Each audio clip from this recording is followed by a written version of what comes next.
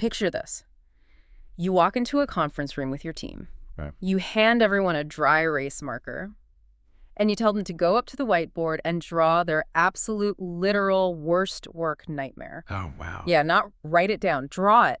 Paint a picture of the absolute catastrophic failure they are secretly terrified is going to happen to this project. That is intensely vulnerable. Right. I mean, if you are listening to this right now and you manage people, that probably sounds like a recipe for a collective panic attack. It sounds completely counterproductive. It really does. But in agile project management, this is actually a highly effective formalized technique. It's a way to drag the monsters out from under the bed. It's a brilliant psychological tool, honestly. I mean, it completely bypasses the sterile corporate way we usually try to talk about things going wrong. Yeah, nobody wants to admit their fears on a spreadsheet. Exactly. People will hide their fears if you hand them a spreadsheet. Yeah. But if you ask them to draw their nightmare, you get the truth. And getting to the truth of what could go wrong is exactly what we're focusing on today. So welcome to the deep dive. Glad to be here. We have a massive stack of source material in front of us today, entirely dedicated to the architecture of preparedness. It's a heavy stack. It is. Specifically, we are looking at how to master the PMI RMP exam. That's the Risk Management Professional Certification. Right, the gold standard for risk. Exactly. And if you are aiming for this certification, or even if you just want to run your own projects without them exploding, you already know there is a massive amount of weight attached to this. It's a high-stakes, emotionally charged endeavor. Which is exactly why rote memorization is a trap. A trap. Oh, absolutely. I mean, Yeah. if you just drill flashcards until your eyes glaze over, that fragile web of definitions is going to shatter the second you sit down in the exam room. Yeah, the pressure just melts it all away. Exactly. True preparedness is structural. You have to really wrap your head around the underlying logic of the whole project management framework. Well, I noticed right away that the author of our source text refuses to just hand you a glossary. Like, they don't just give you a list of words to memorize. They don't. They actually organize the entire learning journey around 3 core values before you even look at a single risk concept. Let's break those down, actually, because they inform literally everything we are going to discuss today. Sure. So the first value is simply called value, Right. which the text defines as goal alignment and the learner's perspective. Yeah. The author explicitly acknowledges that taking a certification exam of this magnitude is just inherently stressful. It is an emotional reality. Definitely. So the fundamental knowledge presented in the text is designed to support you by keeping your immediate learning directly aligned with your ultimate goal of passing. I really appreciate that level of empathy in a textbook. It's essentially saying, we know you are overwhelmed, so we promise not to waste your time with trivia. Exactly. And that leads right into the second value they introduce, which is support. Right. The text describes this as the mastery of the core content through meaningful tasks and relevant background context. Think of support as the difference between knowing the name of a hammer and knowing how to swing it. Oh, I like that. Because knowing the definition of a tool is totally useless if you don't understand the environment where it's meant to be deployed. The background information is the scaffolding that holds all those concepts together. And that scaffolding leads us to the third core value, which is retrieval. The big one. Yeah. The text defines retrieval simply as passing the exam. But the mechanism for achieving that retrieval is reflection and practice tests. Right, because if you cannot pull the knowledge out of your brain under pressure, you don't actually possess the knowledge. Retrieval practice is the crucible. Which perfectly brings us to our mission for this deep dive. Let's hear it. Our source material today is Chapter 1 of this prep guide, which consists of a 15-question pretest knowledge assessment. But if you think we are just going to sit here and read off a multiple-choice quiz, you are in the wrong place. We are definitely not doing that. No way. We are going to use these 15 specific complex scenarios as a roadmap. We are going to rip them apart to understand the 5 domains of risk management across agile, hybrid, and predictive project environments. Using a pretest in this manner is a highly strategic move by the author, actually. How so? Well, these 15 questions mirror the actual exam by mixing those 3 methodological approaches. It forces you to test your instincts before you get deep into the study material. So it exposes your blind spots. Exactly, exposing the blind spots you really need to target. Now, before we jump into the first of those 5 domains, the author drops a really fascinating tip about the structure of the PMI RMP exam itself. This is such a crucial tip. It really is. The actual certification exam will not use negative phrasing. You will not see questions asking for the least likely option or what a project manager should not do. Right. However, this prep material intentionally relies heavily on negative questions. And from a pedagogical standpoint, that is a brilliant decision. Really, because they can be so frustrating to read. Oh, they are frustrating, but a negative question asking you to identify the least important task in a scenario is an incredibly dense learning tool. Because it forces you to look at everything else. Exactly. To find the one incorrect or inapplicable action, you are forced to actively validate 3 correct actions. Yeah. It flips the standard multiple choice format completely. Okay, I see. Instead of finding one needle in a haystack of nonsense, you are examining 3 perfectly good needles to find the one piece of hay. That's a great way to put it. You essentially get 3 times the educational value out of a single scenario. Precisely. So keeping that logic in mind, let's map the forest before we try to fight the fires. We are entering domain OR, which is risk, strategy, and planning. The foundation. Right. And according to the source material, this domain makes up 22% of the PMI RMP exam. That is nearly a quarter of the entire test. And rightly so, honestly. Because you have to start at the beginning. Yeah, you cannot manage risk if you do not establish the rules of engagement first. This domain is entirely focused on the setup. The planning before the doing. Right. It's about how you approach risk before the physical work of the project even begins, and how you tailor that approach depending on the specific environment you are operating in. Okay, let's bring in our first case study from the text. We have a character who pops up a few times, so let's just call him Pete. Good old Pete. Pete. The scenario introduces Pete as the product lead for an agile team. He is walking into his very first workshop with the key stakeholders, and his goal is to start working on the risk strategy and planning. Okay, setting the stage. So the text asks, which of the following is the least important topic for Pete to discuss with those stakeholders before the first iteration planning session? So here we have our first negative question. Right. We need to find the one item Pete should completely ignore right now, which means we're about to validate 3 things he absolutely must prioritize. Okay, let's look at the 4 paths Pete is considering. The first option is discussing how the preliminary document analysis should be conducted. Okay. The second option is gathering input for the assessment of the project environment for threats and opportunities. Makes sense. The third is establishing the key stakeholders' risk thresholds based on their risk appetites. Essential. And the fourth option is discussing the approval of the risk management strategy. So if I am stepping into Pete's shoes, looking at those options, the fourth one immediately stands out to me. Discussing the approval of the risk management strategy. Hey, wait, let me stop you there. Because if I'm a project manager walking into my first big stakeholder meeting, getting my strategy officially approved sounds like the ultimate priority. It does sound good, doesn't it? Yeah, I want that sign off. I want the green light so I can get to work. Why wouldn't that be the most important thing? Because it is chronologically and logically impossible. Impossible. Look at the timeline established in the prompt. This is his first workshop. He is just starting to work on the strategy. Oh, I see. You cannot ask stakeholders to approve a risk management strategy that does not exist yet. It's the equivalent of asking someone to sign a contract when the pages are still completely blank. That makes total sense. Right. Therefore, the approval of the strategy is the absolute least important topic for this specific meeting. Okay, that makes complete sense when you frame it around the timeline. The trap is just that the word approval sounds like an official, responsible project management thing to do. Exactly. The exam will always throw in terms that sound highly professional just to test if you actually understand the sequencing of the work. Sneaky. So if asking for approval is the wrong move, that means the other 3 options are the correct building blocks for this agile planning phase. Let's break those down. Yeah. Why does Pete need to discuss how preliminary document analysis should be conducted? Because before you can identify risks, you have to look at the historical data. What documents are we even looking at? Past agile retrospectives, old project charters. Right, you need a baseline. Pete needs to agree with the stakeholders on what existing paperwork they're going to mine for potential risks. And the second ballot option was gathering input to assess the project environment for threats and opportunities. Right, because you cannot plan in a vacuum. Pete needs the stakeholders to tell him what the environment looks like from their perspective. Like, what are they seeing out there? Yeah. Are there market shifts happening? Are there internal company reorganizations? You gather this input so you can eventually build the strategy. Okay, and the third valid option is fascinating to me. Establishing key stakeholders' risk thresholds based on risk appetites. This is perhaps the most critical conversation you can have early on. Really? Oh, definitely. So risk appetite is how hungry the organization is for risk in pursuit of a reward.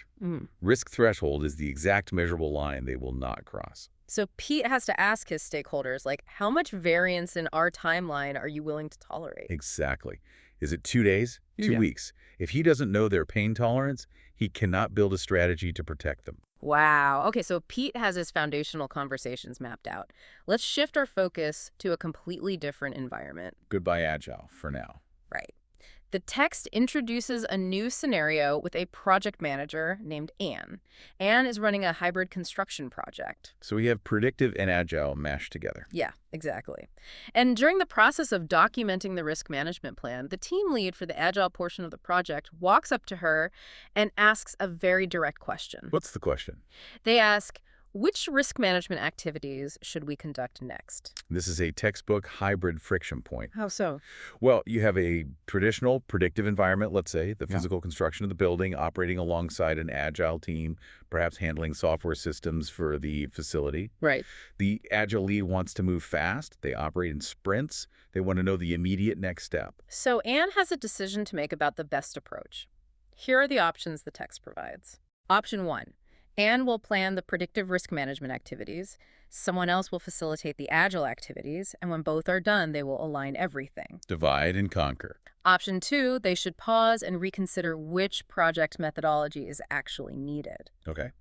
Option 3, they need to list the key risk management activities, specifically who, what, when, where, and how. Back to basics. And option 4, Anne should develop a common risk breakdown structure, an RBS that can support everyone. So the instinct for a lot of managers in a hybrid setting is to try and keep the peace by keeping the team separate. Which makes option 1 incredibly tempting. Like you said, divide and conquer. You tell the predictive team to go plan their risks, you tell the agile team to go plan theirs, and you promise to stitch it all together at the end. It sounds highly efficient. It does. Why is that instinct actually a trap? Because siloing the planning phases fundamentally breaks the architecture of a hybrid project. Breaks it. Completely. If the predictive team is planning for a rigid, sequential timeline, and the agile team is planning for flexible 2-week iterations, and they do not coordinate how they are planning, you are going to end up with massive gaps and catastrophic overlaps. That makes sense. The text explicitly states that dividing the tasks at this specific stage will fail. You cannot pour the concrete foundation on one schedule and build the roof on another, hoping they align later. Yeah, that's a recipe for a disaster. So divide and conquer is out. What about option 2? The agile lead seems confused, so maybe they should stop and reconsider if they even should be using a hybrid methodology. That is a timeline violation. A timeline violation. Yeah, the decision to utilize a hybrid methodology happens way before you sit down to document the risk management plan. Like months ago. Exactly. Yeah. The project charter has been signed. The teams are formed. Questioning the methodology now is like questioning the blueprint while you were holding a nail gun. It's too late for that conversation. Too late. Got it. Let's jump to option 4 then. Developing a common risk breakdown structure. If you have 2 different teams speaking 2 different languages, building a unified RBS sounds like a fantastic way to bring them together. A risk breakdown structure is a vital tool. It categorizes risks hierarchically. But again, you have to look at the context of the question. The timeline again. Right. The agile lead is asking what immediate activities to conduct next. Furthermore, the text provides a massive clue here. What's the clue? A comprehensive risk breakdown structure that supports all methodologies should already be developed at the company or enterprise level. Oh, wow. Wait, really? So Anne shouldn't be building a unified RBS from scratch at her desk just to answer a scheduling question? Precisely. That is a massive misallocation of her time and resources. The enterprise should provide that overarching structure. Which leaves us with the correct approach. Option 3. Which is? At this exact moment, they simply need to sit down and list the key risk management activities. They need to figure out who is doing what, when they are doing it, where, and how. It is the most fundamental, unglamorous step, but it is the only correct one. Yeah. Before you can execute the planning, you have to plan the planning. You have to map the logistics of the risk activities themselves collaboratively. Plan the planning. I love that. So we have covered agile strategy and hybrid logistics. Let's look at a purely predictive environment now. Okay, do it. The text brings in a third character, Thomas. Thomas is managing a massive predictive healthcare project.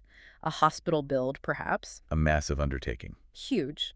Currently, his task is to analyze the different environmental factors that must be considered during the planning phase.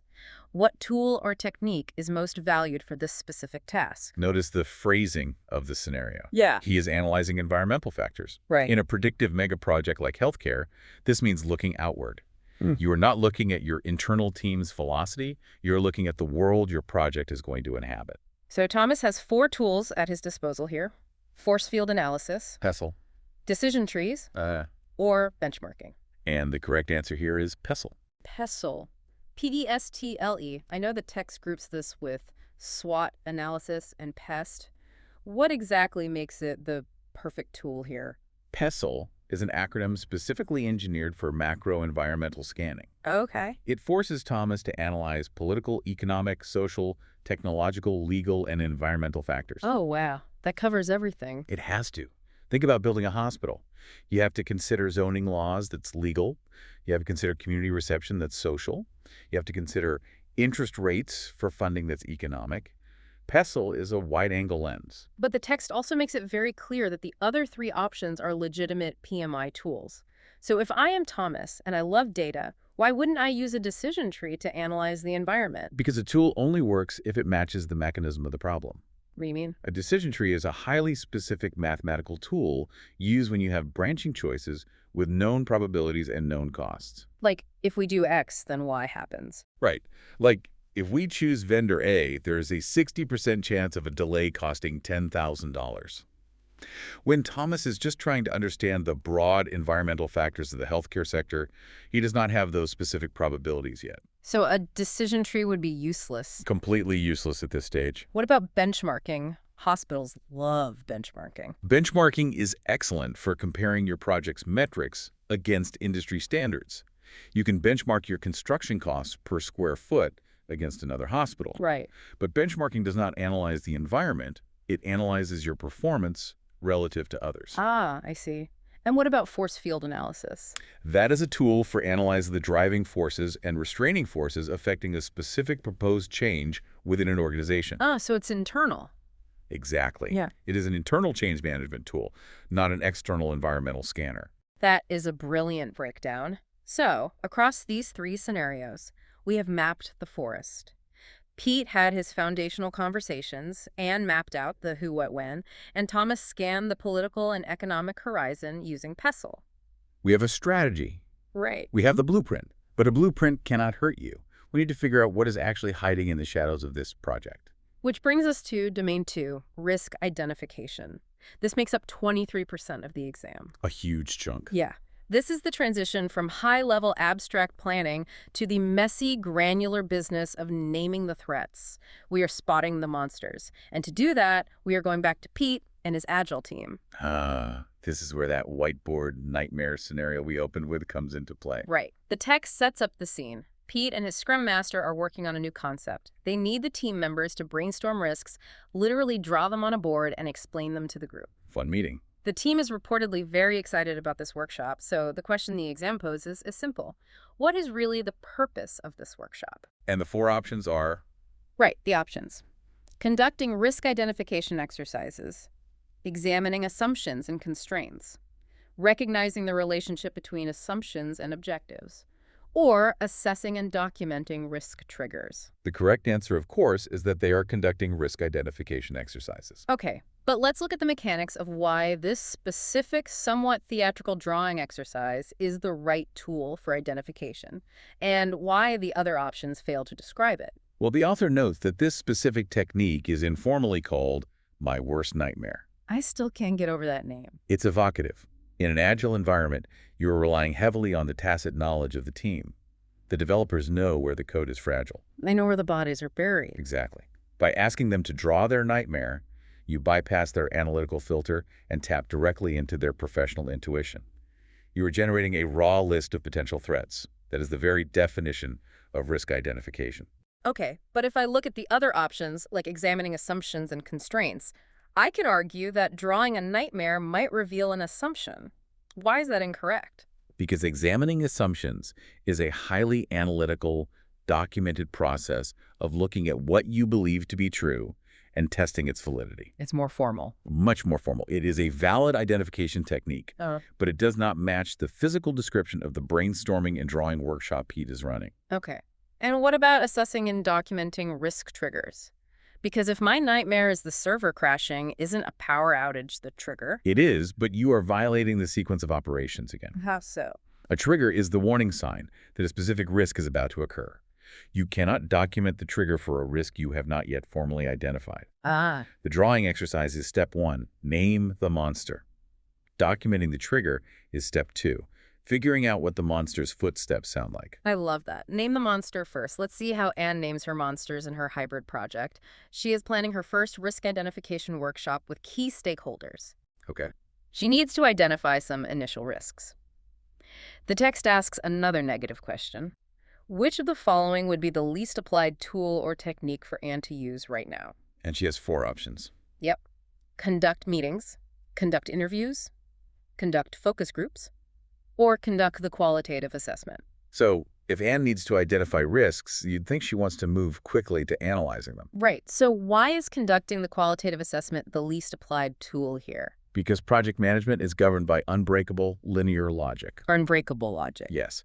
The text explicitly states that a qualitative assessment is conducted after risk identification. Oh, it's a sequence thing again. Entirely. Qualitative assessment is the process of assigning a probability and an impact score to a risk. You cannot assign a probability score to a blank space. You cannot weigh a fish you have not caught. You cannot weigh a fish you have not caught. That is a great analogy. So option 4 is logically impossible at this stage. Right. That means meetings, interviews, and focus groups are all valid, correct tools for identifying initial risks. Yes, and it is worth distinguishing between them. A meeting is a general gathering. An interview is a one-on-one deep dive with an expert, which is great for extracting highly specialized risks that might not come up in a group setting. Right. Some people won't share in a big room. Exactly. And a focus group brings together pre-qualified stakeholders and subject matter experts to discuss a specific topic interactively. All 3 are methods of data extraction. Qualitative assessment is data analysis. Extraction must precede analysis. Let's turn back to Thomas. He is deep into his predictive healthcare project, and he is utilizing one of those extraction methods. He is examining assumptions and constraints. Okay. He has identified 4 distinct tasks that must happen, and the text asks us to determine the correct logical sequence for them. Sequencing questions are the ultimate test of whether you actually understand the mechanics of the project management framework, or if you just memorize the glossary. You cannot skip steps. Let's see if we can do it. Here are the 4 tasks Thomas has to sequence. Let's go. Task 1. Leverage the results of the assumption and constraint analysis. Task 2. Categorize assumptions and constraints. Task 3. Assess the risk associated with each assumption and/or constraint. And Task 4. Recognize the relationship between assumptions and/or constraints and project objectives. The exam options will just give you different numerical orders for those tasks. The text tells us the correct sequence is exactly the order they were presented. Wait, really? Just 1, 2, 3, 4? Yep. 1, then 2, then 3, then 4. Okay, let's unpack the why behind this specific linear sequence. Because, why must categorization happen before assessment? Okay. If I have a massive pile of assumptions about this hospital build, why can't I just start assessing how risky they are right away? Think about the cognitive load on Thomas here. Cognitive load. Yeah. Task 1 is leveraging the raw results. He has a massive chaotic pile of data points. If he tries to jump straight to Task 3, assessing the risk of each item in that chaotic pile, he will lose his mind. Oh, because it's just a mountain of unconnected data. Exactly. Task 2, categorization, is mandatory because you have to put the raw data into logical buckets first. You group all the financial assumptions together. You group the regulatory constraints together. That makes perfect sense. You organize the chaos before you evaluate it. Exactly. Once they are categorized in Task 2, then he can move to Task 3 and assess the actual risk weighting of those specific items. And that leaves Task 4 for the end. Recognizing the relationship between those items and the project objectives. Right. You cannot map how a risk impacts the overarching big picture goals of the project until you have organized it and weighed it. The sequence is a rigid progression. Raw data, organized data, weighed data, strategic impact. So any other sequence offered on the exam is logically flawed. Completely flawed. Okay, so we have dragged our monsters into the light. Pete drew them on a whiteboard and interviewed her stakeholders to find them, and Thomas categorized his constraints. The monsters have names. But here's the reality check. Not all monsters are created equal. Very true. Some of these risks are fire-breathing dragons that will burn the project to the ground, and some are just large mice that might chew a single power cord. How do we tell the difference? We transition to domain the third, risk analysis. Okay. This domain actually ties with identification for the largest portion of the exam, making up another 23%. This is where we stop listing things and start mathematically and qualitatively sizing up the enemy. Sizing up the enemy. Let's start with qualitative analysis. We are bringing Agile Pete back. Pete's busy today. He is. He is performing a qualitative analysis workshop with his stakeholders. They are trying to measure the impact of the risks they identified. The question asks, what is the most relevant project constraint for Pete's Agile team? This is a phenomenal scenario because it tests your deep understanding of the Agile philosophy. Philosophy, not just mechanics. Yeah, philosophy. It is asking what an Agile team values above all other constraints. Okay, the options are the classic iron triangle +1, time, cost, scope, or quality. If you do not understand Agile mechanics, you might guess cost, because executives always care about money. Right. But the text states the correct answer is time. You know, if you are working in an Agile sprint, time is like a ticking countdown clock in a thriller movie. You absolutely cannot negotiate with it. That is the perfect mechanical metaphor. Because when the 2-week iteration clock hits 0, the sprint is over regardless of whether you are finished coding or not. Exactly. Agile is built on strict time boxing. The text explains that time is the most relevant constraint because a risk's impact in Agile directly translates into days lost during the iteration. You can't pause it. You cannot pause the sprint. Yeah. You cannot buy more days. Time is the absolute boundary. But let's advocate for the other constraints because understanding why they fail here is crucial. Sure. Why isn't Pete sweating over the cost constraint during this qualitative analysis? Because of how Agile teams are funded. In a predictive project, costs fluctuate based on materials and labor over years. Like the price of steel going up. Right. But in an Agile team, your burn rate is generally fixed. You have 8 developers working for 2 weeks. The salary cost of that iteration is locked in before the sprint even begins. Oh, I see. Therefore, a risk rarely impacts the cost of the iteration itself. What about scope? I know project managers lose sleep over scope creep. Predictive managers lose sleep over scope creep. Agile managers welcome it. Wait, really? Welcome it? Yes. The text points out that in Agile, scope is intentionally flexible. If a risk occurs and you realize the feature is too complex, what does the Agile team do? They simply toss it back into the product backlog and adapt. They just swap it out. Right. Scope is meant to change, so it is not the most rigid constraint to measure impact against. Okay, and finally, quality. Nobody wants to deliver a buggy product. Quality is paramount, absolutely. But the text makes a very astute observation about the nature of quality risks. Which is? If you suffer a quality failure in Agile, a major defect is found. How do you pay for it? You fix it. Right. But you pay for it by losing time in the next iteration to fix the bug. Every constraint in Agile eventually bleeds back into the ticking clock of time. Wow. Okay, so Agile Pete is obsessing over the clock. Let's see what Hybrid Anne is analyzing. Okay. Anne has finished her qualitative assessment and is now moving into quantitative assessment. She is dealing with hard numbers. Math time. Yeah. Her stakeholders have a very specific demand. They want a risk budget that covers the monetary values for all the main risks. They want a number. They do. So the text asks, which tool or technique could support this specific work? This scenario is all about matching the output of a tool to the specific demand of the stakeholder. Right. They are not asking for a timeline variance report. They are asking for a budget. They want dollar signs. Anne's options are Monte Carlo simulation, decision freeze, critical path analysis, or expected monetary value. And the correct answer is expected monetary value. Now, obviously, it has the word monetary right there in the name, so that's a big hint. It is a massive hint. But let's look at why the other 3 famous, heavy-hitting quantitative tools fail to give Anne what she needs. Why doesn't she run a Monte Carlo simulation? Because of what a Monte Carlo simulation actually produces mechanically. It does not spit out a budget. What does it do? A Monte Carlo simulation takes all your variables, runs thousands of computerized, randomized trials, and generates a probability distribution curve. Oh, like a bell curve. Exactly. It tells you we have an 85% probability of finishing by August 14th. That is incredibly useful data. But it's not dollars. Exactly.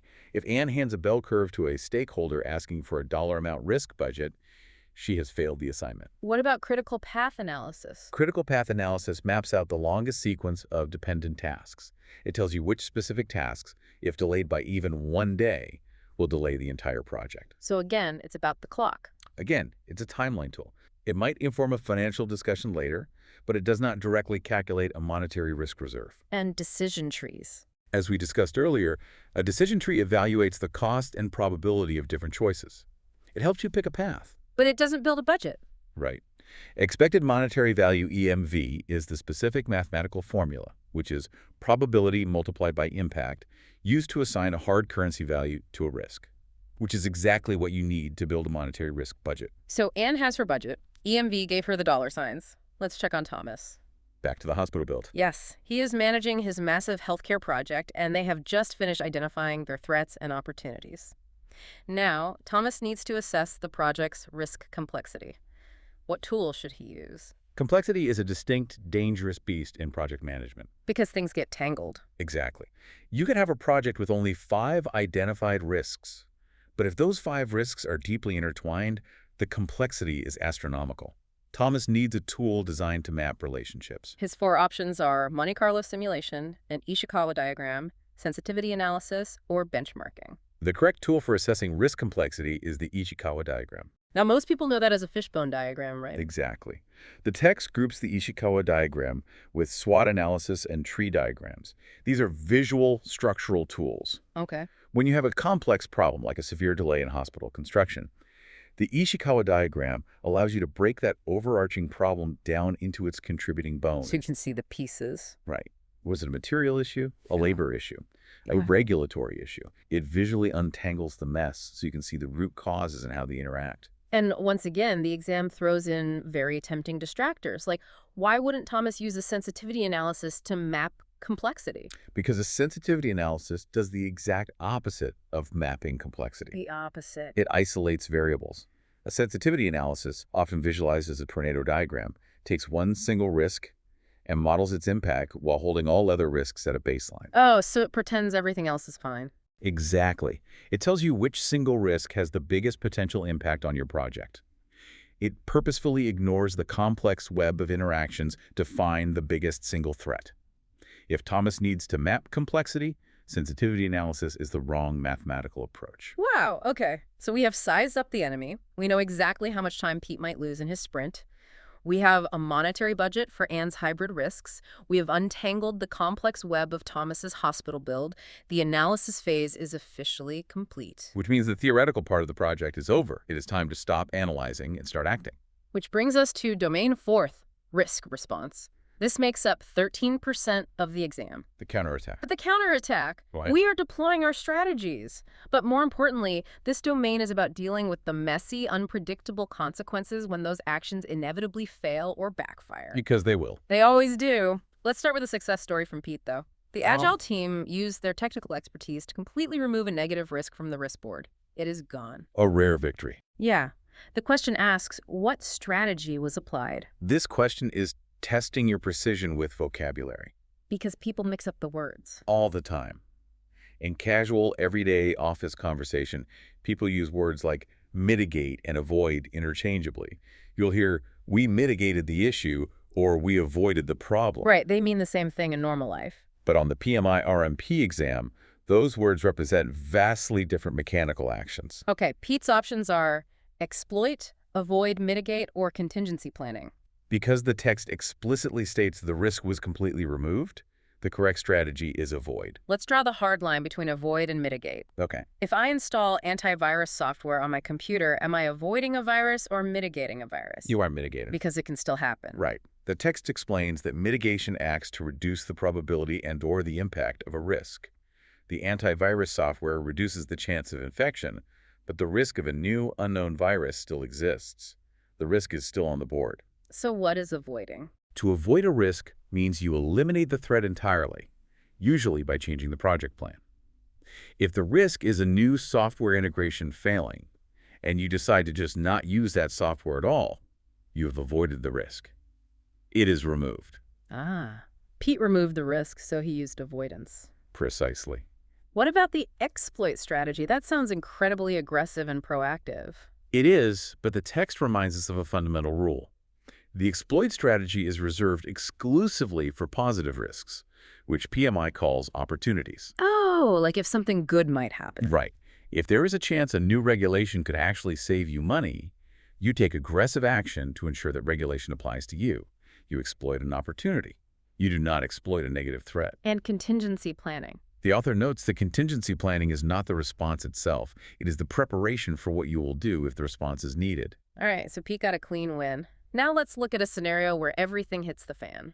Yeah, our hybrid manager, Anne, triggered a risk response, and the text says it failed greatly. To make matters worse, she has no other primary responses left in her plan. The risk is still severe and active. What is her immediate next step? This scenario tests your understanding of the strict hierarchy of safety nets. When your primary defense collapses, what is the protocol? You cannot just panic and guess. Anne has 4 options: activate the risk response plan, execute the contingency plan, execute the fallback plan, or escalate to the steering committee. The correct move, according to PMI methodology, is to execute the contingency plan. Let's push back on this. Hey. Yeah, because if I am Anne and my primary plan just failed greatly, I am going to look at option 4. I'm going to escalate to the steering committee. I want to sound the alarm and get the executives involved. Why is PMI telling me not to do that? Because PMI expects you to act like a project manager, not an alarm bell. Ouch. Okay. It's true. The text firmly rejects escalation here. Why? Because you only escalate a risk when it exceeds your planned authority or when you have completely exhausted your resources. And Anne hasn't exhausted them. Anne has not exhausted her resources yet. She still has planned safety nets available. Escalating at this moment is an abdication of responsibility. Okay, that's fair. So she has to handle it herself. Why can't she choose option 1 and just activate the risk response plan again? Because the scenario explicitly stated she has no other primary responses left. You cannot activate a plan that does not exist or has already failed. So it comes down to the contingency plan versus the fallback plan. If the situation is severe, why not skip straight to the fallback plan? That sounds like the ultimate emergency lever. It is about sequential deployment. You have to follow the steps. The hierarchy again. Right. The explanation in the text lays out the timeline. The contingency plan is your immediate predefined safety net for when a specific identified risk occurs and the primary response isn't enough. It is plan B. Okay. And plan C. The fallback plan is plan C. You only execute the fallback plan after the contingency plan has also failed or proven ineffective.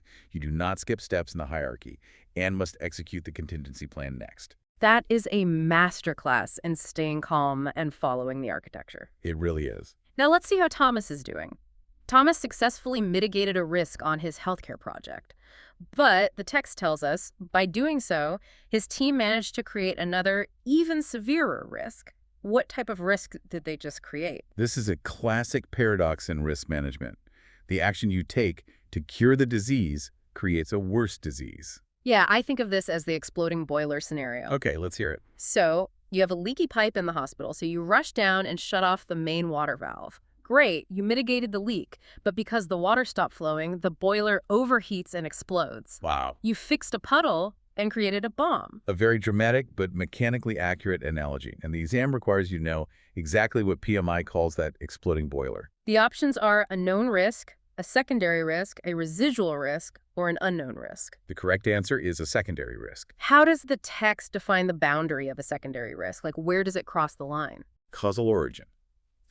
The explanation defines a secondary risk strictly as a new risk that was created due to the risk response. Oh, because of the action you took. Exactly. It did not exist before you took action. Your mitigation efforts spawned it. Now, the major point of confusion for people here is the difference between a secondary risk and a residual risk. And the exam preys on that confusion. We will discuss residual risks deeply in the next domain, but the short version is, a residual risk is the leftover piece of the original threat. Like if you mop up the puddle, but the floor is still a little damp and slippery. Perfect. That is a residual risk. The exploding boiler is entirely new. It is secondary. The text also dismisses known and unknown risks here. Right, because those terms categorize a risk's visibility, not its origin. A secondary risk could be known or unknown. The specific defining trait in this scenario is that the response caused it. So you have launched your responses, deployed your contingencies, and hopefully survived the secondary risks you accidentally created. But the project isn't over just because the fire alarm finally stopped ringing. Far from it. That brings us to our fifth and final domain. Monitor and close risks. The last leg. This makes up the final 19% of the exam. This domain is all about the long watch. It teaches us that risk management is a continuous state of vigilance. It is not a checkbox you mark off in the planning phase. Let's bring Agile Pete back for one last scenario. Okay. Pete is monitoring risks that have been successfully mitigated. They are still active on the board, but they have a significantly reduced probability and impact. What is Pete really doing right now? This question actually provides the payoff to the distinction we just made a moment ago. Let's see. His options are performing a variance analysis, monitoring impact against overall project risk exposure, monitoring residual risks, or monitoring secondary risks. The correct answer is that Pete is monitoring residual risks. I love comparing residual risks to the glowing embers of a campfire. Embers, okay, I see where you're going. Yeah, like you recognize the fire was a risk, so you poured a bucket of water on it. The roaring flames are gone. You mitigated it. But those embers are still glowing red. They are active. And dangerous. Right. If you turn your back, a slight breeze could start a forest fire. That analogy perfectly captures the text's definition. A residual risk is an active risk with probability and/or impact left over after the response. It wasn't eliminated like Pete's earlier avoid strategy, it was merely reduced. And the text once again explicitly contrasts this with monitoring secondary risks. Yes, reinforcing that a secondary risk is a new fire you started by pouring the water, whereas Pete is watching the leftovers of the original fire. That makes it so clear. Let's check on Anne's monitoring process. Anne is in the gathering phase. She is gathering and analyzing performance data from her hybrid project. The text asks, what task would directly support this endeavor? This question drills down into the actual physical mechanics of monitoring. How do you get the data from the construction site to your desk? Her options are reconciling performance data and reports from risk-relevant work packages, assessing the impact of residual and secondary risks on project objectives, aggregating and summarizing risk data, or preparing reports for different stakeholders. The task that directly supports the gathering phase is reconciling performance data and reports from risk-relevant work packages. Why is reconciling the magic word here? Because of the sequence of data flow. Another sequence. Always a sequence. The text notes that the other options, aggregating data, preparing reports, are valid, important risk management activities, but they happen later. So they are out of order. Right. You are at the gathering stage. You have to go to the actual work packages, the boots on the ground, doing the labor, and gather their raw reports. Then you reconcile those reports. What does that look like in practice? You compare what is actually happening on the site against what your plan said should be happening. You cannot aggregate or summarize data until you have successfully gathered and reconciled it first. That is a great procedural point. Which brings us to our final scenario. Predictive Thomas has been monitoring his risk responses. Okay. He has been watching his residual risks. He has all this newly reconciled data in his hands. Where do these findings go? What document does he update? This is a fundamental question about the architecture of project documentation. No. Where does the truth of the project live on a daily basis? Let's look at his options for updating these findings. The risk management plan, the risk management strategy, the risk register, or the issue log. The correct location for these daily findings is the risk register. The risk register. But let's look at why updating the plan or the strategy is so fundamentally wrong, because it ties back to the very first domain we discussed today. It does. The explanation explicitly states that both the risk management plan and the risk strategy have already been developed. They are foundational documents. Right. They were approved at the very beginning. Exactly. They dictate how you manage risk. They do not track the daily granular fluctuations of individual threats. It's like the blueprint analogy from earlier. You do not redraw the architectural blueprint of the hospital every time you change a light bulb or sweep up a puddle. Exactly. The strategy is the blueprint. The risk register is the living, breathing diary of the house. What about the issue log, though? Why doesn't Thomas put his findings there? The text provides a very sharp, crucial distinction here. The scenario is about monitoring risks. Risks. Yes.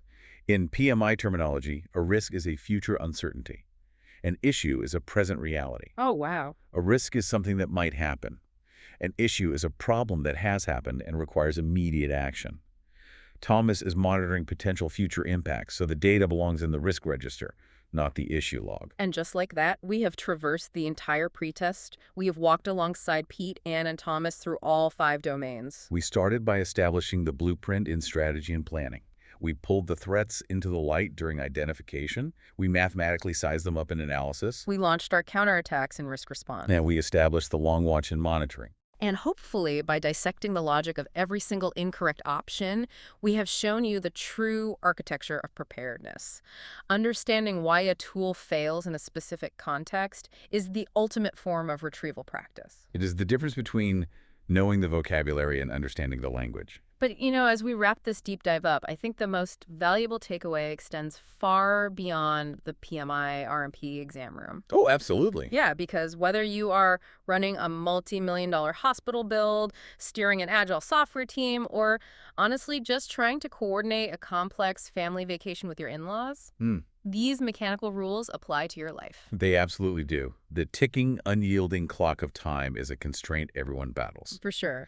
And the danger of secondary risks, the reality that fixing one problem in your life often spawns a new, completely different problem, is a universal human experience.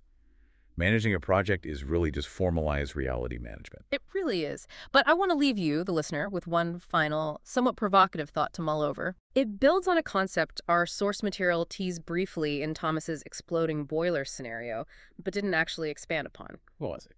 When Thomas was looking at the types of risks, one of the incorrect distractors listed was an unknown risk.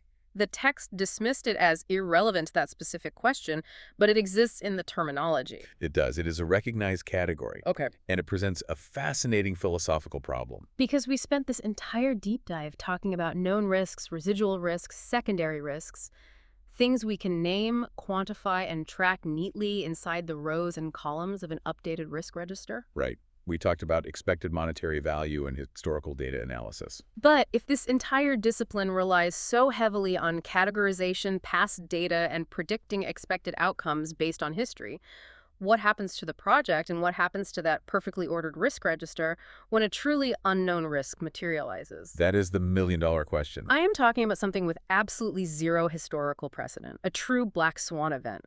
How do you plan a contingency for the genuinely unimaginable? That is where the rigid architecture of risk management ends, and the fluid art of crisis leadership begins. It is the ultimate test of a project manager. It is definitely something to think about the next time you feel like you have every variable in your life perfectly planned out.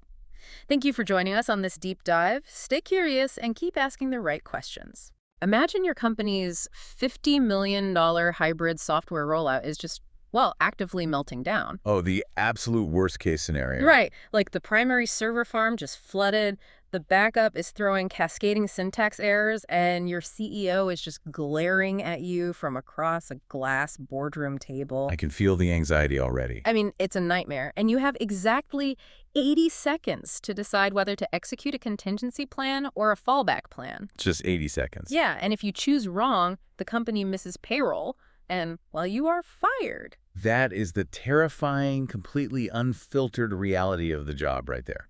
You do not get to pause time in that boardroom to, consult a textbook. Exactly. Or debate the philosophical merits of different project management methodologies. You just have to act. Welcome to the deep dive. Today, we are looking at the ultimate survival guide for that exact horrifying moment. It really is a survival guide. It totally is. We are unpacking the preparation architecture for the PMI RMP. For those of you who live and breathe this stuff, that is the Project Management Institute's Risk Management Professional Exam. A very heavy title for a very heavy exam. Yeah, no kidding.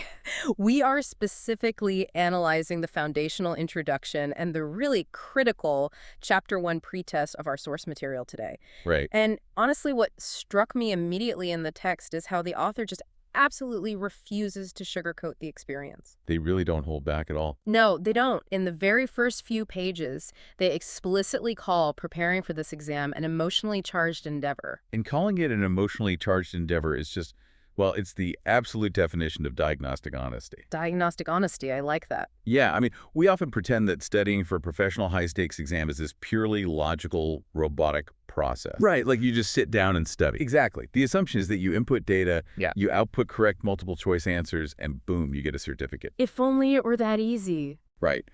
But when your career trajectory, Your salary negotiations and just your fundamental professional identity are hanging in the balance. The pressure is insane. It is. The emotional stakes completely hijack the logical brain. Yeah, the author really understands that fear, which is why they don't just, throw a massive encyclopedia of terms at you and say, good luck. Right, that would be useless. Completely. Instead, they organize the entire preparation journey around 3 core pillars: value, support, and retrieval. The big 3. Yeah. And I have to admit, when I first read those 3 words, my cynical brain immediately flagged them as corporate jargon. Oh, sure.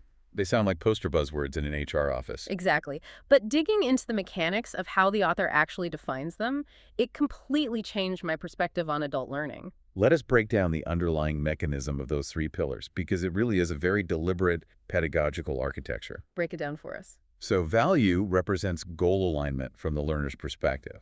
It essentially forces you to establish your baseline motivation. Your reason for even trying. Right. Then, support encompasses the heavy lifting. That's the mastery of the core content, the background material, all those hundreds of pages of methodologies. The actual studying part. Exactly. And finally, retrieval is the reflection phase. It's the practice tests and the actual physical mechanics of pulling information out of your brain under duress. Thinking about this through the lens of training for a marathon really made it click for me. Oh, that's a great analogy. Right. Like, consider the physiological and psychological mechanics of running 26 miles. The value pillar is your underlying motivation. Your why. Yeah, your ultimate why. It's that psychological armor that gets you out of bed at 5 in the morning when it's just pouring rain outside. Because without that value alignment, you'll just quit at the first sign of friction. Absolutely. You'll just hit snooze. Which perfectly sets up the support phase as the physiological training. Exactly. Support is the daily regimen. It's the calculated nutrition plan, the hydration strategy, the weekly mileage you are logging to create those micro tears in your muscles. So they rebuild stronger. Right. It's just the slow, agonizing accumulation of capacity. But, and this is the kicker, you can do all of that perfectly and still fail if you don't master the final pillar. Retrieval. Race day. Race day. Retrieval is hitting that infamous wall at mile 18 when your glycogen stores are just completely depleted. Your body's basically shutting down. Yeah, your conscious brain is screaming at you to stop. But because you have practiced the specific mechanics of running through exhaustion, your neuromuscular system takes over. It's automatic. Exactly. Your body automatically retrieves the muscle memory to keep putting one foot in front of the other. It is pure execution under extreme stress. That analogy translates flawlessly to cognitive load. I mean, you can read 100 books on risk management. You can memorize every single acronym. Yeah, it's just the support phase. Exactly. Yeah. But if you cannot retrieve that information in 80 seconds while a project is literally burning down around you, the knowledge is useless. Totally useless. And what we are doing today is simulating that exact race day pressure.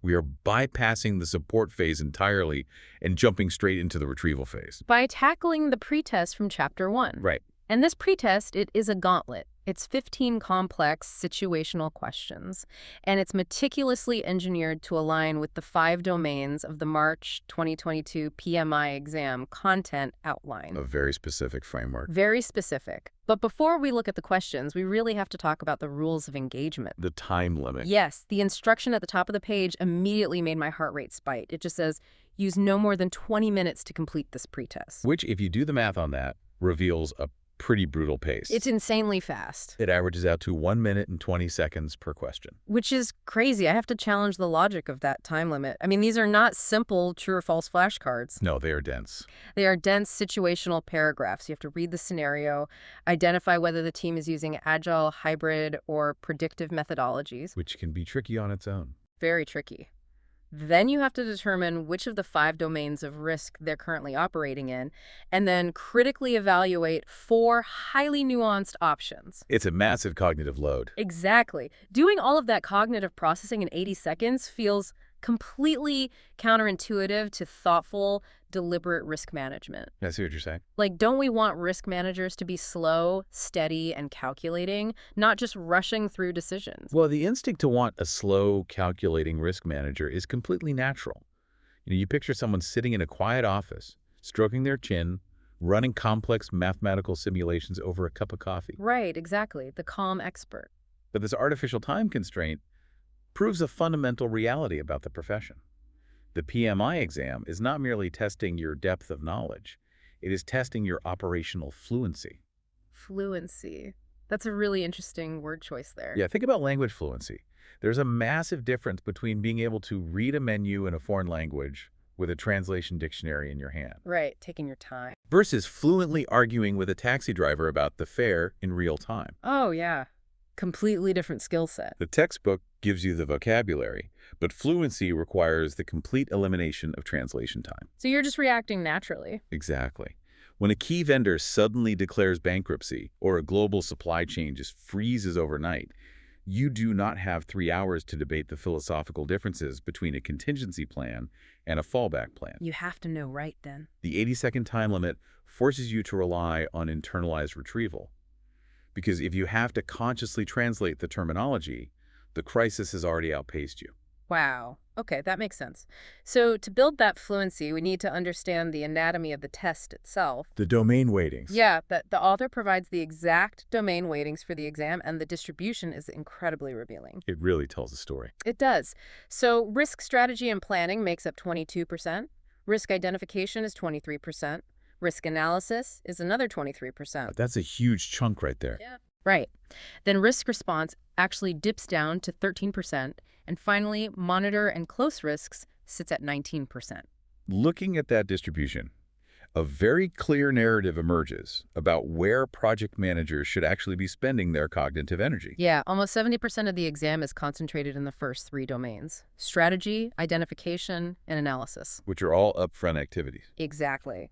That tells me PMI firmly believes that the vast majority of risk management happens long before the building ever catches fire. The heavy lifting is entirely preventative. Preventative, right.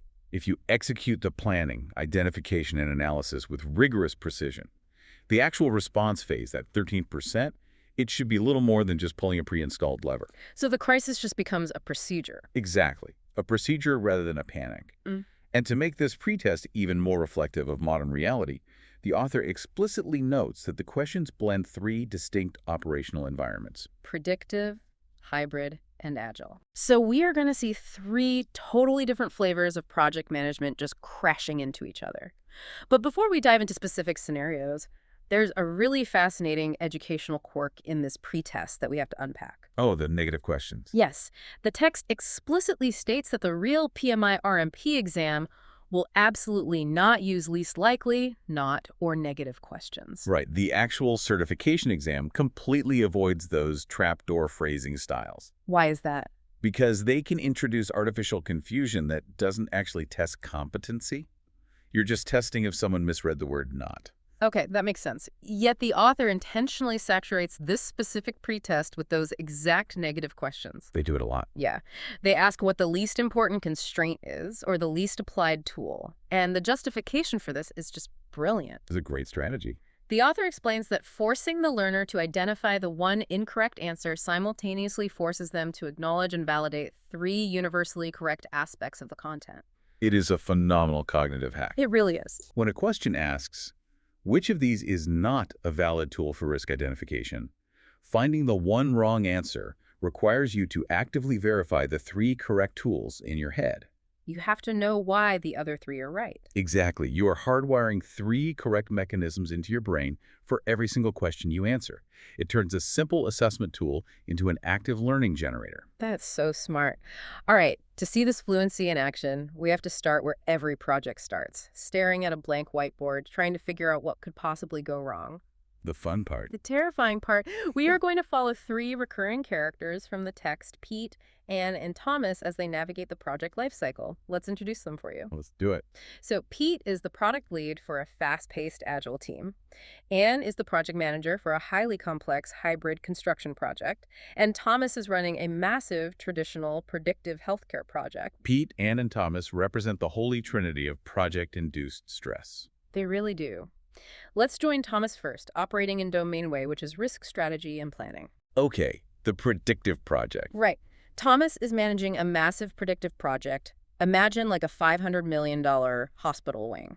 He is currently at the very beginning of the planning phase, and he needs to analyze the environmental factors. A critical first step. Yeah.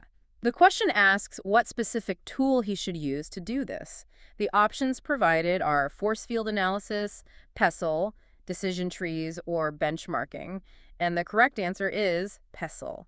This scenario is the quintessential test of matching the correct tool to the specific phase of a predictive project. Because he's right at the start.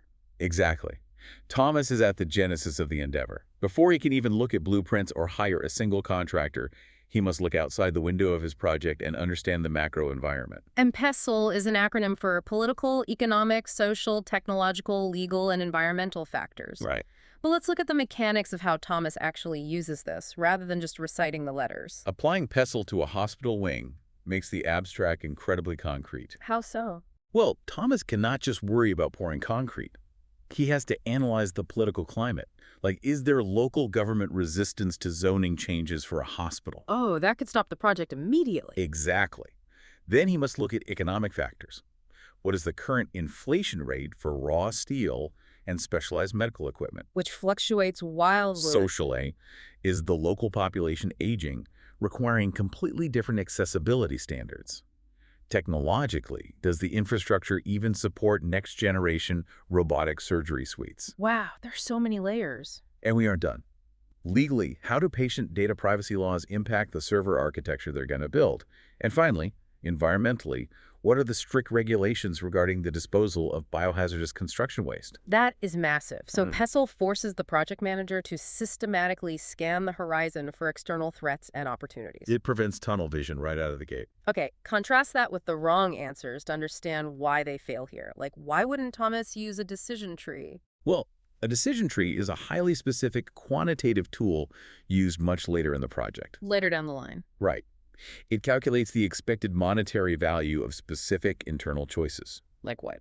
For example, do we buy the premium HVAC system with a 10% failure rate or the standard system with a 30% failure rate? Oh, I see. It's very zoomed in. Exactly. Yeah. It's a microscopic tool. You do not use a microscope to scan the horizon. Good point. Similarly, force field analysis is used to map the internal driving and restraining forces for a specific organizational change, not for scanning global economic trends. PESTLE is the only tool designed for macro-environmental scanning. Okay, so Thomas has a clear view of the horizon. Now let's look at Anne, who is dealing with a much messier reality. The hybrid project. The dreaded hybrid project. Anne is managing this, let's say, a smart stadium. The physical pouring of the concrete and the steel erection is highly predictive. It requires a rigid sequential schedule. You can't agile your way out of pouring concrete. No, you definitely cannot. But the fan experience mobile app and the ticketing software, those are being developed by an agile team working in 2-week sprints. So you have two worlds colliding. Right. Anne is trying to document the overarching risk management plan.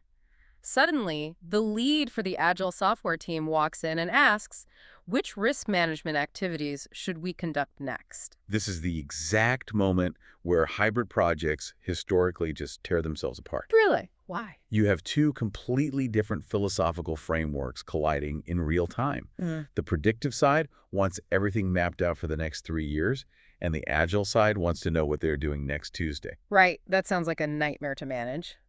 The wrong options provided in the text are incredibly tempting here because they play into our natural psychological responses to conflict. Our fight or flight responses. Yeah. Like, one option suggests Anne should rigidly plan the predictive activities, let the agile team run off and do their own agile activities independently, and just try to magically align them later. Which is a recipe for total disaster. Complete disaster. Another option suggests that because there is confusion, they need to stop everything and reconsider the entire project methodology. Carrying down the house because the sink is leaking. Exactly. But the PMI-approved correct answer is remarkably simple. It just says, list the key risk management activities like who, what, when, where, how. The mechanism behind this answer reveals a core discipline of professional project management. Which is? When there is friction in a hybrid environment, the amateur instinct is to either silo the teams to avoid the conflict entirely or to tear up the foundational playbook and start over. Overreacting, basically. Right. But the professional response to methodology confusion is to immediately return to the absolute basics of execution. It is the ultimate deep breath approach. Precisely. Before you debate the nuances of agile sprint retrospectives versus predictive phase gate reviews, you just need to establish baseline operational clarity. Who is doing what? Exactly. Who is documenting the risks? What tool are they using? When is the deadline for submission? Where is the central repository? How are we communicating updates? So basic, but so necessary. You do not reconsider the entire framework. You simply clarify the immediate tactical activities. Because once everyone knows who is doing what and when, the methodology friction naturally dissipates. That makes perfect sense. And that brings us seamlessly into domain 2, which is risk identification. Finding the monsters. Yes, because once you know who is supposed to be looking for risks, they actually have to go find them. This leads us to Pete, our agile product lead, and honestly, my absolute favorite concept in the entire source text. Oh, Pete's identification workshop is a masterclass in team dynamics. It really is. So Pete gathers his agile software team in a room, and he doesn't ask them to fill out a spreadsheet. No forms here. No. Instead, he asks them to brainstorm risks by physically drawing them on a whiteboard and explaining their drawings to the rest of the team. It sounds like kindergarten, but it's brilliant. It does. The pretest asks what the primary purpose of this workshop is. The baseline answer is simply, conduct risk identification exercises. Which is true. It is, but the explanation in the text reveals the actual industry name for this specific technique. It is called the My Worst Nightmare exercise. My worst nightmare. It is a visceral, deeply psychological approach to uncovering hidden threats. Think about the mechanics of why this works better than a standard corporate meeting. Like when you sit in a sterile boardroom and ask a group of developers for a qualitative impact assessment of potential system degradation. You're just going to get blank stares. Right. You get defensive, jargon-filled non-answers. People hide behind corporate speak. They want to sound smart and safe. Exactly. But when you hand a brilliant introverted software engineer a dry erase marker and say, draw the monster under the bed, draw the thing that wakes you up in a cold sweat at 3 a.m. regarding this launch, you bypass the corporate filter entirely. To really understand the mechanism of why Pete is using this, we have to look at the cultural prerequisites of Agile methodology. Okay, let's talk about culture. Agile requires a rapid, incredibly transparent flow of information. To successfully execute a worst nightmare drawing session, the team must possess an immense reservoir of psychological safety. Because you're asking them to be super vulnerable. Exactly. If you try this in a toxic corporate culture, it will fail spectacularly. Oh, absolutely. In a culture driven by blame, if you ask people to draw their worst nightmare, they will literally draw smiley faces and sunshine. They'll just pretend everything is fine. Right. They will actively hide the risks because they fear being penalized for being negative or not being seen as a team player. Right, the whole don't bring me problems, bring me solutions toxicity. Exactly. Pete's ability to run this workshop proves his Agile team has the psychological safety required to look the monster in the eye without fear of internal retribution. That's a great point. Now, let's compare Pete's deeply psychological Agile approach with Anne's structured hybrid approach to the exact same domain, risk identification. Moving from the whiteboard to the boardroom. Right. Anne is planning her first major risk identification workshop with all her external stakeholders, and her goal is to identify the initial risks for the stadium project. Okay. Here's where the author hits us with one of those negative trapdoor questions we talked about. The question asks, which tool would be the least applied for identifying initial risks? The least applied tool. Right. The options are meetings, interviews, focus groups, or conducting a qualitative assessment. This is where that educational hack pays off. We have to find the one tool that is fundamentally wrong for this specific moment in time. And the text states that the least applied, meaning the completely incorrect action to take here, is conducting a qualitative assessment. Right? But before we explore why that is wrong, let's look at the 3 correct tools that we are actively hardwiring into our brains right now. Why are meetings, interviews, and focus groups the universally correct choices here? Let us break down the mechanism of each one, because they serve different purposes. Yeah. Meetings are the standard mechanism for cross-functional alignment. Getting everyone on the same page. Right. You put the structural engineer and the software lead in the same room, and their interacting perspectives reveal risks neither would have seen alone. That makes sense. What about interviews? Interviews are a completely different mechanism. You use one-on-one interviews to extract hidden fears from subject matter experts who might be politically intimidated to speak up in a large meeting. Oh, so if they don't want to disagree with the boss in public. Exactly. They will tell you things behind closed doors that they would never say in front of the project sponsor. Sneaky but effective.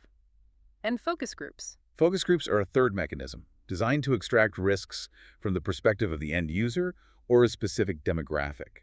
So all three are distinct, valid methods for pulling raw data out of people's heads. Okay, so if all of those are valid for getting raw data, why is conducting a qualitative assessment so fundamentally wrong at this stage? Because it violates the immutable sequencing logic of project management. The sequencing logic. Yes. A qualitative assessment is the mathematical or categorical act of measuring a risk.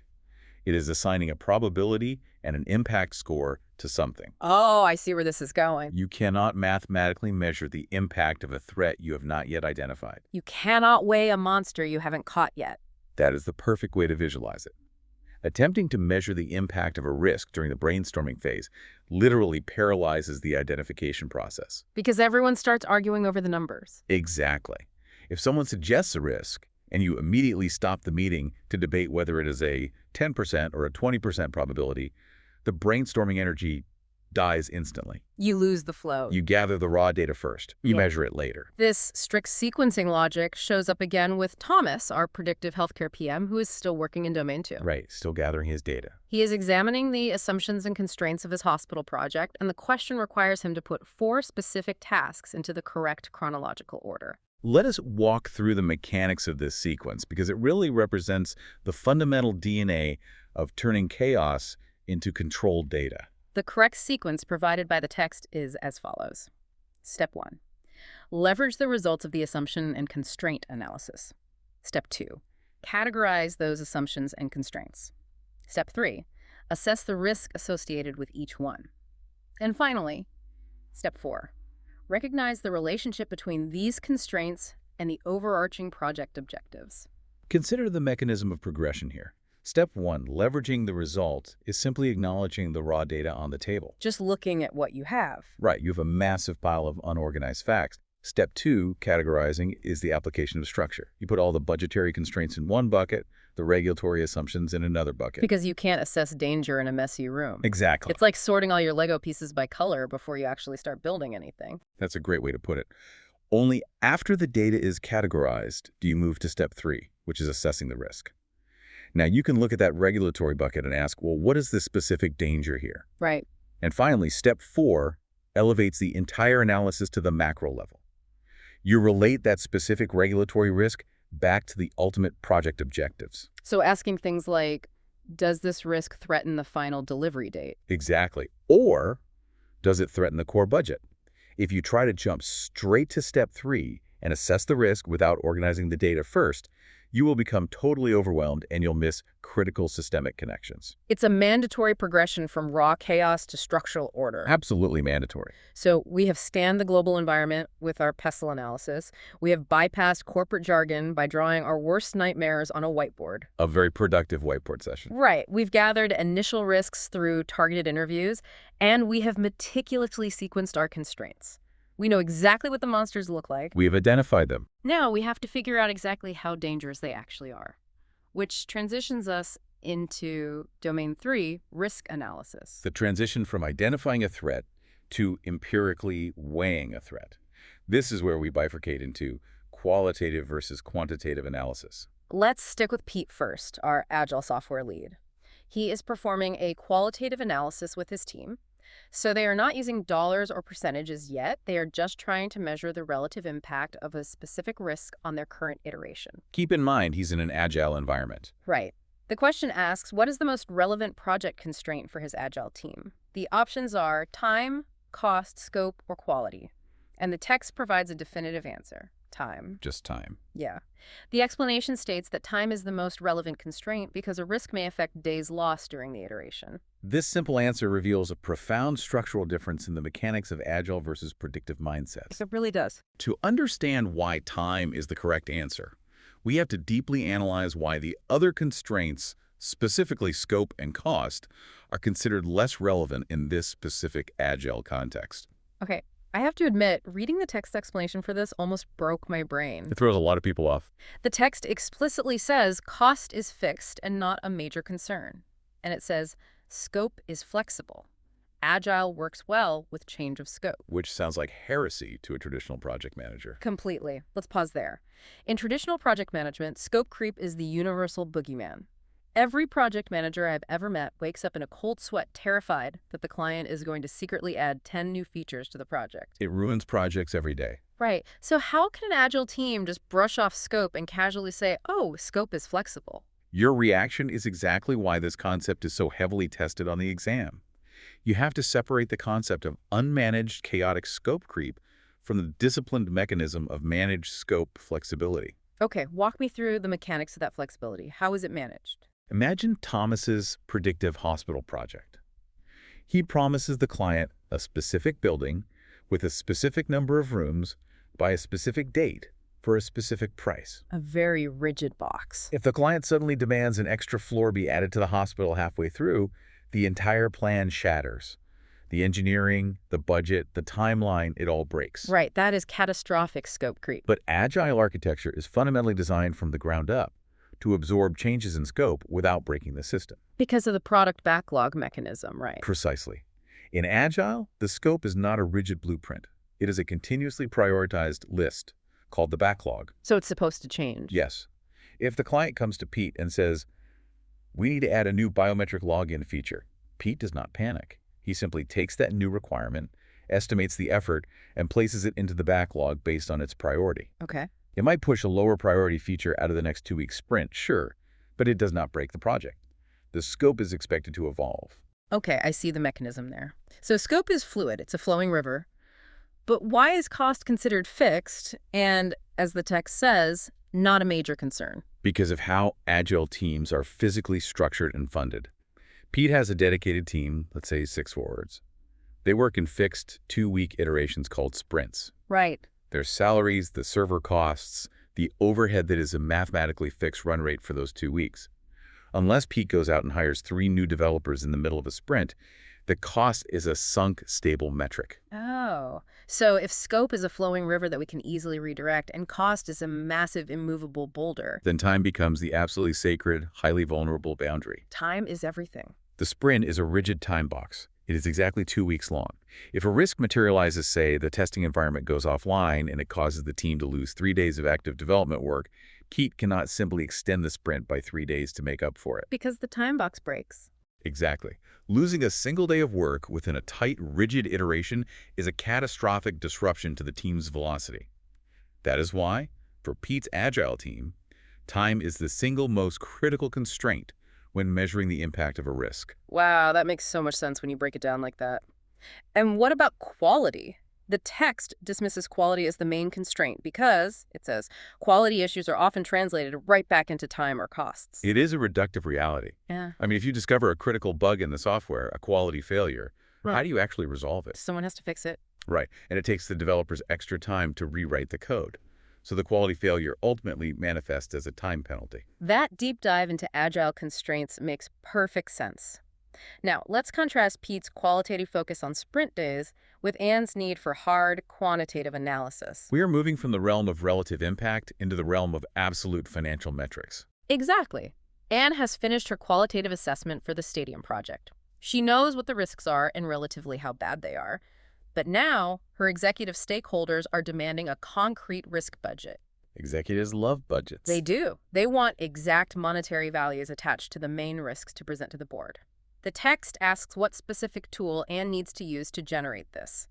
The options are Monte Carlo simulations, decision trees, critical path methodology, or expected monetary value. And the correct answer is expected monetary value, commonly known as EMV. EMV. This scenario really highlights the distinct communication required when dealing with executive stakeholders.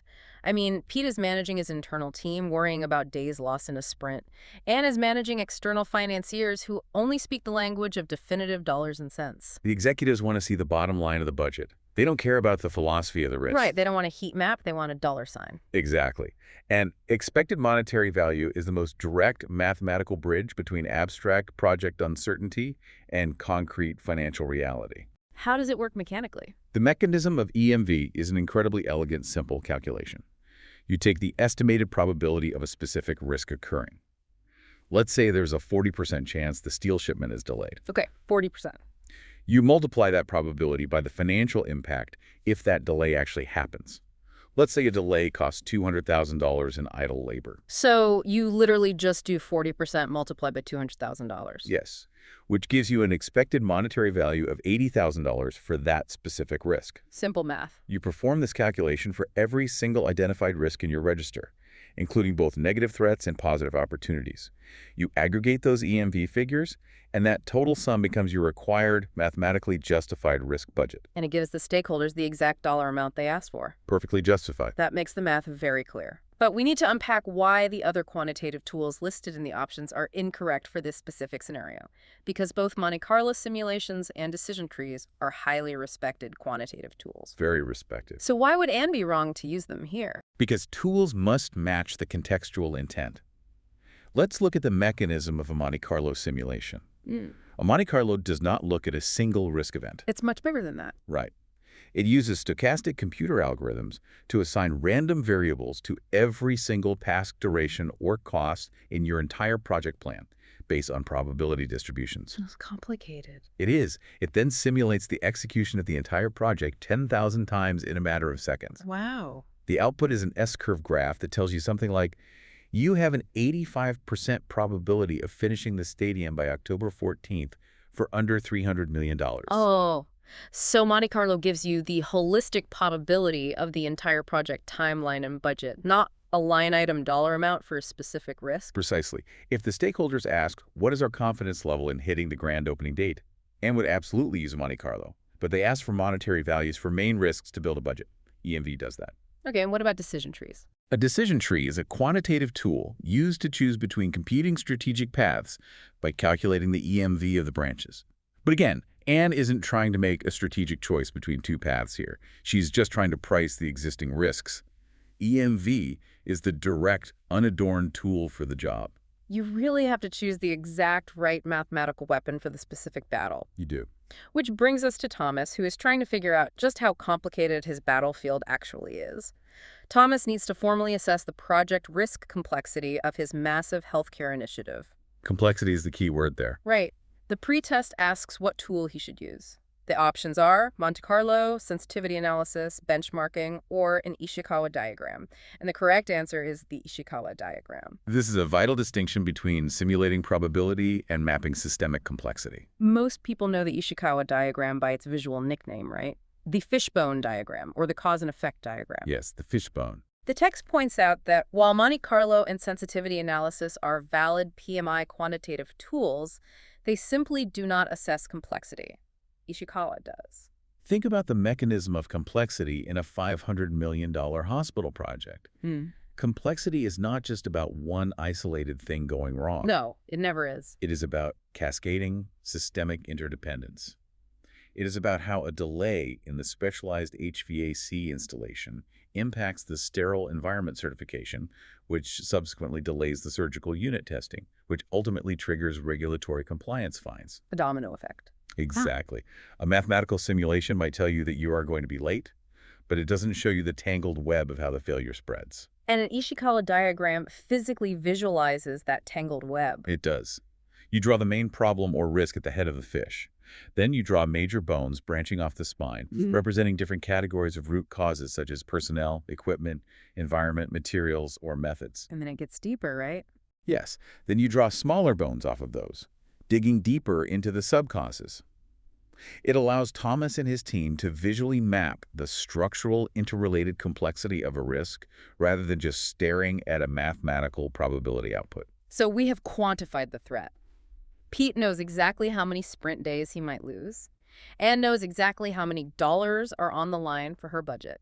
And Thomas has a beautiful, terrifying fishbone drawing mapping out exactly how a supply chain failure will cascade through his hospital. Everything is mapped and measured. Exactly. Now, the theoretical phase ends. The monster actually breaks down the door. The risk becomes reality. How do you fight back?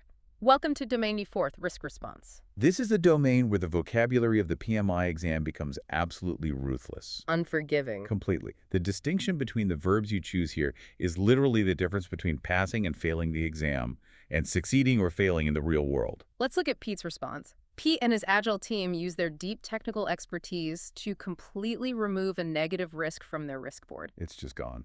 The risk is simply gone. The pretest asks what specific strategy was applied here. The options are exploit, avoid, mitigate, or contingency planning. The correct answer is avoid. We must spend significant time dissecting the mechanics of these words because in casual, everyday conversation, professionals use avoid and mitigate completely interchangeably. It's totally true. If I tell my boss, I mitigated the morning traffic by taking the back roads, or if I say, I avoided the morning traffic by taking the back roads, the practical result to my boss is exactly the same. You arrived at the office on time. Right. They don't care which verb I used. But in the strict taxonomy of PMI, those two words represent vastly different mechanical universes. Let us define the mechanism of avoid. To mathematically avoid a risk means you have altered the fundamental project management plan so significantly that the probability of that specific risk event occurring drops to absolute zero. 0%. It becomes physically impossible for the threat to materialize. Give me a mechanical example of dropping a probability to absolute zero. Imagine Pete's team is planning to integrate a brand new, highly experimental open-source software library into their app. The risk is that the experimental library might crash the entire server architecture. A huge risk. How does Pete avoid that risk? He changes the plan. He decides not to use the experimental library at all. He mandates the use of the older, proven, stable library instead. Oh, I see. By completely removing the source of the risk from the project plan, the probability of the experimental library crashing drops to 0%. He avoided it, just as the question described. That makes logical sense. So what is the mechanism of mitigate then? Because people use that word all the time. Mitigate implies you are still proceeding with the inherently risky plan, but you are taking active steps to lessen the blow. You're softening the impact. You're turning down the volume dial. You're reducing either the probability of the risk happening or the impact it will have if it does happen down to an acceptable threshold. So the probability does not drop to zero. Correct. Let's use the same example. Pete decides they absolutely must use the experimental software library for its new features. The risk of a server crash remains. However, to mitigate the risk, he hires a highly specialized external consultant who built the library to oversee the installation, and he sets up a redundant backup server. Okay, so the risk is still there. The risk of a crash is still present. It might still happen. But by bringing in an expert, he has reduced the probability of a crash. And by setting up a backup server, he has reduced the impact if it does crash. That is mitigation. I love that visualization. Avoidance is absolute zero. Mitigation is just turning down the volume dial on the danger. Exactly. The text also explicitly mentions exploit as a wrong answer here, noting that exploit is a strategy strictly reserved for positive risks, also known as opportunities. You do not exploit a negative threat. Precisely. You avoid, mitigate, transfer, or accept a threat. Yeah. You exploit, enhance, share, or accept an opportunity. Good to keep straight. Now, let's look at what happens when your carefully planned risk response is not a major success like Pete's. Let's look at the cascading, terrifying failure of Anne's hybrid stadium project. The author paints a truly brutal scenario for Anne here. They really do. Anne encounters a massive risk. Let's say the primary concrete supplier goes on strike. Her primary planned risk response is triggered, but as the text states, it failed greatly. A total failure. She has no other active responses left in her plan. The risk is still severe, the concrete is not flowing. What is her next mandatory procedural step? And she has to know right now. Right. The options provided are to activate the risk response plan, execute the contingency plan, execute the fallback plan, or escalate the issue to the steering committee. Well, we can immediately eliminate activating the risk response plan because the prompt explicitly states she just did that and it failed. John, that's gone. The correct answer, according to the strict sequencing of PMI, is to execute the contingency plan. I want to focus intensely on why the fallback plan is the wrong answer here. Because in the heat of a crisis, human nature just wants to jump straight to the last resort. Hit the panic button. Exactly. This question outlines the exact anatomy of a mature crisis response, laid out sequentially. When you build a risk architecture, you create layers of defense. Your primary defense is the risk response. This is what you actively do to handle the threat. The first line. When that primary defense shatters, you do not immediately panic and pull the final ripcord. You drop back to your secondary layer of defense, the contingency plan. What is the exact mechanism of a contingency plan? A contingency plan is a highly specific pre-planned strategy that is only enacted because a predefined trigger occurred. In this case, the trigger is the failure of the primary response. Okay. Anne's primary response was to negotiate with the striking union. It failed. The trigger is pulled. Her contingency plan might be to immediately sign a short-term, high-cost contract with a secondary concrete supplier in the next state over. Just to keep things moving. But what happens if that secondary supplier says they don't have enough trucks? What if the contingency plan fails? That is the exact moment you authorize the fallback plan. The last resort. The fallback plan is the parachute. It is what you execute when all your active strategic attempts to manage and defeat the risk has completely failed, and you simply need to survive the impact and salvage what is left of the project. Wow. Anne's fallback plan might be to entirely halt construction on the upper decks of the stadium, eat the financial penalty, and focus only on finishing the lower bowl for opening day. Just stopping the bleeding. Visualizing this as a medieval fortress makes perfect sense to me. Oh, let's hear it. So the primary risk response is the outer stone wall. The contingency plan is the hidden moat directly behind the wall. And the fallback plan is evacuating the royal family from the castle entirely through a secret tunnel. That is a perfect analogy. Right. You do not evacuate the castle just because a few bricks fell off the outer wall. You rely on the moat first. The sequence is absolute, risk response, then contingency plan, then fallback plan. That is a brilliant visualization of the defensive layers. And speaking of things going wrong during a defense, we have to talk about Thomas in Domain the Fourth, because he commits one of the most classic, devastating blunders in all of project management. Oh, this is easily my favorite scenario in the entire pretest. It happens so often. Thomas encounters a risk on his hospital project. He executes a mitigation strategy, and the strategy works. He successfully mitigates the risk. Good for Thomas. Or so he thinks. Exactly. However, by doing so, his team inadvertently manages to create another entirely new and even severer risk. Yep. The pretest asks what specific type of risk this newly spawned threat is categorized as, and the answer is a secondary risk. The concept of the secondary risk connects deeply to the philosophy of systems engineering and critical thinking. I instantly thought of a relatable medical analogy to explain the mechanics of this. Go for it. Imagine Thomas goes to the doctor with a terrible hacking cough. That is the primary risk. The doctor prescribes a highly experimental, powerful medication. Thomas takes the medication, and the cough is completely cured. Primary risk mitigated. The primary risk is mitigated. But the side effect of the medication is that all of Thomas's hair falls out and his kidneys start failing. Oh, terrible. Right. The cure spawned a completely new, mathematically worse problem than the original symptom. That is the exact dynamic of a secondary risk, and it is a massive, incredibly common trap for project managers. It's so easy to fall into. It is. It highlights the profound danger of tunnel vision in leadership. When you see an immediate painful threat to your project, your biological instinct is to crush it immediately with whatever heavy solution is closest at hand. Like, we are 2 weeks behind schedule on the software build. Everyone is mandated to work 80 hours a week until we catch up. That is the perfect real-world example. By mandating the 80-hour work week, you successfully mitigate the schedule risk. You might catch up on the timeline. But at what cost? Exactly. You instantly, inevitably, create a massive secondary risk of catastrophic team burnout, a massive spike in coding errors due to fatigue, and your key senior developers just quitting and walking out the door. The hair falling out. You solved one problem, but failed to run a system-wide diagnostic on what your heavy-handed solution might break elsewhere in the ecosystem. So how does a professional project manager prevent that from happening? A mature risk manager never implements a primary risk response without taking that proposed response and running it back through the entire risk identification loop we discussed in Domain 2. You have to test the cure. You hold the solution up and ask the team, if we do this, what is the worst nightmare consequence of this specific action? You map the response on an Ishikawa diagram to see where the side effects cascade. You must identify and plan for the secondary risks before you pull the trigger on the primary cure. Okay, so you have navigated the battlefield. You have dodged some bullets by avoiding them entirely and dropping the probability to 0. You've survived the boat. You've taken hits from others and relied on your defensive mode of contingency plans. And maybe, like Thomas, you have accidentally shot yourself in the foot with a nasty secondary risk. It happens. Eventually, though, the smoke clears. The dust starts to settle. But the job is not over. This brings us to the final phase of the life cycle. Domain V monitor and close risks. The long watch. The long watch. This domain is where operational vigilance really pays off and where lazy project managers get caught off guard.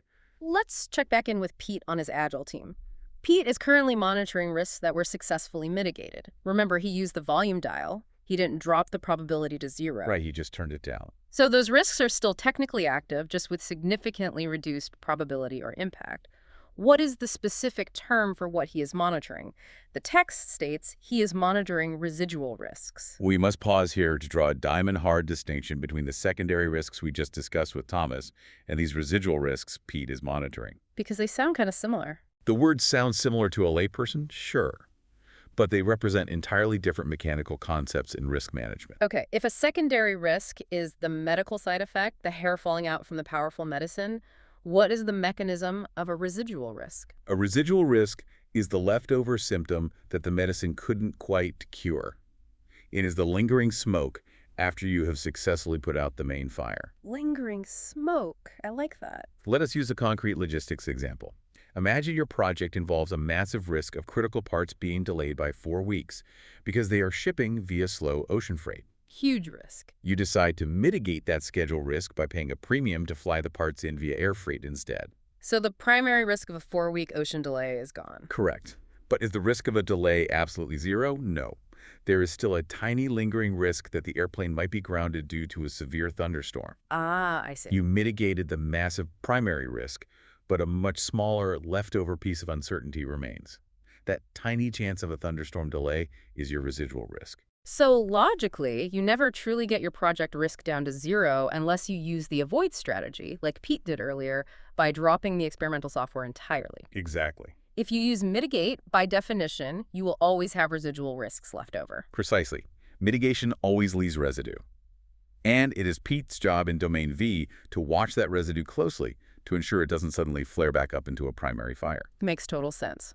Now, let's look at Anne in this final monitoring phase. She is actively gathering and analyzing real-world performance data for her hybrid stadium project. The real numbers are coming in. Yes. The pretest asks what specific task supports this monitoring endeavor.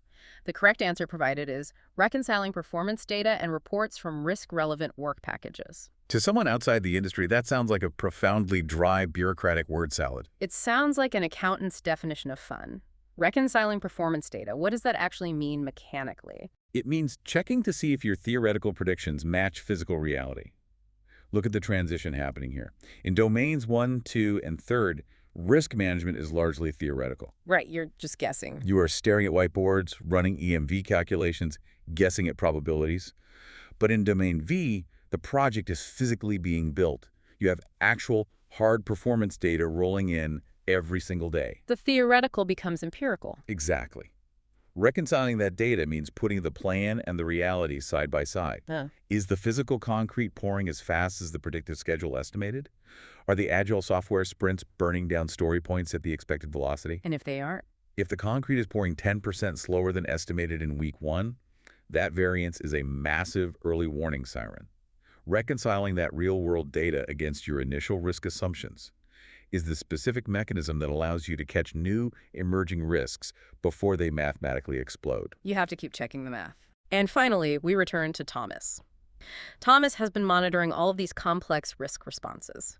He is watching his secondary risks and his residual risks. And the pretest asks a seemingly incredibly simple, almost administrative question. It's just a paperwork question. Where should these findings be updated? Where does Thomas physically write all of this ongoing monitoring data down? The correct answer is the risk register. This specific question touches on the vital, absolutely non-negotiable importance of documentation hygiene in professional project management. Okay, but I have a major pushback here. On behalf of everyone who has ever managed a chaotic, real-world project, Let's hear it. the text explains that Thomas shouldn't update the overarching risk management plan or the risk strategy because those are foundational documents that are already fully developed. I understand that. Right. But why on earth wouldn't he put this information in the issue log? If a residual risk is hanging around, lingering like smoke and causing him daily anxiety and headaches, it sounds exactly like an issue to me. It does feel like one. Why must it strictly stay in the risk register? Because words have absolute power in PMI methodology. And the distinction between a risk and an issue is a hard, impassable temporal boundary. A temporal boundary. Yes. The text's explanation points directly to this core philosophy when it states, the question is fundamental risk-related, not issues-related. But practically speaking, on the ground, what is the mechanical difference? Time. The mechanism that separates them is the timeline of reality. A risk exists purely in the future. It is a state of uncertainty that could happen. It has a probability of less than 100%. Okay, future tense. An issue exists in the present tense or the past tense. It is a problem that has already happened. The uncertainty has completely collapsed. Walk me through that transition using the air freight example from earlier. Perfect. So Thomas is monitoring the residual risk that the air freight carrying critical hospital equipment might be delayed by a thunderstorm. Right now, the sky is cloudy, but the plane is scheduled to take off. It hasn't rained yet. The delay hasn't happened yet. It is a 5% probability. Therefore, it absolutely must stay documented in the risk register. He is monitoring an uncertainty. Okay, so it's in the risk register. Now, the airline calls Thomas on his cell phone and says, lightning struck the runway. The flight is grounded until tomorrow. Oh, no. At that exact microsecond, the probability of the delay goes from 5% to 100%. The uncertainty is completely gone. It is no longer a possibility. It is a physical reality. It's happening right now. At that exact second, it ceases to be a risk. Yeah. Thomas removes it from the risk register, and it immediately becomes an issue that is documented and managed in the issue log. Oh, wow. That is a crystal clear mechanical distinction. A risk is a threat lurking in the shadows of the future. An issue is the monster actively biting your leg right now in the present. That's it, exactly. You simply do not use the same accounting ledger to track both of those states of reality. No, mixing them up leads to catastrophic confusion in how a project manager allocates resources. You manage risks by utilizing contingency reserves and monitoring triggers. You manage issues with active, immediate management workarounds and issue resolution procedures. Two totally different playbooks. Keeping the documentation pure, updating the risk register strictly for ongoing uncertainties, and reserving the issue log strictly for realized problems is the absolute hallmark of a disciplined professional. Man, let's take a deep breath and wrap up this massive life cycle we have just journeyed through. It truly is a comprehensive journey through the architecture of control. We started by analyzing the underlying pedagogical framework of the author, the value support and retrieval model. The marathon analogy. Right. We talked about how taking this pretest is like marathon race day, relying on cognitive muscle memory and operational fluency rather than just raw, slow knowledge. Fluency over translation. We navigated the wild, contrasting terrains of rapid, agile sprints with Pete, clashing hybrid construction zones with Anne, and massive, systemically complex predictive healthcare systems with Thomas. And through their distinct trials, we really mastered the strict, unforgiving vocabulary of the methodology. We learned the mechanical difference between avoid, which drives probability to absolute zero, and mitigate, which just turns down the volume dial. A very important distinction. We learned that secondary risks are the accidental systemic fires you start while putting out the first one, while residual risks are the lingering embers of a successful mitigation. The lingering smoke. We explored the deep defensive fortress of the risk response wall, the contingency plan moat, and the fallback plan parachute. Layer upon layer of defense. And perhaps most importantly, by analyzing the mechanisms of these tools, like why an Ishikawa maps complexity better than a Monte Carlo, or why Pestle scans the horizon, we learned that mastering this material isn't just about surviving an 80-second per question exam. No, it's much bigger than that. It is about conditioning your cognitive architecture to become the calmest, most logical person in the room when a project inevitably catches fire. That is the ultimate goal. Which brings me back to a final thought I want to leave you with, circling all the way back to the very first lines of the source text we discussed. The emotionally charged endeavor. Exactly. The author explicitly stated that preparing for this exam is an emotionally charged endeavor, and we spent the last hour talking about the anxiety of the test itself and that ticking 80-second clock. The immense pressure of the retrieval phase. Right. But if you step back and look at the entire landscape we just covered, risk management itself as a profession is a deeply emotional endeavor. Expand on that. Well, think about what you as a listener are actually doing when you apply these frameworks. Yeah. We spend all this time learning to run expected monetary value calculations to build budgets. We draw highly complex Ishikawa fishbone diagrams to map out disasters. We conduct pestle analyses to scan the political horizon. We build highly structured risk registers with incredibly strict, unyielding rules about the temporal boundary between what is a risk and what is an issue. We argue over the definitions of words. We argue about the mechanical triggers of contingency versus fallback plans. Why do we go through all of this exhausting effort to build all of these rigid mathematical structures? I mean, on paper, to ensure the project finishes on time and on budget. On a surface level, yes, of course. Yeah. But fundamentally, I think it is because we are trying to put strict, logical, mathematical parameters around raw human fear. Wow. We are trying to quantify the terrifying unknown so that it does not psychologically paralyze us or our teams. The ultimate risk management tool isn't any Chicago diagram or an EMV calculation or a specific agile methodology. No. The ultimate tool is recognizing our own human emotional threshold for uncertainty and using these rigid frameworks to force ourselves to stay beautifully, coldly objective when the panic inevitably sets in. That is a profound synthesis of the material. We use the cold logic of the risk register to basically cage the raw emotion of the unknown. Yes. We use structure to defeat panic. Exactly. The math and the methodology are just a shield against the fear of failure. It is something for you to mull over the next time you face a worse nightmare scenario on your own project. Whether you are pouring concrete or coding software, You're managing fear. you aren't just managing the schedule baseline or the resource budget, you are actively managing the anxiety of the unknown. And now you have the mechanical fluency to do it. Exceptionally well said. Keep navigating those uncertainties, trust your contingency plans, and we will see you on the next deep dive. Imagine for a second that you're managing a $50 million software rollout, like a massive regional hospital network. Oh, wow. Yeah, high stakes right there. Right.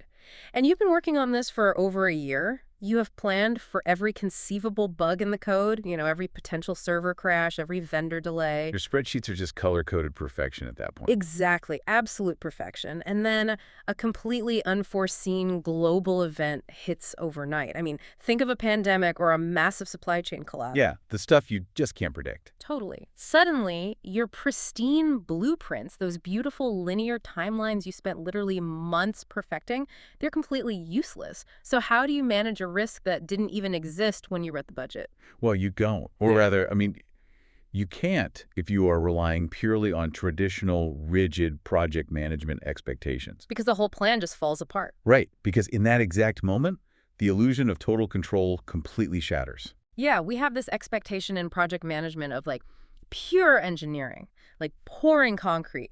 You look at the schematic, the steel goes exactly where you said it would, and you point to it and say, there it is, on time, on budget. But that's just not the reality of the landscape anymore. No, not at all. When you step into the actual landscape of modern projects, that foundation is shifting right under your feet.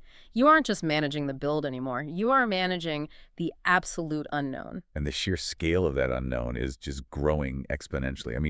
We are no longer operating in an environment where risks are minor hiccups. Right. They are existential threats to the project itself. Okay, let's unpack this. Welcome to the Deep Dive. Today we have a very specific, very critical mission.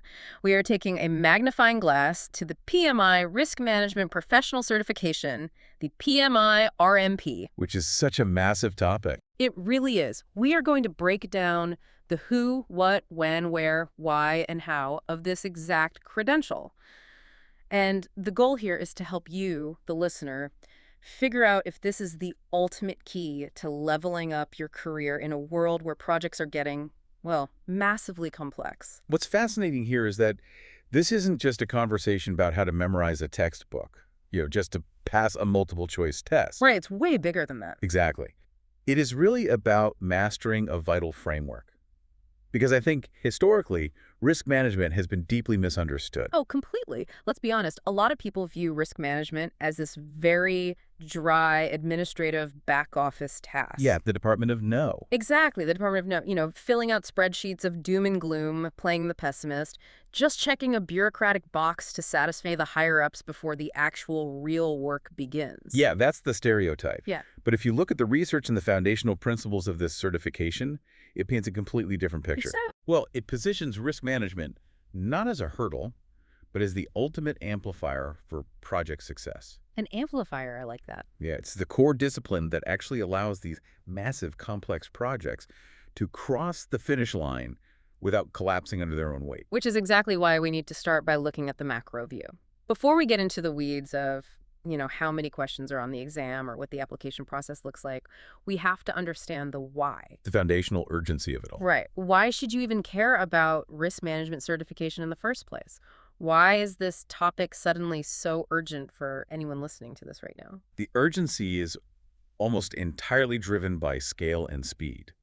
So if we look at the research from the Project Management Institute PMI, specifically their Pulse of the Profession series, the trend over the last decade is just undeniable. Well, yeah, they have some pretty heavy-hitting data in there. They really do. They released a major report back in 2015 called Capturing the Value of Project Management Through Decision-Making. Okay, 2015. Right, and then contrast that with a more recent one from 2021 called Beyond Agility. Oh, Beyond Agility. That title says a lot. Doesn't it? Both of these reports, backed by broader industry data, point to the exact same conclusion.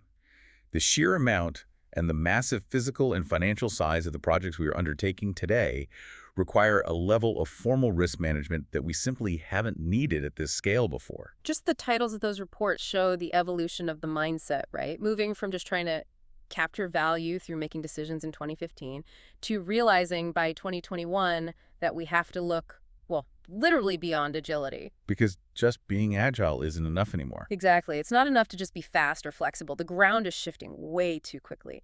And if you are listening to this, just think about how risk management affects your own work right now. The sheer size of the initiatives your company is taking on is fundamentally changing the organizational structure. Precisely. And because these projects are so large, we are talking about global digital transformations, international infrastructure overhauls, the consequences of an unmitigated risk are catastrophic. Yeah, you can't just brush it off as a bad quarter. No. Organizations can no longer afford to just wing it or leave risk management to intuition. They need verifiable competence. And that brings us directly to the value of the certification itself, both for you as an individual professional and for the organization that brings you on board. Right. Let's break down those benefits because they are substantial. For the individual, holding the PMI RMP is a massive differentiator on a resume. It's a huge flag that says, I know what I'm doing. Yeah, it builds immediate credibility. It demonstrates to an employer that you don't just have a passing familiarity with risk, but a dedicated, proven expertise. It shows a serious dedication to the profession. And it has real financial implications for your career. Oh, absolutely. It can literally determine whether you land that high-level consulting job or advance your internal career potential or negotiate a significantly higher salary. And we really can't ignore the organizational side of the equation either. Right. What's in it for the company hiring you? Well, why do companies actively seek out these certified practitioners? Because when an organization employs PMI RMPs, it demonstrates an internal ability to transfer high-level knowledge across their teams. So it elevates everyone around them. Exactly. It indicates that the company is operating on a global standard of working methods. It allows human resources to easily identify individuals with advanced level qualifications. It takes the guesswork out of hiring. Right. And ultimately, the end goal is that it produces reliable, quality results with increased efficiency and consistency. The research explicitly states that the value of these certifications makes formal risk management absolutely indispensable for driving actual business results. But I have to push back here for a second. Let me play devil's advocate on behalf of the listener. Sure, go for it. Because I can hear a highly experienced project manager listening right now saying, wait, is this just an expensive piece of paper? The classic argument. Right. They're thinking employers ultimately just want someone who can actually execute and do the job. Right? If I have 10 years of experience navigating literal project disasters, why do I need the fancy acronym after my name to prove it? It is an incredibly fair question. And honestly, it's a mental block for a lot of professionals. It really is. Many people will go take a PMI RMP training course. They absorb all the knowledge. They update their internal processes. But then they never actually sit for the exam. Yeah, they just skip the final step. They tell themselves they don't have the time, or they don't see the immediate need, or, if we're being honest, they're just afraid of failing a rigorous test. Which is understandable. It's a tough test. Very tough. But completing a decent educational course means you are only halfway done. You might walk away with a nice diploma of attendance, but the actual official PMI certificate holds an exponentially higher value and recognition in the open market. I love the analogy we can draw here.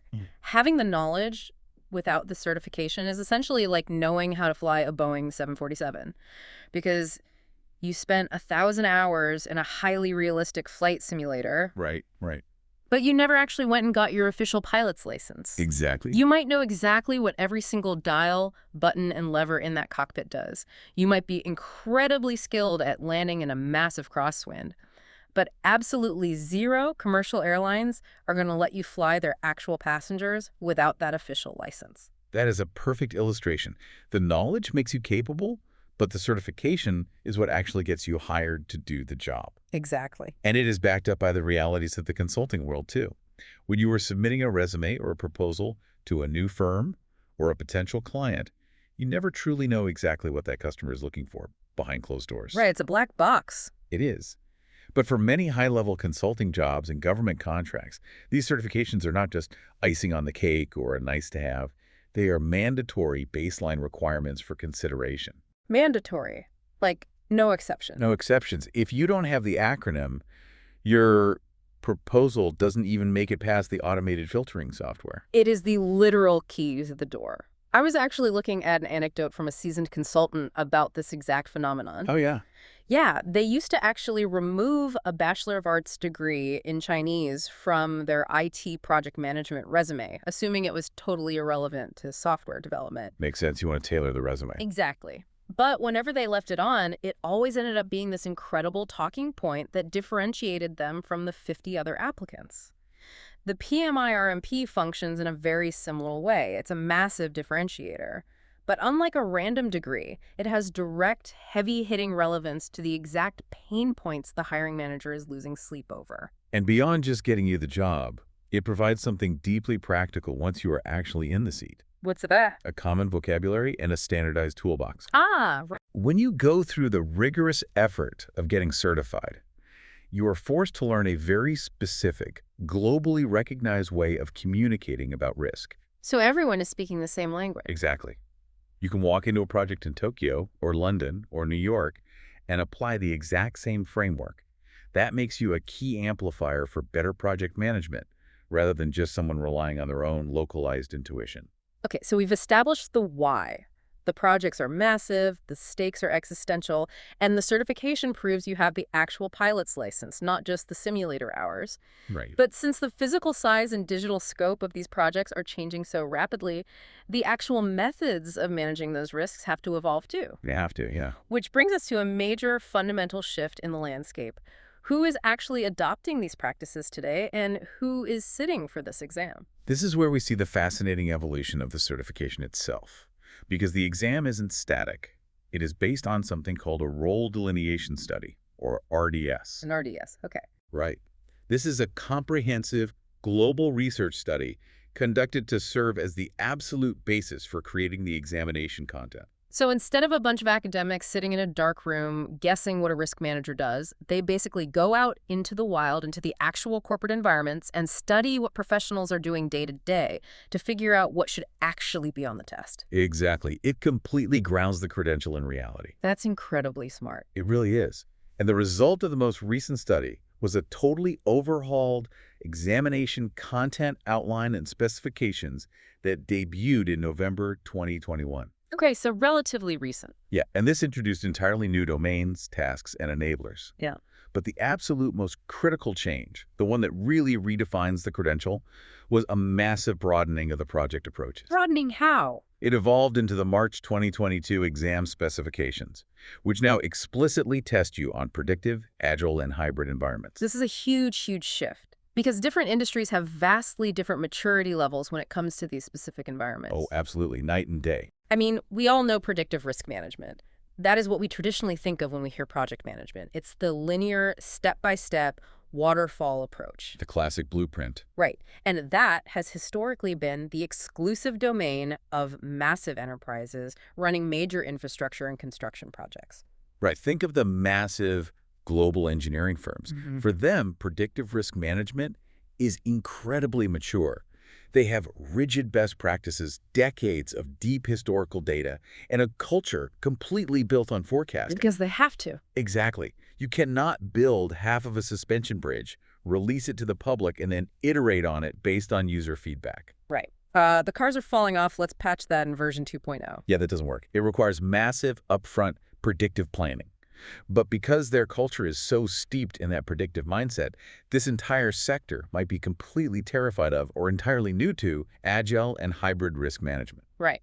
Now, contrast that giant construction firm with the software industry. The tech world knows agile inside and out. They breathe it. That's all they do. They are the agile innovators, sprinting in 2-week intervals, constantly adapting.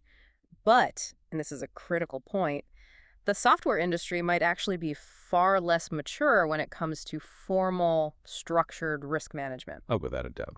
They are so focused on moving fast and breaking things that they often lack the rigorous risk architecture of the construction world. Yeah, they just figure it out on the fly. Right. So they can learn a tremendous amount from predictive or hybrid content because forcing a purely predictive, rigid model onto software development would just suffocate them. It would stifle their entire business model. Which brings us perfectly to the middle ground, the hybrid approach. Yes, hybrid. Think about building a complex ship while it is already out at sea, rather than building a bridge on dry land. Oh, that's a great visual. Right. If you are in traditional infrastructure, agile and hybrid concepts are totally alien territory.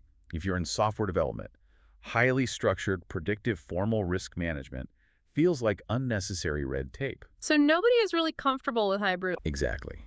Therefore, hybrid risk management is essentially new to almost everyone across the board, because practitioners usually come deeply entrenched in either a strictly predictive or a strictly agile background. Here's where it gets really interesting.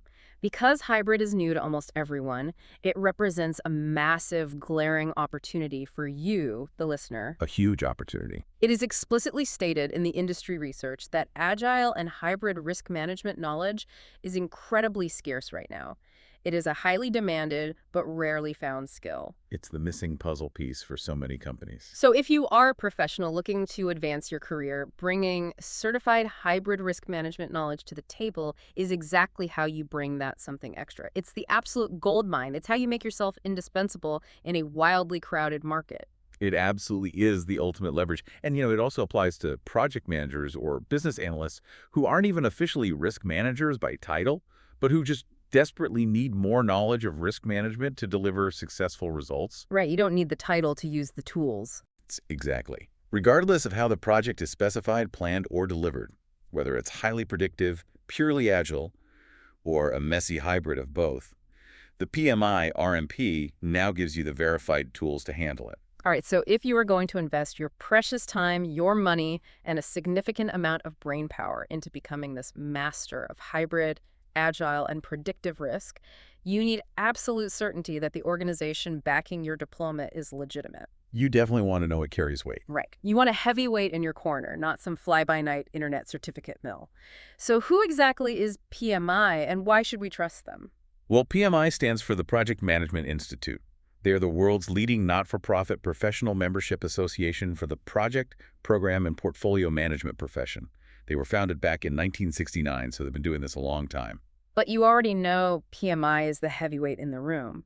What you might not realize is the sheer, staggering scale of their global footprint. The numbers are wild. They deliver value for more than 2.9 million professionals working in nearly every country on the planet.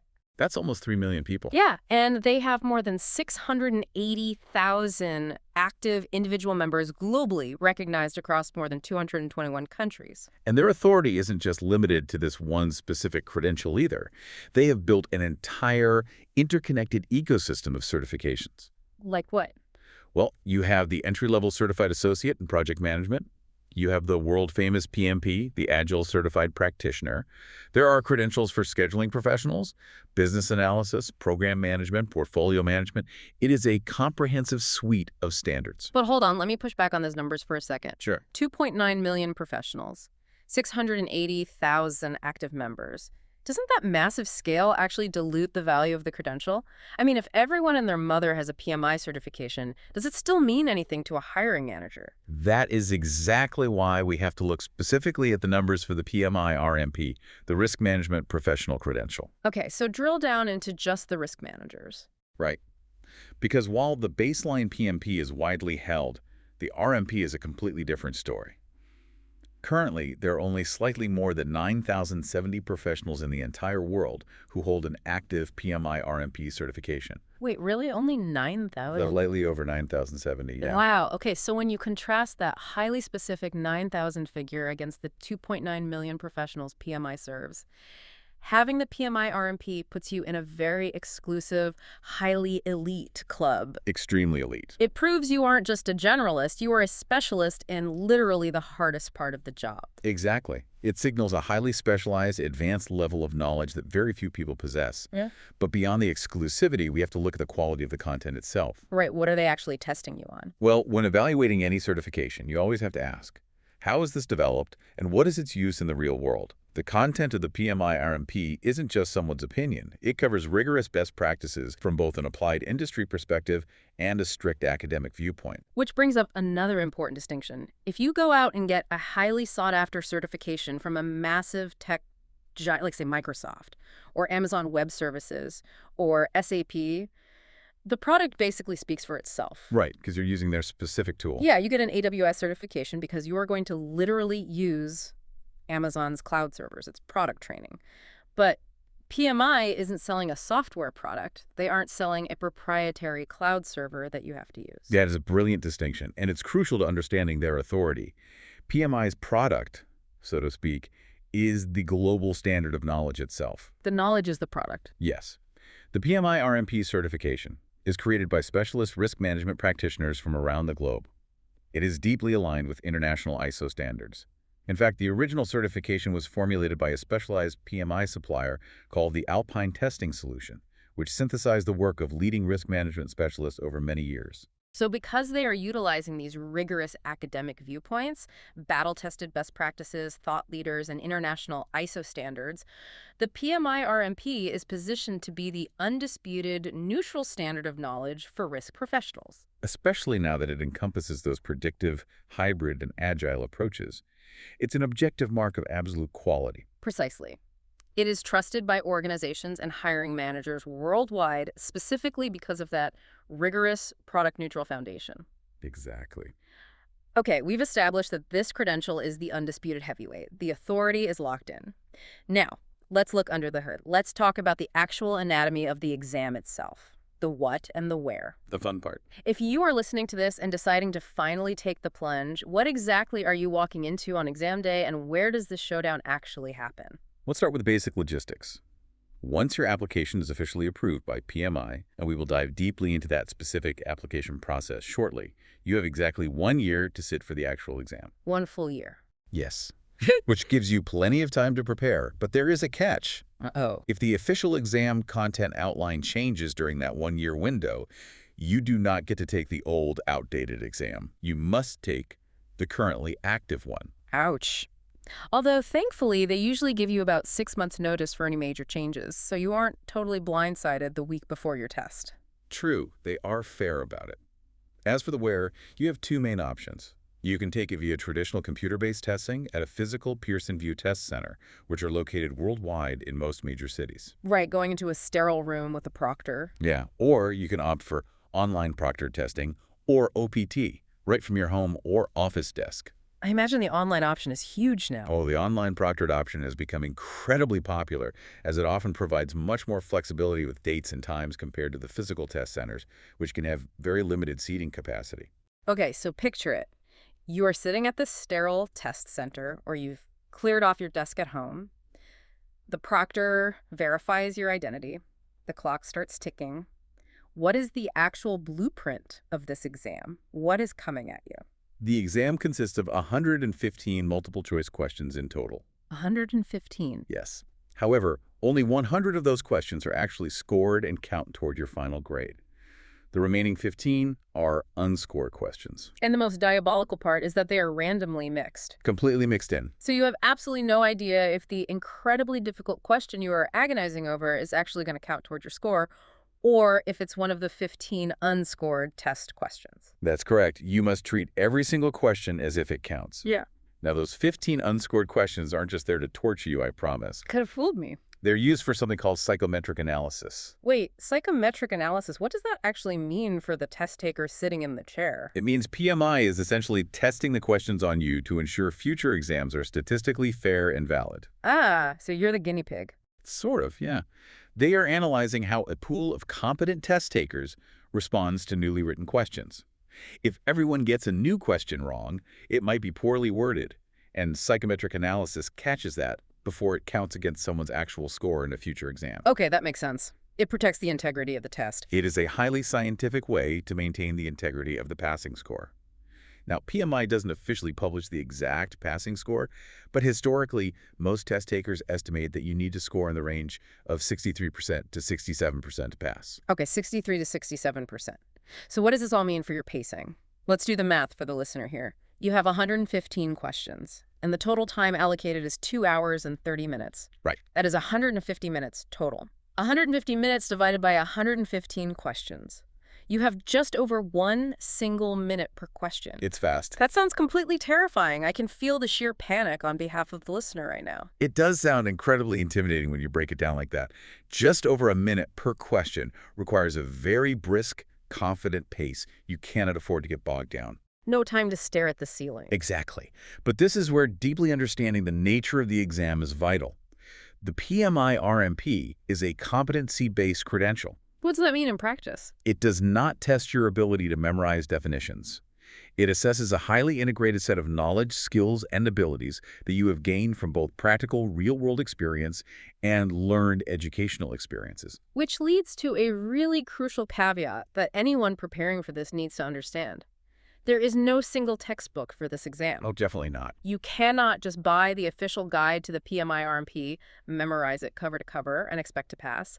In fact, PMI explicitly does not endorse any specific review courses, resources, or references for guaranteed preparation. Exactly. You have to synthesize a much broader set of integrated knowledge.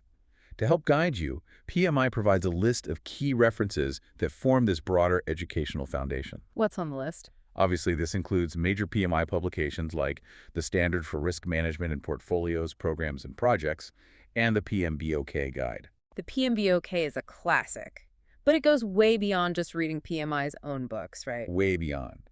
The reference list includes Practical Project Risk Management, the ADA Methodology by David Hilson and Peter Simon. Okay. It includes Identifying and Managing Project Risk by Tom Kendrick.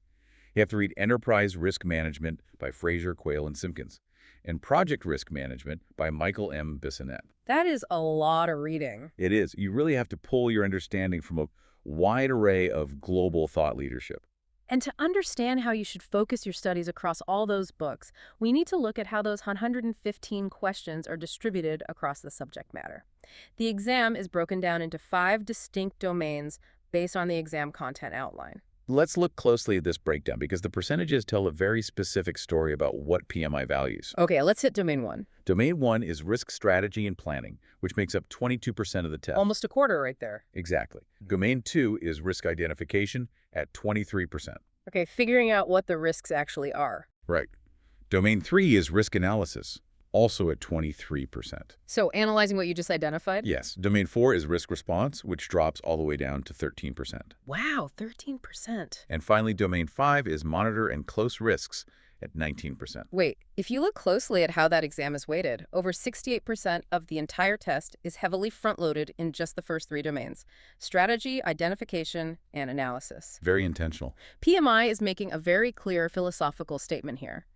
If you as a project manager are spending the majority of your time in risk response, just running around putting out fires and reacting to crises, you have already failed. Completely failed. The credential heavily rewards proactive architecture, planning, and deep analysis, not reactive firefighting. That is such a profound insight because, like you said, Domain 4 risk response is only 13%. If you didn't plan for the pandemic or the supply chain collapse or the server crash in the first 68% of your process, your 13% response is just going to be chaotic flailing. Just blind panic. Exactly. The exam structure physically mirrors the mindset they want you to have.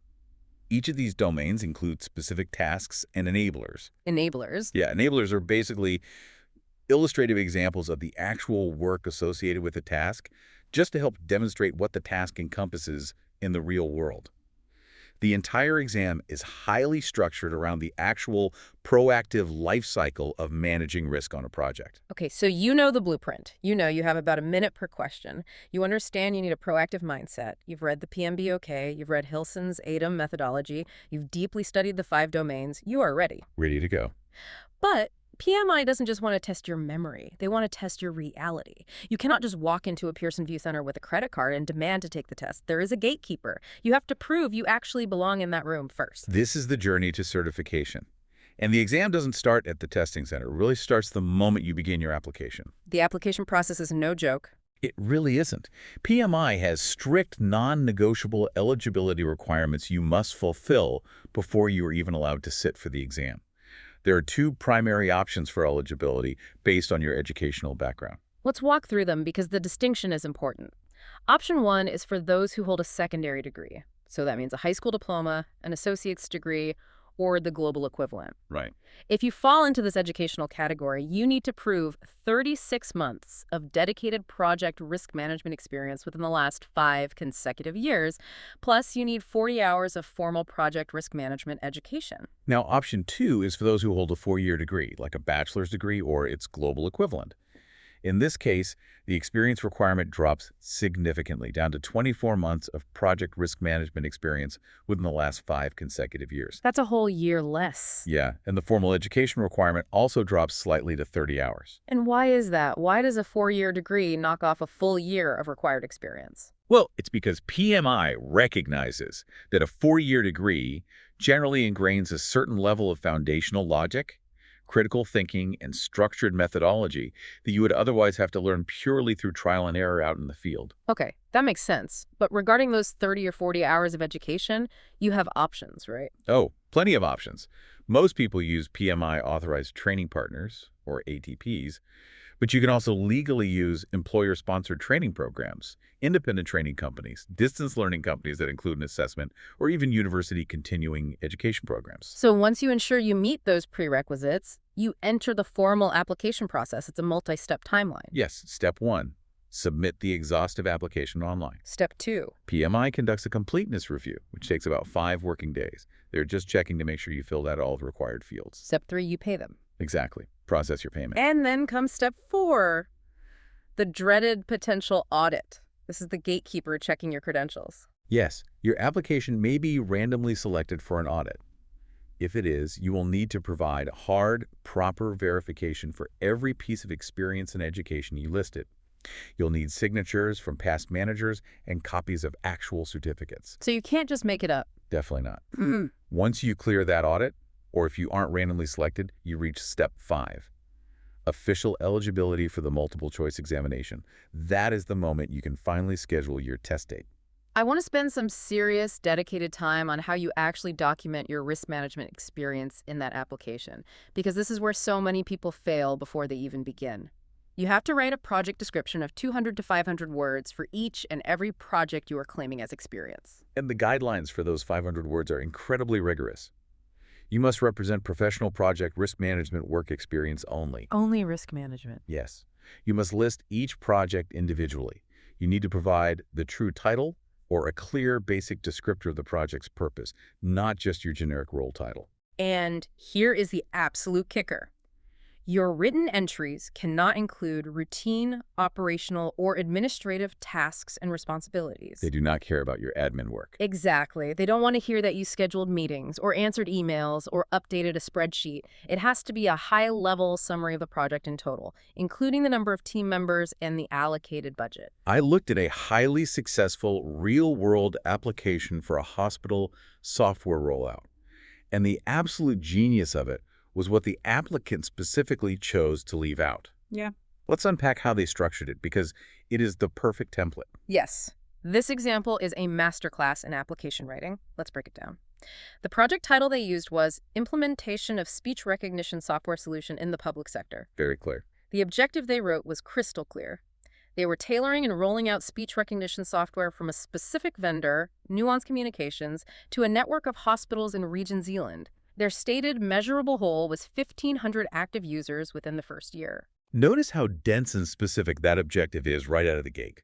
It gives the exact context, the specific technology vendor, the geographical location, and a hard, measurable target. It sets the stage perfectly. Then, the applicant details their specific role. They state, I was a risk manager with full responsibilities for the risk management activities. They don't just say they were on the team or helped out. They define their absolute ownership of the risk domain. And then they walk us through the entire life cycle of the project using the specific phase abbreviations PMI looks for. Right, starting with initiation or in. Yes, in. They write that they initially took part in developing the business case before the project even officially started. During this initiation phase, they developed the risk management section of the project charter, identified the project sponsor, secured approval, and commenced work. That shows foundational strategic risk management right from day zero. They aren't waiting for risks to happen. They are building the architecture to handle them. It's that proactive mindset we talked about. Exactly. Next, they move to the planning phase, or PL. Here, the applicant states they planned and facilitated risk management workshops with key stakeholders and subject matter experts. Which is active, not passive. Very active.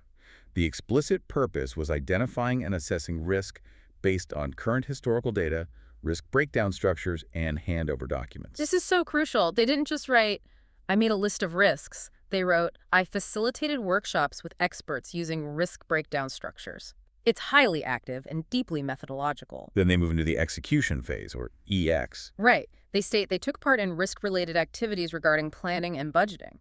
They collaborated directly with a team of 5 project managers through weekly meetings and one-on-ones.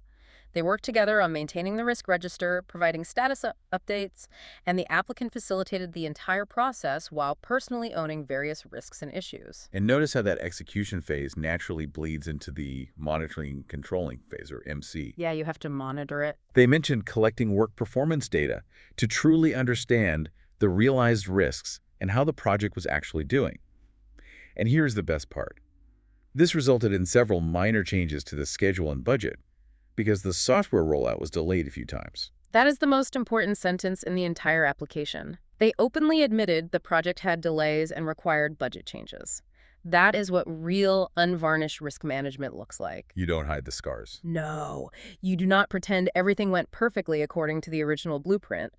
PMI wants to see the scars of your decision-making. They want to see how you monitored the harsh reality of the project and adjusted fire using your risk processes. Finally, in closing, or CL, they completed the lesson learned register section specifically on risk management, gave overall feedback, and presented the final project report to the project management office. And the application beautifully wraps up with the final outcome. They managed to get 1,200 active users in the first year. Now remember, their original goal was 1,500. So they fell a little short of the ideal goal.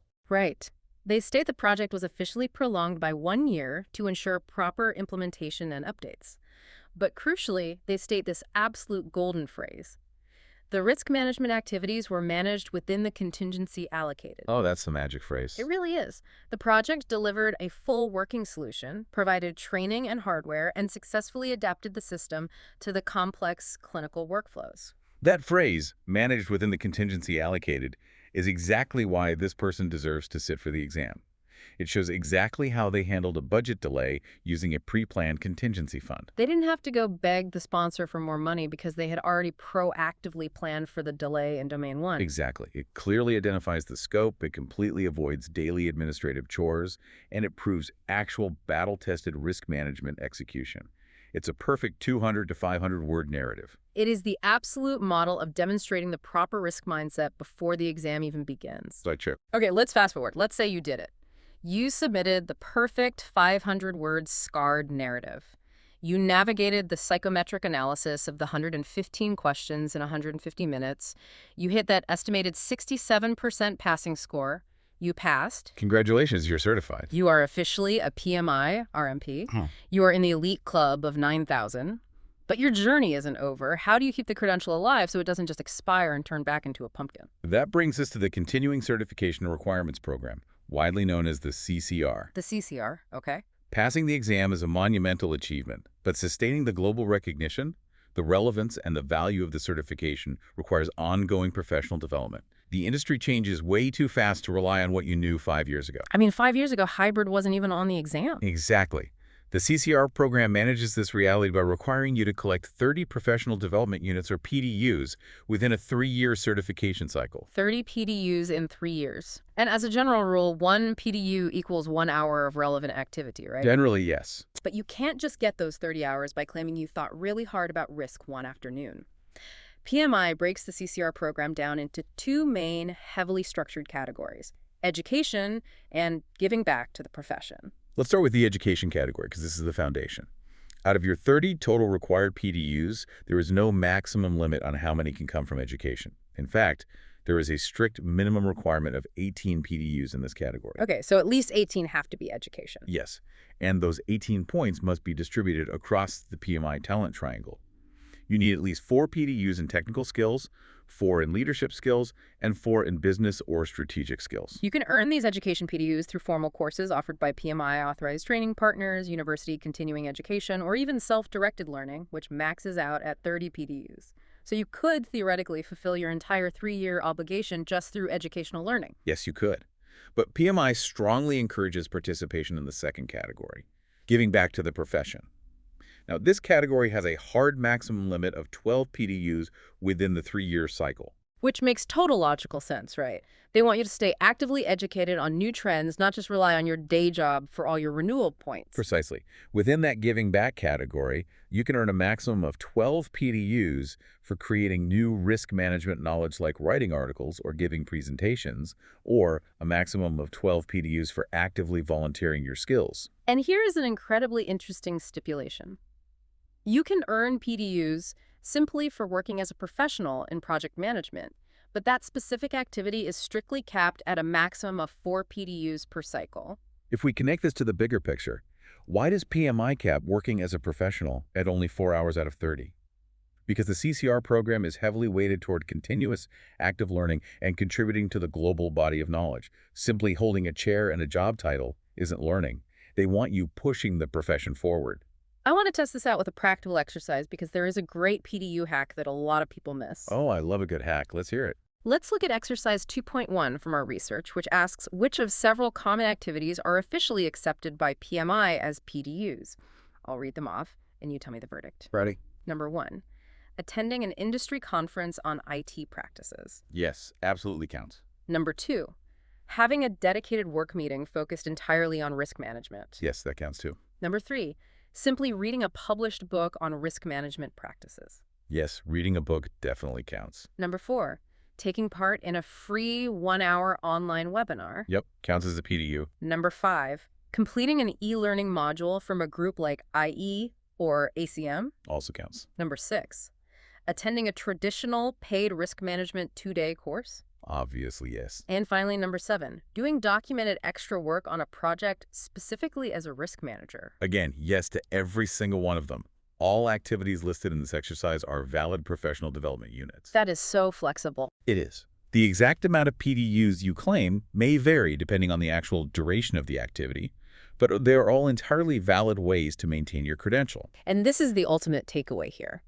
Maintaining your credential is not necessarily costly, and it is definitely not exclusively bound to purchasing PMI products. Not at all. You don't have to spend thousands of dollars on official courses just to keep your badge. Taking part in a free webinar on your lunch break counts. Reading a library book on hybrid risk management counts. The goal isn't to milk you for money. It's about actively fostering learning opportunities to sustain the elite value of the certification itself. Exactly. It's an ongoing investment in the ecosystem of the profession.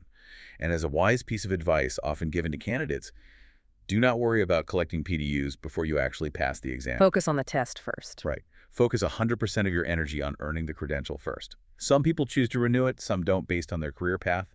But renewing simply comes with a minor administrative cost and the reward of a new diploma reflecting your continued expertise. Wow. Okay, we have covered a truly massive amount of terrain today. Let's synthesize exactly what we've unpacked. It's been a journey. It really has. We started by looking at the global macro view, the sheer escalating physical and financial size of modern projects that is driving this urgent, undeniable demand for highly skilled risk managers. 2015 and 2021 data, right? Yes. We explored the evolution of the landscape itself, specifically how the recent exam specifications fundamentally broadened the approach to include not just traditional predictive models, but necessary agile and hybrid environments. Because hybrid is the future. We examined the rigorous psychological anatomy of the exam itself, the 115 randomly mixed questions, the brisk 150-minute time limit, the psychometric analysis, and the 5 domains that heavily reward proactive strategy over reactive firefighting. Domain 1 through 3 being the bulk of it. Right. We navigated the strict eligibility requirements and saw exactly what a successful, battle-scarred project narrative looks like in the application phase. And finally, we looked at how to sustain that hard-won credential through continuous learning, rather than just passively holding a title. It really is a comprehensive transformational journey. But it equips you with that standardized common vocabulary, that essential globally recognized toolbox we talked about earlier. It proves to any hiring manager, anywhere in the world, that you have the verified capability to reliably manage the existential unknowns of tomorrow's projects, regardless of the methodology being used. Exactly. Which brings me to one final thought, and I want to turn this directly to you, the listener. We have spent this entire deep dive looking at a major undeniable shift in the industry. The necessary integration of agile and hybrid methodologies into what used to be a strictly predictive, rigid risk management domain. The shift is happening whether people like it or not. Yeah. We talked about how traditional, large enterprises running massive infrastructure projects are deeply mature in their predictive ways, but often entirely blind to hybrid and agile approaches. So, here's the thought I want you to mull over as you go back to your own projects. If the immense scale, speed, and complexity of modern initiatives now absolutely require hybrid risk management skills just to survive, what happens to those massive, rigid organizations that stubbornly refuse to evolve past their traditional linear blueprints? That's a scary thought. If they ignore this shift, relying only on what worked in 2015, will their stubborn refusal to adapt to hybrid risk management become the very unmitigated risk that ultimately takes their projects and perhaps their entire legacy organizations down? It's exactly like trying to build that massive skyscraper we talked about at the beginning, insisting on using rigid steel beams and perfect blueprints when the ground underneath you is rolling like the ocean. At some point, something has to flex, or the entire structure shatters. Thank you so much for joining us on this deep dive into the PMI RMP. Until next time, keep questioning the blueprints, and we'll see you in the next one. في عالم إدارة المشاريع في لحظة مرعبة كده كل مدير مشروع بيخاف منها جدا. اللحظة اللي بتكتشف فيها إن خطأ صغير قوي ممكن يهد الدنيا، صح؟ بالظبط جدا. يعني اللحظة اللي تلاقي فيها إن خطأ بسيط في كود برمجة أو تأخير كام يوم بس في توريد مواد بناء ممكن يكلف الشركة ملايين ويهد شهور من الشغل المتواصل. ودي للأسف بتحصل كتير جدا. أصل في العادي لما بنبص على أي مشروع ضخم من بره بنشوف النتيجة النهائية بس، وبنتخيل إن طريق النجاح ده كان خط مستقيم ومفيش فيه أي مفاجآت. صح، الناس بتشوف المبنى واقف أو الابليكيشن شغال ومحدش عارف الكواليس. عشان كده إحنا مش جايين النهاردة نتكلم عن إزاي المشروع بينجح في الظروف العادية خالص. إحنا جايين نفكك العلم اللي بيمنع المشروع من الانهيار وقت الكوارث. ودي نقطة البداية الحقيقية لأي نقاش عميق عن الإدارة الحديثة. يعني المشاهير دلوقتي ما بقتش مجرد خطوات بتتنفذ، دي بقت عاملة زي حقل ألغام معقد جدا. حقل ألغام فعلا. وعشان كده أهلا بكل اللي بيسمعونا في رحلة تعمق جديدة. المصادر اللي بنغوص فيها النهاردة دسمة جدا، وهي عبارة عن مقتطفات من الفصل الثاني لكتاب متخصص بيحضر المحترفين لامتحان شهادة إدارة المخاطر الاحترافية، اللي هي طبعاً معروفة عالمياً باسم PMI RMP أو شهادة إدارة المخاطر من معهد إدارة المشروعات. بالظبط كده. ومهمتنا النهاردة مش إننا نستعرض شوية شروط الامتحان ونمشي لا خالص. الهدف إننا نفهم ليه إدارة المخاطر اتحولت من مجرد خطوة روتينية في آخر خطة المشروع للغة العصر الأساسية والعمود الفقري لأي مشروع ضخم. طيب خلينا نفكك الموضوع ده واحدة واحدة. إيه اللي يخلينا نهتم بشهادة متخصصة زي دي في التوقيت ده بالذات؟ بص، الإجابة باختصار هي التطور المرعب في حجم وتعقيد المشاريع المعاصرة. يعني زمان كان ممكن مدير المشروع يعتمد على خبرته الشخصية أو سرعة بديهته عشان يحل المشاكل وقت ما تظهر، اللي هو نظام الفهلوة شوية أو إطفاء الحرائق. بالظبط، نظام إطفاء الحرائق ده. لكن دلوقتي الموضوع كبر جدا.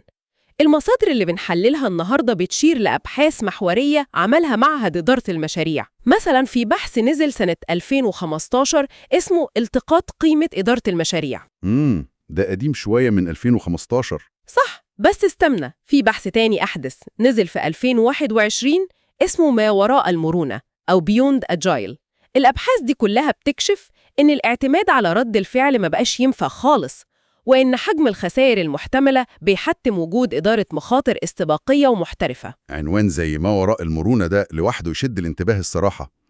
يعني إحنا قعدنا سنين نسمع عن أهمية الأجايل والمرونة في الشغل وإزاي نبقى صراع، ودلوقتي الأبحاث دي بتقول لنا إن المرونة لوحدها مش كفاية؟ بالظبط، والواضح إن المعهد أخذ النتائج دي بجدية شديدة جداً، لأن المصادر بتوضح إنهم عملوا حاجة اسمها دراسة تحديد الأدوار أو RDS. الدراسة دي كانت حجر الأساس اللي بسببه تم تغيير وتحديث امتحان RMP بالكامل في مارس 2022. يعني الامتحان اتغير قريب عشان يواكب التطور ده. أكيد التحديث ده وسع نطاق الامتحان عشان يشمل أساليب إدارة المشاريع الجديدة زي الأجايل والأسلوب الهجين اللي هو الهايبريد، وما بقاش مقتصر بس على الأسلوب التقليدي التوقعي اللي بنسميه بريدكتيف. الشيء المذهل هنا هو إن لما بتدمج المدارس دي مع بعض، أنت بتخلق منهجية عمل قادرة تتعامل مع أي بيئة. يعني التحديث ده ما كانش مجرد إضافة كام سؤال في الامتحان، ده كان تغيير في الفلسفة نفسها. صح جدا. الشهادة دي بتوفر للمؤسسات لغة مشتركة وأدوات موحدة. تخيل معايا لما كل فريق العمل يكون بيتكلم نفس لغة المخاطر، نقل المعرفة بيبقى أسهل بكتير. والازدزام بالجودة كمان بيزيد، والأهم إن النتائج بتبقى قابلة للتوقع والاعتماد عليها. ده بالنسبة للشركات. طب وبالنسبة للأفراد اللي بيسمعونا وعايزين ياخدوها؟ على المستوى الفردي بقى، الشهادة دي بتدي ثقل رهيب وبتفتح مجالات لترقيات ومرتبات أعلى بكتير، لأنها ببساطة بتثبت إن المحترف ده قادر يحمي استثمارات الشركة من الضياع. طب ثانية واحدة، خليني أقف عند نقطة الدمج بين المدارس دي عشان أوضحها للي بيسمعونا. يعني نقدر نقول إن إدارة المشاريع العادية دي عاملة زي كأنك سايق عربية، بس شهادة إدارة المخاطر دي هي الGPS اللي بيقولك فين المطبات ومناطق الزحمة قبل ما تلبس فيها. تشبيه ممتاز جدا، وخليني أكمل على التشبيه ده. الأساسات الصلبة هي التخطيط الاستباقي للمطبات، والمرونة هي قدرتك إنك تغير الطريق بسرعة من غير ما تتأخر على ميعادك. عظيم جدا. طب طالما الشهادة بالتقل ده، خلينا نبص على الأرقام شوية عشان نفهم حجم المنافسة في السوق عامل إزاي.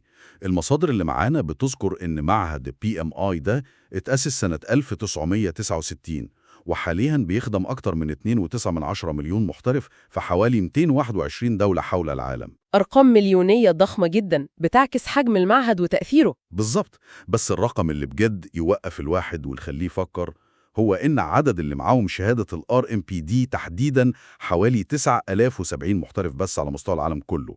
إحنا بنتكلم في نسبة لا تذكر أصلاً من إجمالي المحترفين. فعلا الرقم يبان صغير جدا مقارنة بالعدد الكلي، بس حصرياتها دي هي اللي بتديها قيمتها ووزنها. الأرقام دي بتأكد إن مش أي حد بيقدر يوصل للمستوى ده من التخصص الدقيق. دي تحسها عاملة زي فرقة عمليات خاصة جداً في عالم الإدارة، مش مجرد شهادة عادية. طب مين بقى أكتر ناس بتسعى للشهادة دي؟ لو بصينا على الفئات المستهدفة هنلاقي إن تقليدياً الشهادة دي كانت بتجذب المحترفين في الشركات البنية التحتية والمقاولات الكبيرة وشركات الطاقة. عشان القطاعات دي متمرسة جداً في الأسلوب التقليدي، وكل خطوة عندهم مفسوبة، والمخاطر فيها ممكن تكلف أرواح وملايين الدولارات حرفياً. بالظبط، الغلطة بفورة في المجالات دي. لكن الجديد بقى والمثير للاهتمام جدا في المصادر إن قطاع البرمجيات والسوفتوير بدأ يدخل بقوة كفئة مستهدفة ومهتمة بالشهادة دي. لا استني هنا بقى، محتاجين نقف شوية. قطاع السوفتوير ده طول عمره بيتنفس آجايل، يعني فرق البرمجة بتشتغل في دورات سريعة وبيغيروا الخطة ويعدلوا الكود كل أسبوعين بناء على رد فعل المستخدمين. إزاي نقنعهم إنهم محتاجين شهادة مبنية على التخطيط المسبق والتحليل المعقد للمخاطر؟ مش ده يعتبر ضد طبيعة شغلهم السريعة أصلاً؟ هو ده التحدي الحقيقي فعلا، وده اللي بيخلي الشهادة دي مهمة ليهم. قطاع السوفتوير عبقري في المرونة وسرعة الاستجابة، أنا معاك في دي، لكنه أحياناً كتير بيعاني من نقص النضج في الإدارة الاستباقية للمخاطر الكبرى. لو ربطنا الكلام ده بالصورة الأشمل، تخيل إننا بنبني نظام بنكي عالمي أو تطبيق حكومي بيخدم ملايين المواطنين. المرونة وسرعة تعديل الكود ساعتها مش هتنقذ الموقف لو حصل اختراق أمني ضخم للبيانات مثلا، أو لو البنية التحتية للسيرفرات وقعت بالكامل. صح جداً. الكوارث دي محتاجة تخطيط تقليدي صارم لتوقعها قبل ما تحصل، وهنا بيجي سحر الأسلوب الهجين أو الهايبريد. قطاع السوفت وير ممكن يتعلم كتير جداً من دمج آليات التوقع وتحليل المخاطر العميقة مع المرونة اللي هم متعودين عليها. يعني ده بيعمل زي درع واقي بيحمي المشروع التكنولوجي من كوارث مفيش أي تغيير سريع يقدر يصلحها بعد وقوعها. ده بيوضح الصورة تماما بصراحة. يعني هو مش تنازل عن سرعة الأجايل خالص، هو تحصين ليها عشان لما نجري بسرعة من البش في حيطة. بالظبط كده، انت بتجري وانت متأمن ومستعد لأي مفاجأة في الطريق. طيب لو افترضنا إن أي حد من اللي بيسمعونا دلوقتي مقتنع ومستعد ياخد الخطوة، الطريق أكيد مش مجرد دفع رسوم ودخول امتحان. المصادر بتوضح إن في مسارات صارمة للأهلية عشان أصلاً الورق يتقبل في المعهد، صح؟ صح جدا.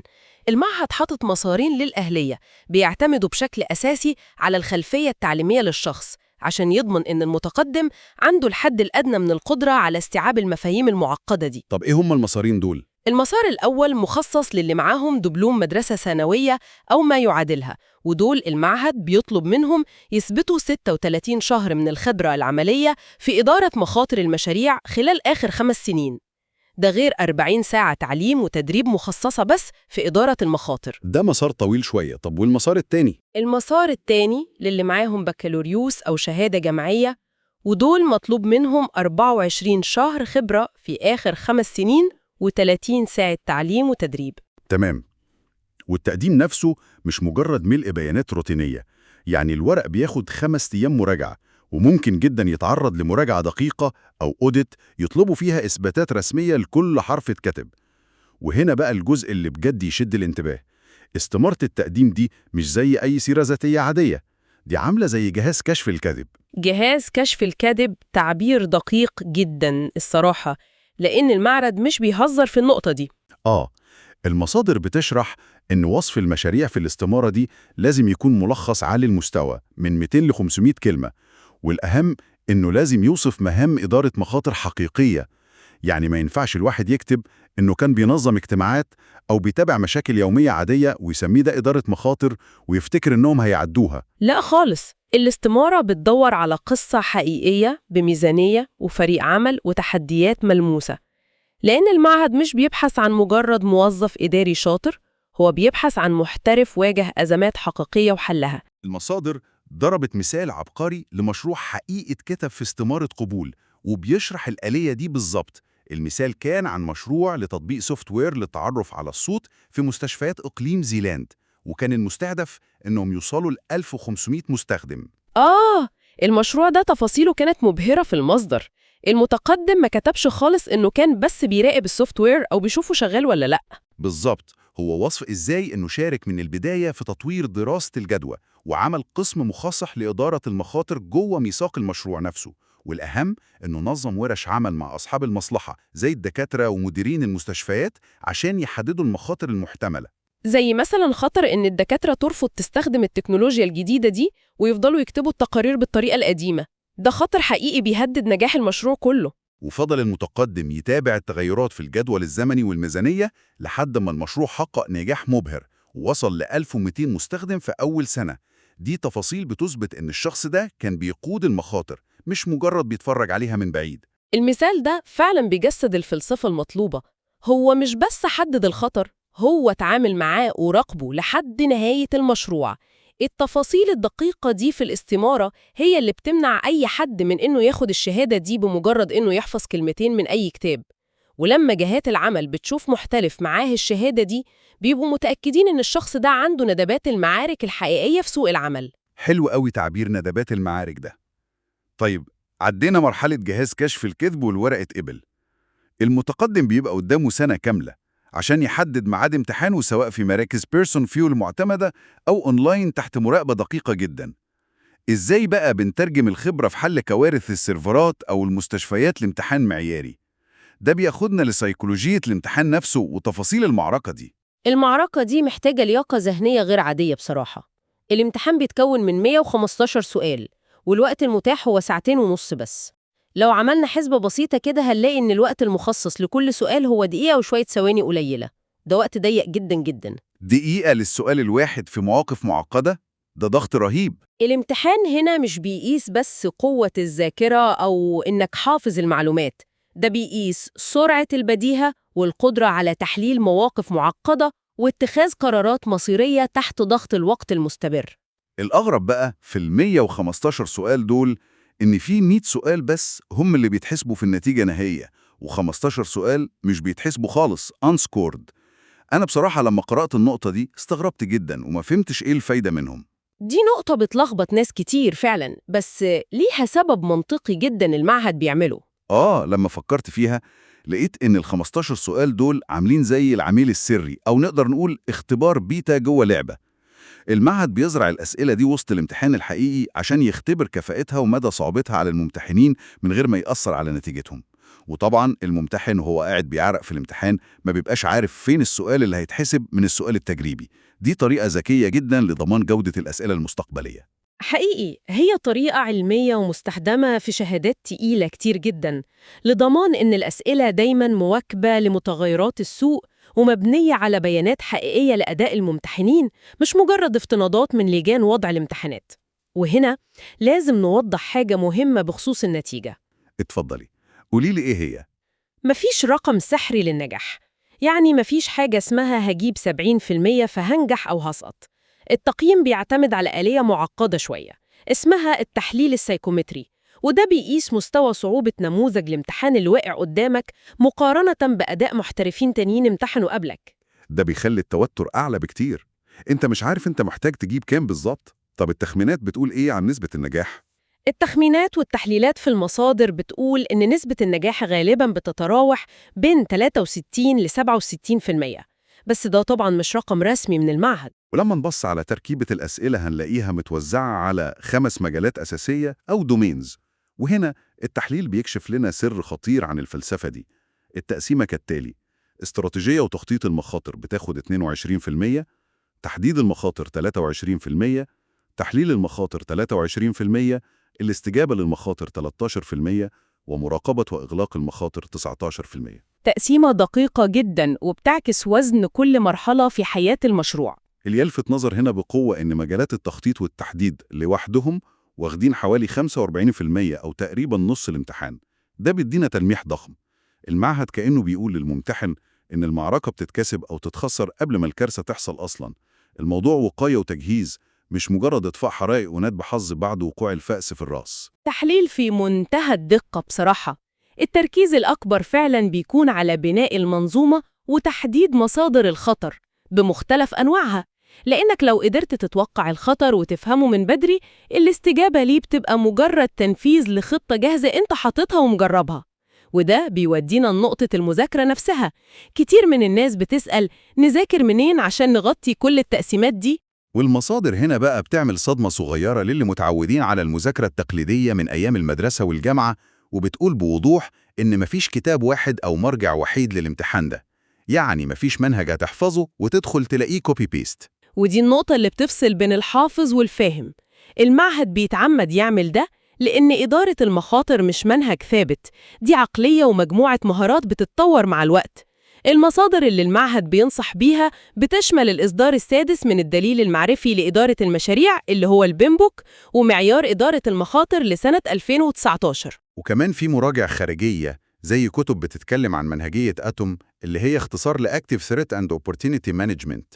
وتنوع المصادر ده بيجبر المتقدم إنه يفهم علم إدارة المخاطر من زوايا متعددة ويتعلم إزاي يطبق المفاهيم دي في سيناريوهات مختلفة. بالظبط، هو مش مجرد تسميع لخطوات نظرية، هو تطبيق عملي وفهم عميق للآليات اللي بتتحكم في المخاطر.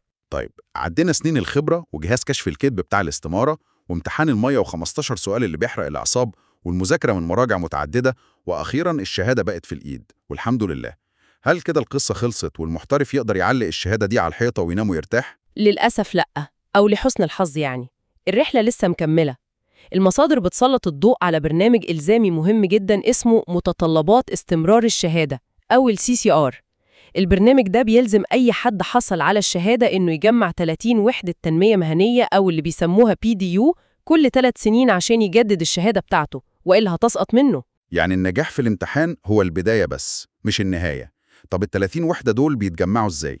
هما متقسمين بطريقة بتعكس رؤية معهد لتطوير المحترفين دول. في جزء مخصص للتعليم أو الإديوكيشن، وده الحد الأدنى ليه 18 نقطة، لكن ملوش حد أقصى تقدر تجمع فيه براحتك. وجزء تاني اسمه رد الجميل للمهنة أو giving back، وده الحد الأقصى ليه 12 نقطة. وفي العادي كل ساعة بتصرفها في الأنشطة دي بتتحسب بنقطة واحدة. وهنا بقى بنقف قدام فكرة أعمق بكتير لفكرة التعليم المهني نفسه.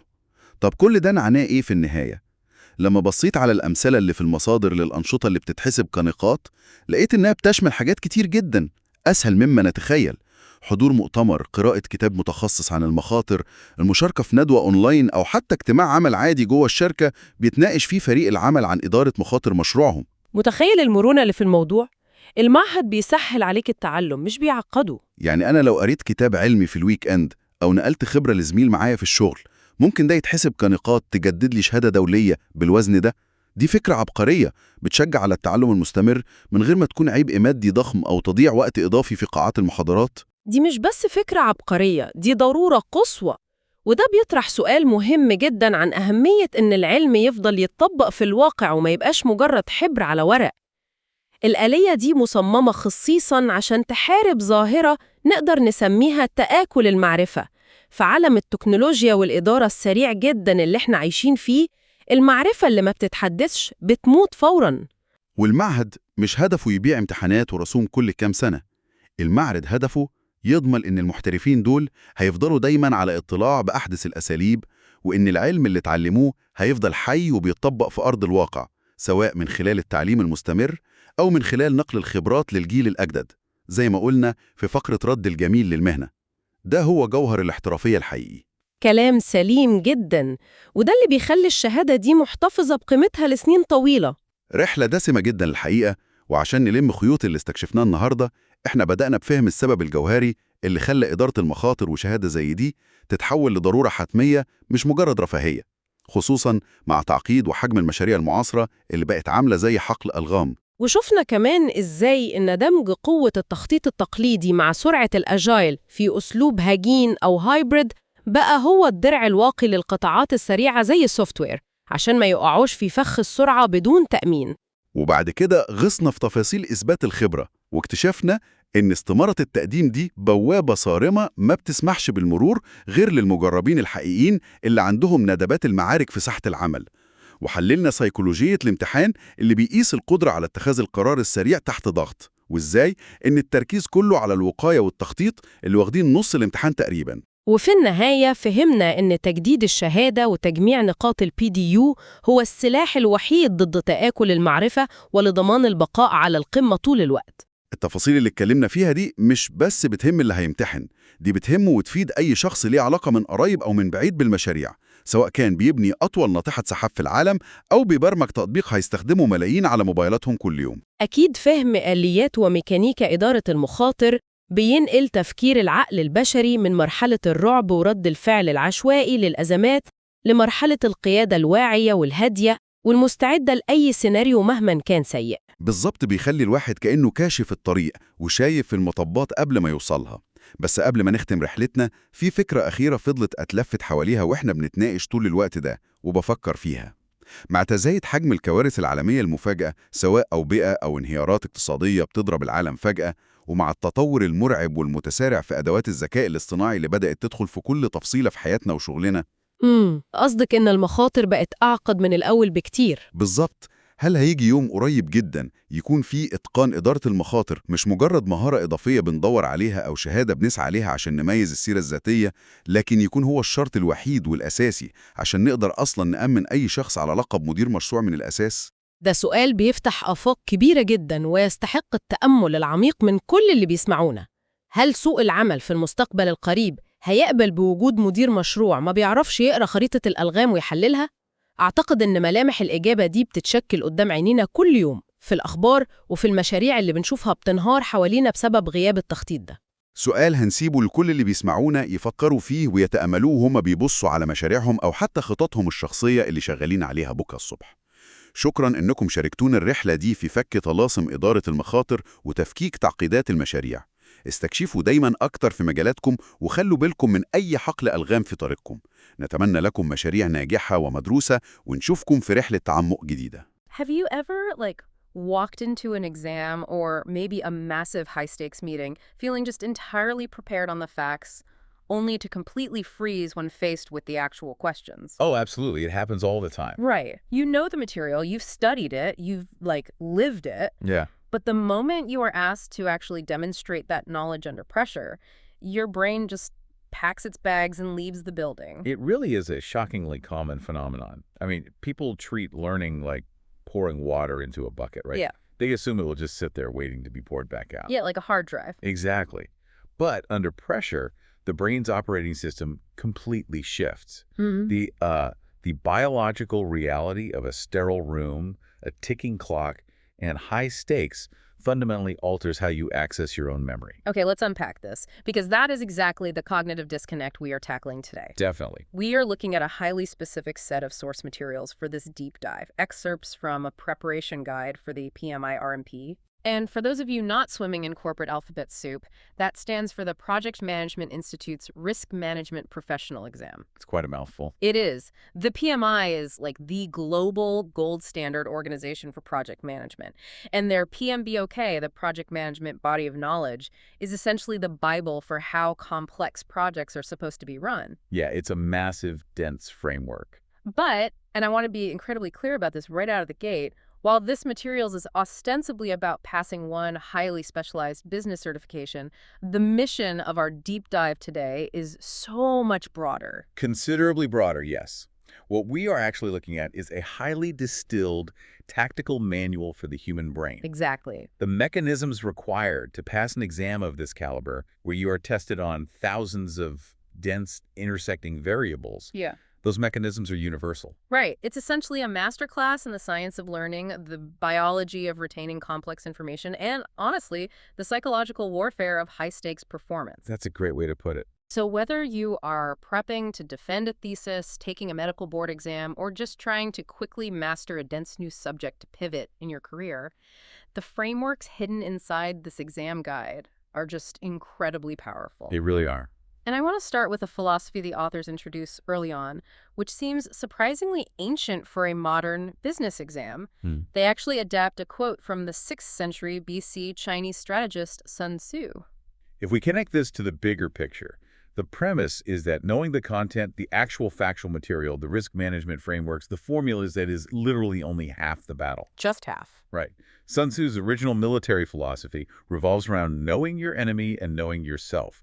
If you only know yourself, you will win one and lose one. If you know neither, you are imperiled. So how does that apply to taking a test?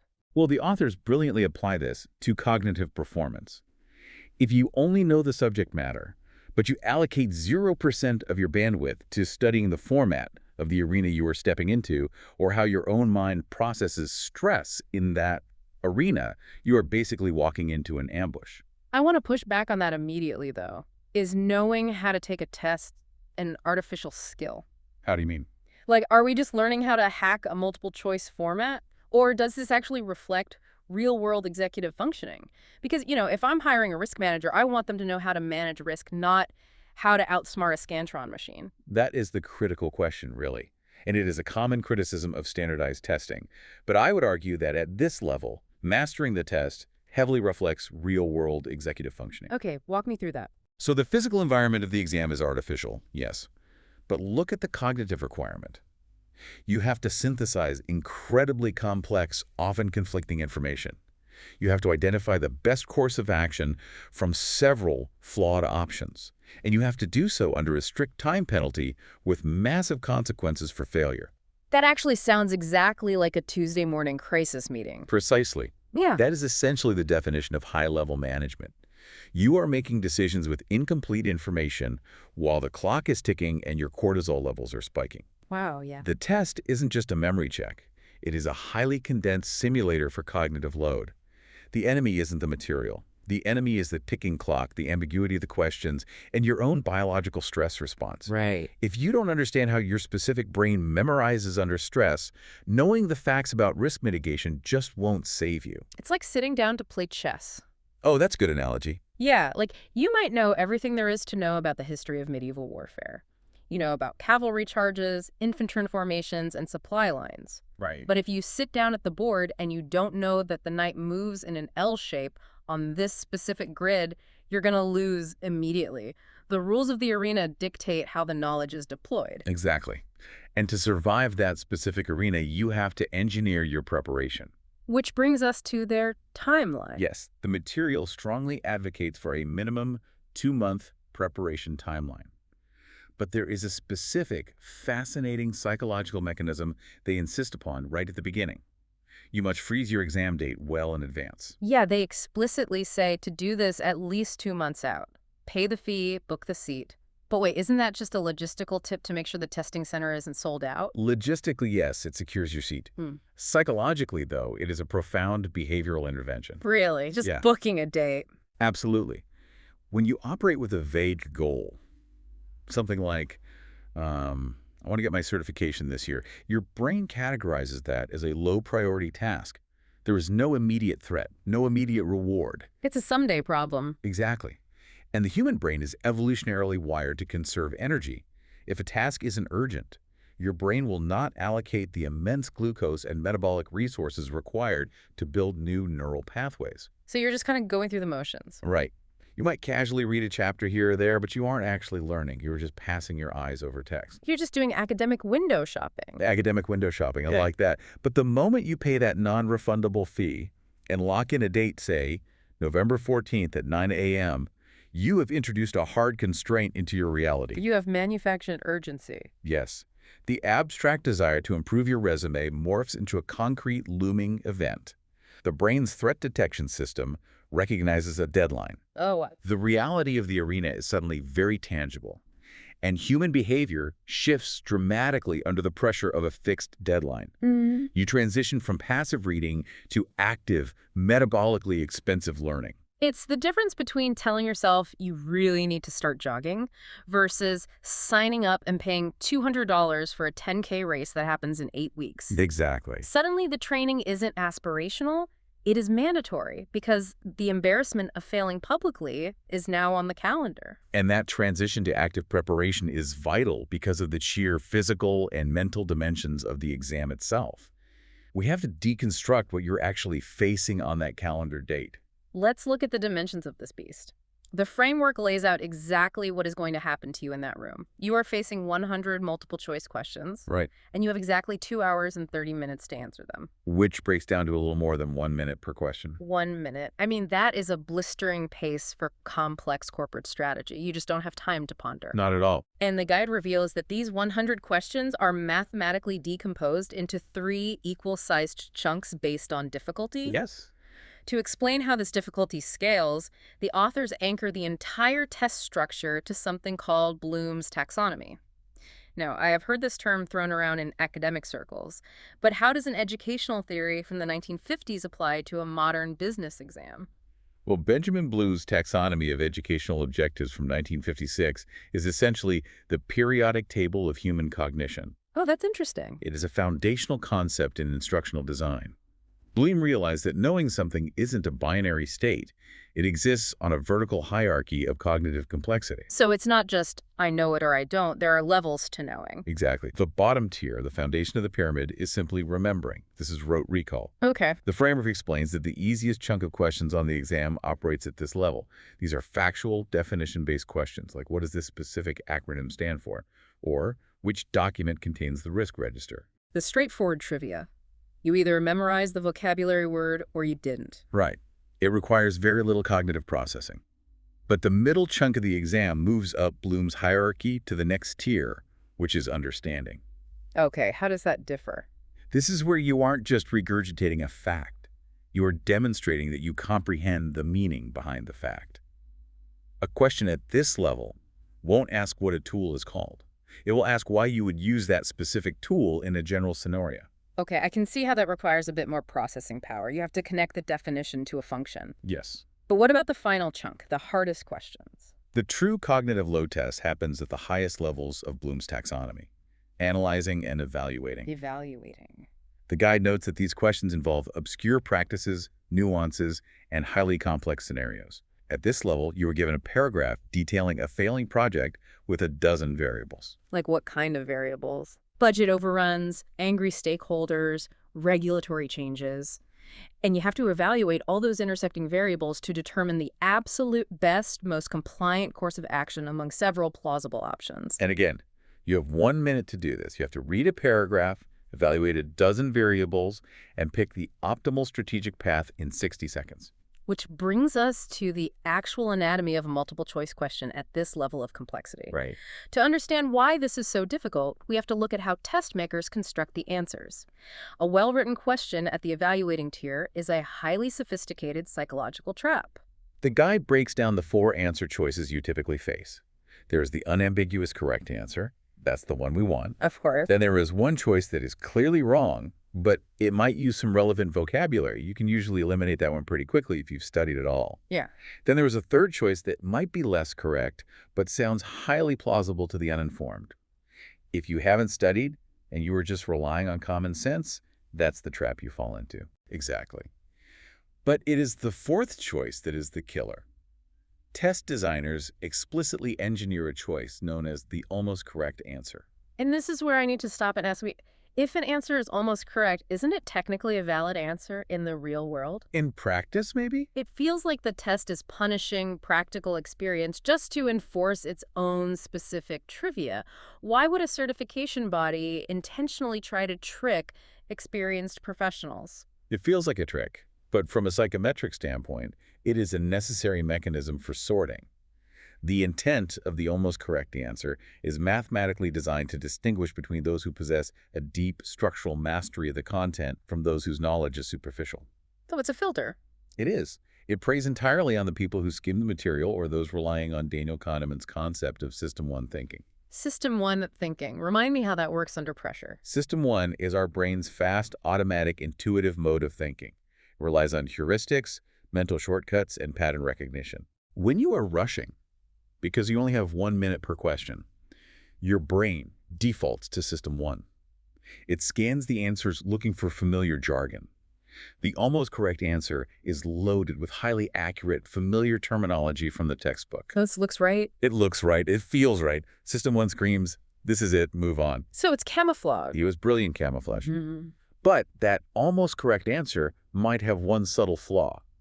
It might use an absolute word incorrectly, or, more commonly, it might be the perfectly correct answer to a slightly different question. Oh, that's devious. If you are operating at the remembering level of Bloom's taxonomy, you will select the almost correct answer and feel entirely confident doing so.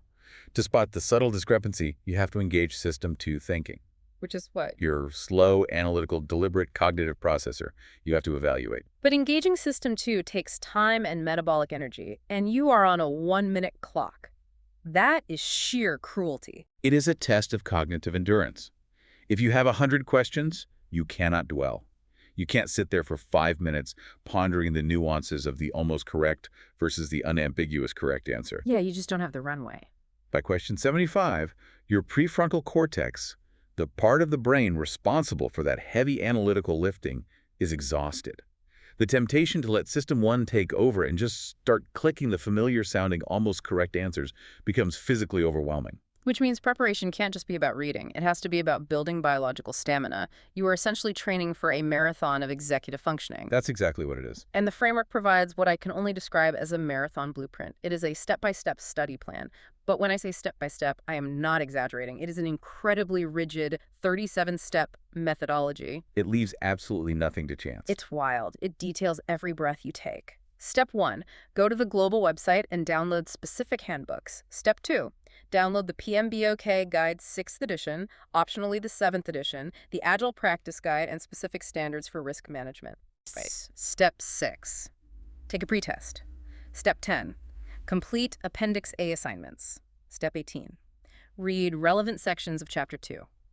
And then by step 24, it literally just says, rinse and repeat for the remaining chapters. Very regimented. Now, I have to be honest. As a learner, If I look at a list of 37 sequential steps, my brain immediately rebels. I want to go watch television. Completely understandable. It feels less like a study guide and more like a tyrant. Why would I want to subject myself to that level of micromanagement? That rebellion you feel is entirely natural. We crave autonomy. But there is a deeply researched, calming logic behind extreme structure like this, especially when preparing for high-stakes events. Okay, I'm listening. It all comes down to a concept called decision fatigue, originally researched heavily by social psychologist Roy Baumeister. Decision fatigue, is that the idea that our willpower is like a battery that drains every time we make a choice? Exactly. Baumeister called it ego depletion. As a learner, your most precious finite resource is cognitive energy. Every single time, you have to decide what to study, what chapter to read next, whether you should take a practice test today or wait until tomorrow, or even what book to open. You are burning glucose in your brain. Oh, wow. You are burning the exact same cognitive fuel you need to actually comprehend the risk management formulas. Oh, right. This is why Steve Jobs famously wore the same black turtleneck and jeans every single day. He didn't want to waste a single ounce of decision-making power on his wardrobe when he had to run Apple. That is the exact mechanism. Yeah. The 37-step plan is the black turtleneck of studying. I love that. By outsourcing the planning to this rigid list, you preserve 100% of your cognitive energy for the learning. You don't wake up on a Saturday morning, sit at your desk, and wonder, what should I do today? You just look at the list. You just look at the list. You're on step 17, so you read chapter 4, section 4.4. It removes the friction of choice. The paradox of choice, as Barry Schwartz calls it, can paralyze us. Yeah, absolutely. The 37 steps remove the paralysis. It is a tyrant, yes, but a benevolent one that saves you from your own ego depletion. That reframing helps a lot. It's not a prison. It's a set of train tracks. You just have to supply the engine. Beautifully said. But I want to zero in on one of those steps. Step 6 is taking a pretest before you even read the material. Yes. Why on earth would you test yourself on material you haven't studied yet? Doesn't that just invite frustration and lower your confidence right out of the gate? It seems counterintuitive, but taking a pretest is a neurobiological hack. It engages a network of neurons in the brainstem called the reticular activating system, or RAS. Okay, what does the RAS do? The RAS acts as a filter for all the sensory information coming into your brain. It decides what you notice and what you ignore. Like how you never notice red Honda Civics until you buy a red Honda Civic and suddenly they are everywhere. Precisely. When you take a pretest and fail a question about, say, Monte Carlo simulations, your brain registers a gap in its knowledge. It hurts your ego a bit. Exactly. It logs that term is important because it caused a momentary stress response. Ah. Later, when you are actually reading the dense textbook and your eyes pass over the phrase Monte Carlo simulation, your RAS lights up. Oh, I see. It flags the information. Your brain says, pay attention, this is the thing that caused us trouble earlier. It primes your brain to absorb the specific information you are weakest in. That is fascinating. So the failure itself becomes the highlighter pen for your brain. Yes. And the framework also offers some brilliant advice on how to manage your expectations while running on these tracks. It explicitly invokes the Pareto principle, the 80-20 rule. This is perhaps the most pragmatic insight in the entire methodology. Yeah. The Pareto principle, originally observed by an Italian economist noting that 80% of the land in Italy was owned by 20% of the population, applies universally to effort and output. Right. In the context of exam prep, the guide points out that with 20% of the effort, you can master 80% of the core content. And 80% is generally enough to pass the exam. Yes. But, and this is the mathematical trap of perfectionism, if you want that last 20% to be correct, if you want a perfect score, it requires learning the most obscure, difficult, nuanced content by heart. Which takes forever. Achieving that final 20% of mastery requires 80% more effort. So the ROI on your studying completely plummets. I love this because it gives the learner permission to not be perfect. Exactly. It is so easy to fall into the trap of thinking you need 100% to be validated, but the goal isn't a perfect score. The goal is passing the threshold to earn the certification. Right. Knowing that the final 20% takes an exponentially larger amount of energy allows you to be highly strategic. Yeah. You hit the 80% mark on the core concepts, you solidify that foundation, and you don't bring yourself out chasing perfection on some obscure note about a secondary risk register. Perfectionism in an exam context, or really in any high-stakes corporate environment, is often a massive liability. It leads to diminishing returns and cognitive burnout. You have to allocate your resources where the yield is highest. Okay, so we have the tracks laid out. We know we are aiming for an efficient 80% mastery to preserve our sanity. Yes. But now we have to transition from the what to the how. How do we actually make these thousands of dry, highly technical facts stick in our brains? That's the real challenge. Because reading a PDF about risk mitigation is one thing. Recalling it under the pressure of a ticking clock when your sympathetic nervous system is screaming at you is entirely different. We have to look at storage mechanisms. We do. And the framework categorizes the fundamental mechanics of memory into what it calls the 3 R's: record, retain, and retrieve. Okay. And what's vital to understand here is the brief but profound nod to the science of forgetting. The science of forgetting. You mean like the Ebbinghaus forgetting curve? Exactly.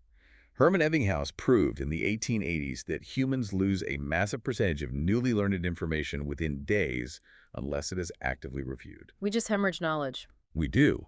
The framework points out that you cannot simply record information by reading it. You have to retain it so you can retrieve it.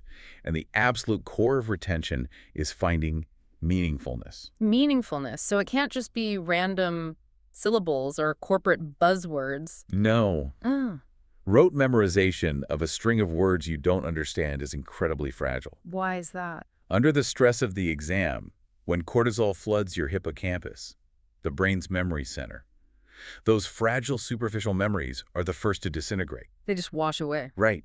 Your brain prioritizes information that has a structural, meaningful connection to other things you already know. Yeah. You cannot add content to your long-term memory if you don't actually comprehend the underlying logic of it first. To build those connections, to forge that meaningfulness, the guide offers 3 specific memorization techniques. Yes. And it explicitly notes that these aren't just cute study hacks for middle schoolers. These are the exact techniques utilized by competitors at World Memory Championships. That's right. We are talking about mnemonics, the journey method, and mind maps. Let's start with mnemonics, because I think that's the one people are most casually familiar with. Mnemonics are essentially cognitive shortcuts. They use a simple, familiar structure, like a word, an acronym, or a phrase, to trigger the recall of a much larger, more complex set of data. It compresses the file size of the information. Exactly. The text gives a great example for remembering 5 specific estimating techniques used in project management: brainstorming, interview, root cause, Delphi, and SWOT analyze. Right. The mnemonic is just the word birds, BIRDS. It's simple, it's easy to visualize, and it unpacks perfectly. A classic example. But then, the guide offers an exercise with a mnemonic that is just gloriously absurd. It asks the reader what the following sentence stands for. International Space Station crew quickly responded when chemical reaction produced smoke. It is quite a mouthful for an acronym. It's basically a short sci-fi story, but it maps perfectly to the 10 core knowledge areas found in the PMBO guide. Let's hear it. Let's look at the mapping. International is integration. Space is scope. Station is schedule. Crew is cost. Quickly is quality. Responded is resource. Chemical is communication. Reaction is risks. Produced is procurement. Smoke is stakeholders. Wow. Now, at first glance, that seems like a lot of extra work. Why memorize a story about astronauts to remember business terms? Because it leverages the brain's preference for narrative and vivid imagery. The brain will remember a vivid, slightly absurd mental image of astronauts scrambling to put out a chemical fire far better than it will ever remember a dry, bolded list of 10 abstract corporate buzzwords. That makes sense. The visual cortex is highly engaged by the imagery of the smoke and the space station. And the authors make a really crucial point here. Mnemonics work exponentially better if you create your own. Yes. When you use someone else's mnemonic, you are just memorizing another fact. Right, it's just more trivia. Exactly. But when you generate the mnemonic yourself, you are forcing your brain to engage with the material on a deep structural level. You have to analyze the components, find the starting letters, and creatively weave them into a narrative. The act of creation is the learning. The very act of inventing the space station story is the act of learning. You are creating the meaningfulness we talked about earlier. Okay, mnemonics are great for linear lists, but what about larger, more spatial arrays of information? What if you have to memorize intersecting categories? This is where it gets really interesting. This is where the guide introduces a technique that I find absolutely fascinating, the journey method. And it specifically references learning this from Oddbjørn Bye, a Norwegian memory champion who wrote a book called Memo. The journey method, which is also historically known as the method of Loci or the memory palace, is an ancient mnemonic device dating back to the Greeks and Romans. Bad old. Yes. It relies on the profound idea of connecting abstract, modern information to physical landmarks on a well-known journey or within a familiar architectural space. The guide provides this incredibly vivid exercise to demonstrate how it works. They ask you to memorize the 10 largest countries in the world by landmass size. Okay. But instead of just repeating a list, it tells you to use a familiar house, let's say, your own house. It maps out this journey room by room. I want to literally walk through this with you because it perfectly illustrates the cognitive mechanics. Let's take the walk.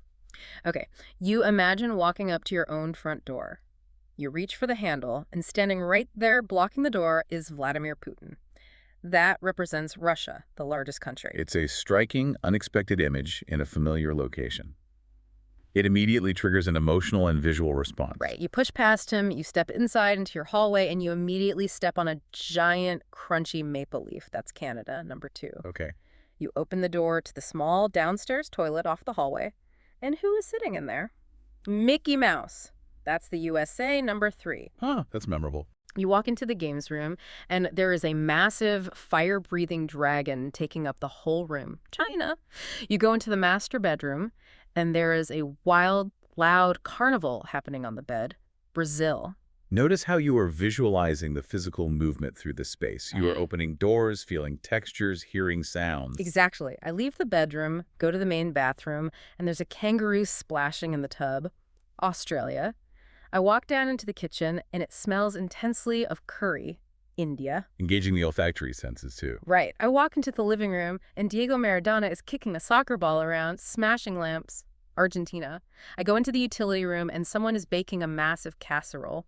This one is a bit of an auditory stretch, but casserole sounds a bit like Kazakhstan. Close enough for the brain. And finally, I open the door to the dark cellar, look down the stairs, and there is a sultan sitting in the dark. Sudan. It sounds completely bizarre, but it is a profound demonstration of how human memory actually evolved to function. How so? Our brains did not evolve over millions of years to remember abstract lists of geographic landmasses, risk mitigation formulas, or corporate compliance regulations. We didn't evolve in cubicles. Exactly. For millions of years as hunter-gatherers, our survival depended entirely on spatial memory and environmental mapping. We needed to remember exactly where the freshwater source was, where the poisonous berries grew, where the predators made their dens, and the exact physical path through the forest to get back to camp. So our brains are mapped for locations. Yes, our spatial and visual memory hardware, specifically the place cells and grid cells in the hippocampus, is incredibly robust. It is the most powerful memory system we possess. I think of it like saving files on a computer. Oh, let's hear it. Trying to memorize a list of 100 random facts is like throwing 100 unnamed text documents into a single massive folder on your hard drive. When the exam asks you a question, you are frantically searching through this messy folder, opening random files, hoping to find the right one. Right. The journey method is like creating a beautiful, hyper-organized desktop environment where every single file has a specific, colorful icon placed in a very specific corner of the screen. You don't have to search. You just look at the corner of the room and the file is sitting right there. That is a brilliant analogy. You are essentially hacking your brain's ancient evolutionary hardware to store modern abstract data. Wow. You are bypassing the weak rote memory system and plugging the data directly into your spatial navigation system. And the framework notes that this system is infinitely scalable. You can just keep adding rooms. You can simply add more rooms, or use your route to work, or use a favorite museum if you need more storage space. But again, it reiterates the golden rule of retention. You cannot add content to the rooms in your memory palace if you do not understand the underlying concept first. Right. If you don't actually know what Kazakhstan is or what it represents geographically, imagining a casserole in your utility room won't help you on an exam that asks you to analyze its geopolitical borders. The visual is a retrieval mechanism, not a substitute for initial comprehension. Exactly. And speaking of visualizing concepts, the guide briefly touches on a third technique: mind maps. It references a 2011 paper by Kudelik and colleagues on the efficacy of software-based mind mapping. How does a mind map differ functionally from the journey method? While the journey method is about sequential storage and retrieval, mind maps are about relational architecture. Meaning how things connect. Right. Instead of linear top-to-bottom notes, you start with a central concept drawn in the middle of a blank page, say, risk identification, From that center, you draw branches outward to major subtopics, and from those branches, smaller twigs to specific details, tools, and outputs. I see. For visual learners, this is crucial. It allows you to see the interconnected architecture between concepts at a single glance. So it maps perfectly to the understanding and evaluating levels of Bloom's taxonomy, because it forces you to categorize how different ideas relate to one another, rather than just memorizing them in isolation. It's about seeing the entire forest ecosystem, not just staring at the bark on a single tree. Precisely. It builds the deep conceptual framework that protects you against the almost correct answers we discussed earlier. Okay, so we've hacked our brain's biology. We've built our memory palaces filled with kangaroos and astronauts. We've mapped the relational architecture of the concepts. Now comes the real test. Now the framework moves us from the preparation phase into the actual arena, the exam day. This is where all that pristine architecture meets the biological reality of stress. The guide provides a very explicit 7-step process for actually moving through the questions. It is a highly disciplined workflow designed specifically to manage that brutal 1 minute per question constraint. You cannot rely on instinct. You need an operational procedure. Let's walk through their exact flow. Activity 1, read the question. Activity 2, read the answers. And the guide practically screens this, read all the answers before deciding. Yes, all of them. Activity 3, answer the question. Activity 4, if you are in doubt, mark it. That's the hard part. Activity 5. When the exam is complete, go back and examine the marked questions. Activity 6. Rinse and repeat until all marks are removed. Activity 7. If there is time left, click quickly through the questions and answers to verify. What is absolutely vital here is the interaction between activity 3, 4, and 5. Yeah. The ability to mark a question you don't immediately know and physically force yourself to move on. It sounds easy enough. It sounds easy, but it requires a tremendous amount of psychological discipline because it fights against our natural cognitive biases. You mean like the sunk cost fallacy? Yes, the sunk cost fallacy and simple loss aversion. When highly competent professionals hit a hard question, their ego and their intellect want to cite it. Right. They're like, I study this, I know this, I can figure this out. So they sit there and puzzle over it. They reread the paragraph. They debate the almost correct answer. But in doing so, they burn 5 minutes of clock time. And on a 1 minute per question pace, burning 5 minutes is catastrophic. It is fatal. Because that means they will now have to rush blindly through 5 other questions later in the exam that they might have easily known just to catch up. Wow, that's a terrible trade-off. The framework is teaching ruthlessness. If the answer doesn't present itself, or if you find yourself bogged down in evaluating conflicting variables, you must mark it, accept the temporary defeat to your ego, and keep moving forward to harvest the points you do know. You can only fight the hard battles after you have secured the easy victories. Exactly. And the guide points out something really interesting about the psychology of the exam's layout itself. It warns that the first few questions are always tough. Always. And what's fascinating is that this isn't necessarily because the test makers intentionally put the hardest questions at the front. Wait, it's not on purpose. No. Oh. It feels tough because of the physiological state of the test taker. The amygdala hijack. Exactly. When you sit down in that sterile room, hand over your ID and click Start, your sympathetic nervous system is highly activated. Adrenaline is pumping. Your heart rate is elevated. Your breathing is shallow. You're essentially in fight or flight mode. You are in a novel, high-stakes, stressful situation. Cortisol is clouding your prefrontal cortex. It takes physiological time, usually 10 to 15 minutes, for the brain to realize it is not an actual physical danger and settle into the analytical rhythm of the exam. So those first 5 questions feel like insurmountable mountains because you are fighting your own biology as much as you are fighting the content. Precisely. The guide specifically advises the reader to anticipate this biological shock and to actively keep their spirits up. Just power through. Don't let the confusion of question number 1 convince you that you're going to fail. Just weather the physiological storm, mark the questions, move on, and let your brain stabilize. To help weather that storm, the framework offers some incredible linguistic tricks to watch out for. It essentially gives you a structural cheat code for how questions are written. These are so helpful. It says to beware of answer choices that represent absolute generalizations. Words like always, never, must, completely, or guaranteed. The guide states these are very often the incorrect choices. Why is that? Because in complex systems, whether that is corporate risk management, human behavioral psychology, or real-world engineering projects, absolutes almost never exist. Life is messy. Exactly. There is always an exception, a mitigating circumstance, or an unforeseen variable. Therefore, an answer choice that claims a specific project management tool must always be used in a certain way is highly suspicious. It violates the reality of complex environments. Conversely, it points out that choices containing qualifiers, words like often, sometimes, may, generally, or typically tend to be the correct answers. Because qualifiers acknowledge the nuance, the variability, and the gray areas of reality. They represent a more sophisticated understanding of the framework. So if you're guessing, guess the qualifier. If you are stuck between two answers, and one uses an absolute while the other uses a qualifier, the psychology of test design suggests leaning toward the qualifier. The guide even explicitly notes that sometimes the correct answer may not even be grammatically correct compared to the rest of the sentence, which shows how much they prioritize the technical nuance over the prose. It's all about the technical accuracy. But here is the piece of advice from this section that completely stopped me in my tracks. Oh. The guide explicitly warns the test taker, and I am quoting here, "You need to answer the questions from a PMI perspective, not from your own perspective, which you acquired through experience." This raises an important question, doesn't it? Yeah. It gets to the absolute core paradox of professional certifications. It really does. The text elaborates, saying you must remember that the PMI framework is trying to present an ideal environment for project managers, which might be radically different from your own actual experience in the field. Right. But again, I have to play the skeptic here. If I have 20 years of experience successfully managing billion-dollar projects in the real world, why on earth should I abandon my hard-won experience to answer based on a theoretical textbook utopia? Doesn't that make the certification functionally useless?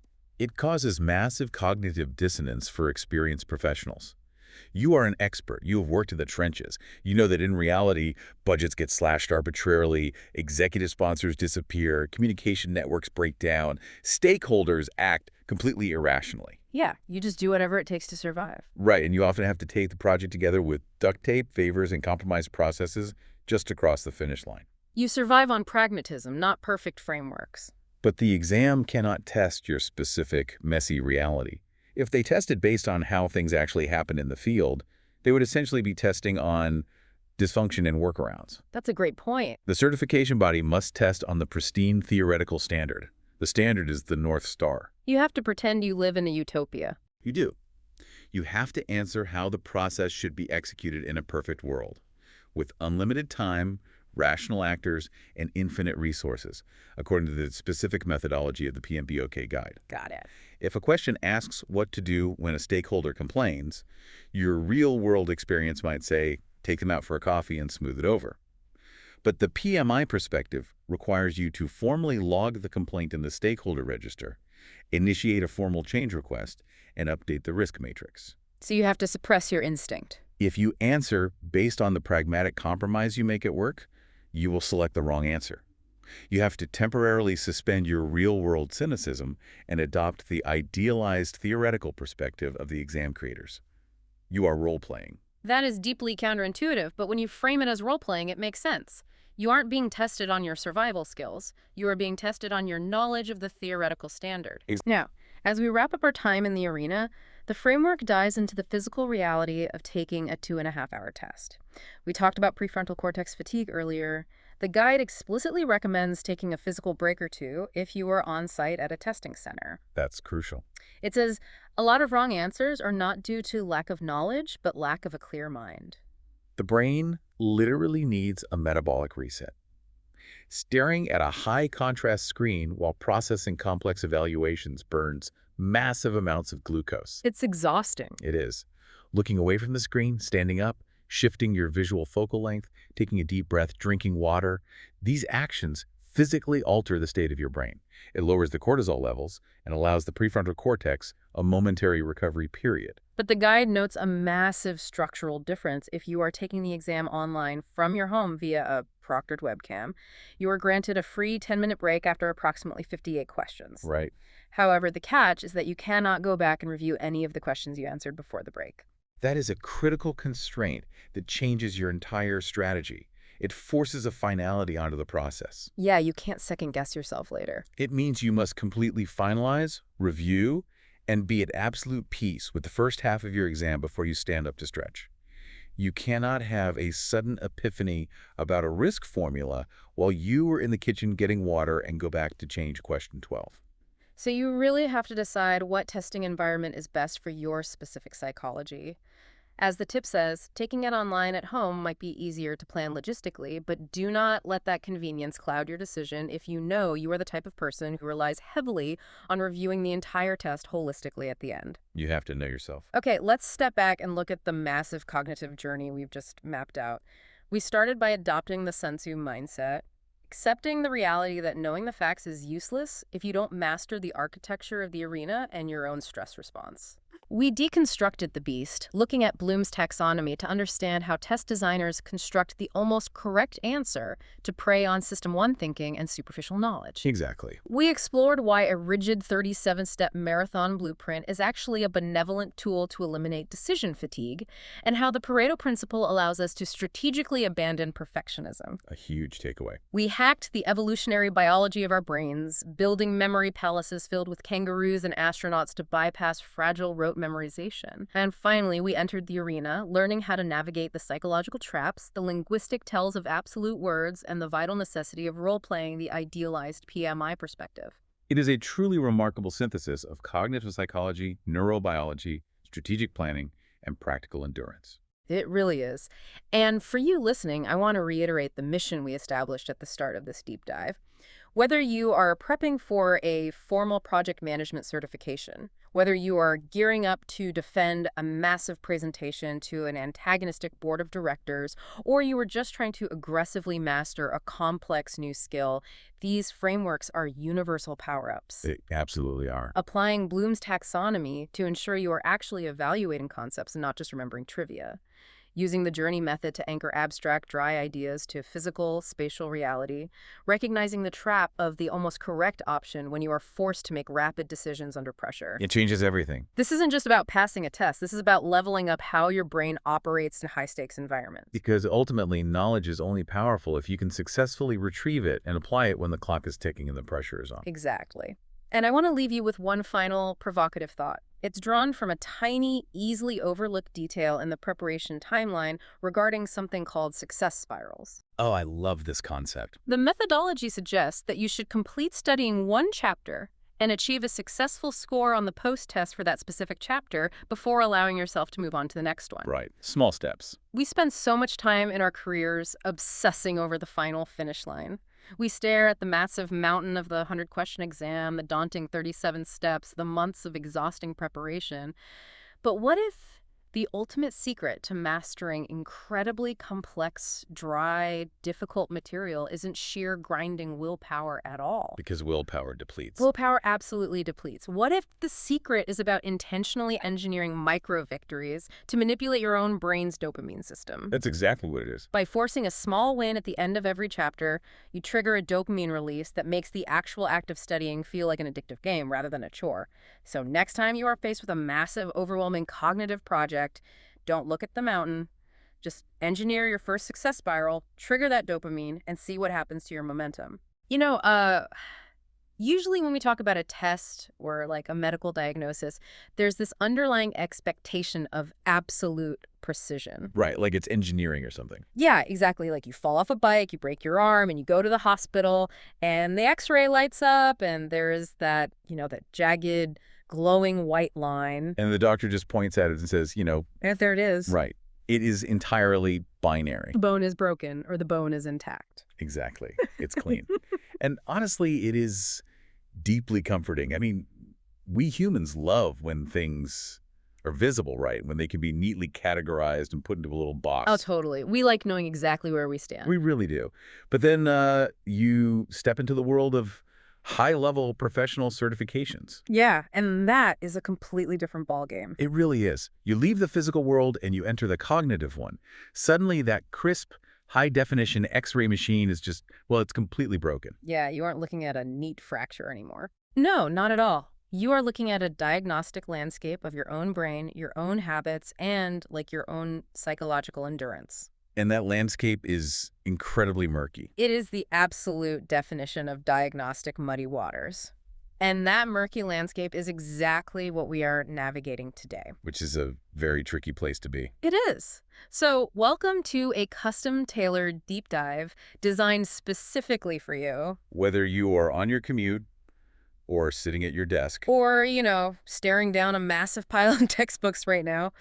Our mission today is to decode the ultimate playbook for conquering high-level professional exams. We have a very specific source for this. Right. We are pulling this from a highly detailed source. It's a comprehensive chapter from a study guide for the PMI RMP certification. Which is quite the mouthful. It is. For anyone outside the industry, we should probably clarify what that alphabet soup actually means. Sure. So it stands for the Project Management Institute's Risk Management Professional Certification. Okay, got it. And within the industry, it is widely recognized as a notoriously rigorous, highly demanding exam. So not exactly a walk in the park. No, definitely not. Yeah. It is not something you can just casually walk into on a Friday afternoon and hope for the best. It really isn't. The source material we're looking at today is an excerpted chapter literally titled Study Tips and How to Pass the Exam. Which sounds pretty standard on the surface. Yeah, it sounds like a normal tactical study plan. Just, read chapter 1, then chapter 2. Right. But as we really dug into the text, reading between the lines, we realized it's actually something much deeper. It really is a psychological survival guide. Exactly. It is a manual for surviving a grueling 100-question gauntlet that is actively trying to trick you. What is truly fascinating about this source material, I think, is the universal application of its core principles. Oh, absolutely. Like, yes, the text is specifically geared toward risk management professionals trying to get this exact credential. But the underlying architecture of what this chapter is teaching, the cognitive strategies, the emotional regulation, the structural planning, it applies to almost any high-stakes testing environment. Yeah, and here's where it gets incredibly interesting for you, the listener. This text actually reveals the metagame of learning. The metagame. I like that. Yeah, because it's not just telling you what to study. Frankly, the glossary at the back of the textbook can do that for you. Exactly. This text is teaching you how to hack your own memory. It's teaching you how to navigate the incredibly tricky, almost predatory psychology of multiple choice exams. Predatory is a good word for it. It feels that way. And I am so excited to unpack these learning hacks with you today because once you see the matrix of how these tests are built, you can never unsee it.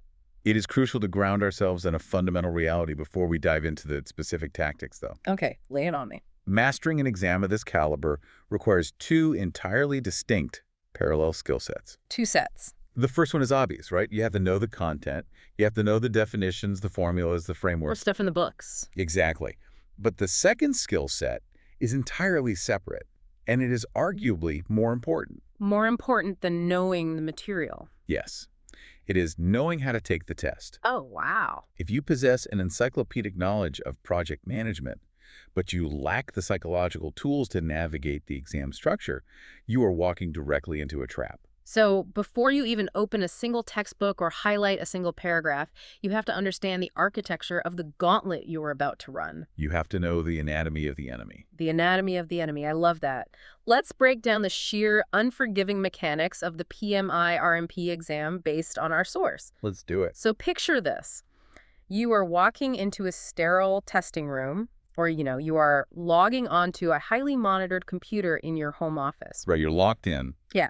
You have a 2.5-hour countdown clock ticking in the corner of your screen. 2.5 hours. And you have exactly 100 multiple choice questions standing between you and that certification. So if we break down the mathematics of that scenario. Which gives me anxiety just thinking about it. Right, well, 2 hours and 30 minutes for 100 questions leaves you with precisely 1 minute and 30 seconds per question. 90 seconds. 90 seconds. That is really not a lot of time. It's basically no time at all. When you consider that you have to read the question, process all the variables, read 4 distinct options, weigh them against each other, and then make a final decision. Yeah.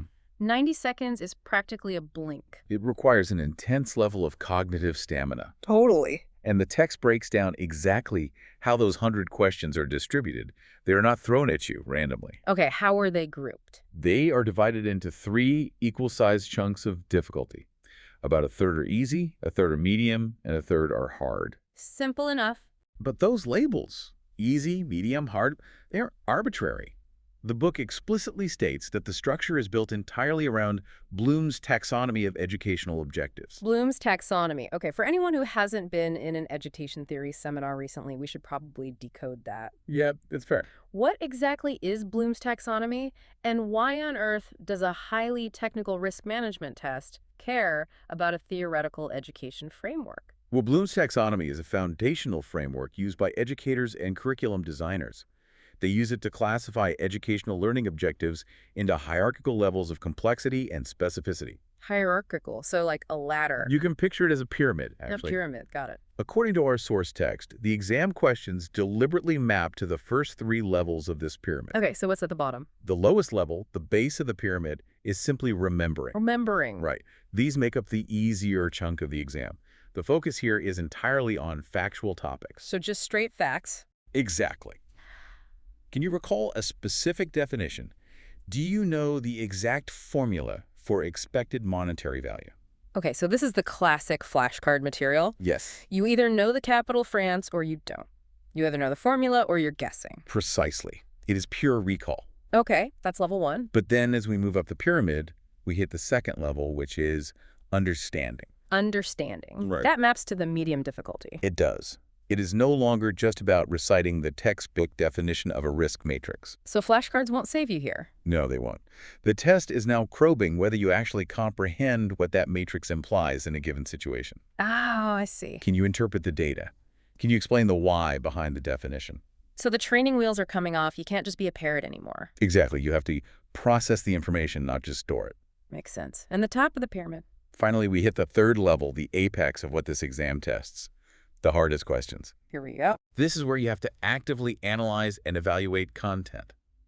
The text notes these questions deal with obscure practices, competing constraints, and highly nuanced scenarios. I think we need to make this real for the listener so they can actually feel the difference in cognitive load between these levels. That's a great idea. Give us a live example. What does a remembering question look like compared to an analyzing question? Okay, let's run a hypothetical scenario.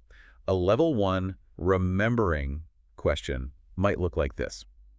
Which of the following is an example of a quantitative risk analysis tool? Okay. And your options might be A, risk register, B, Monte Carlo simulation, C, brainstorming, D, SWOT analysis. Right. If you memorize your glossary, you immediately recognize that the Monte Carlo simulation is the quantitative tool. It takes 5 seconds. You click B and move on. Easy enough. The flashcards did their job. You just matched the word to the definition. Right. But now let's look at a level 3 analyzing question. Brace yourself. The prompt might read something like this. You are managing a multi-million-dollar infrastructure project. You are in the execution phase. The project sponsor just informed you that your budget is being cut by 15%, but the delivery timeline remains completely fixed. Oh, yikes. Simultaneously, your primary materials contractor has just filed for bankruptcy. Of course they did. Based on the PMBOK guide framework, what is your first step to reevaluate the risk register? Oh, wow. That is a massive escalation from the first question. Notice what is happening there, right? You have to know what a risk register is. That's the remembering part. Level 1. Then you have to understand the cascading effects of a budget cut combined with a fixed timeline. That's the understanding part. Level 2. Right. You have to know what happens when those variables crash into each other. Exactly. Hmm. And then finally, you have to synthesize all of those competing variables, evaluate 4 highly plausible actions you could take, and prioritize the absolute best first step according to a very specific textbook framework. And you have exactly 90 seconds to do all of it. 90 seconds. That is wild. So by structuring the exam this way, the test creators are essentially guaranteeing that rote memorization only gets you a third of the way to the finish line. That is exactly what they're doing. You can memorize the entire glossary word for word, but if you cannot graduate from simply recalling terms to actively applying them in these layered, high-pressure, hypothetical scenarios, you're going to fail. There is no faking it. There's absolutely no faking it. And this brings us to the actual anatomy of the multiple choice questions themselves, which honestly might be the most devious part of the entire exam design. Oh, I agree. This part of the source material completely blew my mind. It is a psychological minefield. The text outlines 4 specific types of answer choices you will encounter for every single question. When you actually see how the sausage is made, it is almost sinister. It really is. Okay, so you have 4 options on the screen. One choice is the unambiguous, undeniable, correct answer. obviously. Right, the one you want to click. Then you have one choice that is clearly wrong. It might stay within the general context of project management, but it's fundamentally incorrect. Yeah, and if you have studied even a little bit, you can usually spot the clearly wrong answer and eliminate it pretty quickly. So far, this is standard multiple choice fare. You cross out the bad one. Right. But then we get to the third option. Good trap. You have a choice that is almost correct, and the text explicitly states the intent behind this option. It is mathematically designed to distinguish between those who truly deeply know the content and those whose knowledge is purely superficial. Wow. It is a trap set specifically for the skim readers. That is so mean. And finally, the fourth option, it might be another almost correct trap, or it might be an answer that is technically less correct, but sounds highly plausible. Right. It uses all the right industry buzzwords to confuse the uninformed. The psychological warfare embedded in that almost correct distractor is profound. It really plays on your mind. Think about the physiological state of the test taker. You are an hour into the exam. You are experiencing massive decision fatigue. Your brain is getting tired. Your adrenaline is spiking because you see the clock ticking down. You only have 90 seconds. You read a dense paragraph. You glance down at the options. And option B contains a phrase you explicitly remember highlighting in Chapter 4. Yes. Your brain is screaming, "That's it. I know that word. Click it and let's go." Exactly. Your brain is desperately looking for a shortcut to relieve the cognitive pressure. It just wants to latch on to familiarity. And the test makers know this. They are actively exploiting your cognitive fatigue. They put the familiar buzzword in an answer choice that is contextually wrong for that specific scenario, just to see if you will take the bait. It's brilliant and it's cruel. When I read this, I immediately pictured one of those high-stakes escape rooms. Oh, that's a good analogy. Right. It's not enough to just memorize what a padlock looks like. That is just the remembering phase. It's all one. Yeah. You have to deeply understand how the internal tumblers and gears inside the lock interact. That's the understanding phase. Level 2. And then you have to use that mechanical knowledge to build a makeshift key out of paper clips and a ballpoint pen while a literal countdown clock is blaring in your ear. The analyzing phase. Level 3. Exactly. But here is the thing that really bothers me. 1 cent. Is 90 seconds genuinely enough time to do that kind of deep analytical thinking on a tricky, nuanced scenario? It feels physically impossible. That is the million-dollar question, isn't it? Yeah. And it is the exact reason why this text places such a heavy, almost obsessive emphasis on the pre-exam preparation phase. Because you have to be ready before you walk in. Exactly. To understand why, we have to talk about cognitive load theory. Okay, let's get into the science of it. Your working memory. Your brain's short-term processing power has a hard limit. You only have so much mental RAM available at any given second. And reading a dense paragraph about budgets and bankruptcies eats up a lot of that RAM. Precisely. The reason the text pushes you to memorize all the baseline formulas, definitions, and processes by heart before you walk into the room is so that you don't waste a single byte of precious mental RAM trying to recall them during the test. Oh, that makes so much sense. If you have to spend 30 seconds trying to remember the formula for variance, you only have 60 seconds left to solve the complex scenario. You're already panicked. Exactly. But if that formula is automated in your long-term memory, it takes 0 RAM. You instantly recall it, and you can dedicate your full 90 seconds and your complete undivided brain power to the analyzing level of the question.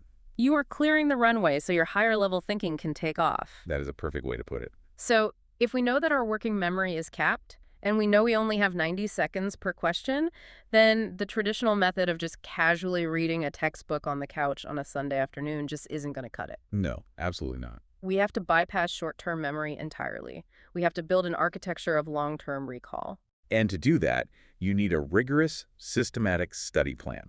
Which brings us to the marathon training. Right. The study plan outlined in this text is incredibly detailed. It consists of 37 distinct steps. 37? Yes. Let's be clear. This is not a casual reading list or a syllabus. It is a highly structured, almost algorithmic loop designed to fundamentally alter how you retain information. It really is an algorithm. Let's look at the sheer scale of this. It's massive. Step 1. Go to the PMI website and download the foundational documents, the exam content outline, the certification handbook, the CCR handbook, and for those taking notes, CCR stands for Continuing Certification Requirements. Let's set in the stage. Right. Then we get to step 2, downloading the actual literature.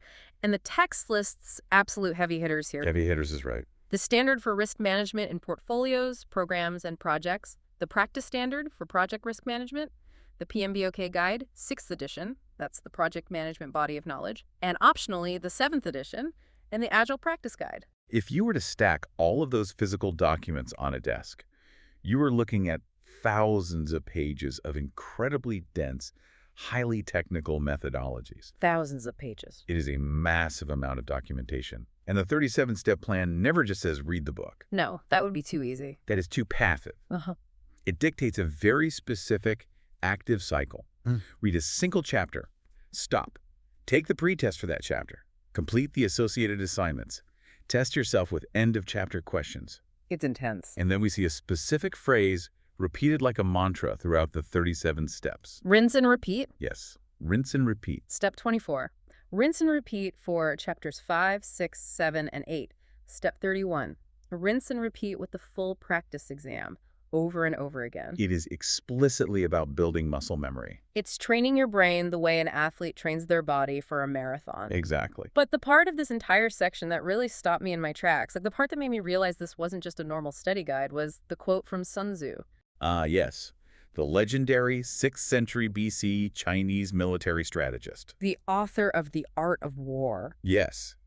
The text actually adapts a famous passage from The Art of War to explain why this grueling, repetitive preparation is absolutely non-negotiable. I just found that so wild. What does it say? The adaptation reads, if you know your exam content outline and specifications content and know how you learn, memorize, and perform at the exams, you will not be imperiled in 100 exams. Wow. And it goes further, outlining the inverse scenarios, much like Sun Tzu did, regarding knowing yourself and knowing your enemy. Okay, so what if you don't know the content? It states that if you don't know the content, but you do possess deep self-awareness about how you learn and how you perform under pressure, you'll win one and lose one.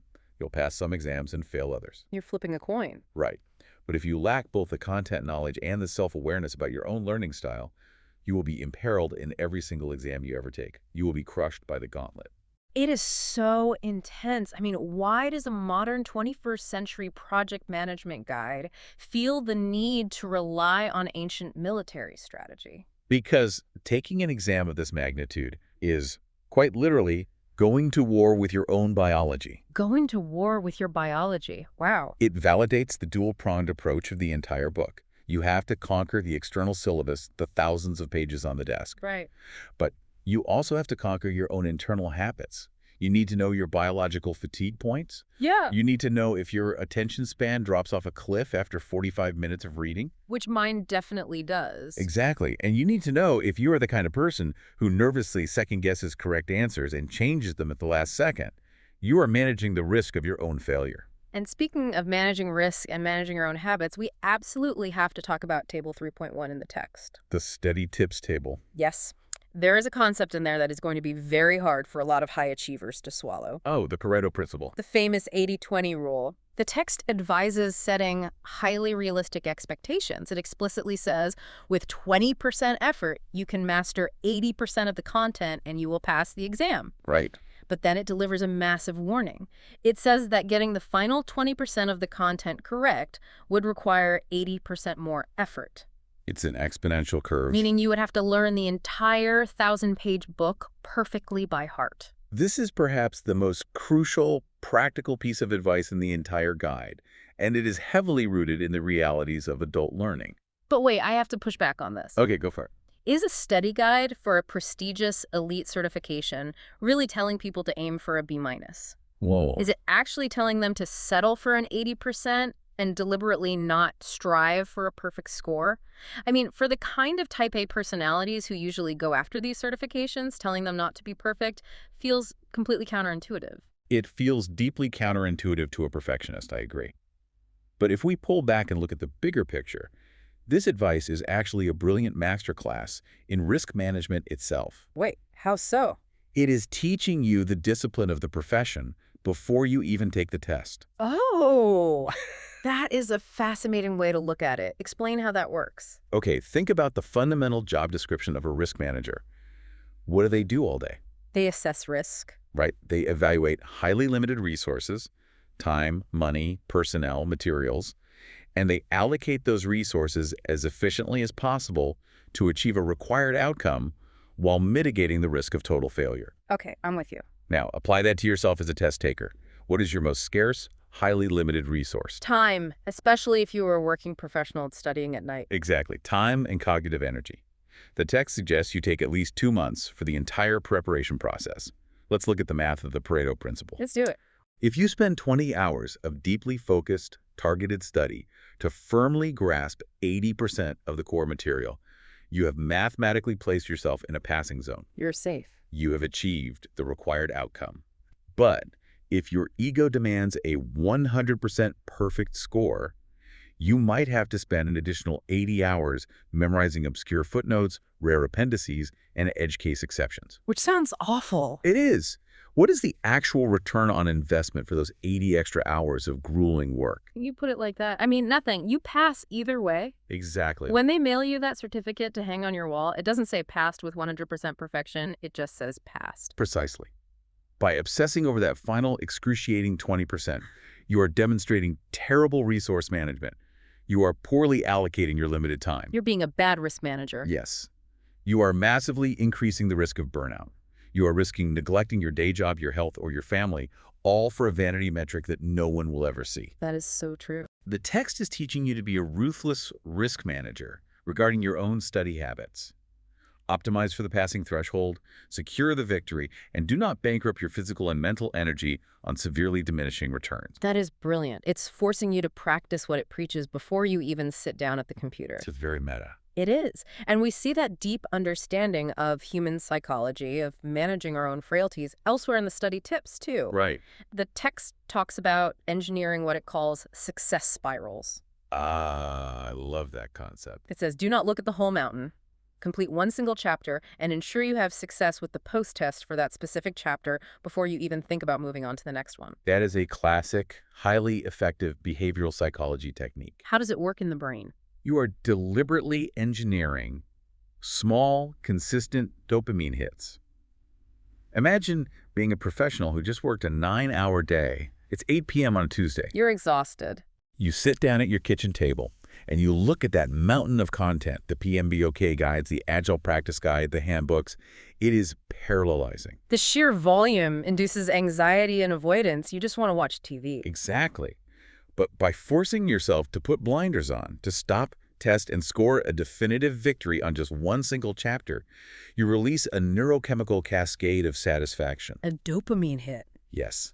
That small hit of dopamine builds the actual neurological momentum required to tackle the next chapter on Wednesday. You are spiraling upward instead of spiraling into despair. Let's actually talk about that mountain of content for a second, because there is a major shift happening in the material. Oh, a huge shift. The text makes a very specific point to say that you have to demonstrate a comprehensive understanding of predictive methodologies, which is your traditional step-by-step waterfall project management, but you also have to deeply understand hybrid and agile methodologies. Yes. It says explicitly, if you are no expert on agile, make sure to read appendices A and B. It does not let you skip it. What is incredibly revealing here is what this insists about the rapidly evolving nature of the industry itself. It's changing fast. If you rewind the clock 10 or 15 years, a risk manager might have been someone sitting in a quiet back office with a massive, complex spreadsheet, methodically plotting out a 5-year, rigid predictive timeline for building a bridge or a skyscraper. Right.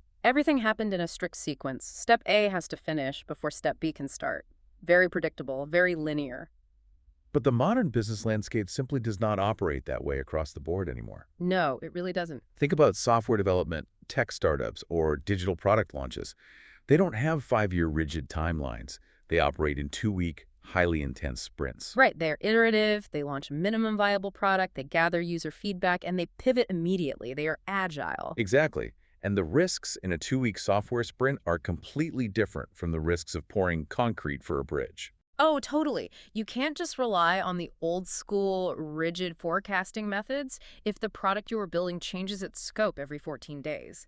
You have to adapt. The risk manager has to be as fast and agile as the software developer writing the code. The risks are no longer just logistical, they are dynamic. Exactly. A competitor releases a new feature, an API breaks, Mm-hmm. a trend shifts. The exam actively reflects this reality. You cannot be a one-trick pony. No, you have to speak both languages, the language of the 5-year plan and the language of the 2-week sprint with absolute fluency. Okay, so let's take a breath and look at where we are. Good idea. You have adopted the 37-step algorithmic plan. You are managing your limited time ruthlessly using the Pareto principle. You are engineering dopamine hits with success spirals to keep yourself from quitting on a Tuesday night. You're doing everything right. But here is the massive roadblock. Even if you allocate your time perfectly, even if you read the chapters in the exact right order, how do you actually make all this dense, highly technical, incredibly dry information stick in your brain? That is the ultimate challenge. I mean, you can't just sleep with the thousands of pages of the PMBOK guide under your pillow and expect to absorb the formulas by osmosis. You certainly cannot. Reading does not equal retaining. Which brings us to the most practical part of our deep dive, hacking your memory. My favorite part. The text introduces what it calls the 3 R's of remembering: record, retain, and retrieve. This section of the text delves deeply into the neurological science of forgetting. The science of forgetting. To understand how to remember, you have to understand why you forget. The human brain is actually an incredibly efficient machine, and part of that efficiency involves actively discarding information that it does not deem immediately useful for physical or social survival. It throws out the trash? Exactly. This was famously mapped out by Hermann Ebbinghaus with his forgetting curve, which shows how rapidly we lose memory of learned knowledge unless we actively review it. So it's literally a biological feature, not a bug. Right. If you sit down and passively read a dry technical paragraph about quantitative risk analysis, your brain's natural biological inclination is to dump that information almost immediately to make room for more important things. Important things like remembering where you parked your car, or analyzing the tone of voice your boss used in a meeting. Exactly. Our brains are basically aggressively cleaning out the hard drive every night. So how do we trick our own biology into holding on to the dry, technical stuff? How do we tell the brain, no, wait, this formula is actually crucial for my survival? The text states that you must actively force meaningfulness. You cannot simply add content to your memory if you don't truly understand it on a conceptual level first. Right.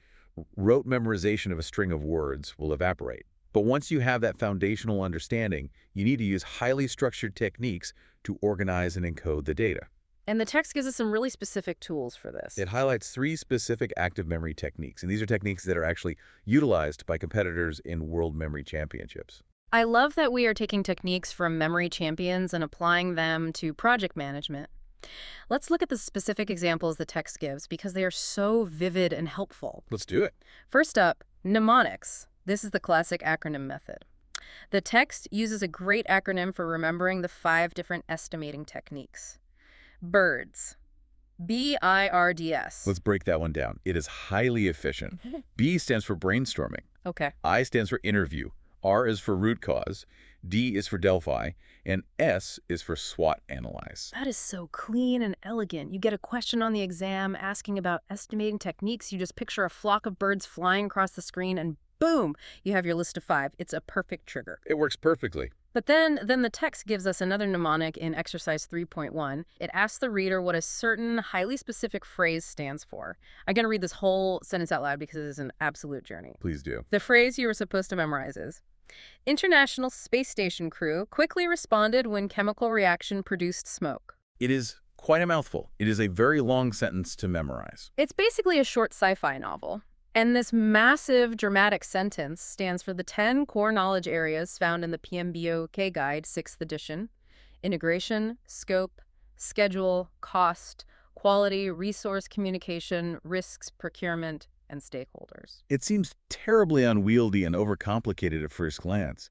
Why memorize a long sentence about a space station to remember project management terms? Right, why not just memorize the 10 words? Because there is a very specific, evolutionarily grounded reason why this works perfectly. The human brain is wired to remember narrative, action, and bizarre, highly visual associations much, much better than it remembers dry lists of abstract nouns. Excellent. An International Space Station crew frantically dealing with toxic chemical smoke. That is a high-stakes miniature movie playing in your head. It has imagery, it has danger, it has action. Oh, so engaging. Exactly. Your brain will hold on to that movie for years, whereas the word procurement will fade in 20 minutes. It's hacking our love for a good story. And that idea of vivid miniature movies brings us to the second technique, which is honestly my favorite part of this entire deep dive. The journey method. Yes, also known historically as the memory palace technique or the method of loci. The text specifically mentions it was learned from Oddbjørn Bye, a renowned Norwegian memory champion who wrote a highly influential book on the subject called Memo. The core concept here is that you connect a list of abstract things you desperately need to remember to highly physical, specific landmarks on a well-known journey. Right. Usually this is the layout of the rooms in your own house because you know the spatial architecture of your house perfectly. And the text gives us a concrete, brilliant example, remembering the 10 largest countries in the world in exact order. Using your house. Yes. And the specific imagery they instruct you to build in your house is just, well, it's incredible. I'm going to walk you through this mental house exactly as the text describes it. Let's take the tour. Close your eyes and visualize the space. Okay, imagine you are walking up the pathway to your own front door. Standing right there, blocking your front door, is Vladimir Putin. Okay. That represents Russia, the largest country. You open the door, push past him, and walk into your hallway. Filling the entire hallway is a giant glowing red maple leaf. Canada. Canada number 2. You squeeze past the leaf and go into the small downstairs toilet, and sitting right there on the toilet is Mickey Mouse. Oh my goodness. That is the USA number 3. You walk out and go into the games room, and there is a massive, fire-breathing dragon taking up the room. China. You go upstairs to the master bedroom, and there is a full-blown, loud, colorful carnival happening on your bed. Brazil. You step into the master bathroom, and there is a kangaroo jumping in the shower. Australia, right? Australia. You head back downstairs into the kitchen, and the overwhelming smell of rich curry hits you. India. Okay, I'm tracking. You go into the living room, and Maradona, the famous soccer player, is kicking a ball against your TV, Argentina. Yeah. You go to the utility room, and there is a giant casserole dish on the washing machine. Kazakhstan. Casserole for Kazakhstan. Exactly. And finally, you go down the dark stairs into the cellar, and sitting in the corner is a royal sultan, Sudan. It is a profoundly, wonderfully weird mental image. I know. When I was reading this, I was actually laughing out loud at the sheer absurdity of finding Mickey Mouse sitting in a small toilet. It's ridiculous. But here is the crazy, undeniable thing. I will literally never, ever forget that the USA is the 3rd largest country in the world now. The image of the mouse on the toilet is permanently burned into my synapses. It works. The brain loves bizarre imagery. It really does. But as effective as it is, I do have to ask a practical question here. Okay. Creating this elaborate imaginary house, figuring out all these distinct characters, mapping them carefully to specific rooms, doesn't coming up with this bizarre mental architecture take up infinitely more brain space and time than just sitting down with a piece of paper and memorizing the 10 facts? That is an excellent, highly practical critique. And it is a trap that many people fall into when discovering memory techniques. You want to use it for everything. Exactly. They try to build a memory palace for every single paragraph they read. But the text actually anticipates this exact problem. Oh, really? Yes. It includes a specific bolded tip warning the reader. Learning a memorization technique can prove extremely useful, but it takes time and effort to master a learning technique worth something. So make sure you have the time and energy for it.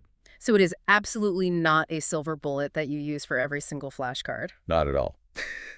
If we connect this back to our earlier discussion about the Pareto principle and resource allocation, you should never use the journey method to remember simple, intuitive definitions. Right. That is a waste of your limited energy. You deploy these heavy-duty, labor-intensive cognitive tools only for the most difficult, stubborn, complex lists of information that refuse to stick any other way. The 10 knowledge areas. Right.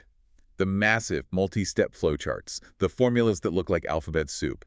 You invest the time to build a bizarre memory palace for the specific things that are most likely to vanish from your brain under the crushing stress of the 90-second exam clock. That makes perfect sense. Use the heavy machinery only for the heaviest boulders. Exactly. The text also briefly mentions mind maps, using visual branching diagrams to map out domains, processes, and tasks. It even references a highly technical 2011 conference paper on text mining algorithms to demonstrate just how complex and structured these visual maps can be for large data sets. It's all about structuring the data visually. Yeah, but whether it's an acronym, a memory palace, or a mind map, the overarching theme of this entire section is active, aggressive engagement. You are not a passive receptacle waiting to be filled with information. You are an active architect constructing your own memory. Deliberately structuring the data so that it can be retrieved on demand, under pressure, without friction. You are building the filing system. You are. Okay, so let's set the final scene. Imagine you are the listener. You've optimized your 37-step study plan. You're ready. You've embraced the reality of the Pareto principle and let go of perfectionism. You've built a bizarre mental house full of acronyms, dragons, and cartoon characters to safely store your technical knowledge. You have done the work. The hard part is over. Well, almost. Now, the calendar page turns. It is exam day. It is time to step onto the battlefield. Which brings us to the final phase, executing on exam day. This is the moment where all the theory meets harsh reality. The text provides two absolutely crucial tables in this section. Table 3.5, which covers general, overarching strategies for surviving the environment, and Table 3.6, which covers tactical strategies for answering the specific, tricky questions we discussed earlier. Let's start with the general survival strategies from Table 3.5. The very first piece of advice is about pacing. Right, because you only had 90 seconds. Exactly. But the text adds a really empathetic, psychologically aware note right at the beginning. It warns the reader explicitly. First questions are always tough. It is highlighting the inescapable physiological reality of the testing center. Whether you are at home or in a facility, when you sit down and that clock starts ticking down from 2 hours and 30 minutes, adrenaline is going to flood your system. You are going to freak out. Your fight or flight response activates. You are going to be nervous.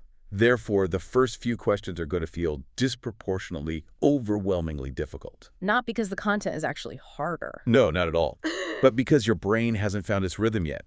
You are reading through a fog of adrenaline.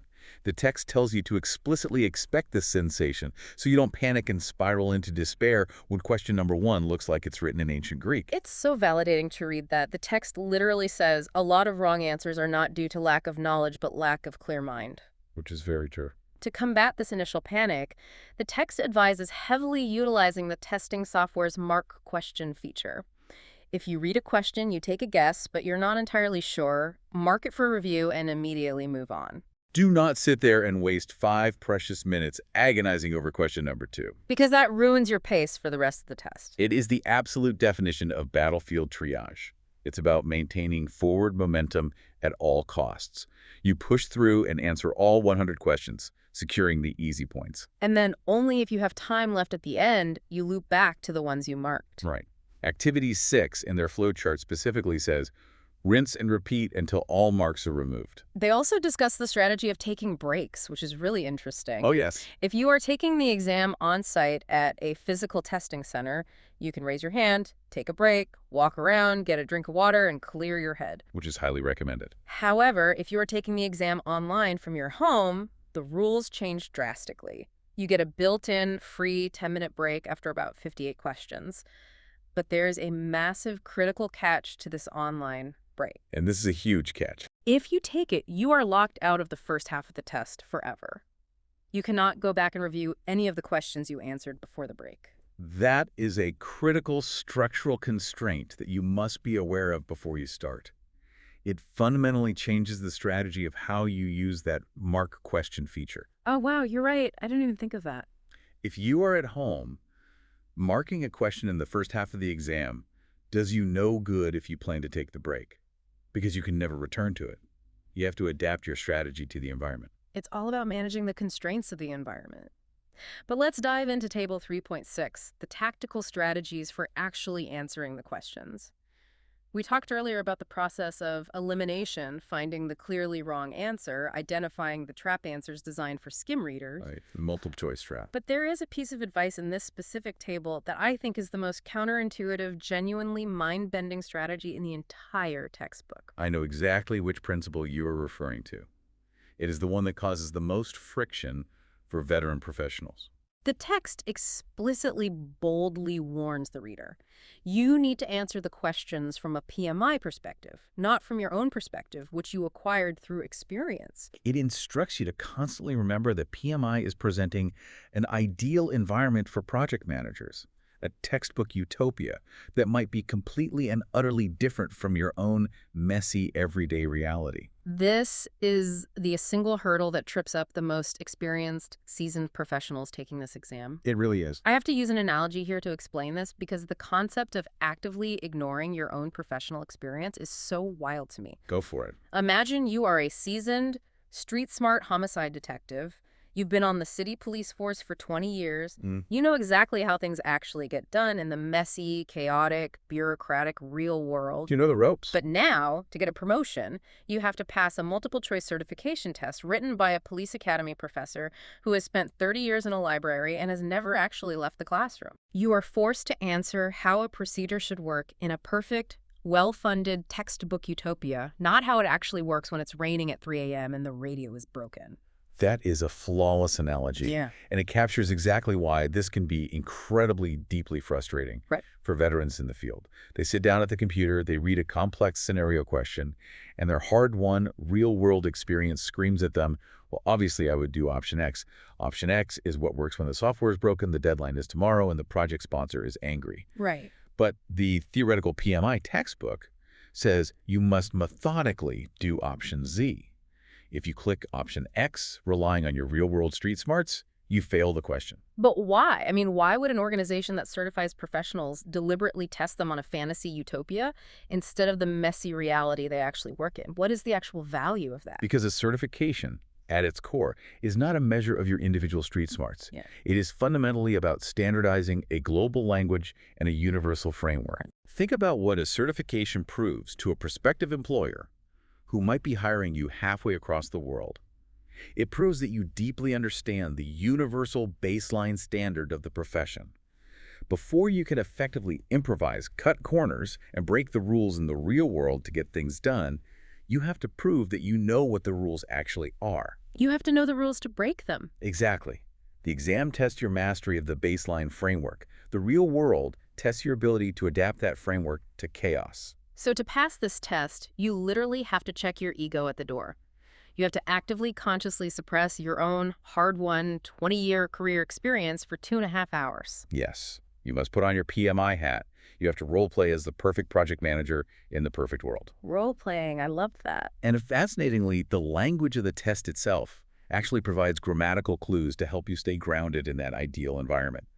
The text warns test takers to beware of sweeping generalizations in the answer choices. Right. The text points out specific words to avoid. It says words like always, never, must, or completely are very often the incorrect choices. Why is that the case?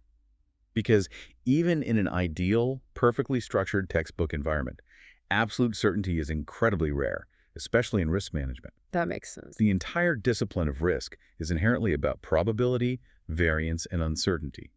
Saying a risk always impacts a schedule or a sponsor never changes their mind is a logical trap. Absolute words are the enemy of risk management. So what should you look for instead? Conversely, the text advises you to look out for choices containing words like often, sometimes, may, generally, and perhaps. These softer words represent the nuanced reality of project management, where almost every action is highly context-dependent. Those nuanced options are usually the correct answers. It also notes that certain scenario questions will contain extra, completely irrelevant information designed purely to distract you. Oh yes, the red herrings. It explicitly reminds the reader, remember, it isn't necessary to use all the information provided to answer the question. They are literally throwing narrative red herrings at you to see if you get distracted. Again, we connect this back to the core job description. What does a risk manager do? They are constantly bombarded with a deluge of data, rumors, reports, and complaints. Right. A massive part of the job is quickly filtering the actual signal from the irrelevant noise. The exam actively simulates this core competency by deliberately burying the two necessary data points inside a massive paragraph of useless backstory about a fictional company. So if you get distracted by the noise, if you try to incorporate every single number into your mental calculation, you get the question wrong. You fall for the trap. Wow. When you lay it all out like that, it becomes incredibly, undeniably clear that passing this exam, or frankly, any high-level professional certification, is an exercise in ultimate holistic discipline. It truly is. You are managing a ticking clock. You are managing the biological limitations of your own memory and working RAM. And perhaps most difficult of all, You are managing your own ego and professional pride. It is far more than a test of knowledge. It is a comprehensive test of endurance, strategy, and emotional regulation. Let's briefly recap the incredible journey we've been on today. Let's do it. We started by understanding the architecture of the 100-question enemy, learning how Bloom's taxonomy ensures you can't just rely on flashcards to analyze complex scenarios in 90 seconds. Right. We explored how to bypass short-term memory limits by treating your preparation like a rigorous marathon, adopting the 37-step loop, and leveraging the Pareto principle to optimize your limited time without burning out. The 80-20 rule. Exactly. We learned how to hack our evolutionary biology with spatial memory, inviting Vladimir Putin and Mickey Mouse into our mental houses with the journey method to anchor difficult lists. A very memorable mental house. And finally, we discussed the intense psychological discipline of checking your real-world ego at the door, role-playing in an ideal textbook utopia, and navigating through red herrings and absolute words. The strategies outlined in this single chapter are incredibly robust. And as we noted at the very beginning of our conversation, they are highly transferable across disciplines. Absolutely. If you are listening to this, whether you are prepping for a medical board exam, studying for the bar exam, facing down a CPA test, or tackling a project management certification, these exact same meta skills apply to you. They apply everywhere. You have to conquer the syllabus, yes. But more importantly, you have to conquer your own mind. You have to know how to take the test. But this journey we've outlined today raises a deeply important, perhaps slightly unsettling question. It is something for you, the listener, to ponder as you log off and perhaps return to your own studying today. Ooh, what's the question? We have spent this entire deep dive discussing exactly how to meticulously adapt your brain, your memory, and your logic to pass a test that is explicitly based on an ideal, perfectly structured theoretical textbook environment. Right. If we spend months or even years of our lives training our brains to answer questions based on this perfect utopia, does that actually make us better at managing the chaotic, highly unpredictable, messy risks of the real world? Oh man, that is a really tough, profound question. Or does the true mastery of our professions only truly begin the day after we pass the exam, when we step back into the office and have to figure out how to bridge the massive, complicated gap between pristine textbook theory and messy, unpredictable reality? It brings us right back to the analogy we started with at the very beginning. You spend all this time in preparation hoping the diagnosis is going to be a clean, visible, glowing white line on an X-ray. You study the perfect X-rays, you memorize the textbook fractures, but the minute you walk out of the quiet testing center and back into your actual job, you realize the X-ray machine is broken again, and you are right back in the muddy waters of the real world. Exactly. You just happen to have a very nice hard-earned certificate to hang on the wall while you try to navigate them. You know, usually when we talk about medical diagnosis, there's this expectation of precision. Right, like it's a hard science. Exactly. It's like engineering. You fall, you break your arm, the X-ray shows that jagged white line, and the doctor just points to the film and says, well, there it is. There's the break. It's visible, it's categorized, and honestly, it's comforting. You know, we crave that kind of binary reality. Broken or not broken. Yeah. But then you step into the world of project management, and specifically the world of project risk, and suddenly that X-ray machine is completely useless. Oh, entirely useless. Because we're looking at a diagnostic landscape that is just entirely murky. You are trying to take an X-ray of something that hasn't even happened yet. Which is inherently impossible. Right. You're trying to quantify the unknown. And if you don't structure that unknown into a solid risk strategy and planning framework, the risk won't just surprise you, it will actually manage you. And that is the ultimate nightmare scenario for anyone running a project. Oh, for sure. Whether you're leading like a 5-person team or building a billion-dollar infrastructure project. Yeah. That's why our mission today is custom tailored for you, the listener. We are decoding a notoriously dense, heavily structured, but just incredibly vital world. Project risk management. Exactly. Specifically, we are zooming in on domain I, which is risk strategy and planning, straight from the PMI RMP, the risk management professional exam prep materials. And we are pulling from a very specific foundational stack of sources today for this deep dive. Yes, we are. We're integrating excerpts that span the PMBOK Guide, the 6th edition, specifically the PMI standard for risk management in portfolios, programs, and projects from 2019, and the practice standard for project risk management from back in 2009. Which are basically the holy texts of this field. Yeah, they really are. And look, whether you are currently buried in flashcards studying for that certification, or you are a working project manager just trying to keep your own real-world projects from going completely off the rails, this material is the ultimate survival guide. It really is. It gives you the vocabulary to turn panic into strategy. Right. It replaces that panic with a highly structured approach to looking at risks comprehensively. Because in the source material, they lay out what is called the risk management life cycle. The life cycle, right. And that acts as the scaffolding for literally everything else you do. Okay, let's unpack this. Let's unpack this overarching framework. Yeah. Because reading through the text, it really struck me that you can't actually identify a single risk or analyze a risk until you have planned how you're going to do it. Exactly. There's a massive cause and effect relationship there. Right. So the life cycle is a sequential 7-step process. Yes. Step 1 is where we are living today, risk strategy and planning.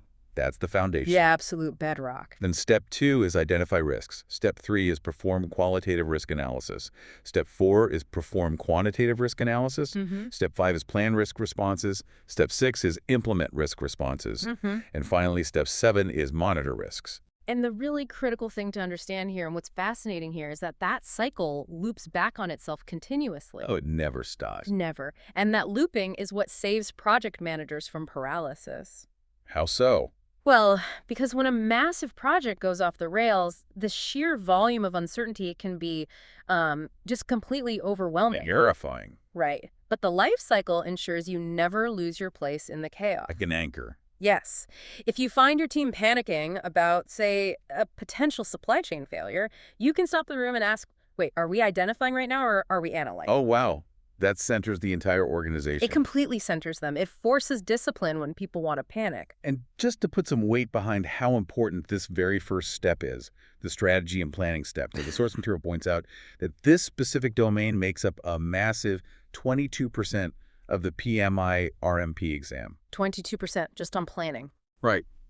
Nearly a quarter of the entire certification is focused just on the planning phase, before you've even officially listed a single specific risk in a register. Because failing to plan the risk management approach means your actual identification of risks will be severely flawed. Yeah. Your analysis will be skewed, and your responses will be completely ineffective. You are essentially building the engine of a car while it's already rolling down a hill.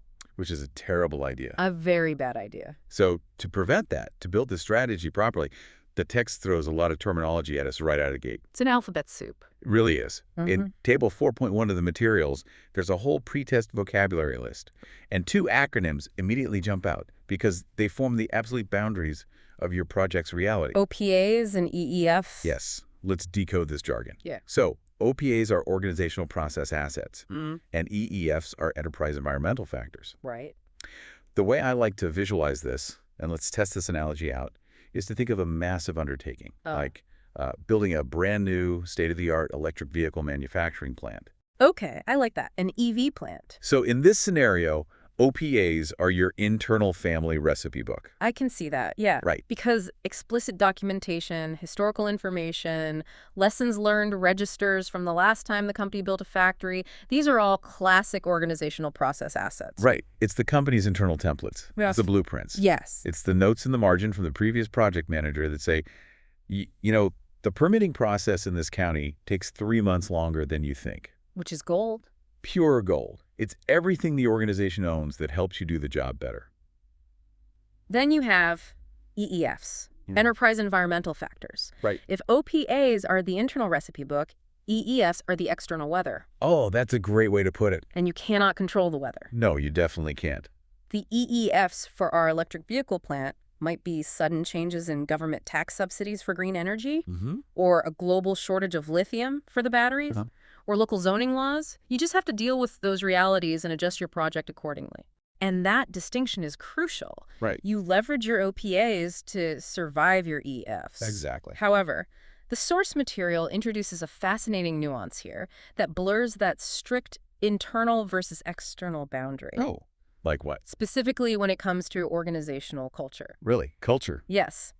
The text mentions assessing the project environment to determine the organizational and cultural risk appetite. Culture is technically classified as an enterprise environmental factor. Wait, but culture is internal. Exactly. It's the environment you operate in internally. That's a really interesting friction point, because I was going to say, you can't just easily rewrite a company's deep-seated culture the way you can rewrite a risk template, right? You can't just update an OPA. Precisely.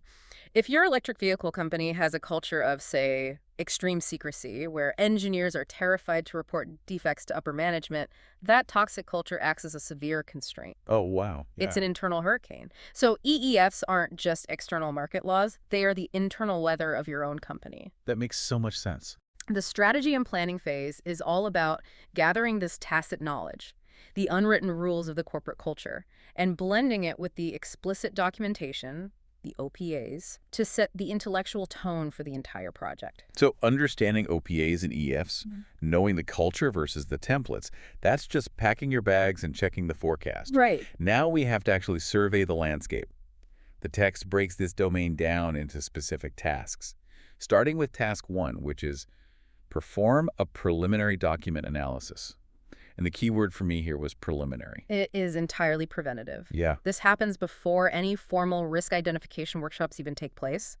You are gathering industry benchmarks, historical data, and previous lessons learned. Digging through the archive. You are digging through the archives to understand the baseline reality of what it actually takes to build this electric vehicle plant. But the text adds a really crucial practical mechanism here that I think a lot of real-world project managers just miss. The RAM matrix. Yes. It talks about using a RAM, a responsibility assignment matrix, because someone actually has to sit down and read the thousands of pages of historical documents. Yeah, that's right. We always say, oh, we need to review the past data.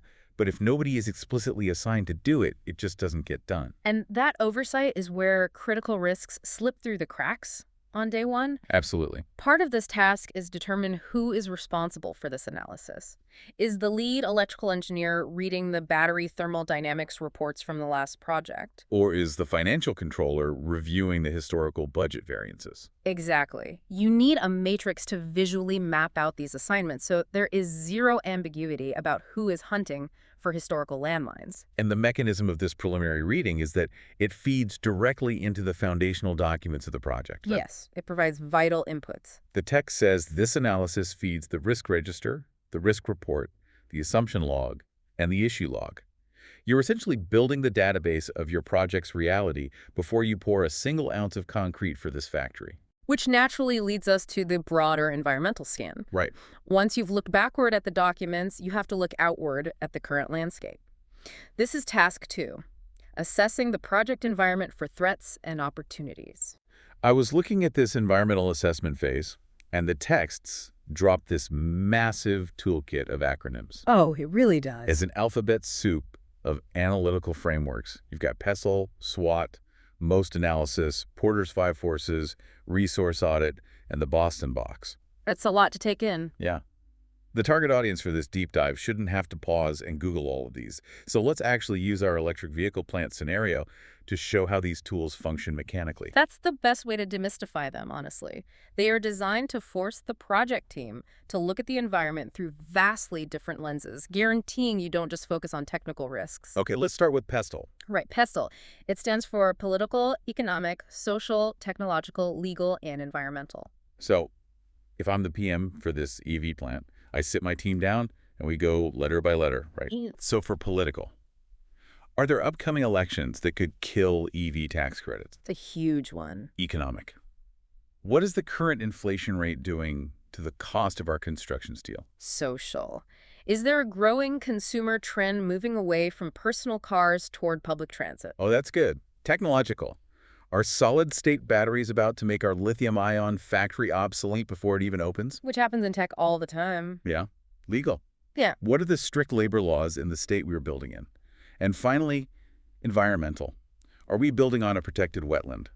By forcing that systematic review, you prevent the engineering team from getting tunnel vision on the robotics of the assembly line while completely ignoring a zoning law that could shut the whole site down. That makes total sense. Now compare that to another tool on the list.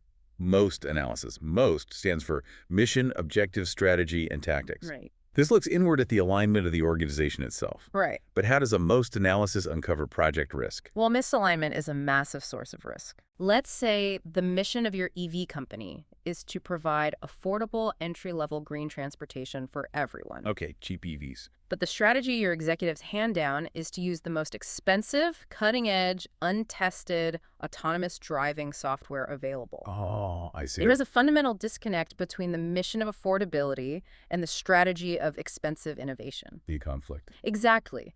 As a project manager, using most analysis highlights that strategic friction. It tells you that funding will likely be highly volatile because the project's tactics just don't match the company's core mission. That is brilliant. It's hunting for internal contradictions. Exactly. What about Porter's 5 forces? That sounds like a military strategy. It does, but it's a classic business strategy tool that looks at competitive pressures. The 5 forces are the threat of new entrants, the bargaining power of buyers, the bargaining power of suppliers, the threat of substitute products, and competitive rivalry. So applied to our EV plant, the bargaining power of suppliers is a huge risk generator. If there are only 2 companies in the world that mine the specific grade of lithium we need, those suppliers have immense bargaining power. They hold all the cars. They can double the price overnight, and we have no alternative. Porter's 5 forces forces the PM to identify that supplier monopoly as a critical project threat early in the planning phase. Exactly. And then you have the Boston box, also known as the BCG matrix, which categorizes products into stars, cash cows, question marks, and dogs. And that's based on market growth and market share. Wait, how does categorizing a product as a cash cow or a question mark dictate my risk strategy as a project manager? Well, it dictates the overarching risk tolerance of your executives. Okay, how so? If you are managing an upgrade to a cash cow product, say a highly profitable legacy gas-powered truck that funds the entire company, your executives will have zero tolerance for risk. Right, do not break the cash cow. Exactly. Do not break it. Your risk strategy must be incredibly conservative. But if you are managing a question mark like our experimental electric vehicle in a rapidly growing, highly competitive new market, the executives know they have to take massive swings to capture market share. So your risk strategy there must be much more aggressive and adaptive. That's a brilliant transition into the psychological side of risk. Yeah. Because you're using these tools, the Boston box, Pestle, Porters, to scan for both positive and negative weather. Yes. And here's where it gets really interesting, because I want to highlight something crucial from the text here. It explicitly titles this environmental assessment task, Assess Project Environment for Threats and D Opportunities. Yes, capitalized AD. That is a huge mental shift. When most people hear the word risk, the brain instantly goes to danger, a threat, something breaking. Usually, yeah. But in the PMI framework, risk is simply defined as uncertainty, and uncertainty can break your way. It is a vital distinction that so many practitioners get wrong. A positive risk is an opportunity. For instance, what if a new robotic automation technology emerges during the factory construction that allows you to finish the assembly line 2 months early? Oh, that would be amazing. It would. That is an uncertainty, it is a risk, but it is a highly positive one. Your strategy has to account for how to capture, fund, and maximize that opportunity, not just how to mitigate the threats. So part of this scanning involves diving deep into the PMIS, the Project Management Information System. Yes. The text says evaluating the PMIS process and data is mandatory. Why? Is it really that important? Oh, absolutely, because the system you use to manage information can itself be a massive source of risk or your best tool for discovering it. How so? If your EV plant's data is siloed, like if the construction team is using one software and the software engineers programming the cars are using a completely different incompatible system that limits your visibility. Oh, I see. A fragmented PMIS means you cannot see the intersecting risks across domains. That makes a lot of sense. The text also stresses determining the business drivers of the project. We touched on this with the most analysis, but it explicitly says we need to know the key assumptions, the anticipated benefits, and how the project will actually materialize to create a true culture of risk awareness. Because if you don't know why the project exists in the minds of the stakeholders, you cannot accurately judge what threatens it. Right. If the primary business driver of the EV plant is speed to market to beat a rival auto company, then a 3-week schedule delay is a catastrophic threat. You would spend heavily to avoid that. Yes. But if the business driver is flawless luxury quality to establish a premium brand identity, then a 3-week schedule delay might be perfectly acceptable. But a single defect in the paint job would be catastrophic. Exactly. Understanding the drivers allows the PM to focus the team's risk awareness on what actually matters to the business. Context is everything. So once the project manager knows what's out there in the environment, the inflation rates, the supplier monopolies, the internal business drivers, they have to figure out how much of that danger or how much of that opportunity the organization can actually stomach. This is where it gets tricky. Yeah, we are moving from hard data and environmental scanning into human psychology. Which brings us to the concepts of risk appetites, risk thresholds, and risk strategy. This is often the most complex and delicate part of the entire planning process because it deals with human disposition. Right. Task 3 is confirm risk thresholds based on risk appetites. And the exam materials are highly precise about the difference between these terms. We have to define these clearly because they sound like synonyms in casual conversation. Yeah. But in this framework, they absolutely are not. Not at all. The text defines risk appetite as the degree of uncertainty an organization is willing to accept in anticipation of a reward. And it defines risk threshold as the measure of acceptable variation around an objective. The terminology is very academic, but the underlying concept is highly relatable if we use the right analogy. Okay, let's look at it like a massive theme park. Yeah. Specifically, a roller coaster. I love this analogy. Right. So risk appetite is your general desire to go to the park and get on a scary ride because you want to feel the thrill. You are anticipating the reward of adrenaline. Exactly. Some people have a high appetite. They run straight for the 300-foot drop coaster. Some have a low appetite. They want to stay on the ground and play carnival games. That aligns perfectly. It is the broad, general willingness to take on uncertainty for a perceived reward. It's an attitude. Right. But the risk threshold is specific, quantifiable, and measurable. It's the maximum G-force you can physically handle before passing out. Or getting sick. Yeah. Or, more practically, it's the exact amount of time you're willing to wait in line. You might have a massive appetite for thrills. You really want to ride that coaster. Yeah. But if the line is over 45 minutes, you walk away. You're out. That 45 minutes is your threshold. It is the measurable point where you say the cost of this uncertainty is no longer worth the reward. In project terms, using our EV plant, the organization might have a huge risk appetite for market expansion. They want to aggressively capture the electric truck sector. Right. But their financial risk threshold might be strictly capped at a $5 million budget variance for the factory build. Okay. If a supply chain risk threatens to cost $5.1 million, it breaches the threshold, regardless of how aggressive the overall appetite is. The threshold is the tripwire. And the text points out that we have to evaluate organizational capacity versus organizational attitude. It says we need to calculate the actual risk the organization can absorb financially, legally, and environmentally. This is where hard reality checks the human appetite. What do you mean? Let's say a massive legacy multinational auto manufacturer is building an EV plant, and a small, scrappy, domestic startup is building an identical plant. They have vastly different risk capacities. The legacy automaker can absorb a $50 million lawsuit or a 6-month labor strike. They have massive financial and legal shock absorbers built up over decades. Sure. The startup does not. A $50 million hit bankrupts them immediately. Right. So even if the startup's CEO has a highly aggressive risk attitude, that human disposition toward taking big swings, their actual organizational capacity is extremely low. Oh, I see. The project manager has to rein in the CEO and align the project's risk thresholds with what the company can actually survive. That sounds like a recipe for intense conflict. I mean, what happens when the people in the room fundamentally disagree? Oh, they always disagree. What if the startup sales director has a massive risk appetite because they promised investors the cars would be ready by Q4, but the lead safety engineer has a zero risk appetite because they are terrified the battery packs might overheat? That's a classic battle. The text says the project team is explicitly mandated to lead conflict resolutions to agree on the risk appetite. And that mandate highlights that project management, particularly risk management, is largely about managing human emotion. Yeah, you're playing psychologist. You cannot simply average the sales director's appetite and the safety engineer's appetite and plug it into a spreadsheet.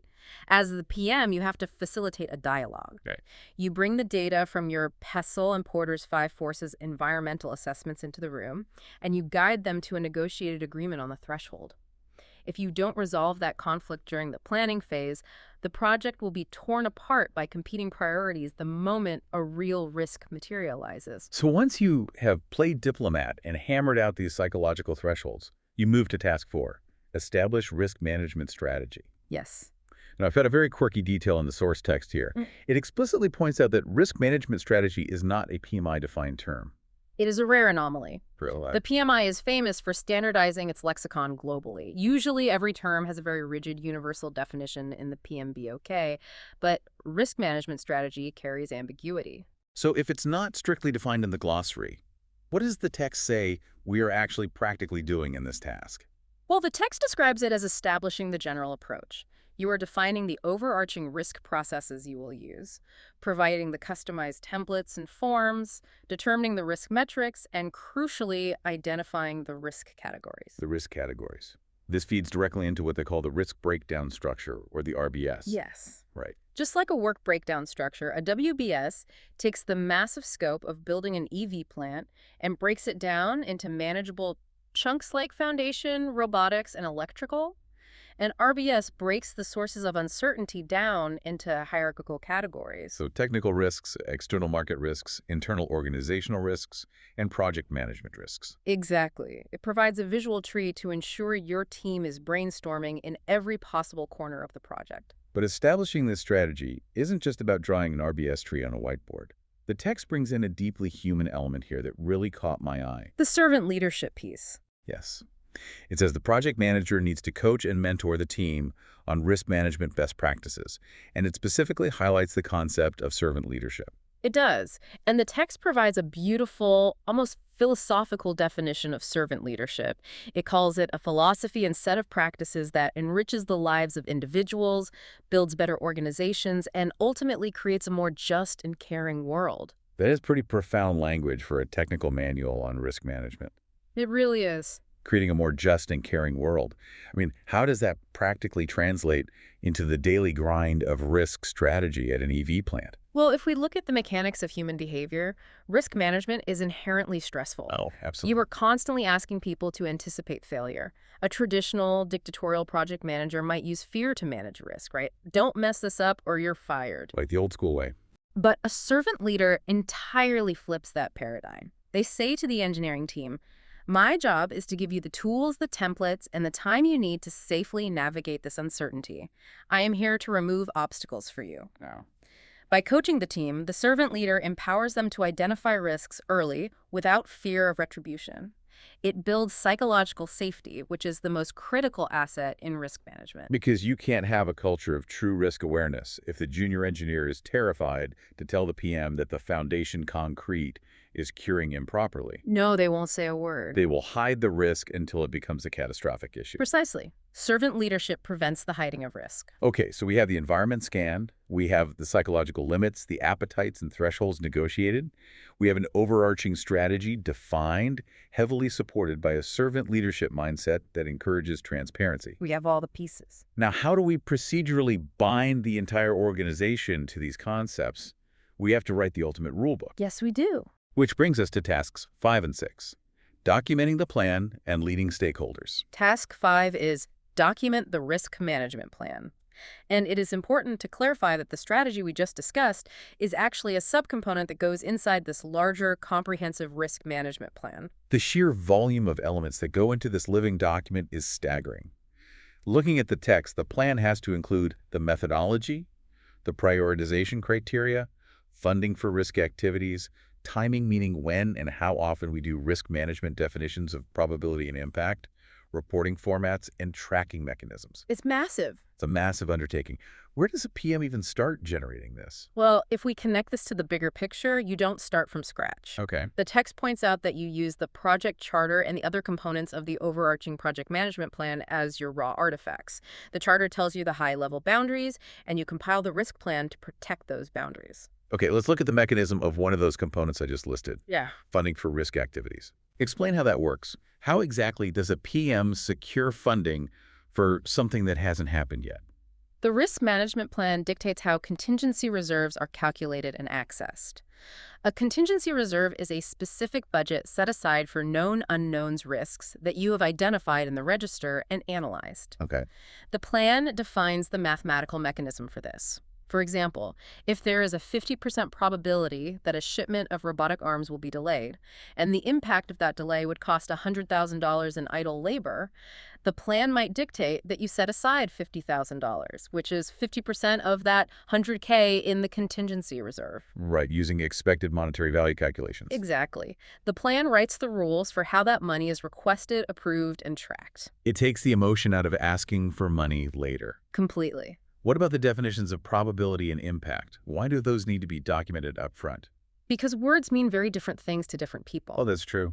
If the lead software developer says a server crash is a high risk, they might mean it has a 20% chance of happening. But if the lead financial controller says a budget shortfall is a high risk, they might mean it has an 80% chance of happening. Oh. The risk management plan standardizes the language. It explicitly defines that for this EV plant, high probability officially means any likelihood over 60%, and high impact officially means any cost variance over $1 million.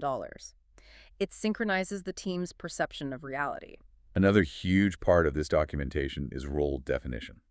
The text mandates aligning roles and responsibilities with a project RAM, and specifically calls out the RACI chart. The RACI chart is arguably the most effective tool for establishing accountability. It stands for responsible, accountable, consulted, and informed. I've seen projects where responsible and accountable get completely confused.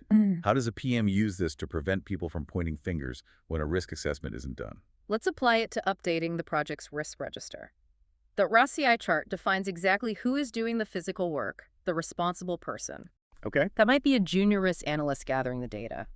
But the accountable person is the one whose head is on the chopping block if the register is inaccurate or late.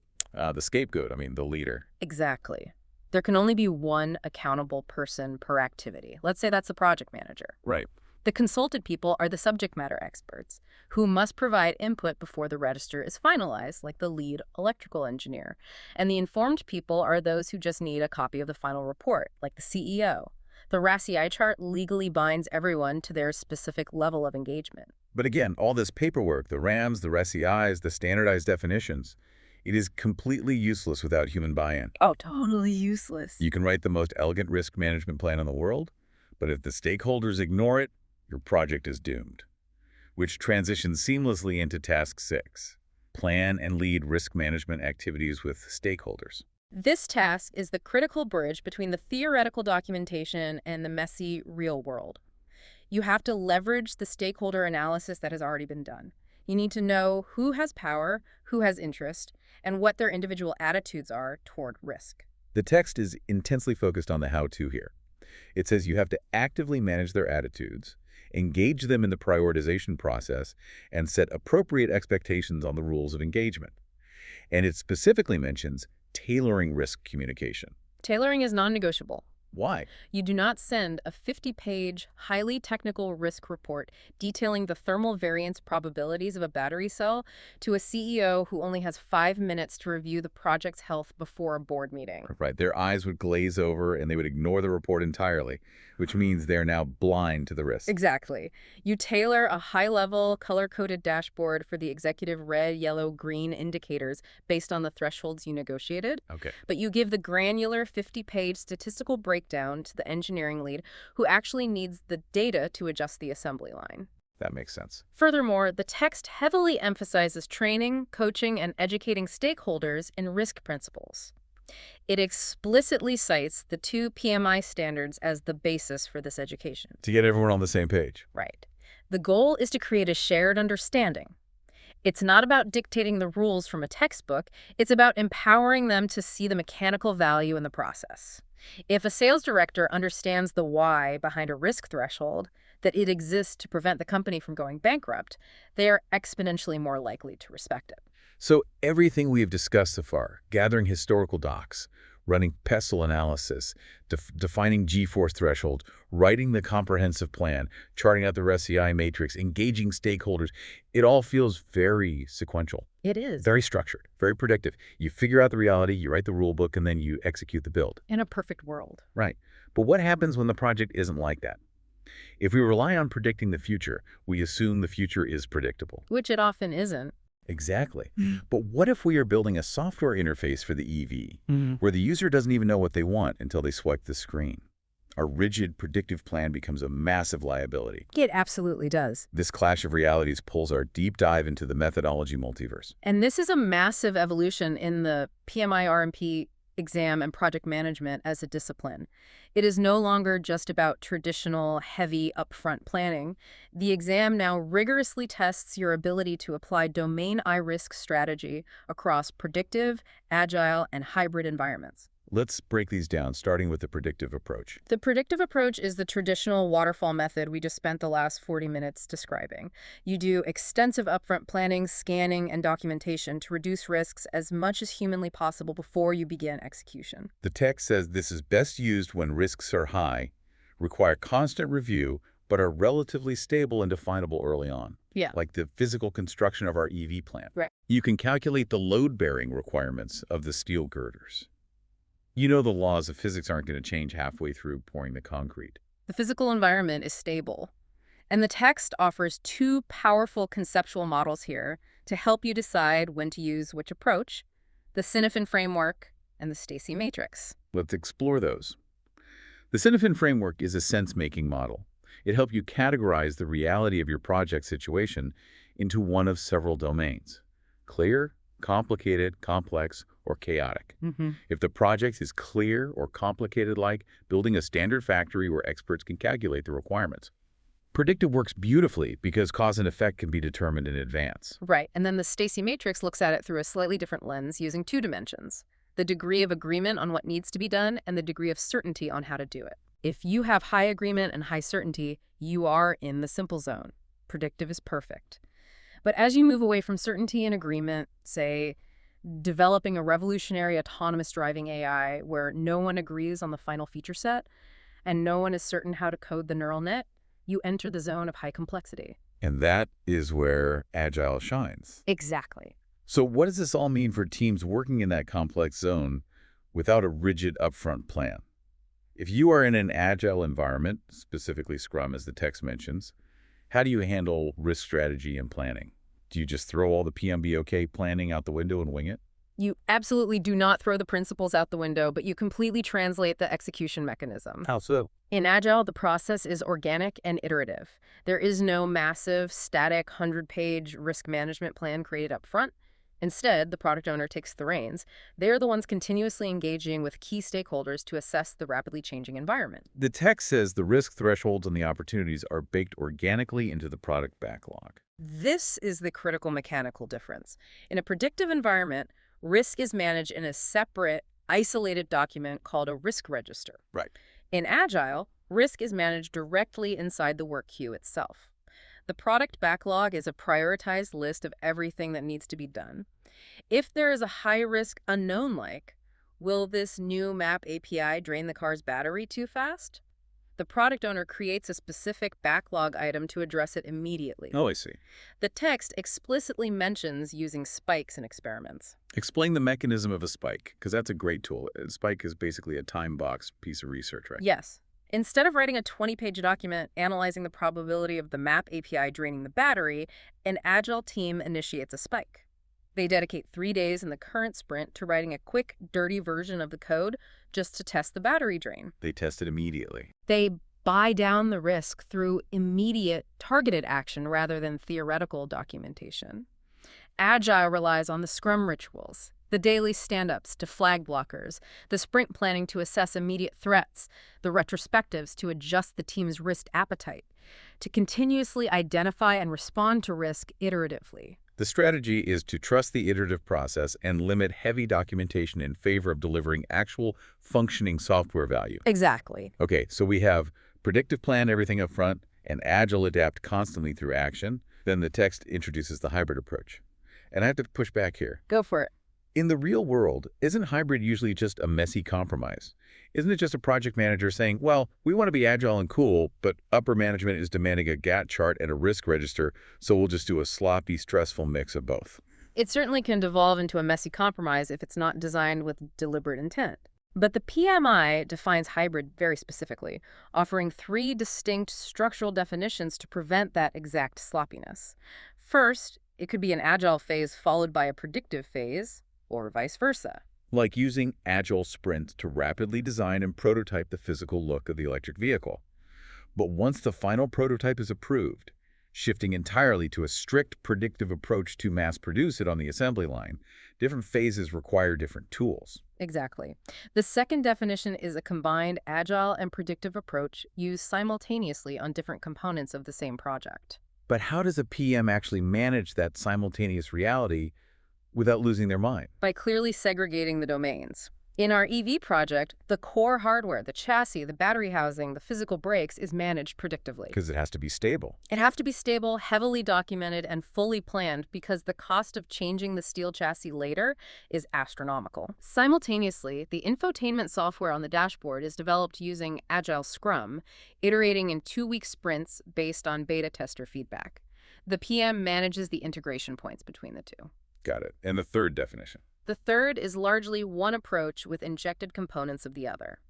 For instance, using a highly predictive traditional construction plan for the factory build, but injecting the agile ritual of daily 15-minute stand-up meetings to manage immediate day-to-day site safety risks. Oh, that makes sense. The beauty of a deliberate hybrid approach is that it allows for strong upfront environmental scanning where necessary, but it limits the ongoing bureaucratic drag in favor of faster value delivery where possible. It is tailoring the methodology to the specific risk profile of the work being done. It's treating predictive and agile not as religions, but simply as tools in a toolbox. Grab the hammer for the nails, grab the screwdriver for the screws. Yeah. Okay. This has been an incredibly dense, fascinating journey through the frameworks.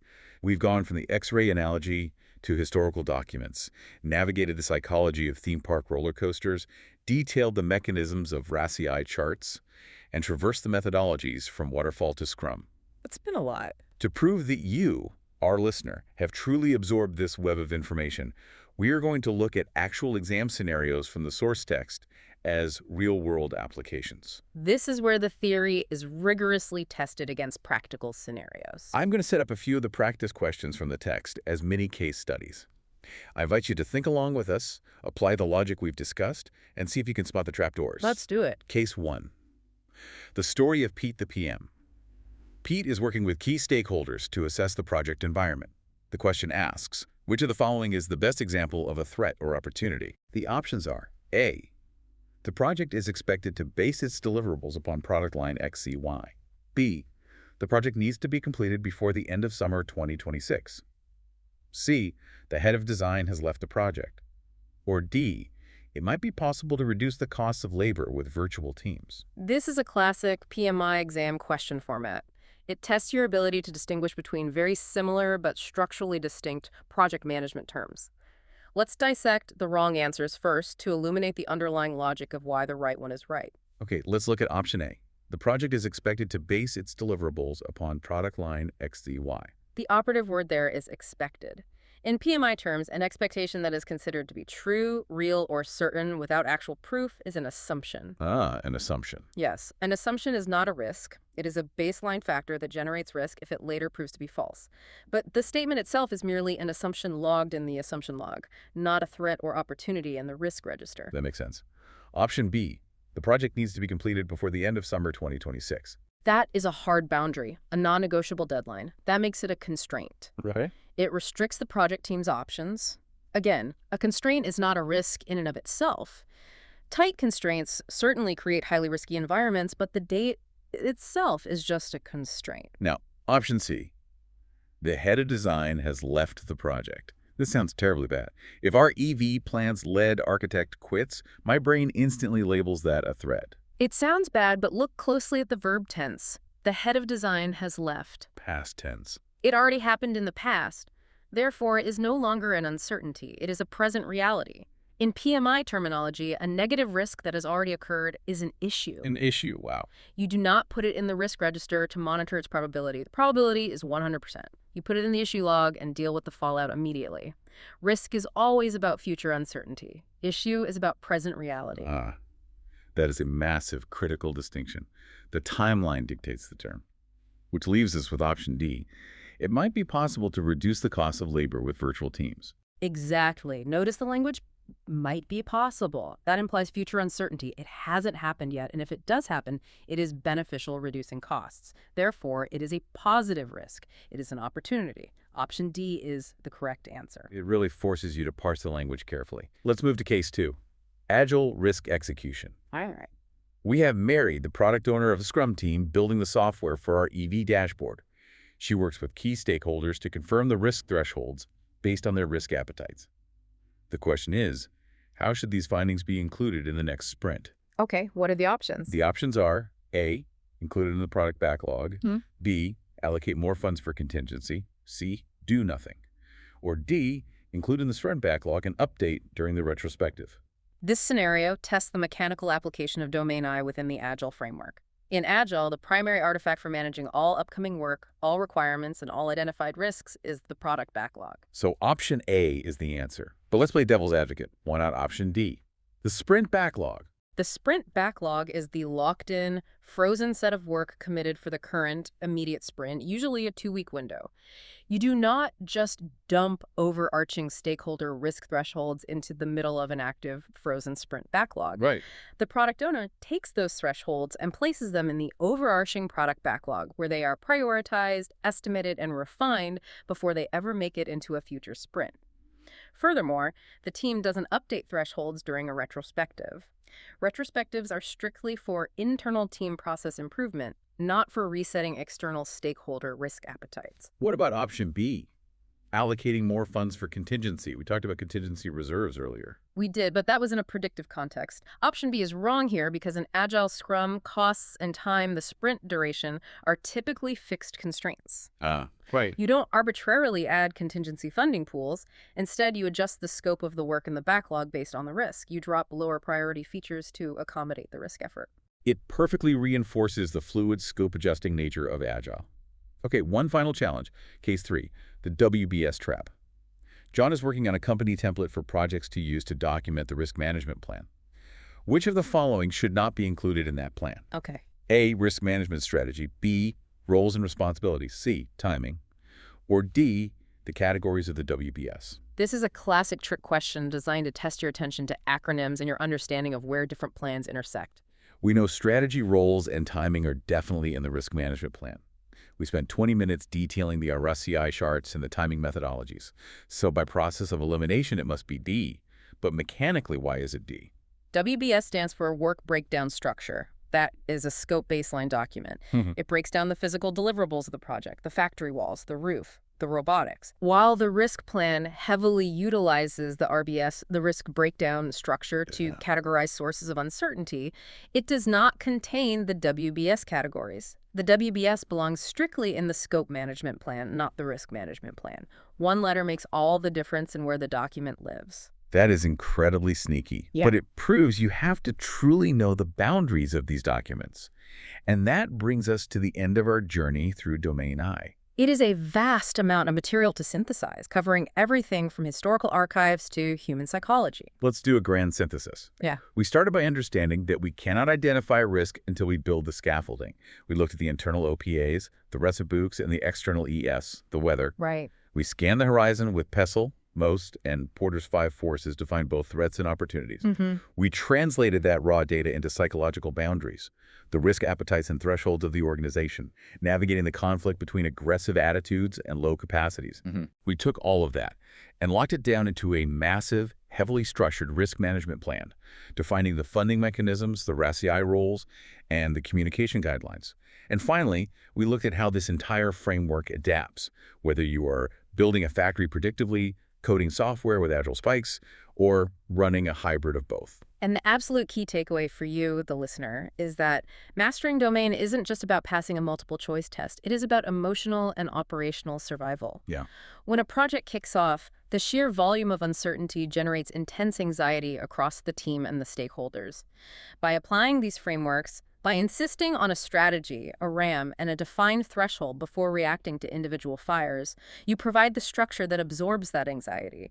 You give your team the vocabulary to turn panic into actionable strategy. You turn the murky, terrifying unknown into a measurable, navigable plan. However, looking at the full scope of what we just discussed, this raises an important question. I knew you had one more thought for us. We just spent an hour detailing how heavily the final, legally binding, documented risk management plan relies on concepts like risk attitude and risk appetite. These are fundamentally human dispositions. Right. They are the emotional, often irrational states of the stakeholders. So we must ask ourselves, if the foundation of the strategy relies on human emotion, how much of this highly structured, predictive documentation, the rigid RECI matrices, the mathematically calculated contingency reserves, the standardized templates, is actually providing true objective security? Oh, wow. And how much of it is just an elaborate bureaucratic illusion of control designed to make us feel better about unpredictable human psychology? Oh, wow. That is the kind of thought that keeps a project manager staring at the ceiling at 3 a.m. It really is. If the foundation is based on fluctuating human emotion, is the whole magnificent structural edifice just a house of cards? That is a brilliant, unsettling puzzle to leave everyone with. Thank you. Thank you so much for joining us on this custom-tailored deep dive. Take these frameworks, take the mechanisms of the RCI chart and the agile spikes, and take that lingering philosophical question and bring them into your next project meeting or your next study session. Remember, the diagnostic landscape of the future doesn't come with a clean, binary X-ray. It's muddy waters out there. But with a solid strategy and a clear plan, you won't need an X-ray to navigate it. You've got the map. Stay curious and plan well. So you walk into a professional's office, and inevitably, your eyes just sort of drift to the wall behind their desk. Right, you're always looking for the credentials. Exactly. There it is. A crisp, heavy stock paper secured in this nice mahogany frame. It usually has an embossed ribbon seal on it. It is a very comforting visual, honestly. It really is. It's this binary indicator of competence for you. You either hold the credential or you don't. But when you step away from that wall and actually get into the reality of modern global projects, the illusion of that neat little binary kind of shatters. It shatters because we are essentially dealing with the business of the invisible. I mean, traditional project management is highly visible. Yeah, like you can see the progress. Exactly. You can see the concrete being poured or, the lines of code being committed or the marketing budget being spent. But risk management, it is the art of evaluating the unseen. Which is such a weird concept when you really think about it. It is. The entire profession is dedicated to preventing disaster, which means your greatest successes are defined by things that specifically do not happen. Right. So how do you definitively prove you are a master of events that never actually occurred? That is the ultimate paradox. And it's the exact puzzle we are tackling today. Welcome to the deep dive. We are looking at a highly specialized professional milestone today, the PMI Risk Management Professional Certification. Or the PMI RMP, as it's known. Right, the PMI RMP. Our source material today is a text called Mastering the PMI Risk Management Professional Exam, Chapter 2. And just to be clear, we aren't going to sit here and read you a syllabus. No, that would be incredibly dry. Very dry. Instead, we are using this chapter to look at the massive structural shift happening right now and how organizations handle uncertainty. Because, well, the people taking this exam are the ones trying to foresee the iceberg before the ship even leaves the harbor. And the premise of this chapter goes far beyond just test prep. It really acts as a diagnostic tool for the entire project management industry. We're living in a moment where project complexity isn't just growing, it's compounding. Compounding, yeah. So the certification we are discussing represents an attempt by the industry to take this deeply abstract, often chaotic concept of worrying about what could go wrong and forge it into a measurable, standardized science. So I want you, the listener, to keep that framed certificate in your mind's eye, because that physical object represents the destination, It's about transforming raw, messy, boots-on-the-ground experience into a universally recognized standard. But to understand the destination, we first have to ask why anyone would willingly subject themselves to the grueling journey to get there. I mean, why go through the friction of certification when you already have the job? The source material answers that by pointing to a fundamental shift in the global economy. And they lean heavily on PMI's own market research to prove this, specifically their Pulse of the Profession reports. Okay, what do those reports show? They highlight a fascinating evolution between two specific years. In 2015, the flagship report was titled Capturing the Value of Project Management Through Decision-Making. Catchy. Right, very corporate. But it framed risk simply as a factor in making good choices. Fast forward to 2021, and the flagship report was titled Beyond Agility. Oh, wow. beyond agility. Oh. That phrase alone implies a certain level of fatigue, I think, with the idea that just being fast and flexible is enough to save a project. Exactly the point. Because for years, the mantra in tech and business was, move fast and break things. Yeah. This suggests we've realized that breaking things actually has catastrophic consequences when the systems are this large. That is precisely what happened between 2015 and 2021. The scale of what we consider a normal project just exploded. We aren't just rolling out a new email server anymore. Right, the stakes are way higher. Organizations are integrating AI into global supply chains. They're building smart cities. They're managing remote workforces across 20 time zones. The baseline level of chaos has risen. So, Beyond Agility acknowledges that flexibility without a structural framework for risk is really just organized panic. Organized panic. That is such a great way to put it. But the author of our source text makes a rather sobering observation about how professionals are actually responding to this pressure. They do. They note this widespread phenomenon where individuals will take a comprehensive PMI RMP preparation course. They sit through days of intense training, they absorb all the material, and then they completely abandon the process right before taking the exam. They just walk away? They just walk away. Why do that? It is a massive attrition rate at the final hurdle. The text identifies a few common rationalizations for this. Professionals claim they suddenly don't have the time to study, or they convince themselves that the raw knowledge they got from the class is enough. They say, oh, I don't need the official paper. Right, the classic, I know how to do it, so why do I need a test to prove it? Excuse. Exactly. But the author cuts through those excuses and points to the psychological root of the issue, which is the fear of failure. The exam is daunting. And professionals who are highly competent in their daily jobs are terrified of sitting in front of a computer screen and having it tell them they aren't good enough. I can completely understand that imposter syndrome. It's real. But I push back on the idea that just taking the class is good enough. As does the author. Yeah, the author shares a story from their consulting days that beautifully illustrates why the credential itself really matters. They had a Bachelor of Arts in Chinese, and they were applying for IT roles. Which seemed completely unrelated. Totally unrelated. Initially, they actually stripped the BA in Chinese off their resume, assuming a tech recruiter would just see it as irrelevant noise. But they eventually left it on, and it became this massive talking point in interviews. It was a unique differentiator. That anecdote is a brilliant proxy for signaling theory in the job market. Signaling theory. Explain that. Sure, a hiring manager in IT doesn't necessarily need someone who speaks Chinese. But a candidate who successfully completed a rigorous, complex degree in a very difficult language, that signals discipline. Oh, I see. It signals a capacity for deep learning and a willingness to tackle hard problems. The PMI-RMP functions identically. A recruiter might not understand the intricate nuances of, say, Monte Carlo simulations. Most of them definitely do not. Right. But seeing that credential signals that you possess a standardized, rigorous framework for problem solving. It builds immediate, unassailable credibility. And people often dismiss certifications as just the icing on the cake of a good resume. Like, if you already have 10 years of experience, why do you need the icing? That is a very common argument. But when we look at the sheer scale of modern projects, that metaphor completely falls apart. If the project is the cake, risk management is absolutely not the icing. Risk management is the internal structural support. I like that. It's the hidden dowels on the baseboards, Yeah. It is the physics keeping the entire massive, multi-tiered structure from just collapsing under its own weight. That is a much sharper analogy. The text outlines the organizational benefits of the credential, and they align perfectly with that idea of structural integrity. How so? Well, when a multinational corporation hires a certified risk practitioner, they are essentially buying a universal vocabulary.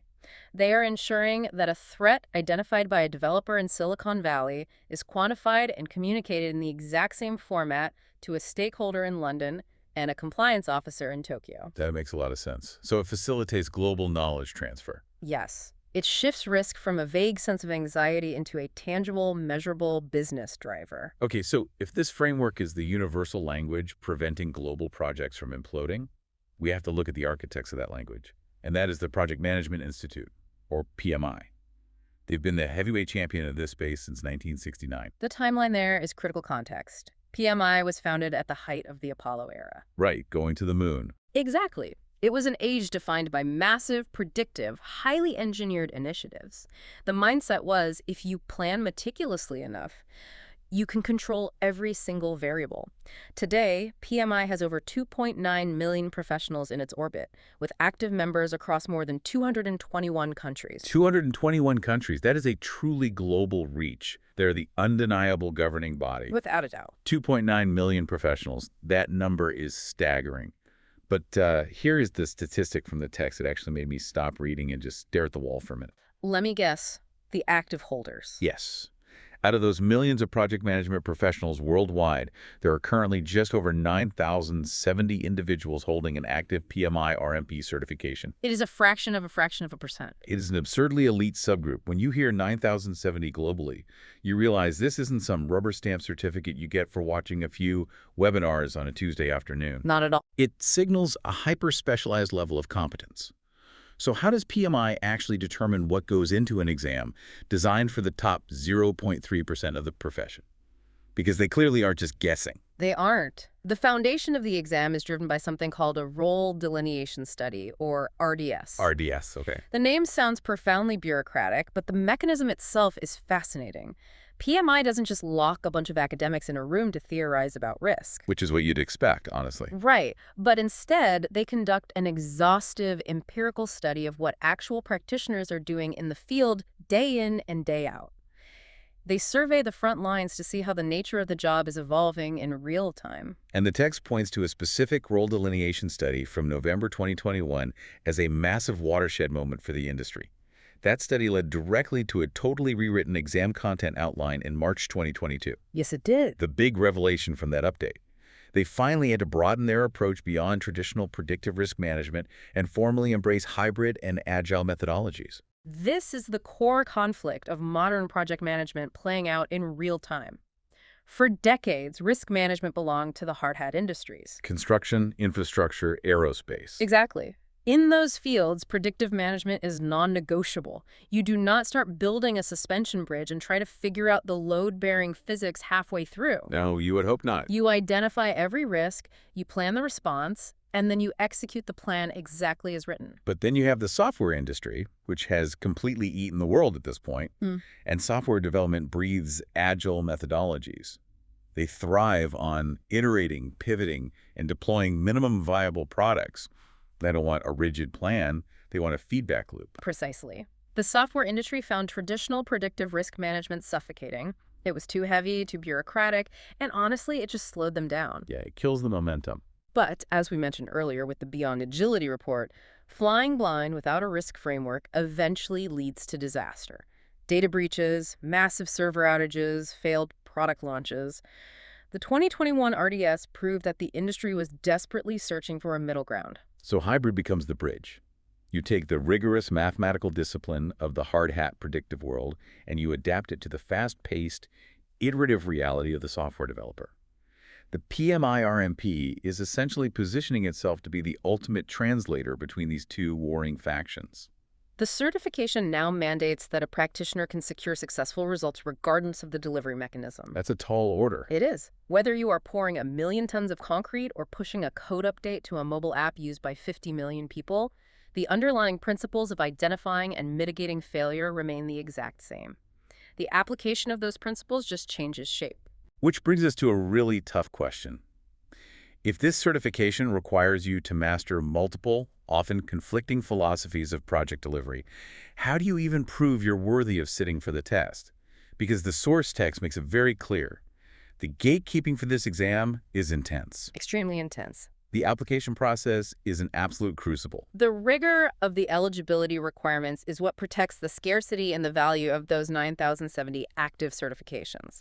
PMI demands proof of substantial real-world experience. What are the actual numbers required? The baseline requirements are dictated by your educational background. If you hold a 4-year bachelor's degree, you must prove 24 months of dedicated project risk management experience within the last 5 years, alongside 30 hours of formal risk education. Okay, so 24 months and 30 hours if you have a bachelor's. And if you don't have a 4-year degree, say you have a high school diploma or an associate's degree. Then the burden of experience goes up to compensate. You need 36 months of dedicated risk experience and 40 hours of formal education. The educational hours seem like the easy part, to be honest. You can get those from university courses, corporate training, or authorized distance learning providers. The education is very straightforward. The true barrier to entry is the experience documentation. Yes, the dreaded project write-ups. The text states that for every single project you claim towards your 24 or 36 months, you have to write a 200 to 500-word description.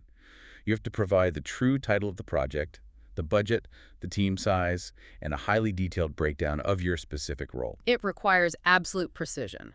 But there's a massive caveat in the text that I think would trip up a lot of applicants. It says, and I'm paraphrasing here, the project risk management entries do not include routine, operational, or administrative tasks. That sentence is the filter that separates the project coordinators from the true risk managers. How so? Give me an example. Think about a standard corporate environment. Someone might spend 20 hours a week formatting the risk register spreadsheet, chasing down department heads for their weekly status updates, and binding the reports for the steering committee. That person might feel like they are doing risk management. But they aren't. They are doing administrative paperwork about risk. Exactly. PMI does not care if you can format a spreadsheet. They want to know if you are the person analyzing the data, identifying the critical threat, and architecting the mitigation strategy that actually saved the project. You have to prove you are actively steering the ship, not just updating the logbook. I love that. Steering the ship, not updating the logbook. To bring this out of the abstract, the source text provides a brilliant, highly detailed case study of what a successful application actually looks like. It's a great inclusion in the chapter. It really helps ground it. Yeah. The applicant in the book is detailing a project titled Implementation of Speech Recognition Software Solution in the Public Sector. It is a phenomenal example because it deals with high-stakes software implementation in a very rigid environment. The objective was rolling out speech recognition software from nuanced communications to hospitals in Region Zealand. And the scale was pretty big, right? Yes, targeting 1,500 active users, meaning doctors and nurses, within the first year alone. Talk about a high-risk environment. If a hospital software fails, it's not just a delayed email or a typo. It's a doctor unable to dictate a patient's chart during a critical moment. The stakes are immense. They absolutely are. So the applicant broke down their 500-word narrative by the standard project phases, starting with the initiating phase, or RENA, and right away they established their authority. They didn't just join the project after it started, they participated in developing the initial business case and wrote the risk management section of the project charter. Notice the proactive posture there. They were assessing the viability of the project before the budget was even fully approved. Yeah. That is true risk management. Right. And then moving into the planning phase, the PL phase, the applicant states they planned and facilitated risk management workshops with key stakeholders. They utilized risk breakdown structures to categorize threats. The verbs are so important there. The verbs. Yes. They didn't just attend workshops, they planned and facilitated them. They were the ones pulling the subject matter experts into a room and forcing them to confront what might go wrong. Oh, that's a huge distinction. That shows leadership. Exactly. Then, in the executing phase, EX, they collaborated with 5 other project managers, actively participating in risk-related budgeting and contingency planning. Which flows directly into the monitoring and controlling phase, MC. Now, this is often where projects quietly fail, right? Very often, yes. The applicant describes facilitating the ongoing status updates, but more importantly, they analyze work performance data.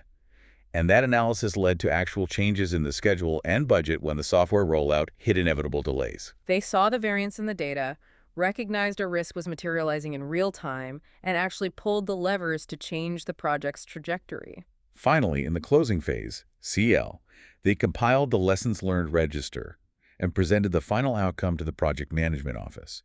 The result of all this work, 1,200 active users onboarded within the allocated contingency budget. It is a masterclass in demonstrating competence. The narrative proves they were the architect of the risk strategy from genesis to completion. If a candidate can articulate their history with that level of precision, they survive the completeness review, they navigate the potential audit, and they finally earn eligibility. Okay, so picture this. The listener has survived the crucible of the application, they have their eligibility, the clock starts ticking, they have a 1-year window to schedule their exam, either at a physical Pearson VUE testing center or through a heavily monitored online proctored system. Right. They sit down at the computer, the screen loads. What exactly are they facing? Let's break down the exam blueprint. The format is a 115-question multiple-choice examination. However, a crucial psychological element is built into the test. Out of those 115 questions, only 100 are actually scored. 15 of them are unscored, experimental questions distributed randomly throughout the exam. I always find this practice fascinating and honestly a little cruel. I mean, why force a highly stressed test taker to answer 15 questions that don't even impact their final grade? It feels cruel, but it is a necessity of psychometric validation. Psychometric validation. Yes. The industry is constantly evolving, which means PMI must constantly write new questions to keep the exam relevant. But they cannot introduce a new question into the scored pool without empirical data proving it is fair and accurate. Ah, I see. By seeding these unscored questions randomly, candidates treat them as real. PMI analyzes the performance data. Is the question too easy? Are high-performing candidates consistently getting it wrong, suggesting the wording is ambiguous? It is essentially a live beta test. But the candidate has no idea which 15 questions are the beta tests. So you have to treat every single prompt like your certification depends on it. Exactly. And you are doing this under an immense time constraint. You are given 2 hours and 30 minutes. That's 150 minutes for 115 complex, scenario-based questions. The math is unforgiving. It averages out to approximately 78 seconds per question. 78 seconds. In slightly over a minute, you have to read a paragraph detailing a nuanced project crisis, evaluate 4 highly plausible-sounding methodologies for addressing it, determine which one aligns best with PMI's specific framework, lock your answer in, and immediately wipe your mental slate clean for the next one. That time constraint is not an accident. It is a design feature. You test how well you know it. It tests fluency. If you have to pause and try to remember the formula for expected monetary value, or if you have to consciously recall the difference between a risk mitigation and a risk transfer, you will simply run out of time. The concepts must be internalized to the point of reflex. Which begs the question of what exactly you need to be fluent in. The exam isn't just a random assortment of trivia. It is highly structured. The text breaks down the blueprint into 5 specific domains, each with a weighted percentage that tells a profound story about what the industry values. Let's walk through them. The journey begins with Domain 1, Risk Strategy and Planning, which accounts for 22% of the exam. So almost a quarter of the exam. Yes. This is the architectural phase. Before a single risk is even identified, the practitioner must define the organization's risk appetite, establish the thresholds for acceptable variance, and build the overarching risk management plan. It's laying the ground rules for how the team is even allowed to talk about risk. Okay, then we move to Domain 2, Risk Identification, which is 23% of the exam. This is the brainstorming phase. Right, bringing in subject matter experts to figure out everything that could possibly go wrong. You're trying to find the known unknowns and teasing out the unknown unknowns. Closely coupled with that is Domain 3, Risk Analysis, which also sits at 23%. Okay, so what happens in analysis? Once you have a massive list of potential disasters from Domain 2, you have to analyze them quantitatively and qualitatively. What is the probability of this specific event occurring? If it does occur, what is the exact financial and schedule impact? So you're filtering the list. Exactly. How do we prioritize a low probability catastrophic event versus a high probability minor annoyance? I want to pause the breakdown right here because the math is really revealing. Risk identification is 23% and risk analysis is 23%. Together, that makes up 46% of the entire exam. Almost half of your time is spent just diagnosing the problem and understanding its severity. That heavy weighting is probably the most important takeaway from the blueprint. In amateur project management, there is a rush to fix the problem immediately. Action feels good. Yeah, people want to feel like they're doing something. But professional risk management recognizes that diagnosing the disease is exponentially harder and more important than prescribing the cure. If you misdiagnose a critical risk, or if you analyze its impact incorrectly and deprioritize it, your beautifully executed response plan is completely useless. You are solving the wrong problem while the real threat sinks the ship. That makes Domain 4 almost shocking to me. Domain 4 is risk response. Yeah. Actually executing the plan to deal with the risk. And it is only weighted at 13%. It seems counterintuitive, doesn't it? Taking action is the least emphasized domain. It really is. But it proves the underlying philosophy. If you have established a solid strategy in Domain 1, identified all variables in Domain 2, and analyzed them deeply in Domain 3, the actual response should not be a moment of heroic panic. Right. It should be a controlled, methodical deployment of pre-planned resources. You aren't running into a burning building with a bucket. You are calmly turning a valve that activates the sprinkler system you designed 6 months ago. Exactly. Finally, we have Domain 5. Monitor and close risks, rounding out the exam at 19%.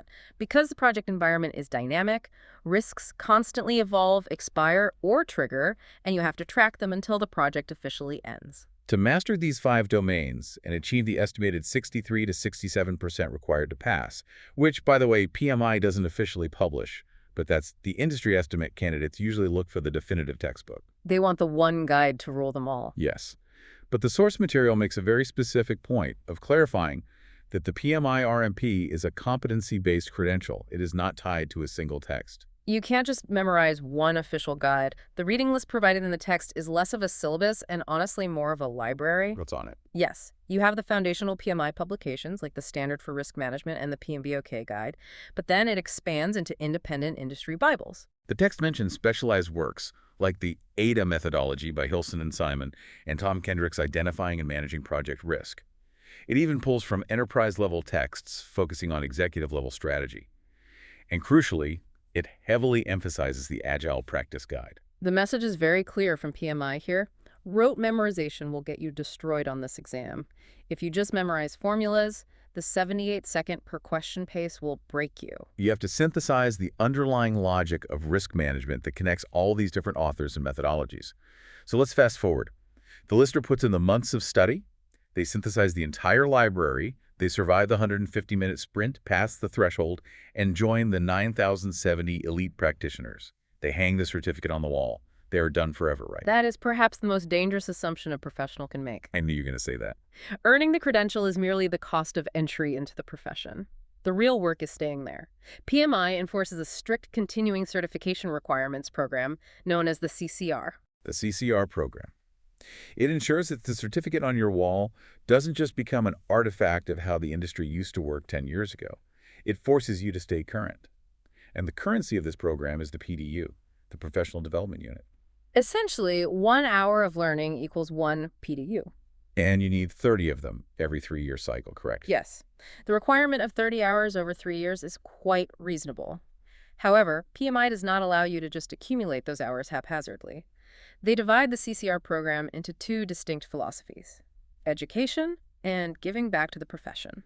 And the constraints they place on these categories are incredibly revealing about what they value. Let's unpack the education bucket first. It seems straightforward.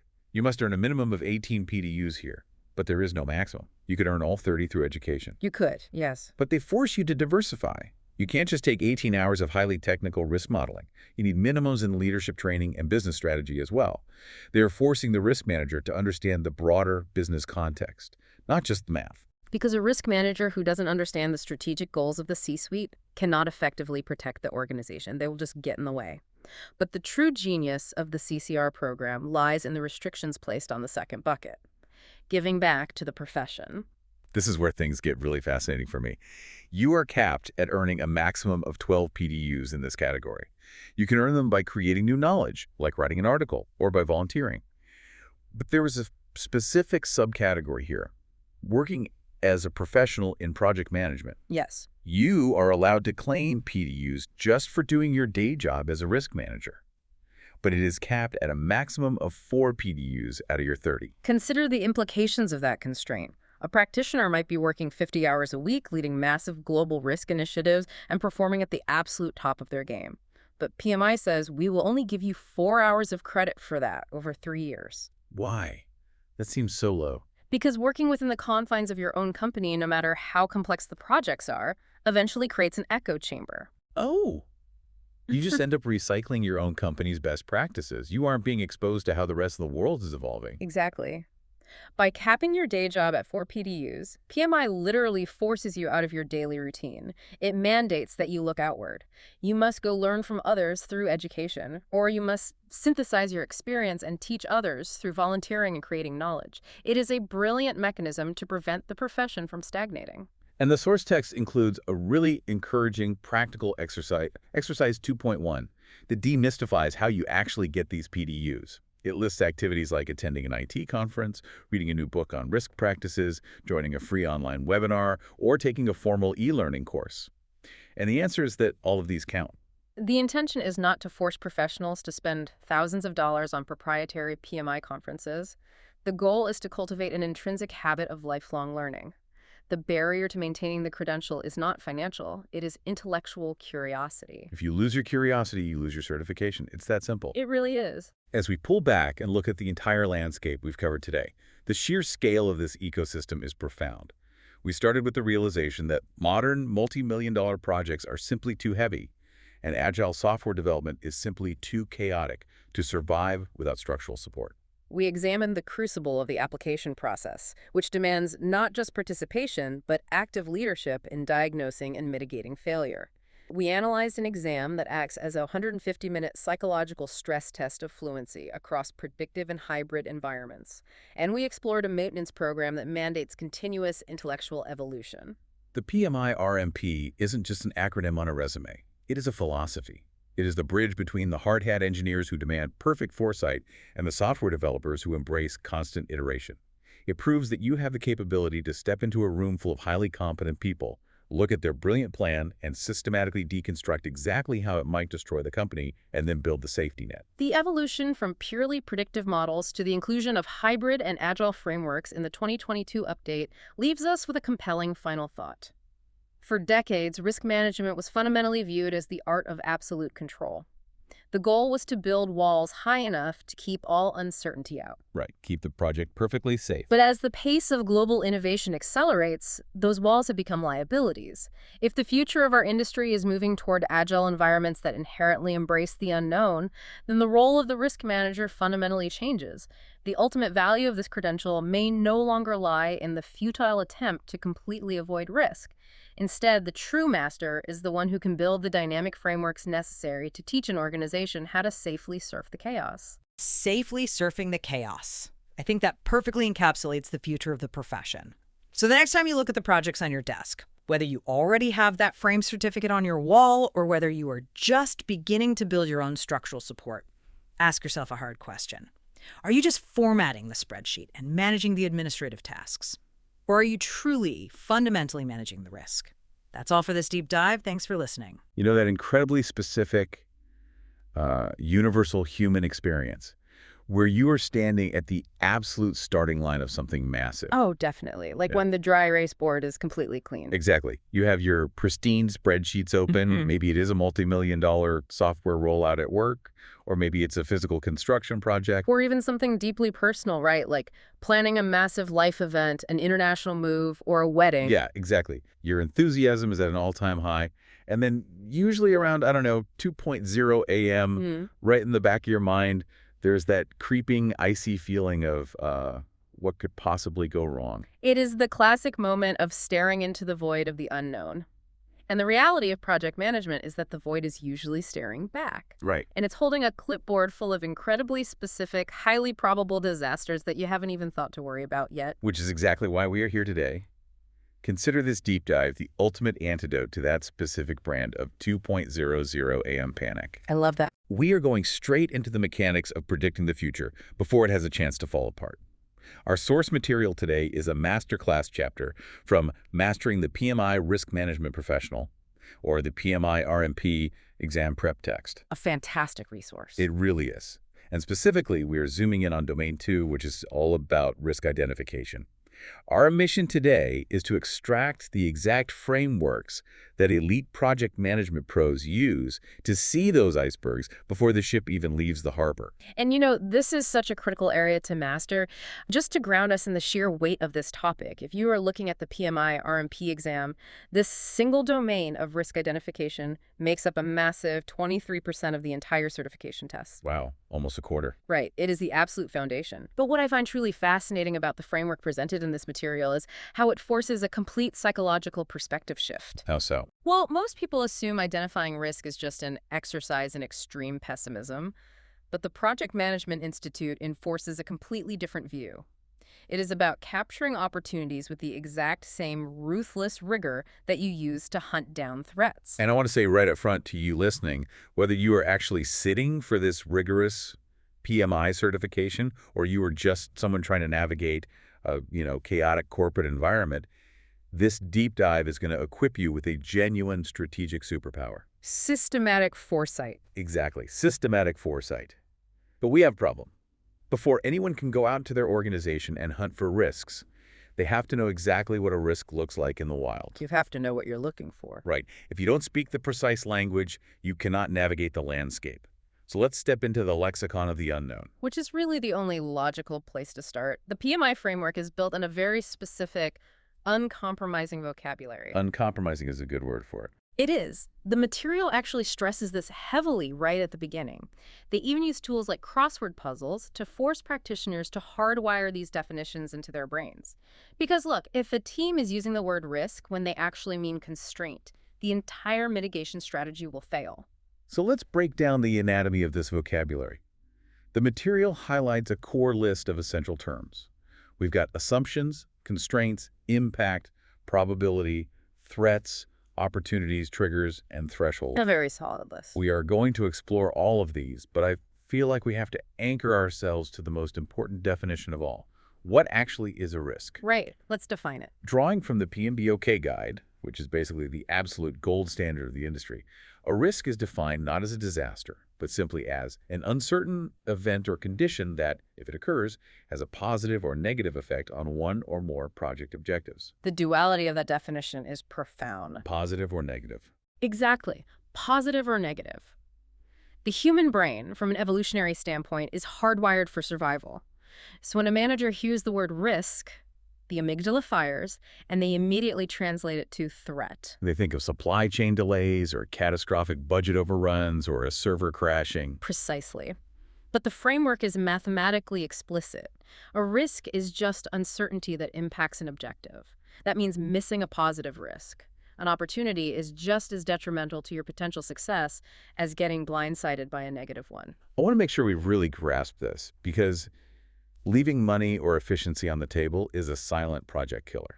Let's say you are managing a massive outdoor festival. Okay, I can picture that. The classic negative risk is a thunderstorm. You build contingency plans, you buy insurance, you rent tents.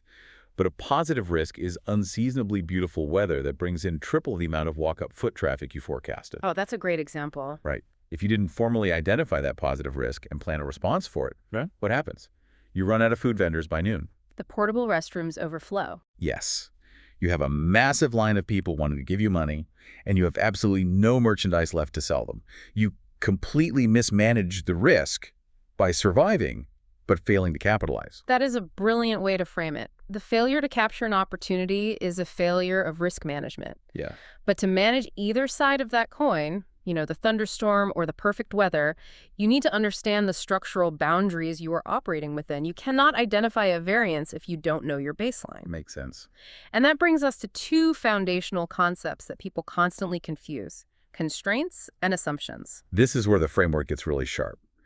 If I'm reading this correctly, a constraint is a limiting factor that affects the execution of a project.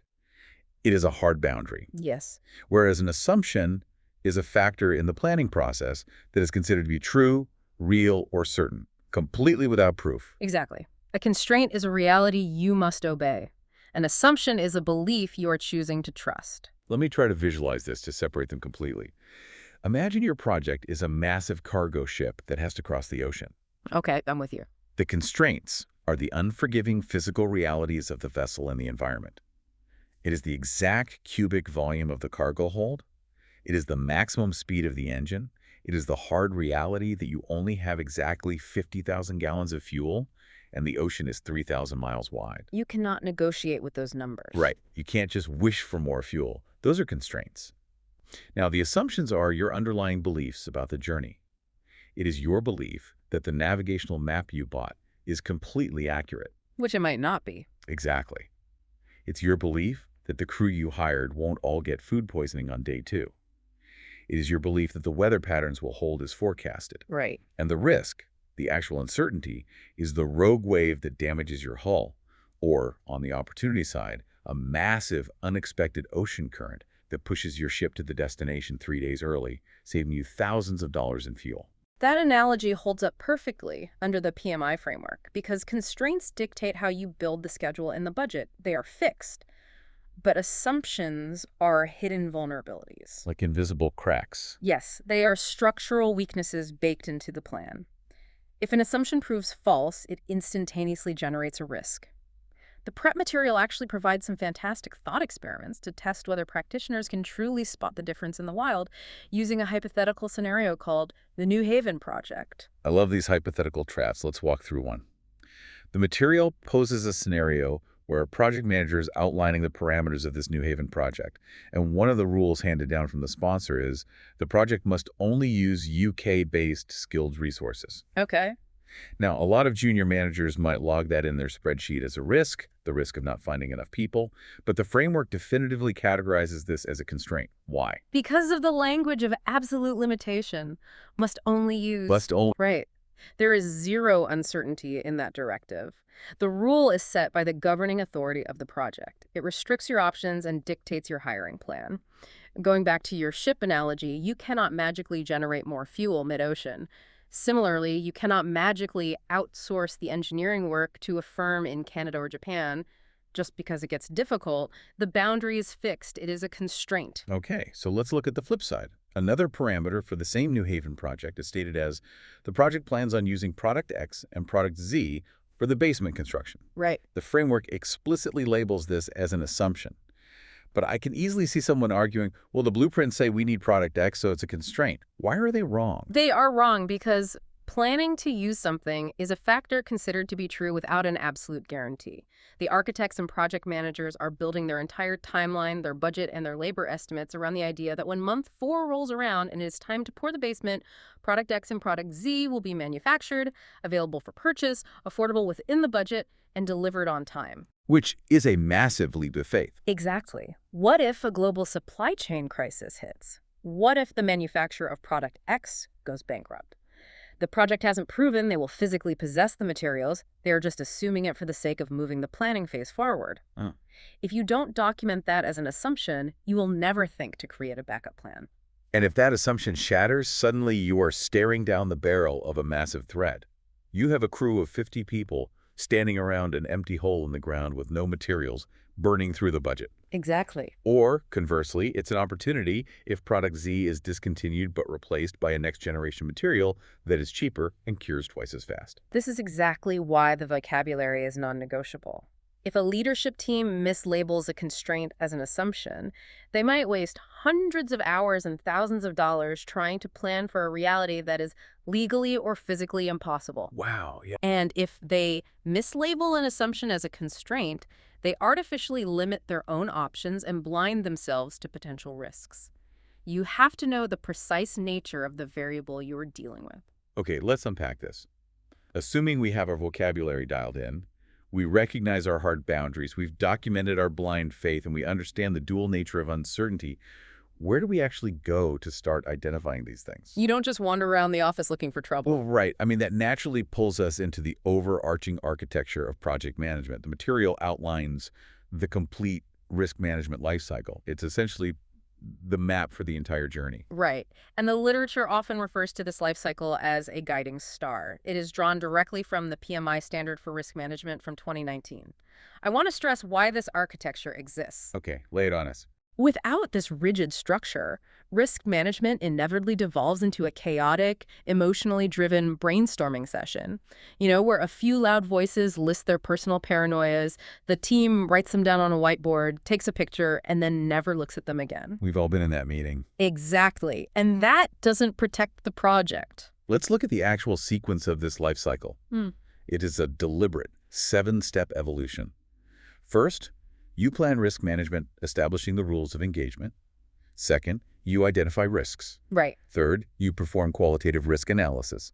Fourth, you perform quantitative risk analysis. Fifth, you plan risk responses. Sixth, you implement risk responses. And seventh, you monitor risks. It is an incredibly logical flow. You decide how you will govern the process, you find the uncertainties, then you analyze them. First, qualitatively, meaning you are just trying to triage them into high, medium, or low priority so you aren't overwhelmed. Well, like sorting the mail. Exactly. Then, for the major ones, you do quantitative analysis, where you assign cold, hard financial numbers and probabilities. Once you have the math, you figure out how you are going to respond. You execute that response when the time comes, and you monitor the environment to see if your response actually worked. Now, I have to push back here a little bit because this sounds incredibly bureaucratic. For the scope of our deep dive today, based on Domain 2 of this text, we are strictly living inside Step 2, identify risks. Yes. Step 2. We are not planning the responses yet. We are just trying to pull the threats and opportunities out of the shadows. But looking at this massive sequential 7-step life cycle, does this mean identification only happens once? Is the expectation that a project manager locks their team in a conference room on week 1, identifies every single possible thing that could happen over the next 3 years, and then blindly marches into Step 3, never to return? If you do that, your project will fail. That is a very common, very dangerous misconception, and the framework explicitly warns against it. Risk identification is absolutely not a one-and-done event at the project kickoff. It is a continuous, relentless loop. The material explicitly states that risk identification is an ongoing exercise. Because the environment refuses to stay static. Exactly. As you move through the project lifecycle, like as you actually start building that basement with product X, new constraints imposed by local regulators might appear. Assumptions you made about the soil density will prove false. Things change. Entirely new technological risks will emerge in year 2 that literally did not exist in the world on day 1. If your identification process is closed, you are flying blind. So the guiding star isn't a straight paved road from Step 1 to Step 7. It's an engine. It is a cycle you keep running the project through over and over. But having this map ensures that when you do spot a new risk in year 2, you don't just panic. Right, you have a process. You run it through the system, you analyze it, quantify it, and plan a response. Precisely. You have to know where you are in the life cycle at any given moment because that dictates your tools. If you are in the identify risks phase, you shouldn't be using complex Monte Carlo simulations designed for quantitative analysis. You are just trying to find the risk, not solve it yet. Which brings us to the actual mechanics of the hunt. We know we need to find risks continuously, but how do we actually extract these invisible threats from the ether? The material provides a very clear toolkit for what we can call the hunting and gathering phase, and it leans heavily on human intelligence. The primary directive here is conducting risk identification exercises. And you're right, it starts with human intelligence. The framework demands that you conduct meetings, focus groups, and structured or semi-structured interviews with subject matter experts or SMEs. I find the distinction of structured versus semi-structured interesting. It implies you aren't just having a casual coffee chat. You are systematically interrogating the people who actually know how the sausage is made. Interrogation is a strong word, but it captures the necessary rigor. You are leveraging the scars and the experience of the engineers, the financial analysts, the legal team. But human memory and human bias are flawed. Right. So the framework doesn't just rely on interviews, it demands detailed analysis of hard data. You are analyzing architectural documents, reviewing audio transcripts of past project postmortems, and examining telemetry data. Telemetry data. That specific phrase stopped me in my tracks when I read the source material. Really? Yeah. Because when most people think of risk management, they picture a bunch of executives in suits pointing at a PowerPoint slide. But telemetry data implies pulling in raw, automated, real-time data streams. It represents the modern reality of project management. If you are managing an IT deployment, you aren't just asking the software engineers how they feel about the launch. You are analyzing the telemetry data of the server load spikes during the beta test. I see. If you are in industrial manufacturing, you are looking at the digital vibration data from a piece of heavy machinery on the assembly line. You are looking for the faint numerical signals that something is degrading before it actually breaks. Yes. Or, on the opportunity side, a signal that a system is operating 20% more efficiently than expected, which means you can speed up the entire delivery schedule. Exactly. It is a multidisciplinary hunt. But the literature poses a brilliant trap that catches a lot of inexperienced leaders during this identification phase. Okay, what is it? There is a thought experiment in the material where a project manager is working with the business stakeholders right at the initiation of the project.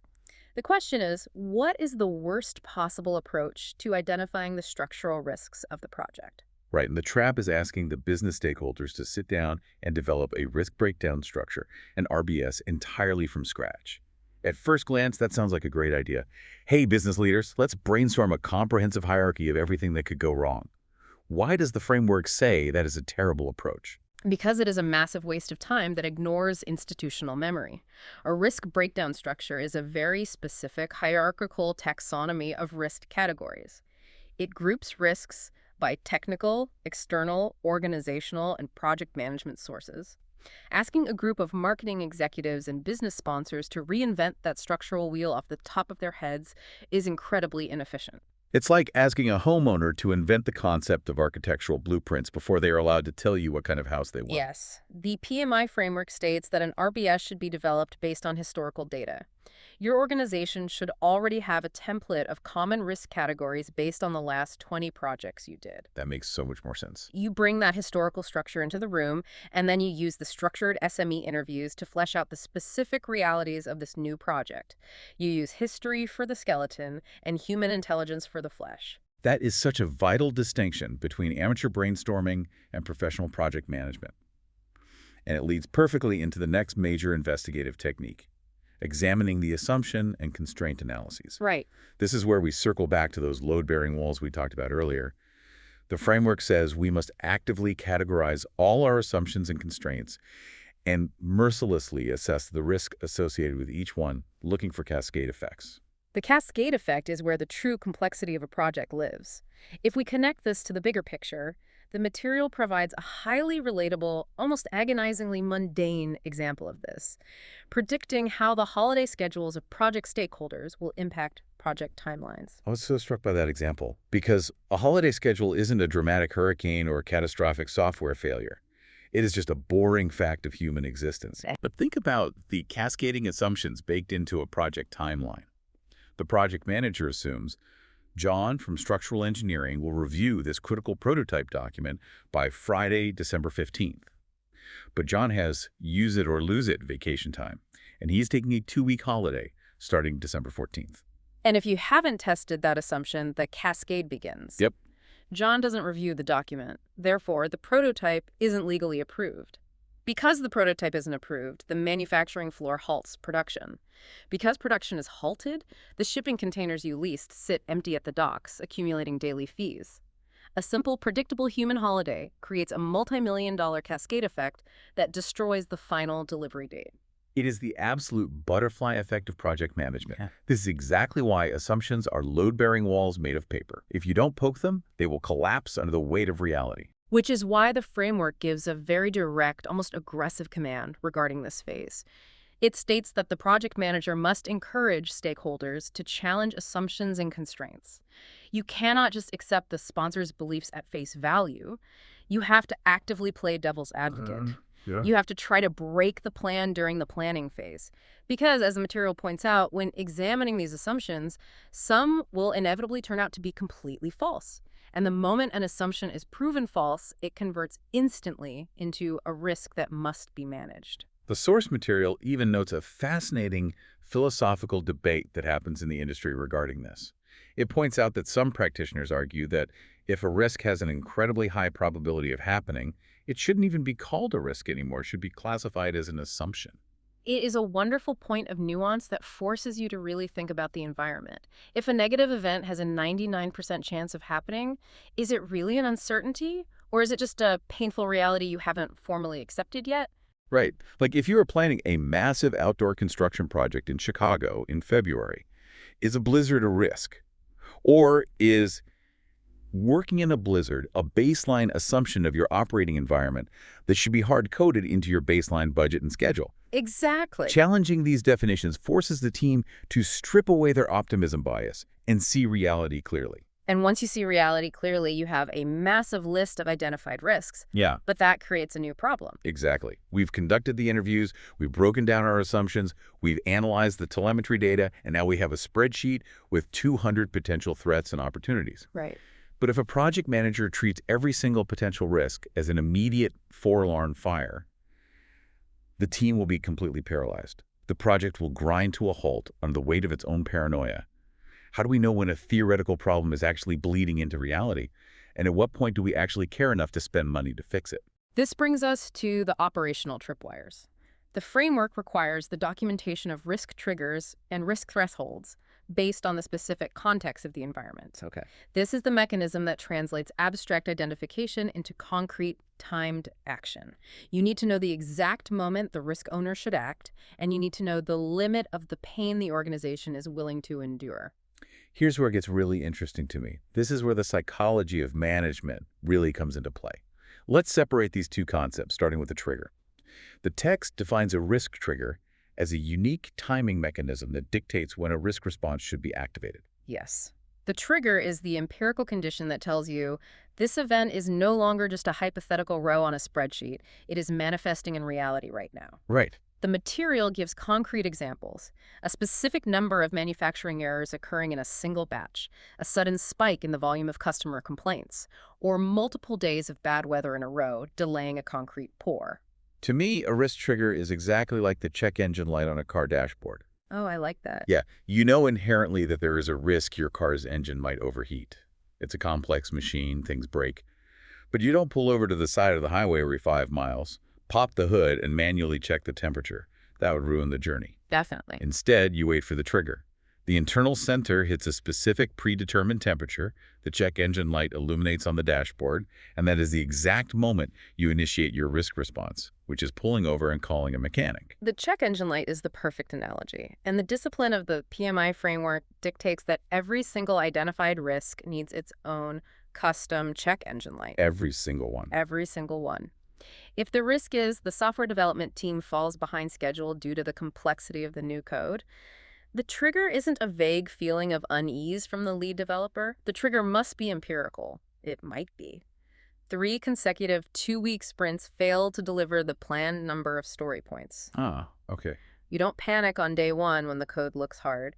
You execute your contingency plan the moment that 3rd sprint fails. Okay, so the trigger tells us when to act. But what about the threshold? The material states that risk thresholds are unique to the project's specific context and environment, and they represent the acceptable variance. If the trigger is the check engine light illuminating, the threshold is how much money you actually have in your bank account to pay the mechanic before you go bankrupt and lose the car entirely. Oh, wow. The threshold is the absolute limit of acceptable pain. It is the hard boundary beyond which the project is no longer viable, or the level of risk the executive board is simply unwilling to tolerate. The text mentions something really crucial about this. It expects that key stakeholders and subject matter experts are empowered to continually challenge existing risk thresholds to ensure the project is aiming for the right exposure. That phrase, right exposure, is the entire philosophical core of risk management, because zero risk means zero reward. If a company's threshold for financial loss is absolute zero, they can never invest in a new technological innovation, they can never launch a new product line, and they will eventually be crushed by competitors who are willing to take chances. Right. You must expose yourself to some risk to generate value, but how much? That subjective appetite is the threshold. And it scales wildly. A trillion-dollar tech giant might have a financial risk threshold of $50 million on an experimental R&D project. A small, self-funded startup might have a catastrophic threshold of $10,000. I have a real-world scenario I want to throw at you based on this. Let's say a threshold is formally documented. It is set in stone by the steering committee. This project cannot exceed a $50,000 budget variance under any circumstances. Okay, pretty common. But reality is messy. The risks materialize. The triggers are pulled. The project manager executes the responses perfectly, but external inflation is so bad that the responses fail to contain the bleed. Suddenly, the project is looking at a $75,000 variance. The hard threshold has been breached. What happens? Does the project manager just hide it and try to work harder? If they hide it, they are committing professional malpractice. When a hard threshold is breached, it forces a fundamental existential reevaluation of the project's viability. At that exact moment, the project manager doesn't just keep trying to tactically manage the bleed, it immediately escalates to the executive sponsor or the steering committee. It goes right to the top. Absolutely. The leadership now faces a brutal binary choice. Do we officially change the threshold, meaning we accept this new, much more painful reality and inject more funds? Or do we kill the project entirely and cut our losses? Which highlights exactly why empowering stakeholders to challenge thresholds early in the planning phase is so important. You want to have that philosophical debate about what failure looks like in a calm conference room long before the money is actually gone. Precisely. The threshold defines the boundaries of the playing field. So we have our list of risks, we have our empirical triggers, and we have our thresholds of pain. But right now, if we don't systemize this information, it is all just localized anxiety and philosophical debates floating around in different people's heads. We need a system of record. Yes, we do. Which brings us to the ultimate tool of Domain 2-Second, the ledger of liability. We are talking about the mechanics of building a formal risk register. The risk register is the culmination of everything we've discussed. It is where the abstract art of identification becomes a rigorous science. This is where you document the validity of the risks, establish their origin, whether they are internal to the team or external market forces assigned ownership, and lock in the core attributes of probability, impact, and urgency. The source material provides incredible granular detail here, outlining the exact columns of a comprehensive industry-standard risk register. I don't want to just read a table out loud, but I want us to look at the anatomy of how a single risk is tracked, because it takes all this theory and makes it beautifully concrete. A robust risk register isn't just a pessimistic diary. It is a highly structured, actionable database. It starts with the administrative basics. A unique ID number so the risk can be tracked across hundreds of documents the day it was identified, and the category, which, as we discussed earlier, is drawn directly from your historical risk breakdown structure. And then it requires a very specific description. The example the text provides for a risk description is fascinating. Lack of management buy-in. That is a classic insidious internal project risk. It's not a broken server, it's organizational politics. Then the register demands a risk owner. In this specific example, the owner assigned to lack of management buy-in is the CFO, not the project manager, the CFO. I think that is a massive revelation for a lot of people. It is a critical lesson in governance. The project manager is the facilitator of the risk process, but they are very rarely the actual risk owner. The owner must be the specific individual who possesses the authority, the budget, and the political capital to actually implement the necessary response. That makes total sense. Right. If the risk is a lack of management buy-in from the executive suite, a mid-level project manager sending pleading emails will accomplish nothing. The CFO, however, has the peer-to-peer leverage to walk into the CEO's office and force the issue. Ownership must align with capability. Now, as we move through the anatomy of the register, we hit the core metrics. Probability and impact. Let's say this risk of losing management buy-in is rated with a high probability and an extreme impact. This leads us to arguably the most vital piece of mathematics in this entire deep dive. Expected monetary value, or EMV. Expected monetary value is the translation layer of project management. It takes subjective, emotional fears and converts them into cold, actionable business problems. The mathematics are wonderfully simple, but the implication is profound.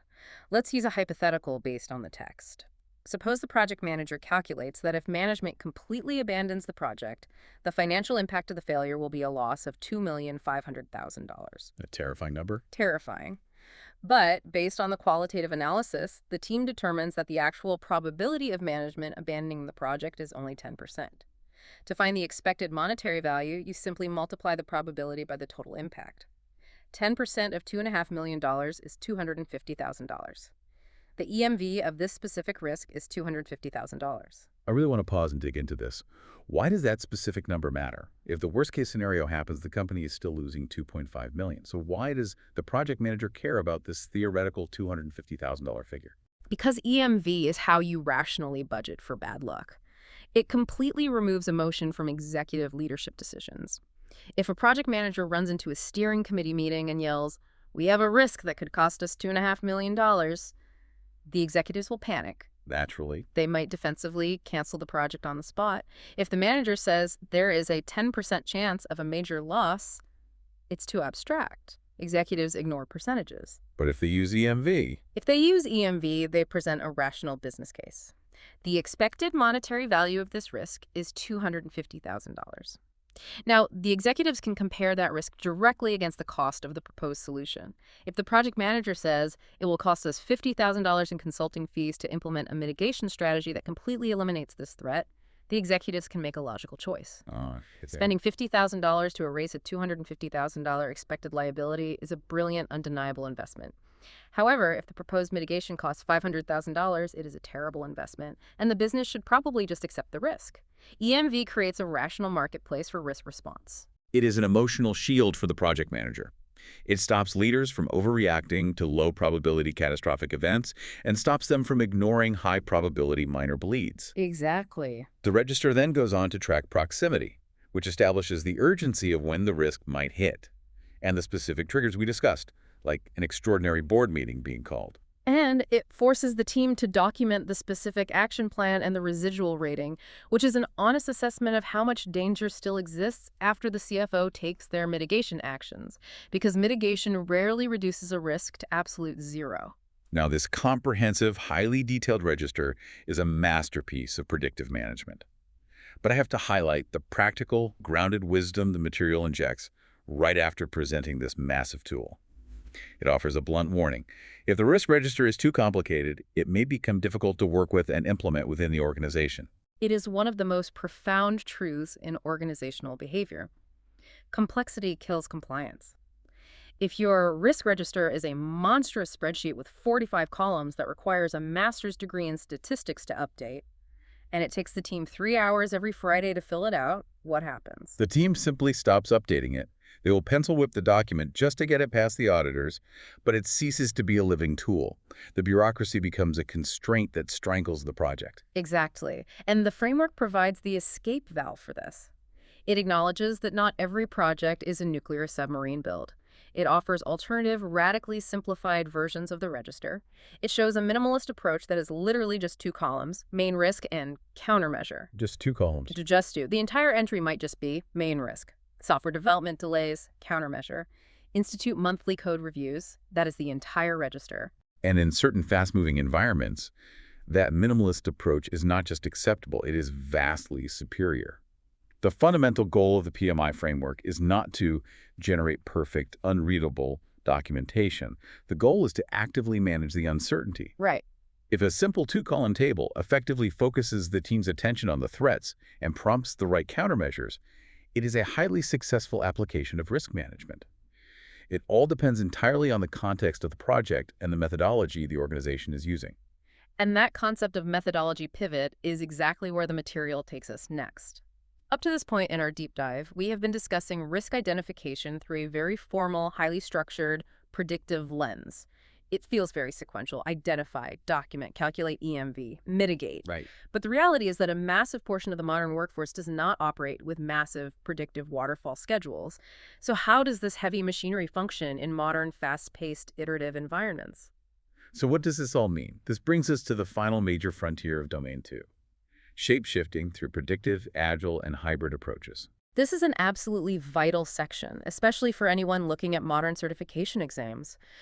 While the historical core of project management literature heavily focuses on traditional predictive environments, the framework makes it explicitly clear that agile and hybrid methodologies are fully integrated into the standard. A modern practitioner has to understand how to translate these heavy, rigorous concepts into lighter, faster frameworks without losing the core discipline. Let's establish the baseline before we shapeshift. The predictive approach is essentially everything we've talked about for the last 40 minutes. It is the sequential execution of the identification phase. You plan, you gather historical data, you document everything in a formal risk register, you calculate EMV, and you attempt to predict the entire life cycle before you start building. Correct. It is highly structured and front-loaded. But then we look at agile. In Domain 2, when you shift to an agile environment, the concept of risk identification undergoes a radical transformation. It moves from being a distinct, scheduled phase on a calendar to being an iterative, continuous effort woven directly into the daily operational fabric of the team's work. Wow, okay. The framework states that agile processes provide multiple opportunities to identify risks organically during the standard ceremonies. Let's talk about those ceremonies. The text uses a great exercise to test how risk is identified in these specific, fast-paced meetings. Iteration planning, the daily stand-up, iteration review, and the retrospective. How does the hunt for risk actually happen when you only have a 15-minute meeting? It happens because the scope is narrowed. In iteration planning, the team isn't trying to identify risks for the next 3 years. They are examining the specific user stories and technical tasks for the next 2 weeks. They are actively looking for risks associated only with that immediate horizon. If they decide to pull a highly complex, untested database migration into the sprint, the lead developer identifies the specific technical risks right then and there. And then during the daily stand-up, which is supposed to be incredibly brief, how does risk manifest? In a stand-up, team members are required to raise immediate impediments. And here is the translation. An impediment is very often just a materialized risk. Right. The staging server is down and I can't test my code isn't a future risk. It is a threat that has triggered and is actively damaging the schedule. Exactly. Then you have the iteration review, where the team demonstrates the working software to the business leaders. In that room, stakeholders might identify new external risks. They might see the software and say, the market has shifted. If we release this feature as is, there is a risk our users will hate the interface. Oh, wow. And finally, you have the iteration retrospective, which is the team's time to reflect on their own behavior. Here, they identify process risks. Our communication with the design team broke down last week. That is a risk to our velocity. How do we mitigate that process risk in the next sprint? So the identification is happening constantly, in every meeting, at a micro level. But this raises a major operational question. Where does the documentation live? An Agile team is not going to open a monstrous 40-column Excel spreadsheet to log a communication risk during a 15-minute stand-up. No, they're not. The framework explains that risks in an Agile environment are documented much more organically. They live in the impediment log, they are added to the product backlog as specific work items, or, and this is arguably the most powerful method, they are visualized on a highly prominent risk board located physically or digitally in the team's war room. The War Room Risk Board. I want to spend a minute on the sociology of this because it is fascinating. Taking a risk out of a hidden spreadsheet on a manager's hard drive, writing it in thick marker on a Post-it note, and physically pinning it to a board in the exact room where the team spends all their time. That completely changes a team's psychological relationship with failure. It fundamentally alters the culture. It moves risk from being a shameful secret that the project manager worries about in isolation to a shared daily communal reality. Every time a developer looks up from their keyboard, they see the threat. The conversation changes from, are there any risks, to, there's the risk board. It's looking at us. What are we actively doing about it today? It creates immediate accountability and radical transparency, which are the core psychological tenets of the Agile framework. But even with that transparency, the risks still have to be managed systematically. It can't just be a wall of anxiety. And the material provides a very tricky scenario question that tests the exact operational mechanics of who owns this process in Agile. Yes, let's dissect this scenario. The material asks, what is the best place for an Agile Scrum product owner to keep track, refine, and prioritize the risk to be handled by the Agile Scrum team? And it gives plausible options: the product backlog, the iteration backlog, the formal risk register, or the risk board. And according to the strict framework, the correct answer is the product backlog. Understanding why is vital for Agile risk management. In this environment, a risk mitigation effort is just another piece of work. Therefore, risks for the team are included in the product backlog so they can be managed, prioritized, sized, and refined by the product owner, exactly like a new feature or a user story. Let's play devil's advocate and explain why the other plausible answers are wrong. Why not put it in the iteration backlog? Because the iteration backlog is purely tactical, it is the micro list of tasks the team is committed to doing this week. It doesn't hold the holistic view. The macro-level tracking, refining, and long-term prioritization of a risk happens in the overarching product backlog. And why not the formal risk register or the highly visible risk board? The formal risk register is the tool of the predictive approach. It carries too much administrative overhead for a pure Agile team. And while a risk board is a fantastic visual radiator for transparency, as we just discussed, it is just a display. The actual prioritization engine, the official single source of truth that dictates what the development team will actually spend money and time working on next to mitigate those risks, is the product backlog. This raises an important question about authority and power in an Agile setting. The framework states that the acceptable risk threshold, the limit of pain we talked about earlier, is decided by the product owner in close collaboration with the stakeholders. It explicitly notes that while the technical team and the Scrum Master can provide input, the final decision on the risk threshold belongs solely to the product owner.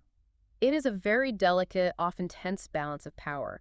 The development team has the deep technical expertise. They are the ones who can look at the architecture and say, there is a 20% probability that this database structure will collapse under the heavy load of a Black Friday traffic spike. They identify the risk and suggest the technical mitigation, but the product owner owns the business value and the budget. So the product owner has to weigh the technical terror against the market reality. Exactly. The product owner has to decide, do we halt development on new revenue-generating features for a month to fix a database that only has a 20% chance of failing? Or does the business tolerate that 20% risk in order to launch the product on time and capture market share? The product owner sets the threshold of acceptable business pain. The technical team executes within that boundary. Which brings us to the final and most realistic shapeshifter, the hybrid approach. The framework acknowledges that pure predictives and pure agile are often academic extremes. The hybrid approach involves combining, tailoring, and using the relevant processes from both methodologies to create a custom fit for the organization's unique context. Hybrid is the messy, practical reality for the vast majority of modern organizations. The literature outlines a few ways this manifests. You might have an agile approach for the software development phase, followed by a strict predictive approach for the physical hardware rollout, or you might run them simultaneously, blending the tools. What does that actually look like for the specific act of risk identification? How do you blend a massive spreadsheet with a Post-it note? It usually looks like a compromise between corporate governance and team agility. An organization might require a massive predictive-style risk identification exercise at the very beginning of the project. The project manager conducts the SME interviews, analyzes the historical data, and builds a formal risk register to satisfy the corporate auditors and secure the initial funding. The executives need that EMV math to feel safe. But once the funding is secured and the daily work begins. Exactly. Once execution starts, the heavy risk register might be updated monthly for the executives, but the team on the ground uses agile ceremonies. They use the daily stand-ups to continually identify emerging risks, and they track the immediate mitigations on a visual risk board or in the product backlog. The framework emphasizes a beautiful core truth here. Regardless of the approach you use, the fundamental physics of risk management do not change. You can change the shape of the tools, you can rename the meetings, you can swap a spreadsheet for a whiteboard, but the underlying discipline remains absolute. You must systematically identify the uncertainty, you must mathematically or culturally understand your boundary of pain, and you must build an empirical tripwire so you know exactly when to pull the alarm. Precisely. The mastery is in applying the unyielding rigor of the PMI framework to the fluid reality of your specific environment. Well, we have covered an incredible landscape today. We started at the very beginning, staring into the void and feeling that 2.0 AM panic of the unknown. We unpacked the rigid lexicon of the framework, learning to ruthlessly separate immovable constraints from fragile assumptions, and recognizing that risk is a two-sided coin where ignoring an opportunity is just as dangerous as ignoring a threat. We mapped the overarching architecture of the continuous life cycle, and then we went hunting. Yes. We utilized human intelligence through structured interviews, and we utilized cold telemetry data. We examined the terrifying cascade effect of something as simple as a team member's holiday schedule, proving that assumptions are load-bearing walls made of paper. We set our tripwires, exploring the psychology of why a check engine light trigger prevents paralysis and how empowering stakeholders to challenge thresholds prevents catastrophic failure. We built the ledger of liability, utilizing the mathematical elegance of expected monetary value to translate executive panic into rational, budgeted decisions. And finally, we looked at how to shapeshift all of this heavy, predictive machinery into the fast-paced, visceral reality of an agile war room, proving that risk management isn't just paperwork. It is the sociology of how a team handles uncertainty. It is a comprehensive, profoundly effective playbook. And as we wrap up this deep dive, I want to remind you, the listener, of why we went through all of this. The frameworks inside Domain 2 are not just academic hurdles you have to clear to pass the PMI RMP certification. They're not just corporate bureaucracy. This is a practical, applied system for gaining ultimate control over the unpredictable elements in your own career and your own life.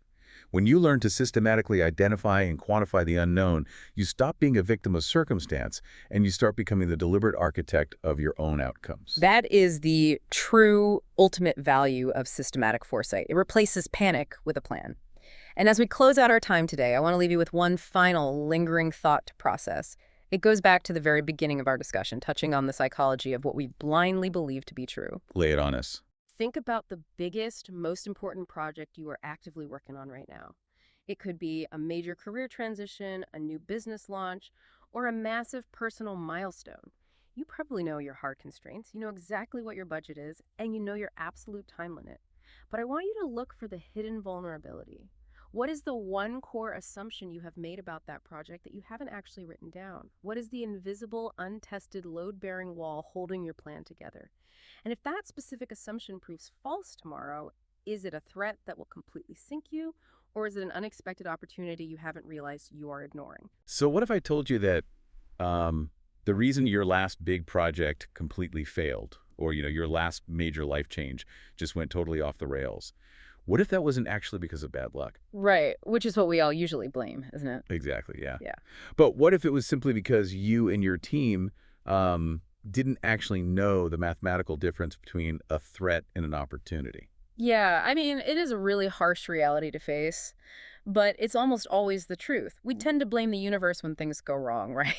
Rather than, looking at our own lack of systematic foresight. We really do. You look at a massive project, right? Like a new business launch, or even just a huge career pivot you're making. And the default human reaction is to, well, cross your fingers, rely on your gut, and just hope for the best. Because that's easy, it feels natural. Exactly. But today, we are taking that crystal ball and we are just throwing it right out the window. So, welcome to the deep dive. We are opening up the absolute ultimate playbook for taming the unknown today. Yeah, it's a big one. It really is. And our focus today is entirely on you, the learner.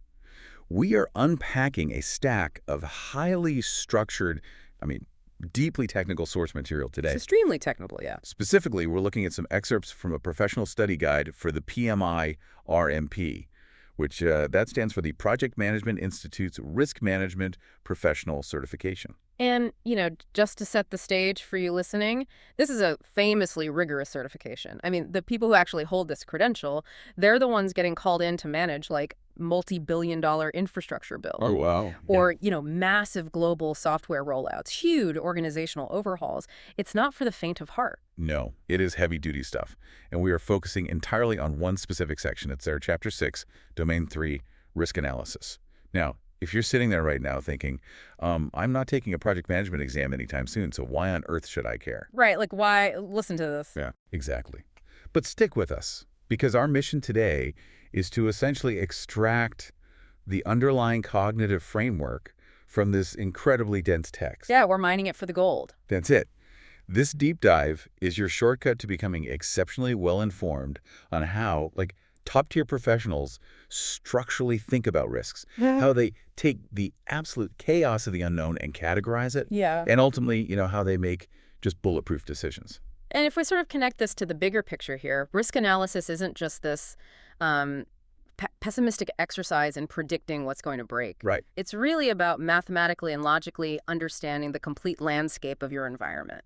So you can find the hidden traps, sure, but also the massive hidden advantages. Okay, let's unpack this, because when I first looked at this certification level text, I have to admit, it was incredibly dense. It can be very dry, yeah. It really felt like walking into this massive library that just had no index. But then I realized, we cannot just jump straight into the mathematical formulas. We need a map first. Absolutely. You have to have context. Right. We have to understand where analysis actually fits into the broader timeline of solving a problem in the first place. And the source material is, it's very deliberate about this exact point. It doesn't just present analysis in a vacuum, It outlines this entire risk management life cycle. Yeah, it calls it the guiding star, right? Yes. The text literally refers to this life cycle as a guiding star. And it's basically a 5-domain structure. The idea is if you don't know exactly where you are standing in this life cycle, you will inevitably apply the wrong tools at the completely wrong time. Which I imagine is dangerous. It's just as dangerous as doing nothing at all. Maybe more so because you think you're helping. Okay, so let's trace that guiding star for the learner. The text provides a really clear visual breakdown of these 5 domains. Domain I is risk strategy and planning. And from what I gather here, this is just the foundational prep work, right? Exactly. You aren't actually looking at specific risks yet. You're just looking at the organization itself. You assess the environment, you establish the overall strategy, and crucially, you confirm these things called risk thresholds based on risk appetites. Risk appetites. Okay, explain that part, because that seems vital. It really is. Risk appetite is essentially the organization asking itself, how much chaos is this specific team actually willing to stomach? Right. So a fast-moving Series A tech startup, they have a massive risk appetite. They expect things to break. But a century-old commercial bank, not so much. Exactly, they do not. So domain I is where you document that core philosophy so that everyone on the team is playing by the exact same rules. That makes perfect sense. Okay. Then we step into domain 2, which the text calls risk identification. This looks like the brainstorming phase. Yeah, that's a good way to look at it. The text mentions conducting identification exercises, examining your assumptions, and developing this massive thing called a risk register. You are basically just writing down every single thing that could possibly happen, good or bad. Which is a great start, but that brings us squarely to the main event for today. Domain third, risk analysis. And this single domain is so intensely critical that the text notes it makes up 23% of the entire PMI RMP exam. Wow, almost a quarter of the test. Just on this one single phase. And when you look at the sequence of these domains, it becomes really obvious why it's so heavily weighted. Because it sits perfectly in the middle. I mean, you have domain I and 2 behind you, right? You've planned your strategy. You've made this massive list of maybe 100 scary things on a whiteboard. But a list is just a list. Exactly. A list is not actionable. If you have 100 potential risks just staring at you, you're paralyzed. Yeah, you can't tackle 100 things at once. Domain third is where you actually have to sit down and figure out what those 100 things mean in reality. Only then can you move forward to domain fourth, which is risk response, where you actually do something about them, and then domain V, monitor and close, where you track if your response actually worked. So analysis is this critical bridge between recognizing a problem and actually responding to it. Precisely. But, let me push back on this for just a second. If I am running a huge project and my team identifies a massive risk back in domain 2, let's say our primary software vendor is showing signs that they might go bankrupt. Okay, a huge red flag. Right. Why do I need to spend weeks analyzing it in domain third? I mean, isn't that just overthinking things? Why not just immediately jump to domain 4 and fire them, or just hire a backup vendor right then and there? Well, it's a very natural impulse to want to act immediately, but it really comes down to the brutal reality of finite resources.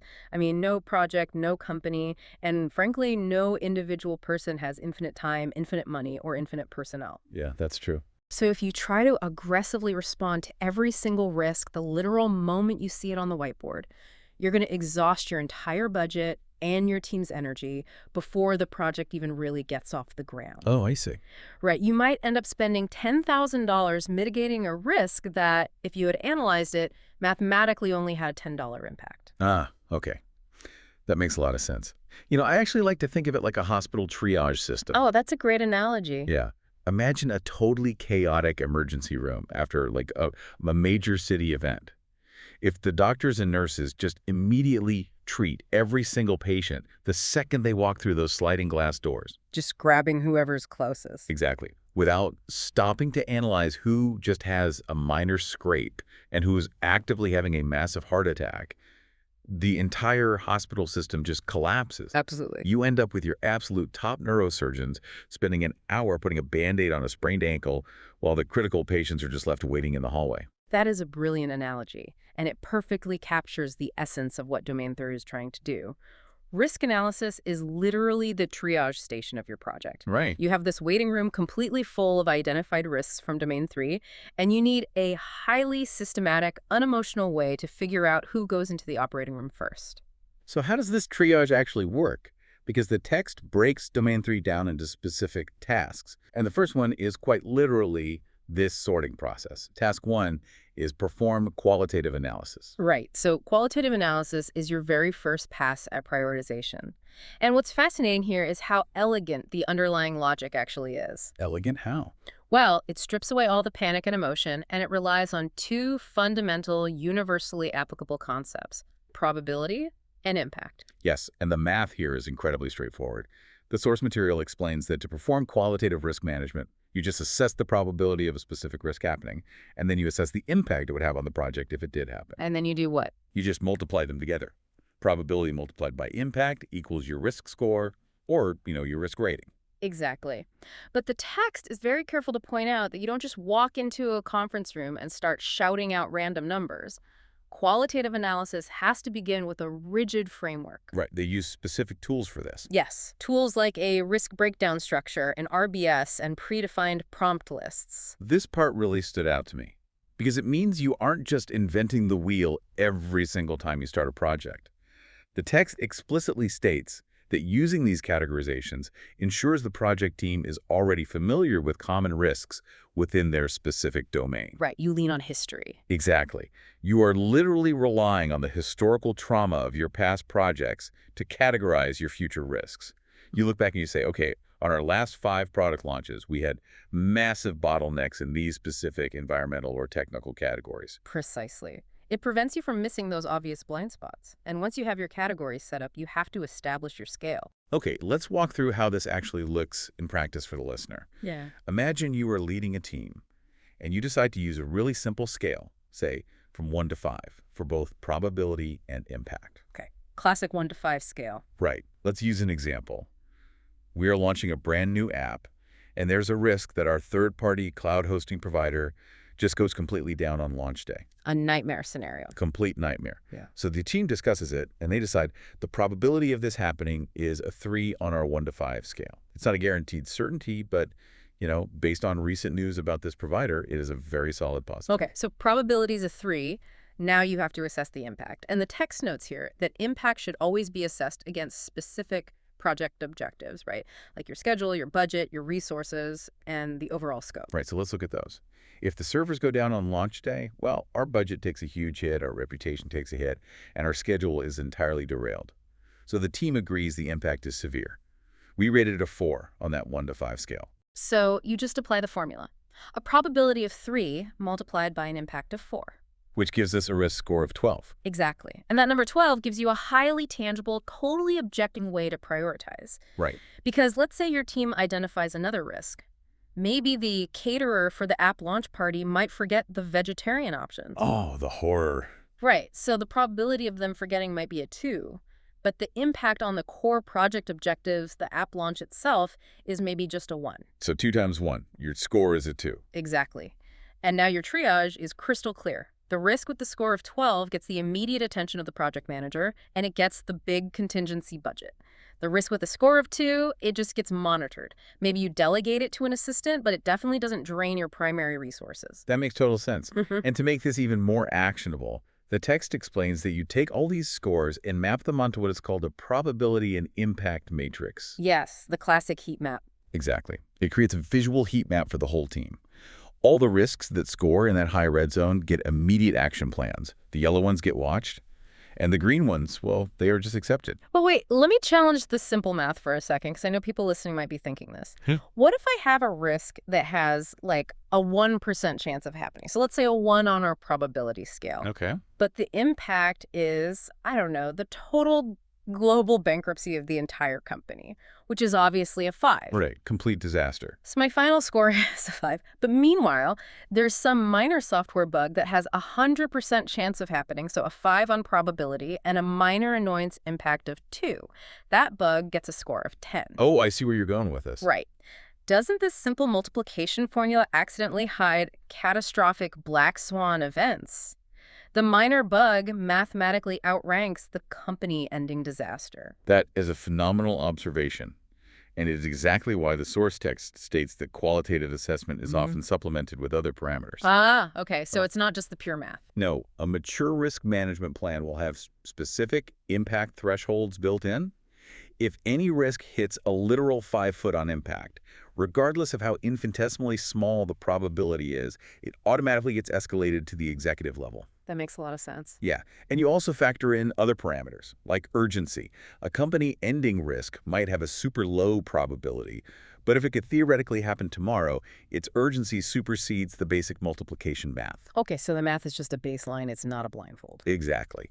But there is another massive human element to this that the source material touches on, and honestly, it made me laugh because it is so true to real corporate life. Oh, yeah.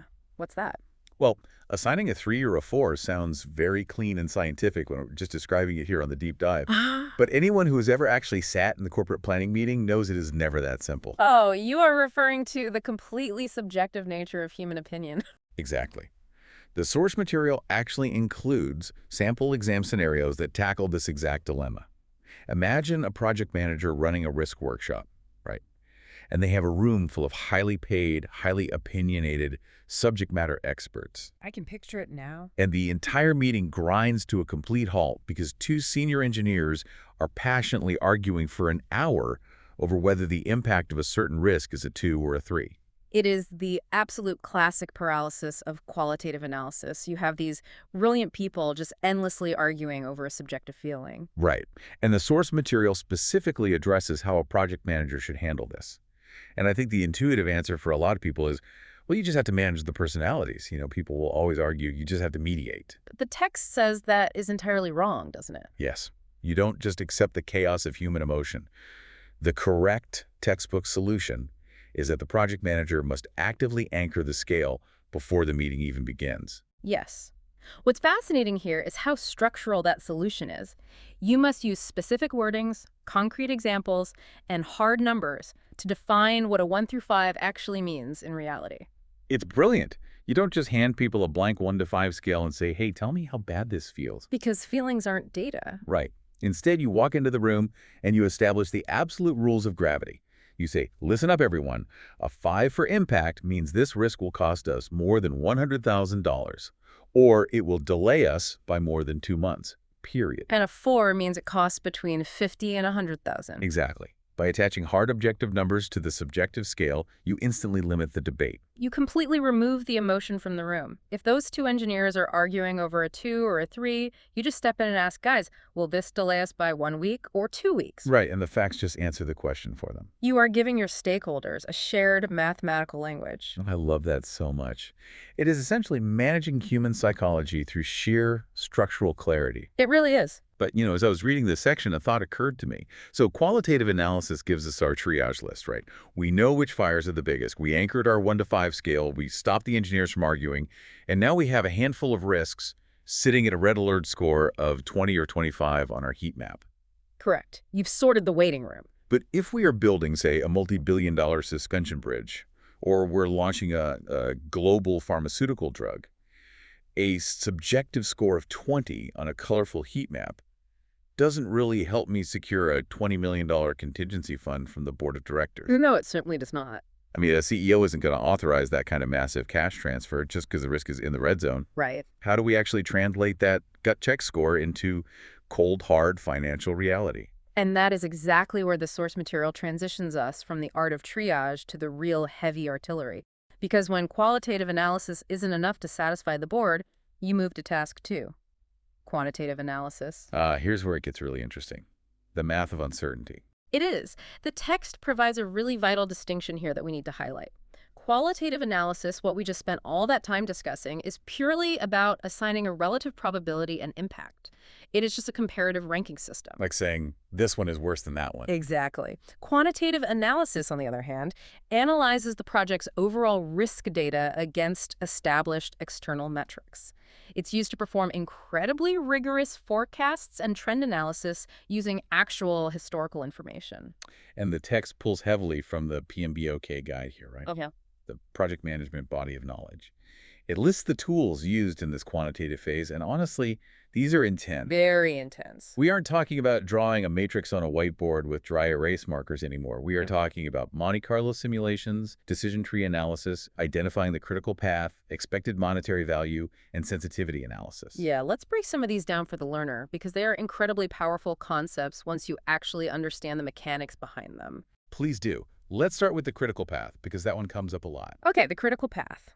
The text defines this as the sequence of activities that represents the longest path through a project, which ultimately determines the shortest possible duration. Okay, I have to stop you there. That sounds like a riddle. The longest path determines the shortest duration. I know. It's a bit of a brain teaser when you first hear it, but let's use an analogy to ground it. Okay, go for it. Imagine you are building a custom house.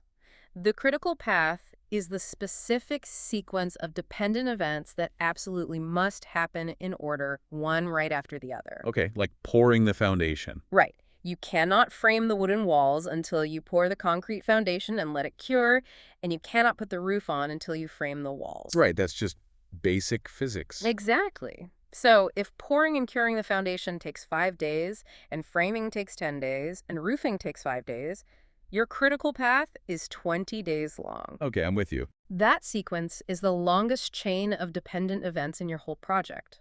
Therefore, 20 days is the shortest possible time you can build the house. Oh. You simply cannot do it in 19 days because the physics of those dependencies won't allow it. I see. Okay.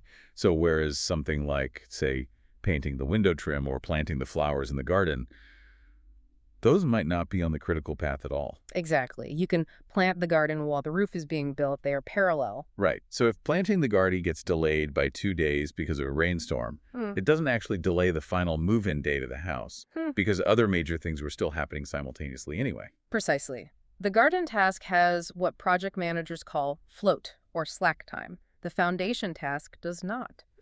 So when we apply quantitative risk analysis, we map all our risks against this critical path. Oh, why? Because a minor risk that threatens an activity on the critical path is infinitely more dangerous to your schedule than a major risk that threatens an activity with 2 weeks of float. That completely changes how you look at a project schedule. You aren't just managing time, you're managing dependencies. Exactly. It's a huge mindset shift. Now, let's look at another tool that is highly celebrated in quantitative analysis, the Monte Carlo simulation. Yeah, the source text mentions this several times. Honestly, it sounds like a casino game. Well, it is actually named after the famous casino in Monaco for a reason. It is entirely based on the mathematics of probability and randomness. Okay, how does it work? Well, when you have a massively complex project, say, a global supply chain rollout, you have dozens, maybe hundreds of variables. Shipping times across the ocean, customs delays at the port, raw material shortages, unpredictable weather patterns. Right, and a human brain just cannot calculate how all those variables might interact simultaneously. Exactly. If a huge storm hits the Pacific, but at the exact same time a customs strike ends early in California, how do those two events cancel each other out? We have no idea. Right.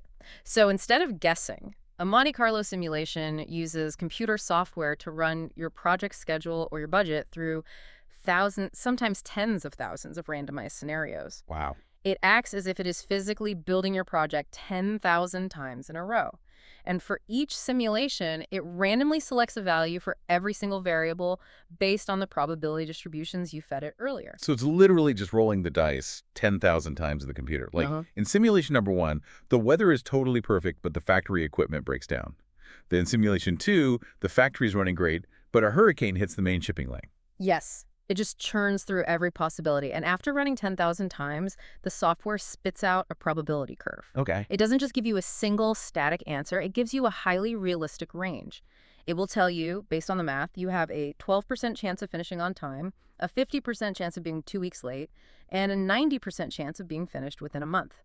That is incredible. I mean, it completely replaces the whole gut feeling of, yeah, I think we'll be okay with a mathematically defensible statistical model. It does. And you can take that 90% confidence interval straight to the board of directors and say, look, we need the contingency funds for an extra month, and here is the math proving it. Exactly. You speak their language now. And that leads perfectly into another tool the text highlights, which is sensitivity analysis. Ooh, this one really stood out to me in the source material's practical applications. How so? Well, imagine you are the project manager for a massive commercial real estate development. Right? Yeah. A huge skyscraper. You have 100 different risks on your register. But you have this sinking feeling in your gut that a few specific risks have a much larger range of possible outcomes than the others. Okay. How do you mathematically isolate the ones that could just swing wildly out of control? Right, and that's exactly why you use sensitivity analysis. The core concept here is identifying which specific variables your overall project is most sensitive to. I actually like to think of it like tuning a guitar. A guitar. Okay, explain that. Well, if you turn one tuning peg a millimeter, the note barely changes at all. But if you turn another peg a millimeter, the string just snaps. That is exactly it. That's a great way to visualize it. Let's apply that to your skyscraper example. Let's say you have a risk regarding the cost of raw steel for your building. Okay, steel. And the global market is incredibly volatile right now. The cost of that steel could realistically be anywhere from, say, $1 million to $5 million, depending on global tariffs next month. Wow. Okay, so that is a massive $4 million range of possible outcomes just on that one item. Exactly. Your project's budget is highly sensitive to the cost of steel. It's the peg that snaps the string. But then you have another risk regarding, say, the cost of the landscaping plants for the front lobby. Right. The local nursery might raise their prices. So it could cost you $10,000 or maybe $12,000. The range is only $2,000. So it barely affects the total budget. Right. Sensitivity analysis mathematically isolates that steel risk for you. It proves that the steel tariff is the single variable that correlates most strongly with the overall variance in your project's outcome. It cuts right through the noise. It tells the project manager, look, Stop worrying about the landscaping plants right now. Yeah. Put your absolute best negotiators and all your contingency planning entirely on locking in that steel price today. That is so powerful. It really focuses your energy. And then the text also talks about expected monetary value, or EMV. Yes, EMV. And EMV is very often paired with something called decision tree analysis. This is where you map out a literal tree of choices. Could you walk me through a decision tree? Because the text makes it sound almost like a choose-your-own-adventure book for corporate executives. Honestly, it is very similar to that.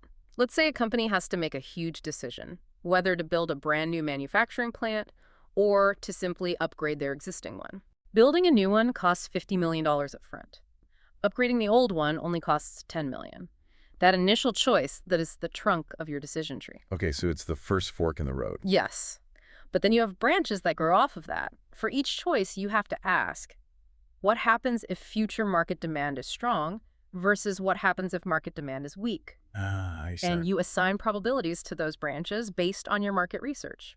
Let's say there's a 60% chance of strong demand and a 40% chance of weak demand. Okay, so you have the branches. Then what do you do? Then you calculate the final financial payoff at the very end of every single branch.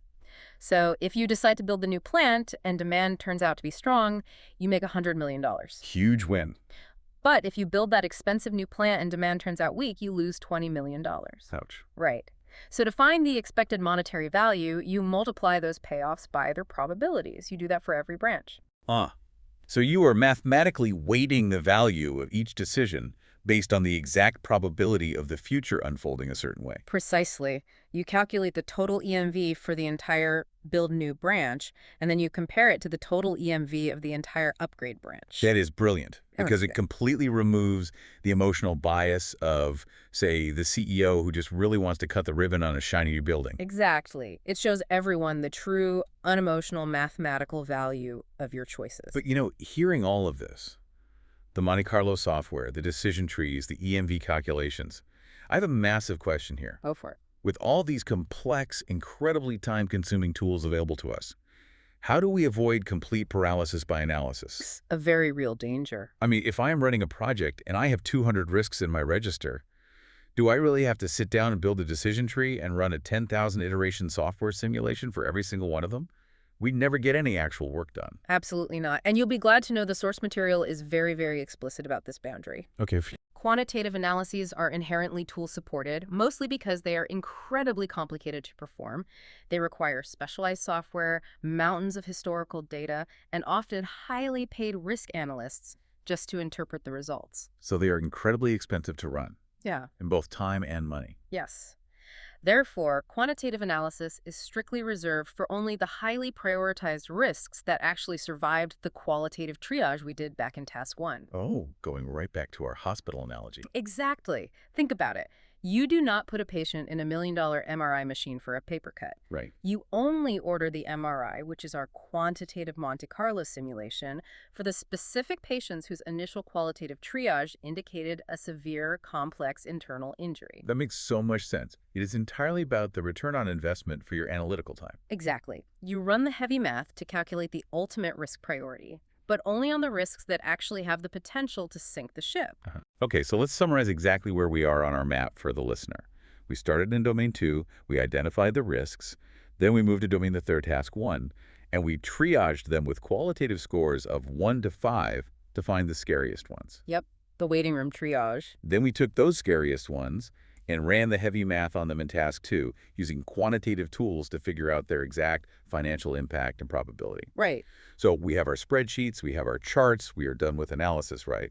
Now we can finally move on and go fix the problems. Not quite. The text throws a really brilliant curveball here with Task 3. Yes. Task 3, the radar never sleeps.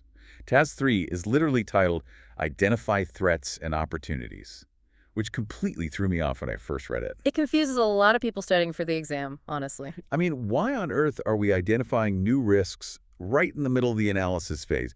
Didn't we have an entire separate risk identification phase, Domain Theric, right before this? We did. Did we already write everything down on the whiteboard? We did write it down. But this raises an important question about how human understanding actually works.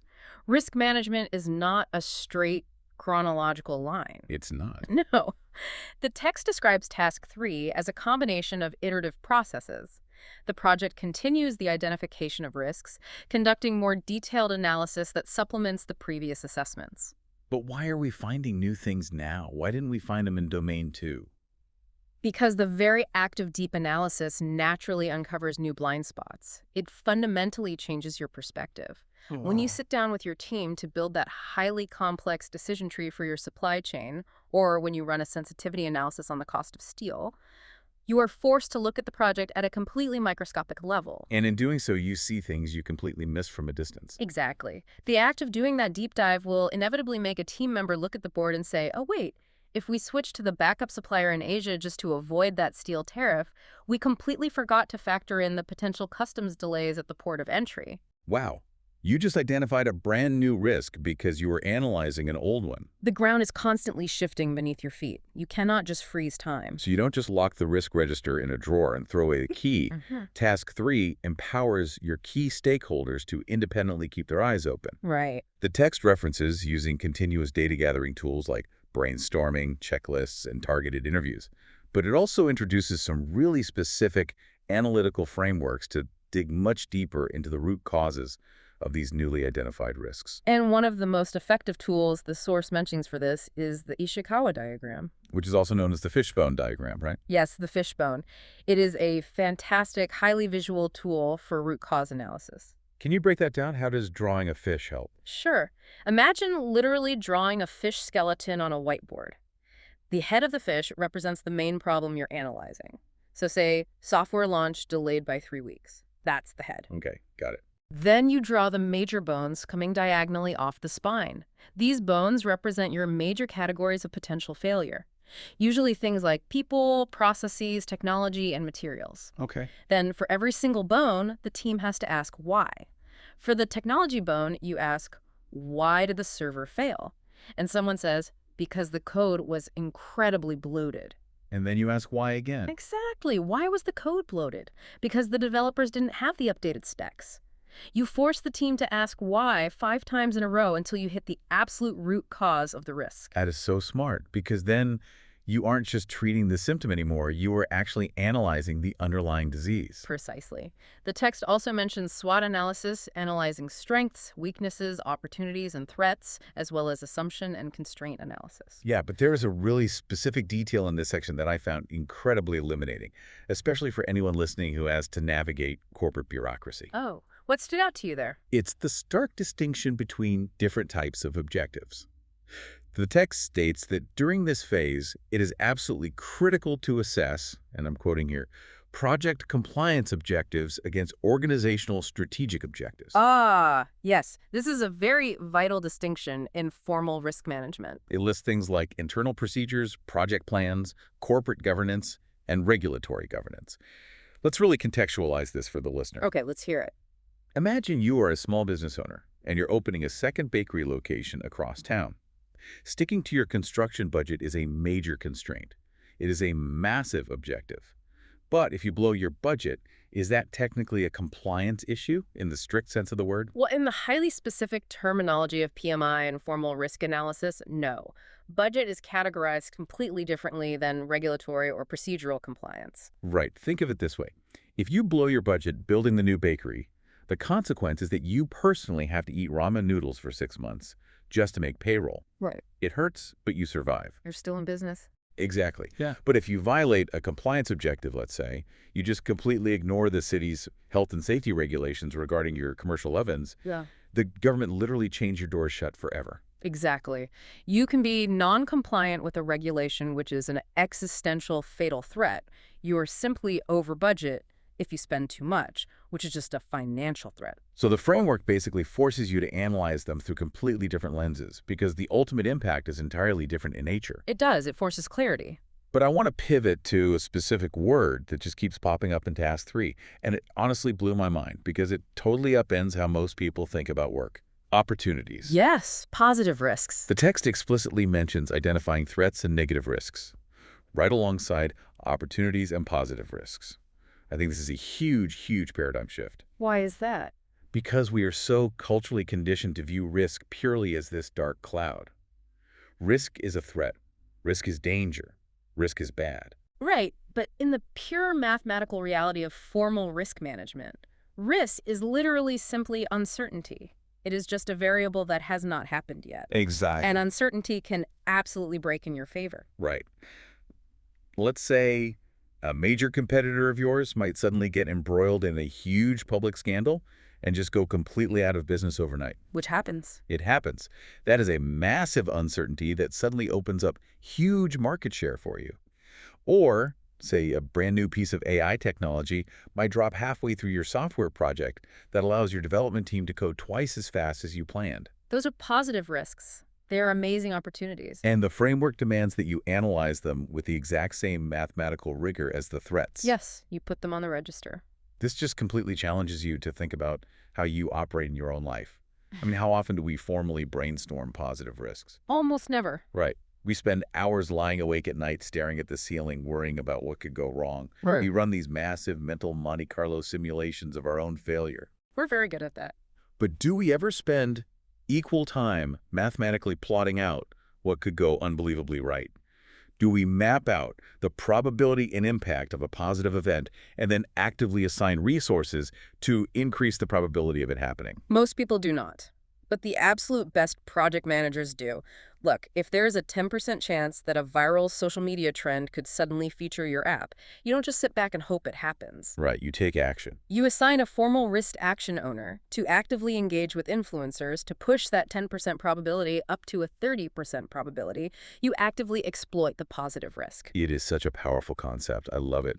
But, as I read through all of this, the massive risk registers, the Ishikawa fishbones, the anchored 1 to 5 scales, the quantitative MRI machines, it all sounds incredibly rigid. It definitely implies a very high degree of formality. I mean, it sounds like something you do in a mahogany boardroom with 20 people wearing expensive suits, passing around a huge leather-bound binder. Yes, the predictive model. But the modern work environment isn't always rigid like that. In fact, most software development, most digital marketing campaigns, most lean startups today, they operate in environments that change by the hour. Absolutely. A rigid 6-month analysis phase would literally kill the project before it even starts. So how does this heavy machinery survive in a fast-paced world? Which brings us to the final major paradigm in the source text, what we can call the chameleon context. The chameleon context, I like that. The text acknowledges that risk analysis isn't this rigid, one-size-fits-all dogma. How you apply these concepts depends entirely on the development approach your specific project is using. And the source heavily contrasts 3 approaches: predictive, agile, and hybrid. Let's start with predictive, because that seems to be the default setting for almost everything we've discussed so far today. Yeah. Like building the skyscraper? Yes. The predictive approach is traditional waterfall project management. You plan absolutely everything up front in exhaustive detail, and then you execute the plan. In this environment, risk analysis naturally relies on heavy, formal documentation. You maintain a highly formal risk register. You produce a structured monthly risk report for the stakeholders. You have assigned permanent roles, like a dedicated risk action owner. And crucially, predictive projects usually have the historical data required to actually build those robust risk breakdown structures we talked about earlier. Exactly. You can categorize based on the past because you're building something predictable. We know exactly how steel bridges fall down because we've built 1,000 steel bridges before. Right. But then we completely flip the coin and look at Agile. Agile is designed specifically for environments of high uncertainty and incredibly rapid change. Like software startups. Exactly. The text literally states, and I quote, "If we begin an Agile Scrum process, then the identification and assessment of risks is conducted iteratively during the process." Iteratively. So it isn't a massive upfront phase at all. No. In Agile, you do not spend 3 weeks analyzing risks before you start writing code. Risks are identified and assessed continuously during your normal, everyday ceremonies. Ceremonies, like meetings. Yeah, like during your iterative sprint planning, or during the quick 15-minute daily stand-up meeting in the morning, or during the review and retrospective at the end of the week. And the ownership completely changes too, right? There isn't just a single guy with a clipboard called the risk owner sitting in the corner. No, the text says the entire core Scrum team, the product owner, the Scrum master, all the developers, they all own the risks dynamically as a group. And the documentation completely transforms as well. Agile basically hates massive paper trails. The text says Agile favors informal documentation, So instead of a 50-page PDF risk report, they use these things called information radiators. Information radiators. I love that term so much. It sounds like a piece of sci-fi tech from a spaceship, but it's basically just a highly visible board, right? Exactly what it is. It is a big physical whiteboard right in the team room, or maybe a highly visible digital dashboard on a big TV screen. Right. It literally radiates information to anyone walking by. It fosters immediate, open transparency rather than hiding all the critical data in a spreadsheet buried on some shared corporate drive. They might also use an impediment log, right, managed by the Scrum Master, just to quickly track what is specifically blocking the team from working today. Yes, very tactical. And here is the really fundamental shift in mindset. In Agile, the nature of the work is often totally unprecedented. You might be coding a new AI feature that literally no one in the world has ever built before. Right, there's no history to rely on. So looking for historical data to build a predictive risk breakdown structure is totally pointless. There is no history. And because of that speed and that lack of history, the text notes that while an Agile team certainly could do a qualitative assessment using our precise 1 to 5 probability and impact scale, they often just simplify it. They conduct their triage in much bigger, faster chunks. Instead of arguing over specific numerical values, they might just quickly categorize risks as small, medium, or large. T-shirt sizing. Exactly, Yes. T-shirt sizing. It provides just enough information to help the product owner prioritize the backlog for the week, and absolutely no more. It's about speed. But what about the really advanced math? Does a fast-moving Agile team ever use quantitative analysis? Like, do they ever run Monte Carlo simulations? So the text points out that opinions among practitioners vary wildly on this topic. But generally speaking, the consensus is that heavy quantitative analysis is rarely applied in pure Agile environments. Because it just creates a massive bottleneck. Exactly. In Agile, your tools must foster quick communication and immediate interaction. Building an elaborate decision tree or running a 10,000 iteration software simulation takes days. Right. And an Agile sprint might only be 2 weeks long in total. By the time you actually finish the analysis, the project has already moved past the risk entirely. It's totally obsolete. However, and this is cool, the text does point out that some quantitative tools are adapted for Agile. Specifically, expected monetary value, or EMV, and sensitivity analysis. Yes. And this leads to one of the most fascinating translations of methodology in the entire source document. It perfectly illustrates how Agile teams twist traditional risk management to fit their specific reality. Okay, let's unpack this scenario for the listener. Imagine you are running an Agile software team. You've set up an information radiator to track a major risk using expected monetary value. Okay, EMV on the big board. Right. Everyone can see the risk exposure dropping with each passing iteration. The team has assessed the probability of the risk in standard percentages, but the team members completely disagree on how to actually measure the impact. Right. Now, in a traditional predictive project, expected monetary value is completely literal. You measure the impact in dollars. You say, if the server crashes, it costs us exactly $10,000. But the source material states that for an Agile Scrum team, measuring impact in dollars is actually the entirely wrong approach. Which is wild to think about. Right. The text states the best solution for Agile is to assess the impact in time, specifically lost days. Now, why do you think that massive shift is necessary? Well, the explanation in the text clicked perfectly for me. Think about an Agile Scrum setting. Your project costs are relatively fixed, right? You have a set team of, say, 5 salaried developers. Right. And they are running a strict time-box sprint for exactly 2 weeks. The financial cost of those 2 weeks is essentially just their salary, which is a sunk cost. Yep, it doesn't change. It doesn't change much whether they are successfully coding a new feature or if they're stuck fixing a major bug. The money is spent. Yeah. What does matter immensely to them is the timeline. Yes. The iteration timeline is the absolute lifeblood of a Scrum team. If you miss the sprint goal, the whole system stumbles. Exactly. Therefore, assessing the impact of a risk in terms of lost days provides much more valuable, highly actionable data to that specific team than some arbitrary dollar amount. Because the dollar amount doesn't change how they work. Right. If a risk threatens to cost you 2 days out of your strict 2-week sprint, that is devastating. Knowing the literal dollar value of those 2 days isn't really helpful. Yeah. But knowing you might lose 15% of your total working capacity for the entire sprint. Oh, that tells the Scrum Master exactly how urgently they need to react today.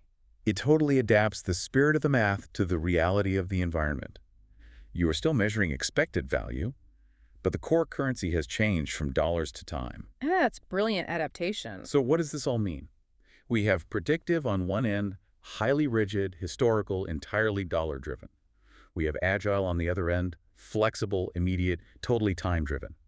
But the text also introduces the third highly pragmatic option, hybrid. Yes, hybrid, because the hybrid approach recognizes that very few actual organizations operate in a pure vacuum. Right, the real world is messy. Extremely messy. A massive legacy corporate bank might be trying really hard to adopt agile software practices for their new app, but they still have a highly traditional board of directors that absolutely demands predictive quarterly financial reporting. So you just mix them together. Yes. A hybrid approach strips out the strict dogmatic rules of either side and builds a completely custom methodology. Okay, give me an example of that. Well, for example, a hybrid project might maintain a highly formal predictive risk register in a spreadsheet to satisfy those corporate auditors. Keeps the suits happy. Exactly. But they skip the formal 50-page monthly risk report, and instead they use agile information radiators on the floor so the actual development team can see and react to the risks in real time. That's the best of both worlds.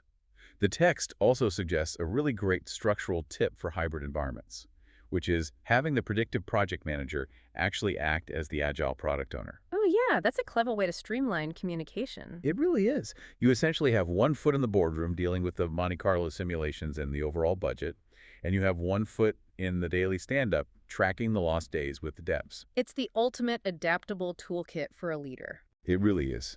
It is an absolute masterclass in contextual awareness, which I think brings us perfectly to the end of our journey today. It's been quite a deep dive. It has. So let's do a quick rapid-fire recap of the entire cognitive framework we just extracted from Chapter 6, Domain 3.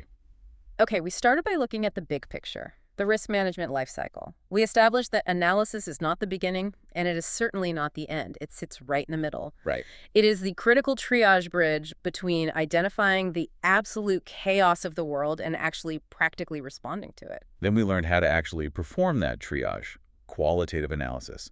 We learned that just relying on gut feelings leads to endless, exhausting meetings and terrible decisions. Yes, it does. Instead, we use a very simple but profound formula.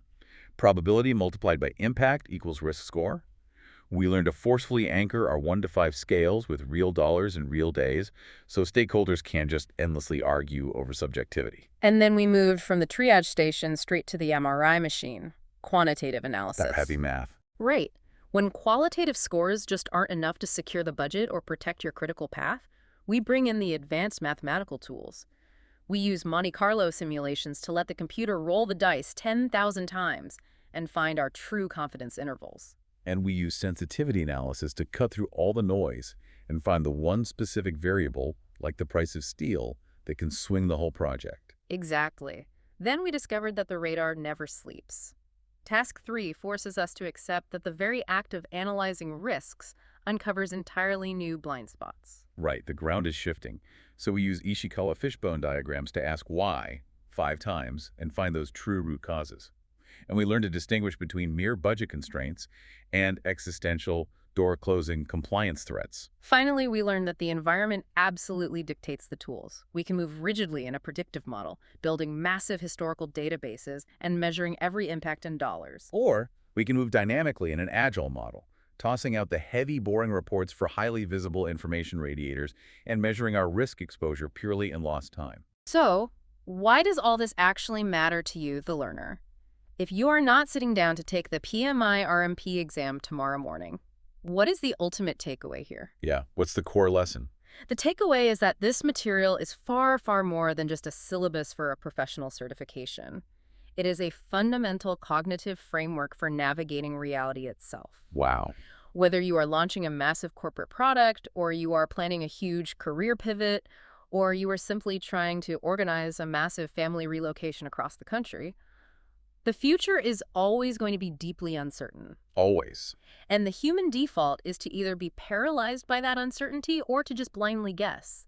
But understanding how to systematically categorize, triage, and mathematically weigh the unknown, It gives you something incredibly powerful. What's that? It turns amorphous, paralyzing fear into highly actionable data. It gives you agency over your own future. Agency over the unknown. I absolutely love that. And I want to leave you, the listener, with a final thought to really mull over. Something that builds directly on the source material we discussed today, but takes it just a step further into your own life. We talked about how this framework forces you to identify opportunities, not just threats, positive risks. Right, the things that can go unbelievably right if you let them. Exactly. Now, I want you to imagine taking this rigorous mathematical framework we just learned, assessing probability, anchoring your scales, multiplying it by the true impact, running those mental decision trees, and applying it entirely to your own potential success. Oh, wow. You were talking about systematically engineering serendipity. Yes, exactly that. If you applied this framework not just to avoid disaster, but to mathematically map out the positive risks in your life. If you systematically figured out how to actively assign your own resources to increase their probability and maximize their impact, how much good luck could you mathematically force into your own reality? That is a phenomenal question, and honestly, it completely reframes the entire purpose of analysis. It is the ultimate opportunity. Thank you for joining us on this deep dive. Keep analyzing, keep calculating, and we will see you next time. Starting from zero or, a whole lot, what do you know about risk response? Wow. That is quite the provocation to kick things off today. I think it's kind of the perfect way to start, right? It immediately invites you, the listener, to sort of test your own baseline knowledge before we even get into it. Like a pretest. Exactly, like a pretest. Like if we were looking at a crossword puzzle right now, and the clue was a 12-letter phrase for your premeditated plan B when your initial safety net fails. Oh, that's a good one. Right, would you know the vocabulary? Because today we are diving into the incredibly intricate, sometimes super stressful, but, always fascinating world of planning and implementing responses to uncertainty. It's a huge topic. It really is. And our focus for this deep dive is on extracting the exact frameworks that expert project managers use to basically neutralize threats and maximize opportunities. Yeah, giving you a mental toolkit to handle uncertainty in your own complex projects. Because honestly, without the specific vocabulary to describe the risk landscape, you can't map a strategy to survive it. No, you're just reacting to chaos. Exactly. Just pure chaos. Which actually brings me to a thought I had right before we started recording this deep dive. Usually when we talk about diagnosing a problem, like, say, in medicine, there is this expectation of precision, Oh, sure. Like a clear-cut answer. Yeah. You break your arm, the x-ray shows that jagged white line, and the doctor just points at it and says, there it is, that's the problem. It's totally binary. It's either broken or it's not broken. Oh. We really like things to be visible and easily categorized like that. We do. But then when you step into the world of complex project management, suddenly that x-ray machine is just completely useless. It really is. You are looking at a diagnostic landscape that is incredibly murky. I mean, you don't know if the bone is going to break tomorrow or maybe next month or, if it might actually mutate and give you superpowers. That is the absolute perfect definition of diagnostic muddy waters. And to navigate that, we really have to understand exactly where we are in the universe of a project. Right. I mean, we can't treat a symptom without a diagnosis. And we certainly can't write a prescription without doing the blood work first. So let's lay out the map. Our source text today covers Domain 4 of the PMI RMP exam, which focuses on risk response. Right, which makes up about 13% of the exam, by the way. 13%, okay. So the standard framework for managing all this uncertainty relies on a very specific life cycle. And it flows chronologically. Yes, Okay. chronologically. And I want to fast track through the initial steps here because anyone managing a project probably knows the basics, but the sequence itself is just so vital. Oh, absolutely. You can't skip steps. Right. So step 1 is planning how you will manage risk. Step 2 is actually identifying those risks, basically, listing out every single monster under the bed. Step 3 is qualitative analysis. Where you assign, a basic probability and impact. Exactly. You prioritize. Yeah. Because, you don't want to spend all your time worrying about a paper cut when you should really be worried about a heart attack. Then step 4 is quantitative analysis. And that means putting hard numbers, monetary values, or specific schedule delays to those prioritized risks. Which lands us squarely in our territory for today's deep dive. Step 5, plan risk responses. And step 6, implement risk responses. And then, of course, step 7 is monitoring. Right. So going back to the medical analogy, we've planned the checkup, we identified the symptoms, we analyzed how bad the impact will be, and now we're finally writing the actual treatment plan. And what really stands out here, based on the text, is how this entire life cycle serves as a guiding star. A guiding star. Like that. Yeah, because knowing exactly where you are in that cycle dictates exactly which tools and techniques are appropriate to use at that moment. Right, because you can't just jump ahead. No, you logically cannot execute a response if you haven't even assigned a probability and a financial impact to the risk yet. It doesn't make sense. But I see teams do that all the time, though. They, like, completely skip the analysis and just start throwing money at a vague threat. Oh, constantly. And they waste massive, massive amounts of resources doing so. Because they don't know what they're actually fighting. Exactly. I mean, you might end up applying this incredibly expensive response strategy to a risk that has, like, a 0.1% chance of happening. Right. And even if it did happen, it would only cost you, what, $10? Yeah, it's totally disproportionate. Right. So the life cycle keeps you disciplined. It ensures you only treat the risks that have actually graduated through the identification and analysis phases. I really want to talk about the friction of that transition, though, because I bet you, listening to this, have probably experienced this in your own work. Oh, I'm sure they have. You get your team in a room, you have this phenomenal whiteboard session identifying everything that could possibly go wrong. Right? Yeah, the classic brainstorming session. Exactly. Supply chain delays, server crashes, key personnel leaving. And you feel great. You're like, we've identified the risks. High fives all around. Right. But then the momentum just completely stops. You roll up that whiteboard paper, you throw it in a corner, and everyone just goes back to work. That is the classic trap. Why does that happen so often? Because identification feels like productive work. It feels like you solved something. But it's only the halfway point. Right. The real value, like the thing that separates amateurs from professionals, is the structured response. Moving from, look at all these bad things, to, here is our systematic plan to actually dismantle them. Precisely. So let's look at the traditional, highly structured way to plan this out. The predictive playbook. Okay, so in a predictive environment, and we're thinking of like a massive construction project here, or maybe a highly regulated pharmaceutical rollout. Right. Very rigid environments. Yeah, where you have to determine your strategy long before any trigger is actually pulled. Exactly. You need a specific menu of strategies. And the text lays this out clearly. For negative risks, the threats, the standard defensive maneuvers are avoid, mitigate, transfer, accept, and escalate. Okay, before we define those, I want to talk about the other side of the coin real quick. Because the framework also lists strategies for positive risks. Yes, it does. Exploit, enhance, share, accept, and escalate.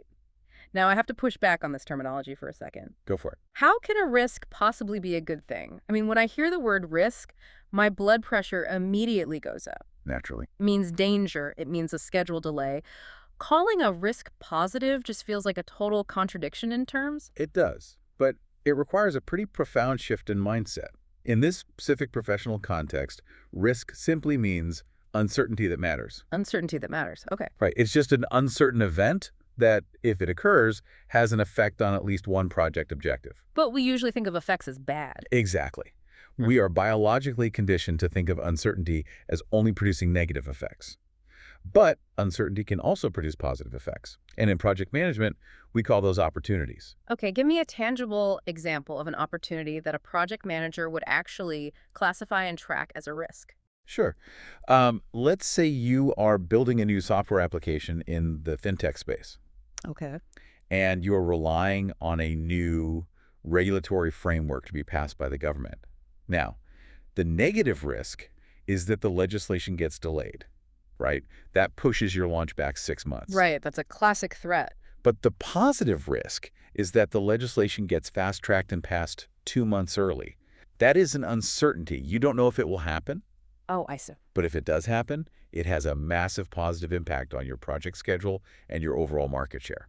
So that is a positive risk. So uncertainty is really just like a neutral multiplier. It can multiply in the wrong direction or it can multiply in the right direction. Yes, that's a great way to put it. And the strategies for negative threats and positive opportunities actually mirror each other. Let's map those out. Let's look at the extremes first. For a negative risk, the absolute most aggressive strategy is to avoid it. And avoidance means like changing the project plan entirely to eliminate the threat. Like if a certain vendor is known for strikes and delays, You avoid the risk by just firing that vendor and hiring a completely different one. Right. You zero out the probability entirely. It cannot happen anymore. Okay, now look at the mirror image of that. The most aggressive strategy for a positive opportunity is to exploit it. Exactly. So if avoid eliminates a negative risk entirely, making sure it never happens, then exploit must mean ensuring a positive opportunity definitely happens. You're removing the uncertainty by just locking it in. That is spot on. Consider a scenario where there's a chance to finish a critical path item early, right? But only if you use a highly skilled, specialized contractor who just happens to be available right now. Correct. You don't just sit there and hope they stay available. You exploit the risk by signing them to a premium guaranteed contract today. You make the opportunity a certainty. Exactly. You force it to happen. I see the logic, but isn't that just creating a new financial risk? Like you are spending premium money on an opportunity that might not yield a proportional return. Oh, it absolutely can be a financial risk. Okay. That is exactly where the rigorous mathematical analysis comes in, which we'll get to in a bit. Right. But let's map out the middle ground first. So for negative risks, we have mitigation. Okay, mitigation. That implies the risk might still happen, but you take action to either reduce the probability of it occurring or reduce the negative impact if it does. Exactly. Like wearing a seatbelt mitigates the impact of a car crash. It doesn't avoid the crash entirely, but it hopefully keeps you alive. Perfect analogy. Now, the mirror image for a positive risk is enhance. Enhance. Okay, so you take action to increase the probability that the good thing will happen or increase its positive impact. Right. So say you have an opportunity to win a performance bonus for finishing a phase of the project early. You might enhance that opportunity by adding more resources to the critical path. So you aren't guaranteeing it like you would with exploitation. No, you're just heavily tilting the scales in your favor. Got it. Okay, then we have transfer for negative risks. Shifting the impact of a threat, along with the ownership of the response, to a third party. The classic example being buying insurance. Right. You transfer the financial risk to the insurance company. And for positive risks, the equivalent is share. You allocate some or all of the ownership of the opportunity to a third party who is, best able to capture it for the benefit of the project. Give me an example of share. Imagine forming a joint venture with another company to bid on a massive government contract that you couldn't possibly win alone. Oh, I see. You share the risk to share the reward. Exactly. Now, both negative and positive risks share the final two strategies: accept and escalate. Acceptance means you just acknowledge it, but you don't take any proactive action, right? Right. For a threat, you basically say, if it happens, we'll deal with it. And for an opportunity, you say, if we get lucky, great, but we aren't spending any money to force it. And escalate is used when the risk or the opportunity is just outside the scope of your project or maybe requires authority you don't have. So you pass it up the chain of command. Exactly. You send it up to portfolio management. Let's put this abstract menu of options to the test with a massive real-world scenario. Oh, I love a good scenario. I want to look at the infamous Denver International Airport automated baggage system failure from the early 1990s. Oh, wow. A legendary case study in project failure. It really is. For those who don't know, DIA tried to build this fully automated underground baggage system for the entire airport. It was supposed to be a marvel of modern engineering. Carts on massive tracks, Yeah. optical scanners, routing bags automatically. Yeah, just huge scale. But it delayed the opening of the airport by 16 months and cost over $500 million in delays. Just staggering number. Staggering. So let's retroactively apply these predictive risk strategies to that disaster. When they were in the planning phase, looking at the monumental threat of integrating completely unproven software with complex physical machinery, could they have used avoidance? They absolutely could have.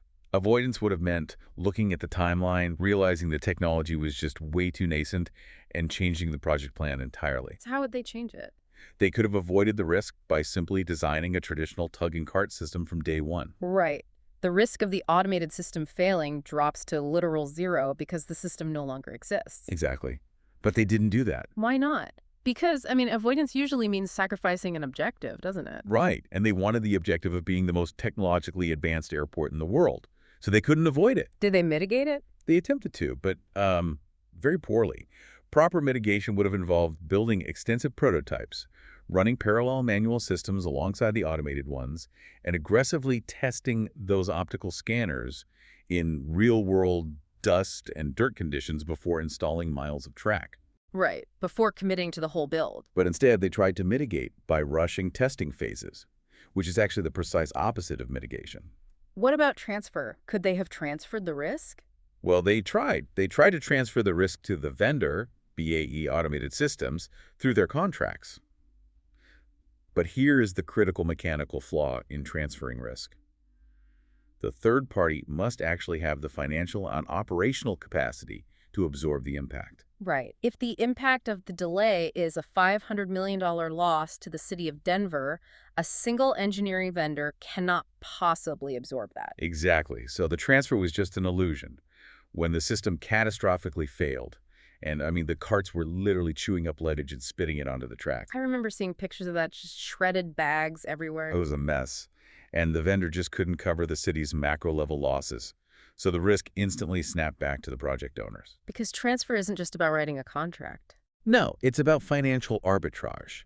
You are paying a premium to someone who can mathematically handle the worst-case scenario better than you can. Which makes me wonder, why would a company willingly pay an insurance premium that cuts into their profit margin if they can just mitigate the risk themselves? It's all about the math. Like, what is the mathematical threshold where transfer actually makes sense over mitigation? You have to run a cost-benefit analysis based on expected monetary value. Okay, walk me through that. Let's say your mitigation strategy costs $2 million to implement, right? Okay. And it reduces the probability of a $10 million disaster by 50%. So your expected risk exposure is still huge. Exactly. You Yeah. still have millions of dollars of exposure. Yeah. But if an insurance policy, a transfer strategy costs $500,000 and covers the entire $10 million impact, Yeah. you buy the insurance. Because it's a better financial bet. It really comes down to risk appetite. How does a company accurately measure the unseen risk appetite of their stakeholders to decide between these strategies? It requires deep psychological and organizational awareness. It really does. Because a startup tech company might have a massive risk appetite. They're willing to accept huge uncertainties for the chance of exponential growth. Right, the move fast and break things Yeah. philosophy. Exactly. When they look at their negative risks, they just default to acceptance. They'd rather spend their limited capital on exploiting positive risks. But contrast that with, like, a nuclear power plant construction project. Oh, totally different universe. Their risk appetite for safety issues is completely non-existent. They will never accept a safety risk. They will spend hundreds of millions to avoid it or mitigate it down to a statistical impossibility. So a project manager has to actively interview stakeholders. Yes, they have to look at past corporate behavior and honestly force executives to define their financial thresholds before a crisis actually hits. Which brings up the governance of all this. Because, who actually does the work? The framework highlights a very specific division of labor here. The risk owner versus the risk action owner. Right. And to ensure clear governance, you really have to build a responsibility matrix. The risk owner is the individual ultimately accountable for the strategy. So if the risk happens and ruins the project, they're the one answering to the board. Yes, they are the CEO of that specific risk. Got it. But the risk action owner is different. Yes, the risk action owner is the boots-on-the-ground operator. Yeah. They're the ones actually watching the radar, waiting for the identified trigger condition. And when that trigger is tripped, The risk action owner actually pushes the button to initiate the strategy. so the CEO doesn't necessarily press the button on the factory floor. Right. They delegate the action, but they absolutely retain the accountability. Okay, so we've planned our perfect response strategy. The CEO risk owner approved it. The risk action owner is watching the radar. The trigger condition happens. The action owner pushes the button and executes the strategy. And then, And then it doesn't work. yes, because even the best plans fail. And this is where we see a fascinating multi-tiered safety net that predictive managers must build. It is literally a sequence of dominoes. Let's walk through those dominoes using a highly detailed scenario. Okay, shoot. Let's say we are building a massive outdoor music festival. Hard dates, massive logistics. Sounds stressful already. Oh, it is. The risk is a severe thunderstorm on the day of the stage build. The trigger condition is the National Weather Service issuing a severe storm warning 48 hours out. Domino 1 falls. The trigger happens. Okay, so the risk action owner initiates the primary strategy. Let's say it's mitigation. They ran heavy-duty tarps and hire extra crew to cover the massive steel stage framework to protect these sensitive electronics and lighting rigs. But Domino 2 falls. the storm is way worse than forecasted. We are getting 70-mile-per-hour wind gusts.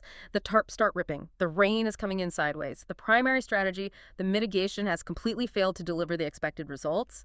What happens next? You immediately execute the contingency plan. Okay, define contingency plan for this context. A contingency is your premeditated reaction to a failed primary response.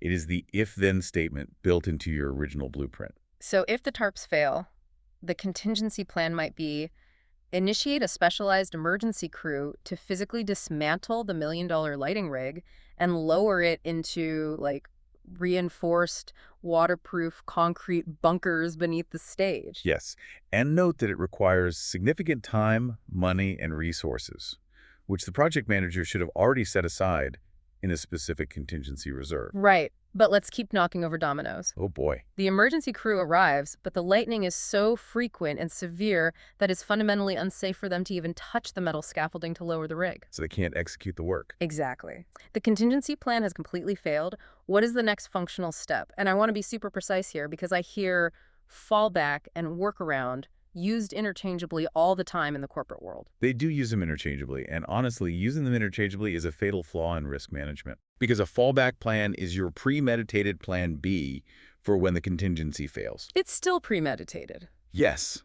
It is still something you thought of in advance during the initial planning phase. It is still part of the architectural blueprint. Okay, so the fallback plan for our music festival might be to completely abandon the outdoor main stage and relocate the headlining acoustic sets to a massive indoor gymnasium in the neighboring town. Exactly. You had the gym booked months ago just in case, and you paid a deposit to have a basic sound system waiting there. It's a massive downgrade from an outdoor stadium show, obviously, but it is a planned fallback. It keeps the festival technically alive. Right. But consider the absolute worst-case scenario. Knock over the last domino. You trigger the fallback, you start moving the VIPs to the gymnasium, and then the local power grid fails and the gymnasium goes completely dark. Oh, man. Then you have reached the absolute end of your premeditated safety net. You are now in the realm of the workaround. The workaround. Yes. A workaround is an improvised solution. It is what you do when all planned responses have failed. Or, crucially, it's what you do when a risk you decided to simply accept suddenly explodes into a massive issue you didn't anticipate. So it's not planned in advance. Not at all. You are scrambling in real time. So we are going to pull 50 pickup trucks into a circle in parking lot, turn on their headlights to illuminate the center, and the band is going to play completely unplugged on the tailgate of a Ford F-150. That's a workaround. That is pure, unadulterated improvisation, yes. I actually have a personal anecdote about this. Oh, let's hear it. I remember being on a software deployment team years ago. We were migrating a massive database, and our primary mitigation was running the migration during low traffic hours. Standard practice. Right. Our contingency was an automated rollback script if data corrupted. The fallback was restoring from a tape backup from the previous day. Sounds pretty solid so far. You'd think. Well, the migration corrupted, the automated rollback script had a syntax error and crashed, and the tape backup was physically damaged. Oh no. You hit the workaround phase. Hard.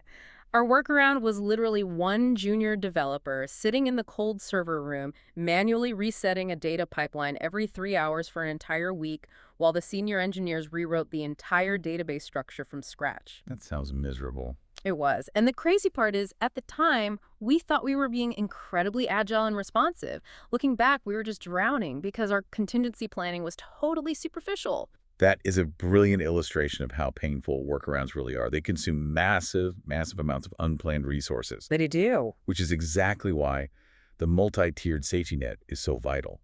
But we actually have to add another layer of complexity to this domino effect. There's more. Oh, there's always more. The concept of collateral damage. Because fixing one problem often creates new ones. Ah, the leftover bits. The standard framework identifies two specific terms here: residual risks and secondary risks. Let's define the mechanics of those, starting with residual. Residual risk is basically the residue. It is the leftover probability and impact after a primary strategy has been successfully applied. Give me a concrete example. Let's say you have a risk that a critical hardware shipment will be 2 weeks late. You apply a mitigation strategy. Yeah. You pay a massive premium for expedited air freight. Okay.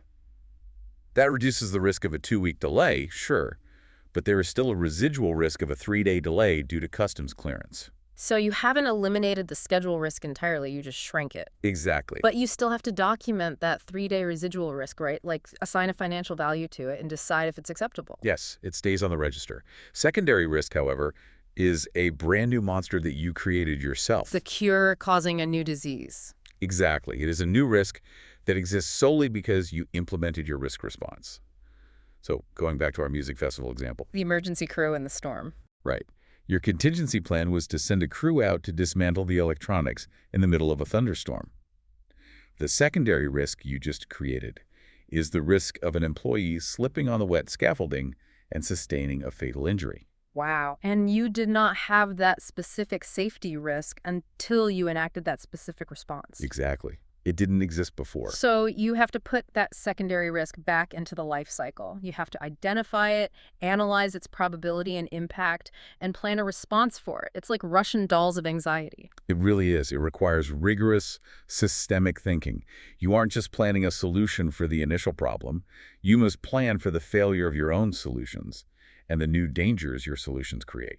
It's exhausting just thinking about it, but that massive safety net assumes we have the luxury of time and stability, right? It does. It requires a very stable foundation. Because if you spend 6 months building this perfect domino chain of fallbacks for a bridge or a festival, that's great. But what if you're writing code and the entire platform you're building on changes overnight? That rigid predictive safety net suddenly becomes a straitjacket. And that introduces the agile pivot, because the approach to planning and implementing responses is fundamentally different in an agile environment, particularly within the Scrum framework. If the predictive approach is like a heavy, top-down, 1,000-page architectural blueprint, agile is more like a living, breathing organism. I like that. It's constantly sensing its environment and adapting. In predictive management, risk planning is a massive, discrete event that happens during the upfront planning phase. But in agile? In Agile, risk planning is continuous. It happens during every daily stand-up, every sprint planning meeting, every single sprint retrospective. It is just baked into the daily workflow. How do the roles shift then? We talked about risk owners and action owners in the predictive model. Who does what in Agile? Well, in Scrum, all work is prioritized by the product owner in the product backlog.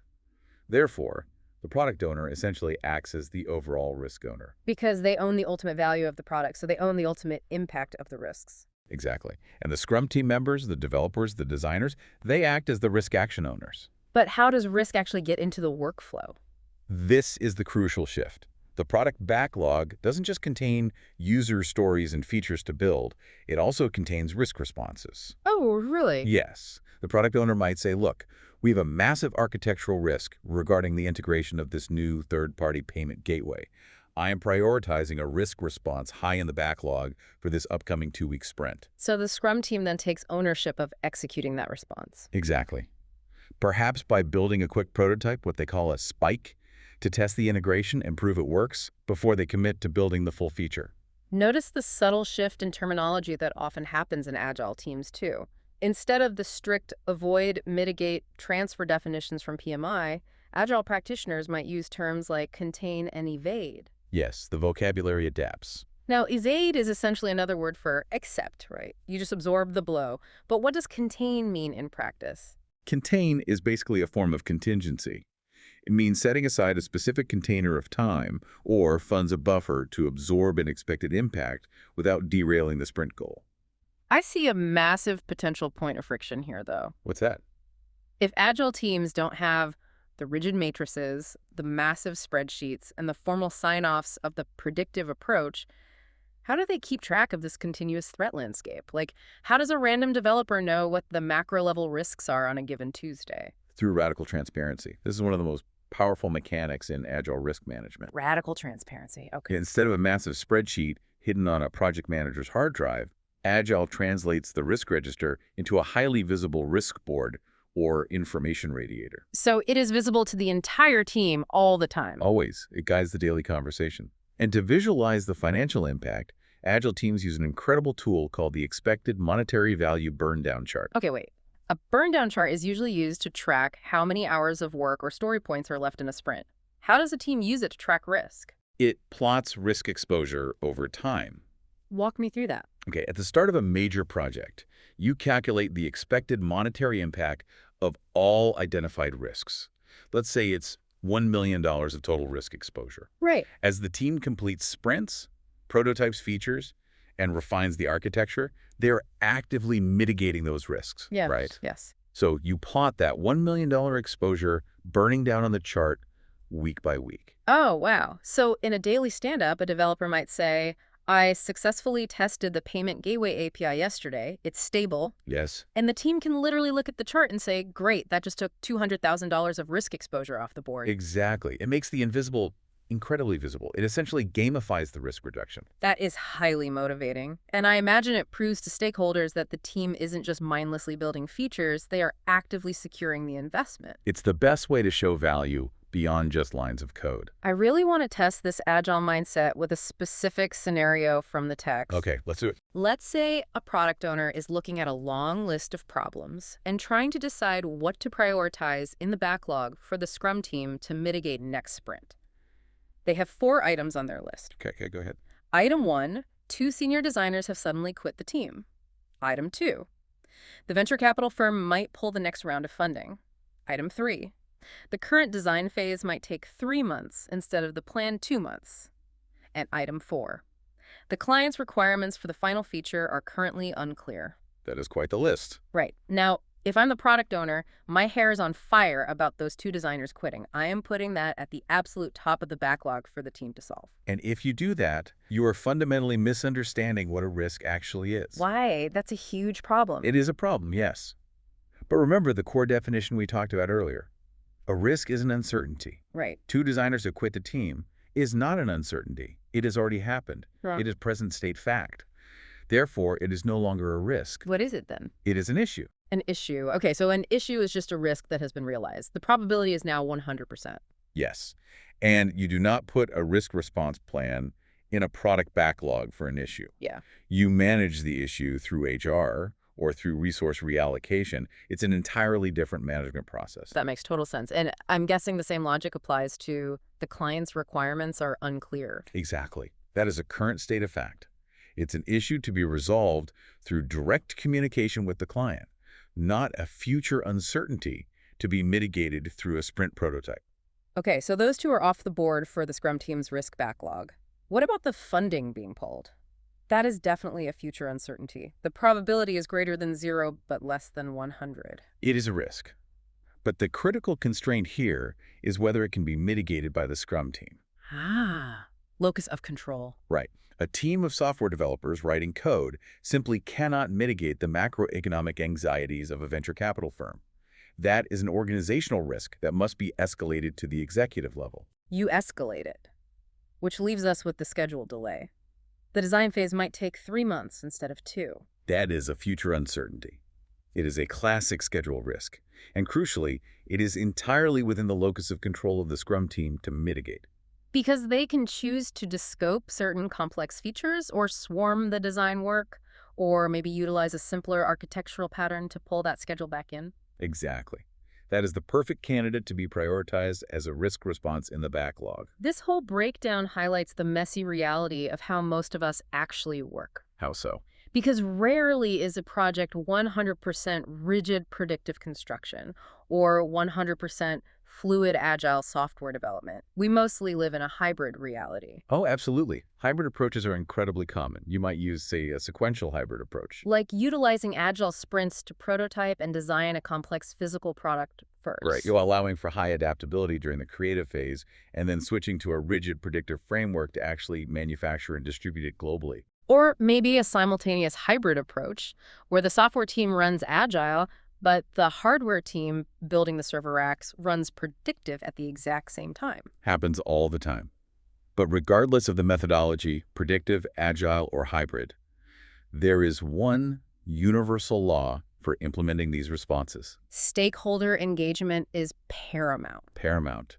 You cannot plan a response in a vacuum. Because the stakeholders are the ones who ultimately experience the impact of the risk or, they feel the financial pain of your response strategy. Exactly. They write the checks. Let's dive into 2 extensive case studies from the text to really debate the mechanics of everything we've covered.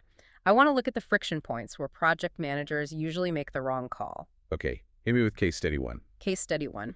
We have an agile team struggling with a significant technical risk. They decide to pause feature development and conduct a deep dive by developing a prototype. The prototype is successful, and it helps manage the risk, so the probability and impact are now much lower than they were before. The question is, what specific risk response strategy did they just apply? Is it enhance, mitigate, or avoid? Well, we can eliminate enhance immediately, right? Because that strategy is strictly reserved for positive opportunities, and the team is struggling with a technical threat. Right. So the debate is between mitigate and avoid.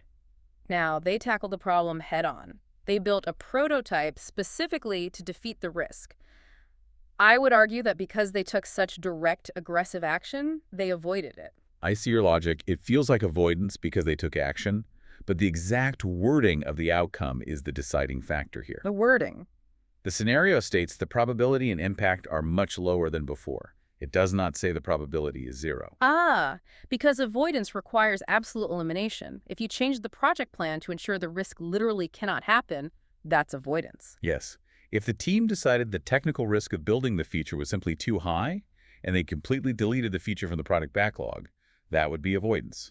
The risk is gone because the feature is gone. But by building a prototype, they merely proved the concept. They reduced the fear that it wouldn't work. Right. However, there is still a residual risk that the code might break when deployed at scale in production. Because the risk still exists, just at a reduced level, it is textbook mitigation.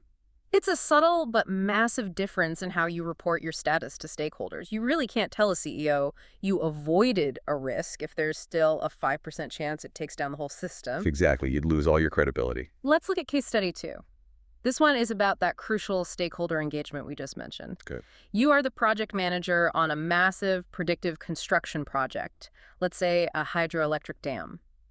Due to a severe lack of stakeholder engagement, you decide with the executive board that you need to do more to encourage the key stakeholders to provide feedback on your proposed risk response strategies. You desperately need their buy-in before you start pouring millions of dollars of concrete. A very common scenario. So what is the best mechanical step to achieve that? Do you invite them to the team's next iteration review? Do you set up an information radiator dashboard and give them login credentials? Or do you arrange a formal workshop to go through their risk register line by line? Well, we really have to analyze the environment first. Yeah. The scenario explicitly states it is a major construction project. Yeah. That is a massive signal that we are operating in a highly predictive, rigid environment. Right. Therefore, inviting them to an iteration review is just a systemic mismatch. An iteration review is a specific agile ceremony designed for demonstrating working software at the end of a sprint. Construction stakeholders don't want to attend a software ceremony. They want architectural certainty. Exactly. It's the wrong tool for the job. Furthermore, setting up an information radiator and giving them access is also pulling from the wrong methodology. Because it's too agile. Yes. While transparency is always good, the predictive framework relies on designated risk owners and formal approvals. You cannot simply display a dashboard and hope passive stakeholders suddenly take responsibility. It lacks the forcing function of active engagement. Precisely. Yeah. Which leads us to the formal workshop. So arranging a workshop where you physically or virtually gather the stakeholders, project the risk register on the wall, and force a dialogue about the proposed responses. Yes. It fits the predictive framework perfectly, and it actively solves the behavioral problem of lacking engagement. You are forcing them to look at the financial impacts and agree to the mitigation costs right there in the room. The text actually emphasizes a golden rule for learners here. Do not learn the questions and answers. Learn the content. That is so important. Because it's not just about memorizing vocabulary, right? Yeah. Like, if you just memorize, workshop is the right answer for construction, you will completely fail when the real world throws a curveball at you. You have to understand the underlying mechanics. You have to understand why an agile burn-down chart solves a completely different psychological problem than a predictive risk register. Exactly. If you understand the flow of the dominoes from trigger to primary response to contingency to fallback to workaround, and if you understand the mathematical threshold between mitigating a risk yourself versus transferring it to an insurance company, you can navigate practically any complex scenario. Because you stop being a victim of uncertainty and you become an active manager of it. Let's quickly recap the mental toolkit we've built today. Let's do it. We started by mapping the life cycle, understanding that you cannot execute a treatment plan until you have rigorously diagnosed the probability and financial impact of the symptom. Right, doing the blood work. Then we explored the rigid safety nets of predictive planning. We analyzed how a company's risk appetite dictates whether they spend millions to avoid a threat or simply accept it. And we looked at the mirror universe of positive opportunities and how you can exploit or enhance an uncertain event to secure a massive win. We navigated the incredibly painful reality of domino failures, understanding the crucial difference between a planned fallback and a desperate, improvised workaround. And finally, we pivoted into the agile mindset, seeing how continuous, transparent risk boards allow teams to buy down their risk exposure sprint by sprint. It really is a comprehensive system for translating vague anxiety into actionable, measurable strategy. It's powerful stuff. So what does this mean for you, the listener? Why does this actually matter for your next team meeting or your next major career move? Because it gives you the vocabulary. Exactly. It means you now possess the architectural blueprint for resilience. When your team starts spiraling into what-if scenarios, you can stop the panic. You can force them to define the trigger conditions. You can ask, if we apply this solution, what secondary risks are we creating? Yes. You can demand a clear boundary between your contingency reserves and your fallback plans. You can systematically dismantle the unknown. It's all about control. But I want to leave you with a final provocative thought. Something to mull over that pushes beyond the boundaries of everything we've discussed today. Okay, I'm intrigued. The entire framework we just outlined, the primary responses, the contingencies, the burn-down charts, all of it is built on one massive fundamental assumption. It assumes we have successfully identified the risk in step 2 of the life cycle. Wow. It assumes the monster under the bed is known. That is a huge assumption. What happens when a team encounters a true black swan event? An event so unprecedented, so entirely outside the realm of normal human or corporate experience, that it was fundamentally unidentifiable during the brainstorming phase. Exactly. A global pandemic that shutters the economy overnight, a sudden geopolitical crisis that evaporates a global supply chain in 24 hours, a leap in artificial intelligence that renders a decade-long software project totally obsolete in a single weekend. You cannot write a contingency plan for a risk you did not know existed. No, you cannot buy insurance for an event no actuary has ever even modeled. When the unidentifiable happens, you skip the primary response, you skip the contingency, you skip the fallback. You are thrown immediately, violently into the workaround. Straight into the fire. So the question for you to explore on your own is this. How do you build cultural resilience within your team? How do you create a generalized capacity to absorb massive shock for a trigger condition you can't even imagine yet? Because you can't rely on the register. Because when that X-ray machine breaks and you are staring at an entirely new disease, your ability to survive won't depend on what is written in your risk register. It will depend entirely on how quickly you and your team can rewrite the rules of the game. Welcome to the Deep Dive. Glad to be here. Today, our mission is, it's highly practical and completely custom-tailored for you, the learner. We are tackling the mechanics of keeping a project from utterly falling apart. Right, which is, harder than it sounds. Oh, way harder. Yeah. Our source material today is Chapter 8 from Mastering the PMI Risk Management Professional Exam, and we are focusing our analytical lens specifically on what the Project Management Institute calls Domain V. Domain V, monitor and close risks. Exactly. Monitor and close risks. Because whether you are running a multi-million-dollar construction site or coding a revolutionary new app or, honestly... It's like trying to organize a massive family reunion. Yes, a chaotic family reunion. Understanding how to actively monitor risks is exactly what separates the seasoned pros from the wide-eyed amateurs. Oh, absolutely. Okay, let's unpack this. We aren't just talking about identifying things that can go wrong today, right?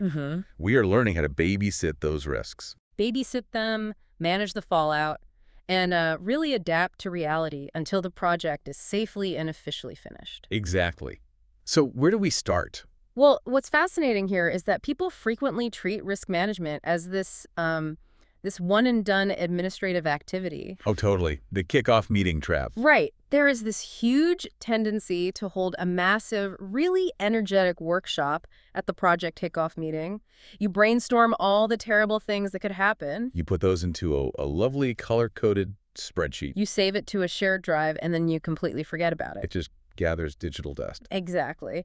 But the source text makes it abundantly clear, risk management is not a static document. It is a living, breathing life cycle. Yeah. If you want a project to survive contact with reality, it requires ongoing watching and evaluating and reporting. Which brings us to Domain V. Right. Domain V is where the actual survival of your project is determined. I think we've all been guilty of that spreadsheet trap, honestly. Yeah. We make the pristine plan, and we feel this immense sense of control. It feels good to have a plan. It does. But the real world introduces friction. And suddenly, those risks aren't just bullet points on a slide anymore. No, they are active threats. They are actively trying to dismantle your work. Yeah. So before we get into the specific daily, boots-on-the-ground tasks of a risk manager dealing with those threats, we probably need to orient you on exactly where Domain V sits in the grand timeline of a project. That's a great idea. We should look at the blueprint. The risk management lifecycle as outlined in the text. Yeah, so the source text lays out a highly structured, sequential approach. It begins with plan risk management, where you establish the ground rules. Right. How are you going to talk about risks? Exactly. Then you identify risks. You get your list. Once you have your list of potential threats, you perform qualitative risk analysis. Which is the subjective part, right? Right. Essentially sizing them up subjectively. Is this a high priority, medium, low? Okay, got it. Then comes perform quantitative risk analysis, where you bring in the hard math. The numbers. Yeah, assigning specific financial or schedule impacts. After that, you plan risk responses, figuring out exactly what your countermeasure will be if the risk actually materializes. And then we implement those responses. You implement risk responses, yes. Crucial step. And then finally, we arrive at the star of today's show. Domain V. Monitor and close risks.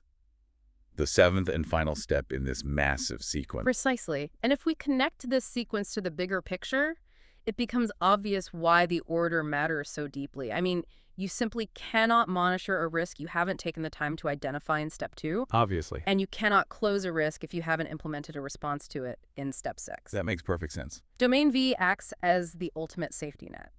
It's the ongoing tracking, documentation, and awareness phase. The source material draws on the PMBOK guide. The project management body of knowledge. Right, as well as the PMI practice standard for project risk management. Right. And they emphasize that Domain V is where you validate if your previous 6 steps actually worked in the real world. Okay, I am trying to visualize the sheer scale of this responsibility. It's big. Is this like being a lifeguard at a remarkably crowded, somewhat dangerous beach? Oh, I like that. Like, the planning phase is figuring out where to set up the ropes and the warning signs, right? Right. Identifying risks is looking out and spotting the weak swimmers or the hidden riptides. Yep. Planning the response is making sure you have the life preserver, Yeah. the whistle, the radio, ready to go. Implementing is actually throwing the life preserver when someone starts to struggle. Spot on. But Domain V monitor and close risks Yeah. is that essentially the act of sitting in the high chair for 8 solid hours, actively scanning the water, squinting through the glare to make sure nobody actually goes under. That is an incredibly apt analogy. You are in the chair and you are constantly, relentlessly validating the environment. You can't just zone out. No, you aren't just staring blankly. You are asking questions. Did the life preserver work? Is the riptide shifting direction? Are there new swimmers entering the water who don't understand the beach rules?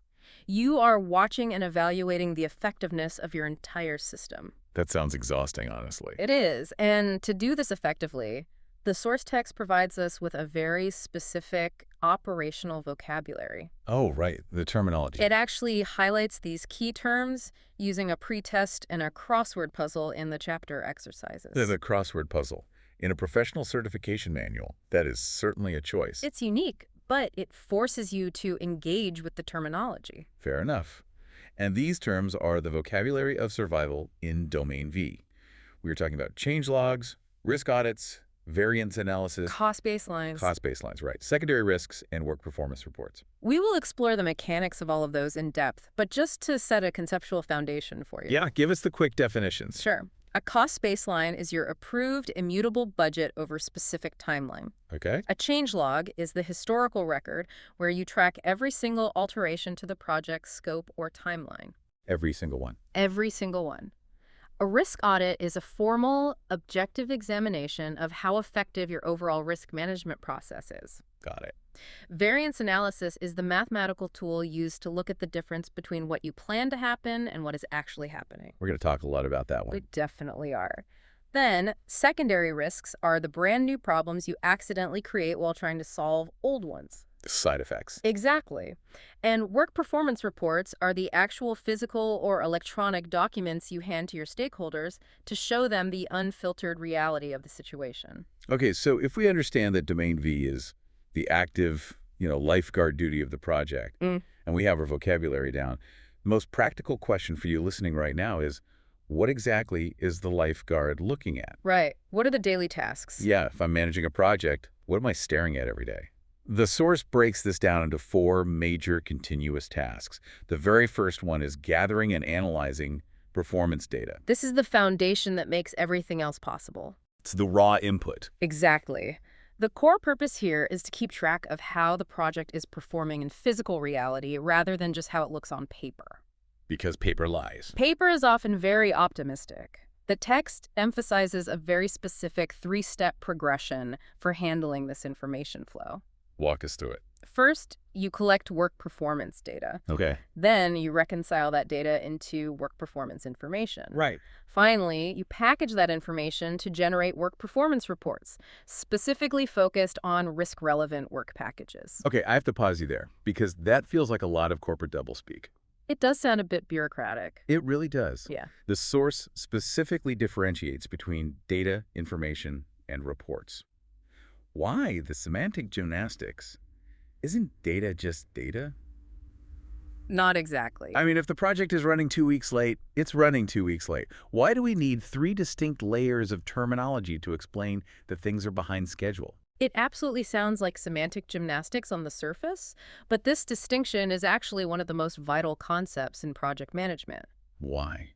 Because it acts as a firewall against panic. Oh, interesting.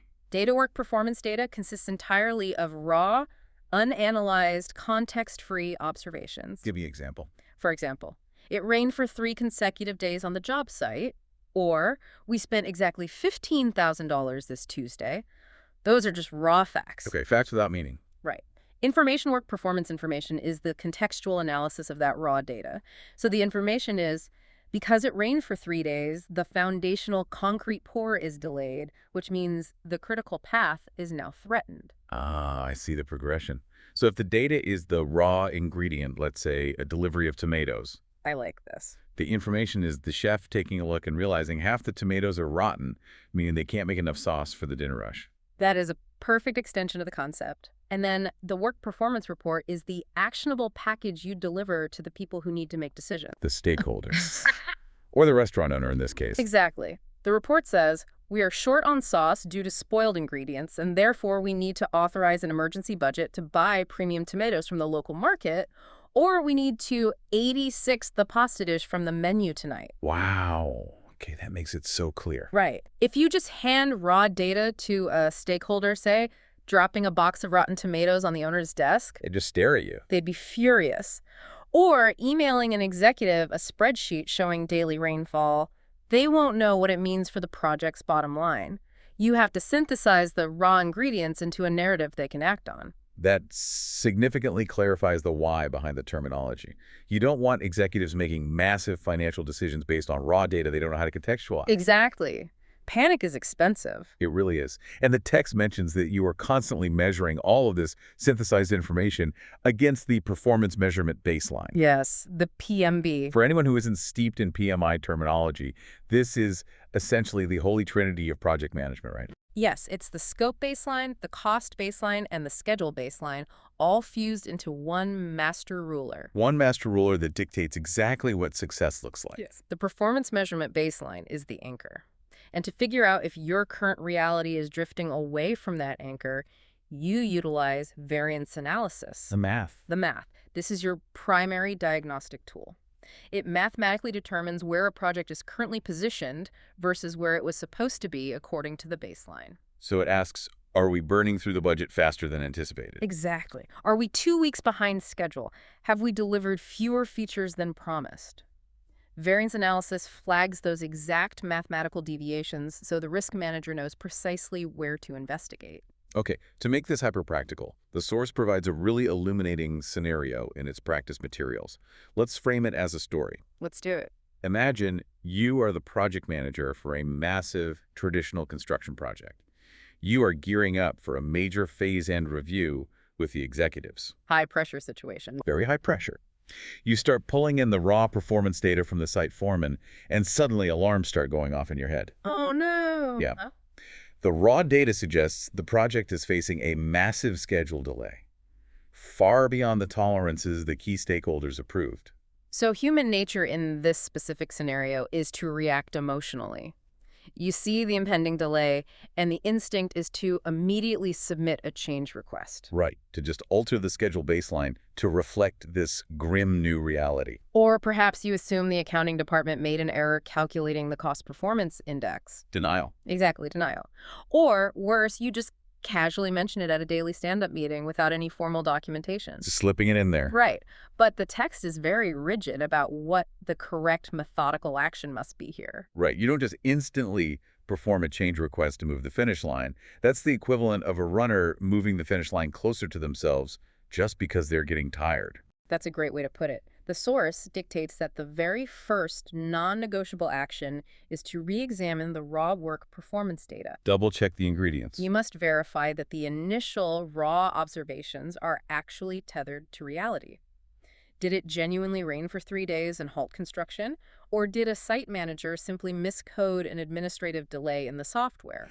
Because typos happen. Typos happen all the time. If the raw data is thoroughly verified and the problem is real, then you move to the next step. Oh, jeez. Conducting a formal variance analysis to understand the exact root cause, magnitude, and trajectory of the delay. So you meticulously check the ingredients before you throw out the entire meal. Exactly. I like that discipline. So you gather the data, you synthesize it into information, and you hunt down the variances. That's task one. But here is the messy truth about gathering data, right?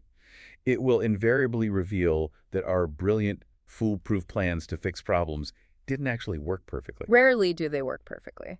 We apply a solution, and the real world pushes back. Sometimes risks just stubbornly refuse to die. Right. Or, even more frustratingly, our clever solutions accidentally spawn brand new disasters. Which is always a fun day at the office. Always. And that reality naturally ushers us into the second major task of domain V monitoring residual and secondary risks. Or, to put it in plainer English, managing the leftovers and the side effects. Leftovers and side effects captures the essence perfectly. The formal terminology is critical to understand here, though. Lay it on us. The text defines a residual risk as the portion of the original risk that remains after a risk response has been fully implemented. The leftover. The leftover. You took deliberate action, you spent money or time to mitigate the threat, but you did not completely eradicate it. Okay. And a secondary risk. A secondary risk, by contrast, is a brand new risk that arises directly as a result of the risk response you just implemented. So your cure essentially caused a new disease. Precisely. Let's bring this to life with the scenarios the source provides, because they perfectly illustrate how frustrating this can be in practice. Yes, the railroad example. Let's look at the side effect first, the secondary risk. Imagine a complex IT infrastructure project, specifically laying down automated technology for a new railroad line. Uh-huh. The project team analyzes their performance data and realizes they are facing a severe schedule risk. They are going to miss their deadline. Big problem. Massive. So their planned risk response is to bring in a brand new, ultra-fast, heavy-duty piece of machinery to lay the track at twice the normal speed. Sounds brilliant. Sounds like a brilliant mitigation strategy, Right. right? The schedule risk is neutralized. On paper, yes, it looks like a tremendous success, but the scenario reveals the catch. There's always a catch. Always. This new heavy-duty machinery, while incredibly fast, is highly disruptive to the surrounding environment. Oh, no. Yeah. In the process of laying the track quickly, it severely damages the local ecosystem around the railroad line. So what happens? Consequently, the project team is now facing a brand new, unforeseen requirement. They must allocate new time and new budget to ecologically restore the nature they just destroyed. Wow. The new technology was the prescribed medicine for the schedule delay, but massive environmental destruction was the side effect. That is a textbook secondary risk. If they hadn't used the new machine, the environment would be fine. The risk was born purely from the solution. Precisely. And then we have the leftover, the residual risk. Walk us through that one. The source highlights this using a very relatable modern scenario involving an agile team working during the COVID pandemic. Very relatable. Right. Imagine an organization undergoing a major transition, and the key stakeholders are intensely vocally worried that the ongoing pandemic will negatively influence the Scrum team's health and, by extension, their performance. So the potential illness of the team is the initial identified risk. Correct. So the organization takes decisive action. Their risk response is to facilitate and require vaccinations for all team members. Okay, so they effectively mitigate the biological threat to the team's physical health. They do. However, the scenario points out a lingering issue. The physical biological risk might be drastically reduced, but the stakeholders are still anxious. They're still worried. They still feel a lack of confidence. They feel their broader concerns about team cohesion or remote work productivity aren't being taken seriously. So the physical risk was addressed, but the stakeholder anxiety, the perception of risk, remains stubbornly high. Exactly. That remaining lingering worry is a residual risk. It didn't vanish just because the medical intervention occurred. So what does the Scrum Master do? Just tell them to calm down? Definitely not. According to the PMI framework, the Scrum Master cannot just ignore this. They must formally document this lingering stakeholder anxiety in the risk register or the impediment log and continue to actively manage it. This concept of the secondary risk really fascinates me. It's exactly like taking heavy medication for a migraine and it cures your headache, but the side effect is extreme vertigo. Right, and now you have a whole new problem. You have to manage the vertigo. You have to buy anti-vertigo medication, which might have its own side effects. It's a chain reaction. So my question to you, from a pure management philosophy perspective, is this. Is creating a secondary risk a sign of incompetence? That's a strong word. But think about it. Did the railroad IT manager fundamentally fail at their job because they ruined the environment to see the schedule? Or is this just an unavoidable law of physics in complex business environments? That is a highly perceptive question. If we step back and connect this to the broader philosophy of project management, creating a secondary risk is absolutely not an inherent failure. Really? It really isn't. It is simply the reality of working in complex systems. Every action in a complex system has an equal and sometimes unpredictable reaction. Just like physics. Exactly. The source material does not frame secondary risks as moral or professional mistakes. It frames them as inevitabilities that must be rigorously monitored. Okay, that takes some of the guilt away. It should. Knowledge is most valuable when we anticipate these cascading effects rather than acting shocked by them. The goal of a risk manager isn't to magically execute solutions that have zero side effects. Okay, that's impossible. Right. The goal is to identify those potential side effects before you pull the trigger on the response, accurately assess their potential impact on your schedule and budget, and document them thoroughly so you are prepared. Which brings up the crucial concept of documentation. It always comes back to documentation. It does. We can't just keep all these leftovers and mutant side effect risks floating around in our collective memory, hoping someone remembers to order the environmental cleanup true. No, human memory is terrible. We have to create a permanent paper trail. And that transitions us out of observing the water and into the third major task, providing the information required to update relevant project documents. In Domain V, as you constantly collect variance data and uncover these secondary and residual risks, the ground truth of your project is shifting. And when reality shifts, your documentation must immediately shift to reflect it. So what are we updating specifically? The text lists the primary critical documents that typically require continuous updating. First is the risk register. The big database. Right, your master, living database of all known threats and opportunities. Then the lessons learned register, where you meticulously document what strategies worked and what failed miserably. Always painful to update that one. But necessary. Then you have the project management plan itself, including granular subplans like cost and schedule management.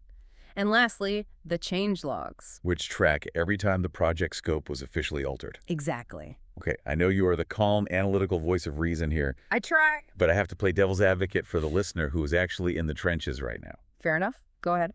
To someone out there currently dealing with a catastrophic server outage or a delayed shipment of critical steel, this just sounds like endless, soul-crushing bureaucracy. I hear that a lot. If the team successfully fixed the risk, if they heroically put out the fire, Why do they need to spend 3 hours sitting at a desk updating the lessons learned database and revising the risk register? Doesn't the business want them to just move on to fighting the next fire? I deeply understand that frustration. When you are in the middle of a crisis, paperwork feels like an insult. It really does. But I will fiercely defend the bureaucracy here because it is the only thing that prevents future suffering. Future suffering. Okay, explain. A project without rigorous documentation is a project with organizational amnesia. Ooh, organizational amnesia. That's a good phrase. It's true. If you heroically put out a server fire, but you don't write down how the fire started, why it wasn't caught earlier, or which specific diagnostic tool worked best to fix it, you are dooming your company. Because it's going to happen again. Exactly.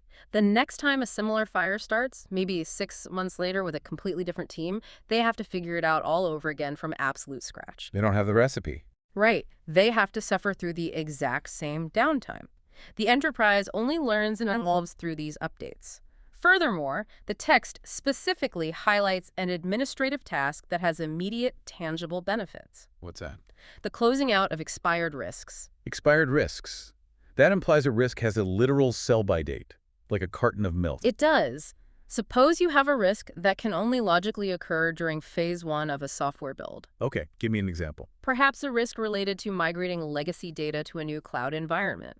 Once that migration is 100% complete, verified, and you move into phase 2 of building the user interface, that migration risk is officially expired. Right, because the data is already moved. It is physically impossible for it to happen anymore. But if it's impossible, why does it matter? Why do we need a formal bureaucratic process to close it out? Can't we just ignore it, let it sit at the bottom of the spreadsheet? Because ignoring it leaves money trapped on the table. Oh, money. Now you have my attention. Keeping expired risks open on your register causes severe administrative bloat, certainly. But more importantly, when you identify a risk in the planning phase, you usually set aside contingency reserves. Like an emergency fund. Actual money and schedule padding, just in case that risk materializes. When you officially, formally close an expired risk, you unfreeze those contingency reserves. You get the money back. You release that money back into the general project budget, or you return it to the enterprise. Closing the risk frees up vital resources for other areas of the project that might be struggling. That is massive. It also frees up the mental bandwidth of your team. They no longer have to spend time monitoring a threat that no longer exists. So it is not just pencil pushing, it is active resource and psychological management. Okay, you completely sold me. Freeing up the budget is the magic phrase that will get any project manager to do their paperwork. Works every time. So updating documents and closing out risks manages the chaos on a micro-individual level. You're tracking each specific tree in the forest. Right. But someone has to be looking at the forest itself, right? Yeah. We need to know if the project as a whole is becoming too toxic or too risky for the company to stomach. Which leads us perfectly to the final daily responsibility. Task 4. Monitoring overall project risk levels. Yes. Task 4 forces you to elevate your perspective. Very early on in a project's life cycle, the enterprise executives or the key stakeholders will set acceptable risk tolerances. Basically, how much pain they can handle. Precisely. They will look at their financial health and decide exactly how much uncertainty they are willing to bear for the potential reward. The core purpose of Task 4 is to continuously, objectively monitor the overall aggregated project risk level against those predefined acceptable tolerances. Okay. The project manager must continually assess if the cumulative weight of all the micro risks is becoming too great for the company to handle. So if we go back to our medical analogies, is this essentially the act of checking the patient's overall blood pressure and heart rate, rather than just putting individual Band-Aids on specific cuts on their fingers? That is an excellent way to frame it. You might have a patient with 10 minor cuts. Those are your 10 individual micro-level risks. And I'm diligently putting Band-Aids on all of them. Managing them perfectly at the micro level, individually, none of them are fatal. But if you step back and look at the macro level, the overall risk level, you might realize the patient is losing too much blood in total. Or their body's going into shock from the cumulative stress. Exactly. In a business context, an enterprise might be perfectly happy to tolerate 10 minor schedule risks. Oh. But if those 10 risks start interacting with each other, compounding the delays, the overall project risk level might suddenly breach the company's financial threshold. So 10 one-day delays don't just equal 10 days. They might interact and cause a month-long shutdown. Exactly. It is entirely about cumulative exposure. And how do you actually measure that cumulative invisible pressure? It's not like there's a literal blood pressure cuff for a software project. The PMI practice standard for project risk management highlights a very specific formal tool for this exact purpose, the risk reassessment. What does that look like? This isn't just a project manager casually glancing at a dashboard while drinking their morning coffee. It is a formal, scheduled, rigorous review where the team steps back and reassesses the entire macro risk landscape. You're zooming way out. Way out. You ask hard questions. Are our initial assumptions about the market still valid? Has a new competitor launched a product that changes our risk profile? Well, that's a big one. Have interest rates spiked, changing our cost baselines? You document these macro shifts, and critically, you prepare highly tailored reports to communicate these overarching levels to different stakeholders. The tailoring aspect makes sense. Because the CEO needs a fundamentally different view of the risk landscape than the lead software engineer, right? Completely different. The engineer needs to know about the server risk. Yeah. CEO needs to know if the project is going to bankrupt the quarter. Precisely. You must communicate these macro risk levels as a formalized part of the overarching stakeholder engagement and communication plans. You translate the risk into the language the specific stakeholder understands. Okay, let's take stock of where we are. We have laid out the architectural blueprint. We now understand the 4 main pillars of Domain V. Right. Gather data, monitor side effects, update documents, check the macro pulse. Exactly. We had to gather and synthesize raw data, hunt down the mutant secondary risks, do the vital paperwork to free up budgets, and keep our finger firmly on the macro pulse of the project's overall risk exposure. That is the baseline framework. But here's where the source material takes a really fascinating pivot. It explains that how the actual mechanical execution of these 4 tasks changes drastically depending on the core philosophy and methodology of the team doing the work. It's not one size fits all. Not at all. The text introduces 3 fundamentally different development approaches: predictive, agile, and hybrid.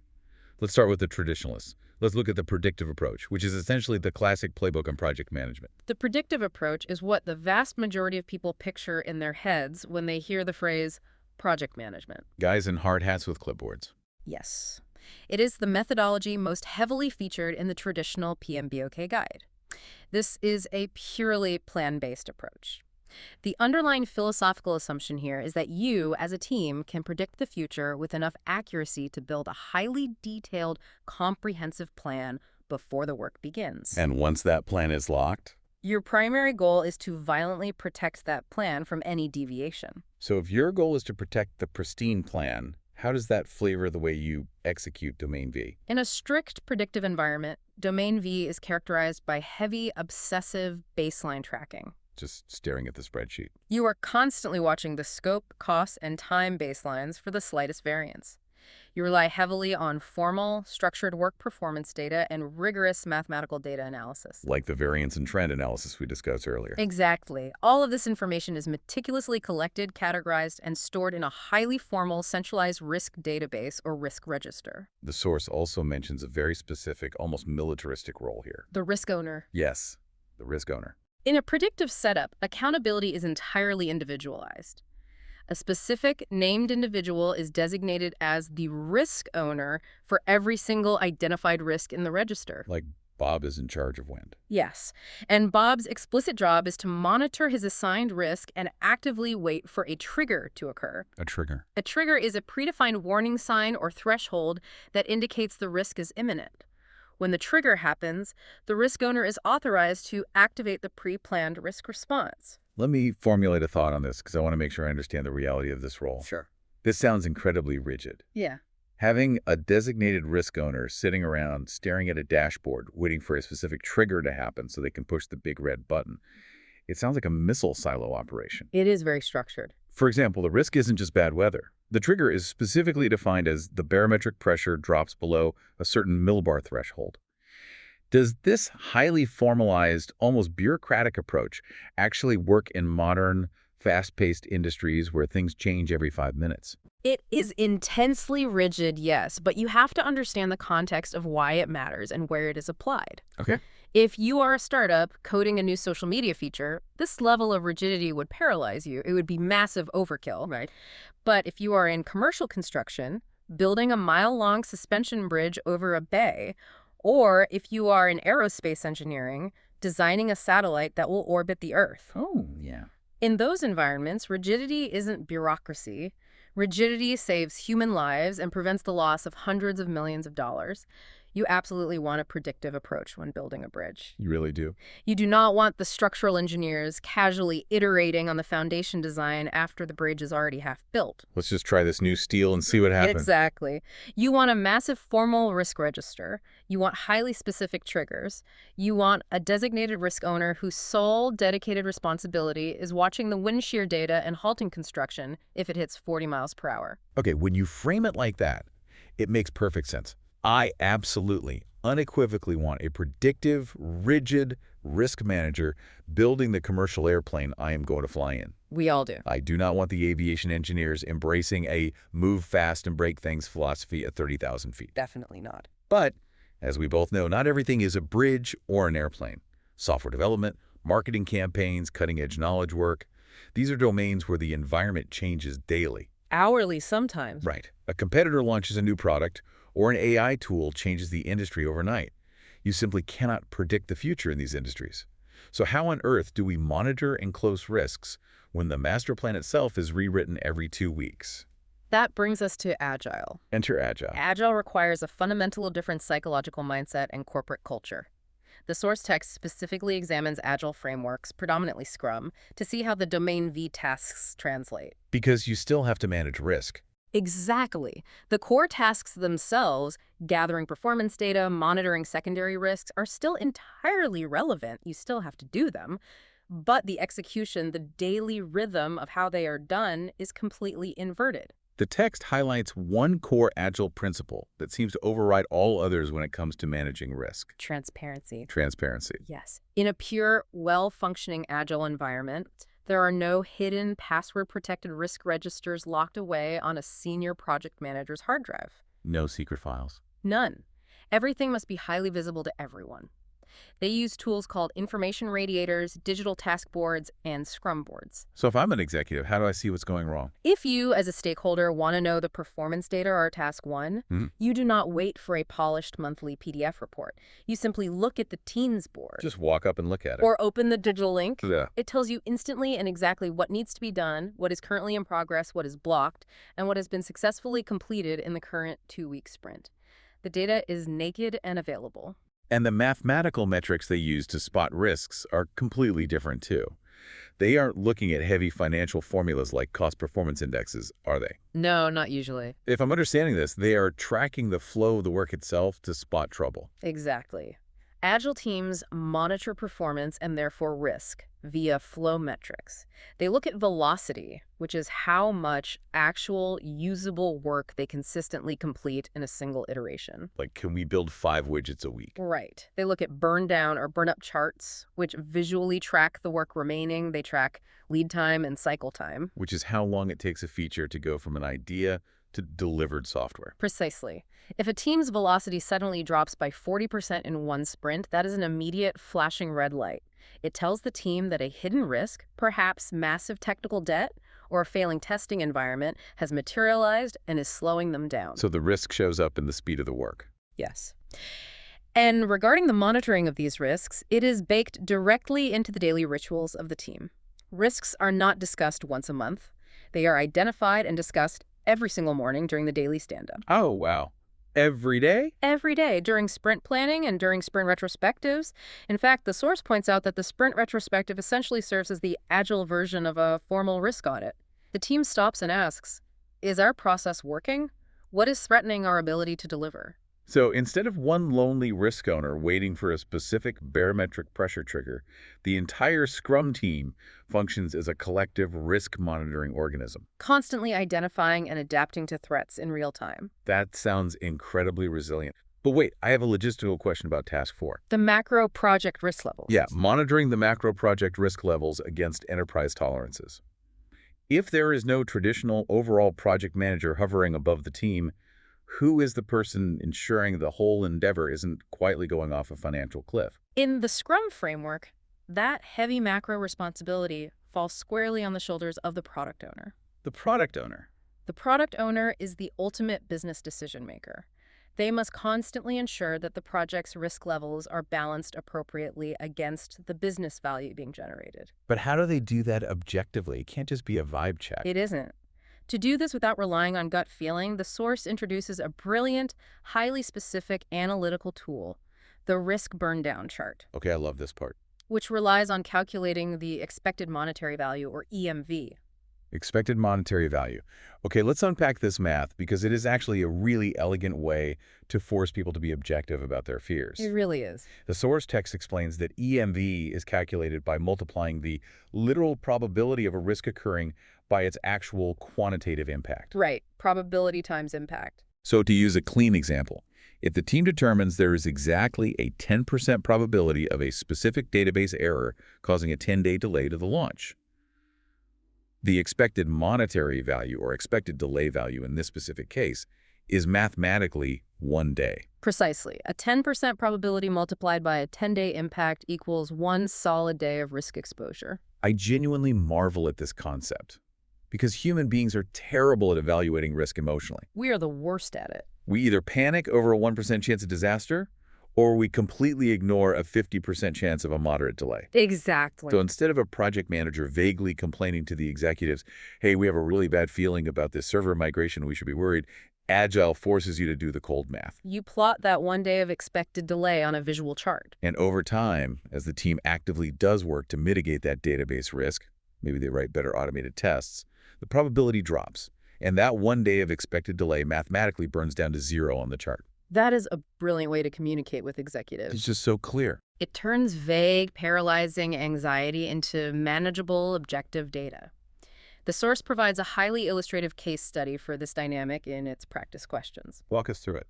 Imagine you are leading an agile transformation for a traditional company. The key stakeholders, the executives who are used to massive predictive reports, express deep, vocal concerns about the overall project risk levels. They feel blind. They feel completely blind. They are nervous because they don't have their usual 50-page risk register.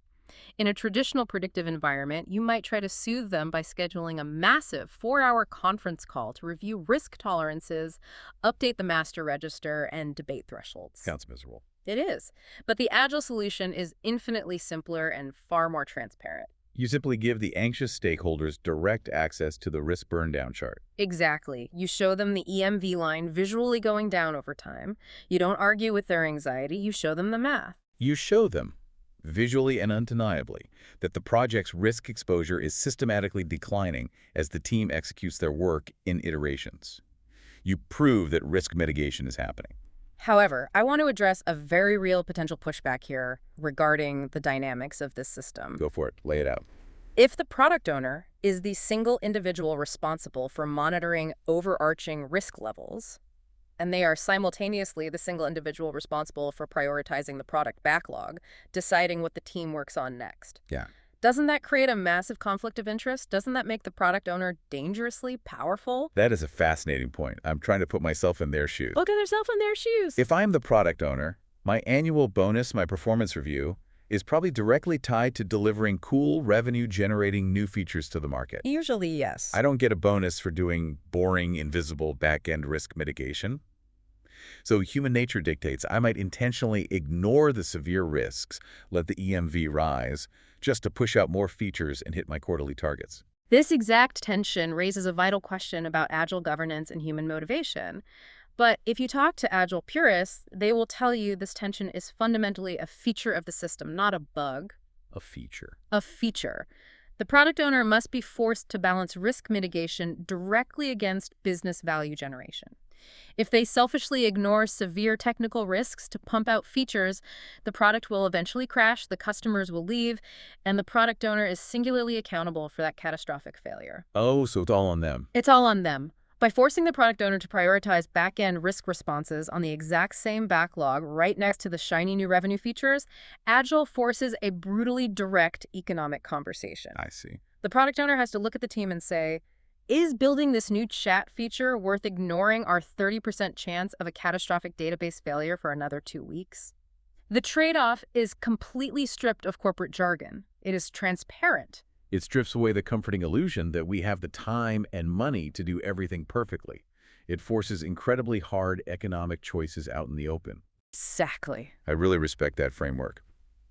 So we've looked at the extremes. We have seen that the predictive approach is unparalleled for building literal suspension bridges where lives are at stake. Right. And the agile approach is unmatched for building software where the market changes daily. Also true. But what if your reality isn't that clean? What if you were a company building a next-generation MRI machine? Ah, the MRI example. Right. That product requires incredibly precise, heavily regulated hardware construction, which absolutely demands predictive planning. You can't agile the magnets. You cannot agile the magnets. And it requires complex, constantly evolving AI software coding, which desperately needs agile flexibility. So what do you do? Welcome to the hybrid approach. The attempt to capture the best and sometimes the most administratively chaotic elements of both worlds. The source text readily acknowledges that the hybrid approach is not an exact codified science in the way Scrum or PMBOK. It's a bit messy. It is highly fluid and heavily context-dependent. It broadly defines hybrid as any conscious combination of predictive and agile methodologies where you cobble together what works for your specific messy situation. The text gives a really practical example of how this layered approach might look structurally. Yes. You might have a traditional predictive project manager who oversees the entire massive endeavor, managing the big picture budgets, the hardware procurement timelines, and the executive reporting. The umbrella. Right, the predictive umbrella. But beneath that umbrella, the actual day-to-day software coding is executed by independent Scrum teams running pure agile sprints. In this layered environment, the tools, the cultures, and the processes inevitably collide, and they have to be carefully blended. How does that actually work with risk? For instance, the sum total of all major project risks, supply chain issues, regulatory approvals might live in a massive traditional risk register owned by the overarching project manager. But an individual agile software team working on the MRI interface might track their specific micro-level residual and secondary risks directly on their digital Scrum task board, completely separate from the master register. Let's break down the highly relatable, painfully modern scenario the text provides in its practice questions to show how this collision actually plays out. A geographical one. Yes. We have a hybrid healthcare project. The overall project manager, who represents the business and regulatory side, is sitting in an office in the U.S. Okay. The actual IT team executing the software build is running a variation of Agile Scrum, and they are located across the ocean in Europe. Very common setup. Very common. The U.S. project manager is currently executing Task 3, updating the project documents, and urgently needs to know the top 5 software risks to include in a massive predictive status report for the executive board. So the core friction is, how does the predictive project manager extract this data without destroying the agile team's workflow and violating their culture? Right, they speak different languages. Exactly. The question offers a few hilariously wrong ways to handle it. Like what? Well, the project manager could dictate a mandatory daily conference call with the entire European team to manually log risks. Oh, developers would hate that. They would absolutely hate it. It pulls the developers away from coding and forcefully injects predictive, bureaucratic meetings into a team trying to be agile. What else? Another entirely unworkable option is having the agile team update a physical whiteboard with their risks in their European office, which is great for their local transparency, but obviously the U.S. project manager cannot see a whiteboard across the Atlantic. So forcing a meeting kills the agile speed, and a physical board isolates the data. So what is the actual functional hybrid solution here? The source suggests it relies entirely on tool integration. Ah, software. Yes. The Agile team in Europe uses an electronic Jira board, a digital task board, to manage their daily sprints and track the specific risks in real time. Right. But the magic is that the Jira board is technically integrated on the back end to automatically feed that risk data directly into the U.S. project manager's central predictive risk register. Exactly. The raw data flows seamlessly between the two disparate methodologies without requiring human intervention. That's a dream. Okay, I have to challenge this because this sounds like the ultimate corporate compromise. A beautiful, seamless utopia of teamwork that only exists in textbooks. You're skeptical. I am. In reality, doesn't hybrid usually just devolve into twice the administrative work for everyone involved? It certainly can. You are forcing developers to maintain an agile backlog and making sure their data is formatted correctly for a traditional risk register. Aren't you just piling predictive bureaucracy directly on top of agile ceremonies? Your skepticism is entirely justified. That exact scenario is the greatest danger of a poorly implemented hybrid approach. It happens all the time. It does. If you design a system that requires human beings to do double data entry typing a risk into Jira and then manually typing that same risk into an Excel spreadsheet, the system will inevitably fail. People will stop doing it. Because it's annoying. Extremely annoying. But as the Jira integration example illustrates, the reality of modern successful hybrid work relies entirely on intelligent software architecture. Setting up the plumbing correctly. Exactly. When the tools are properly integrated, a true hybrid approach allows the developers to work exactly the way they want, using their preferred agile boards, flow metrics, and sprints, while simultaneously automatically giving the executives the predictive, structured reporting they demand. The computer system handles the translation between the two cultures. No one has to type the same risk twice. That is the ultimate dream of modern project management. Let the computers do the soul-crushing bureaucracy so the humans can focus on solving the actual problems. That is exactly right. So let's take a collective breath and look back at the massive territory we have just covered. We covered a lot of ground today. We really did. We have traveled step by step through the complete, living, breathing life cycle of Domain V. Monitor and close risks. We started with the raw, unpolished reality of Task 1 gathering performance data. We learned the vital discipline of not panicking over a single bad metric. Verifying the data before you react. Right. Verifying it, synthesizing it into information, and rigorously analyzing the variances against our baseline. We went hunting for mutant side effects in Task 2. The secondary risks. Learning how to accept and manage those lingering residual leftovers and those newly created secondary risks as unavoidable laws of business physics. We vigorously defended the vital memory-saving paperwork of Task 3. Yes, ensuring that the enterprise actually learns from its mistakes and that expired risks are formally closed. To free up precious contingency budgets and mental bandwidth. And we learned to keep our finger firmly on the macro pulse in Task 4, utilizing formal reassessments to watch the overall cumulative risk exposure of the project against the strict tolerances set by our stakeholders. And perhaps most importantly, we explored how to shape-shift the execution of these tasks to fit our specific environment. Exactly. We learned how to wait for precise triggers in a rigid, life-saving, predictive world. We learned how to make our expected monetary value hyper-transparent on a burn-down chart in an agile world. And we learned how to wire our digital task boards to a master risk register in a complex hybrid compromise.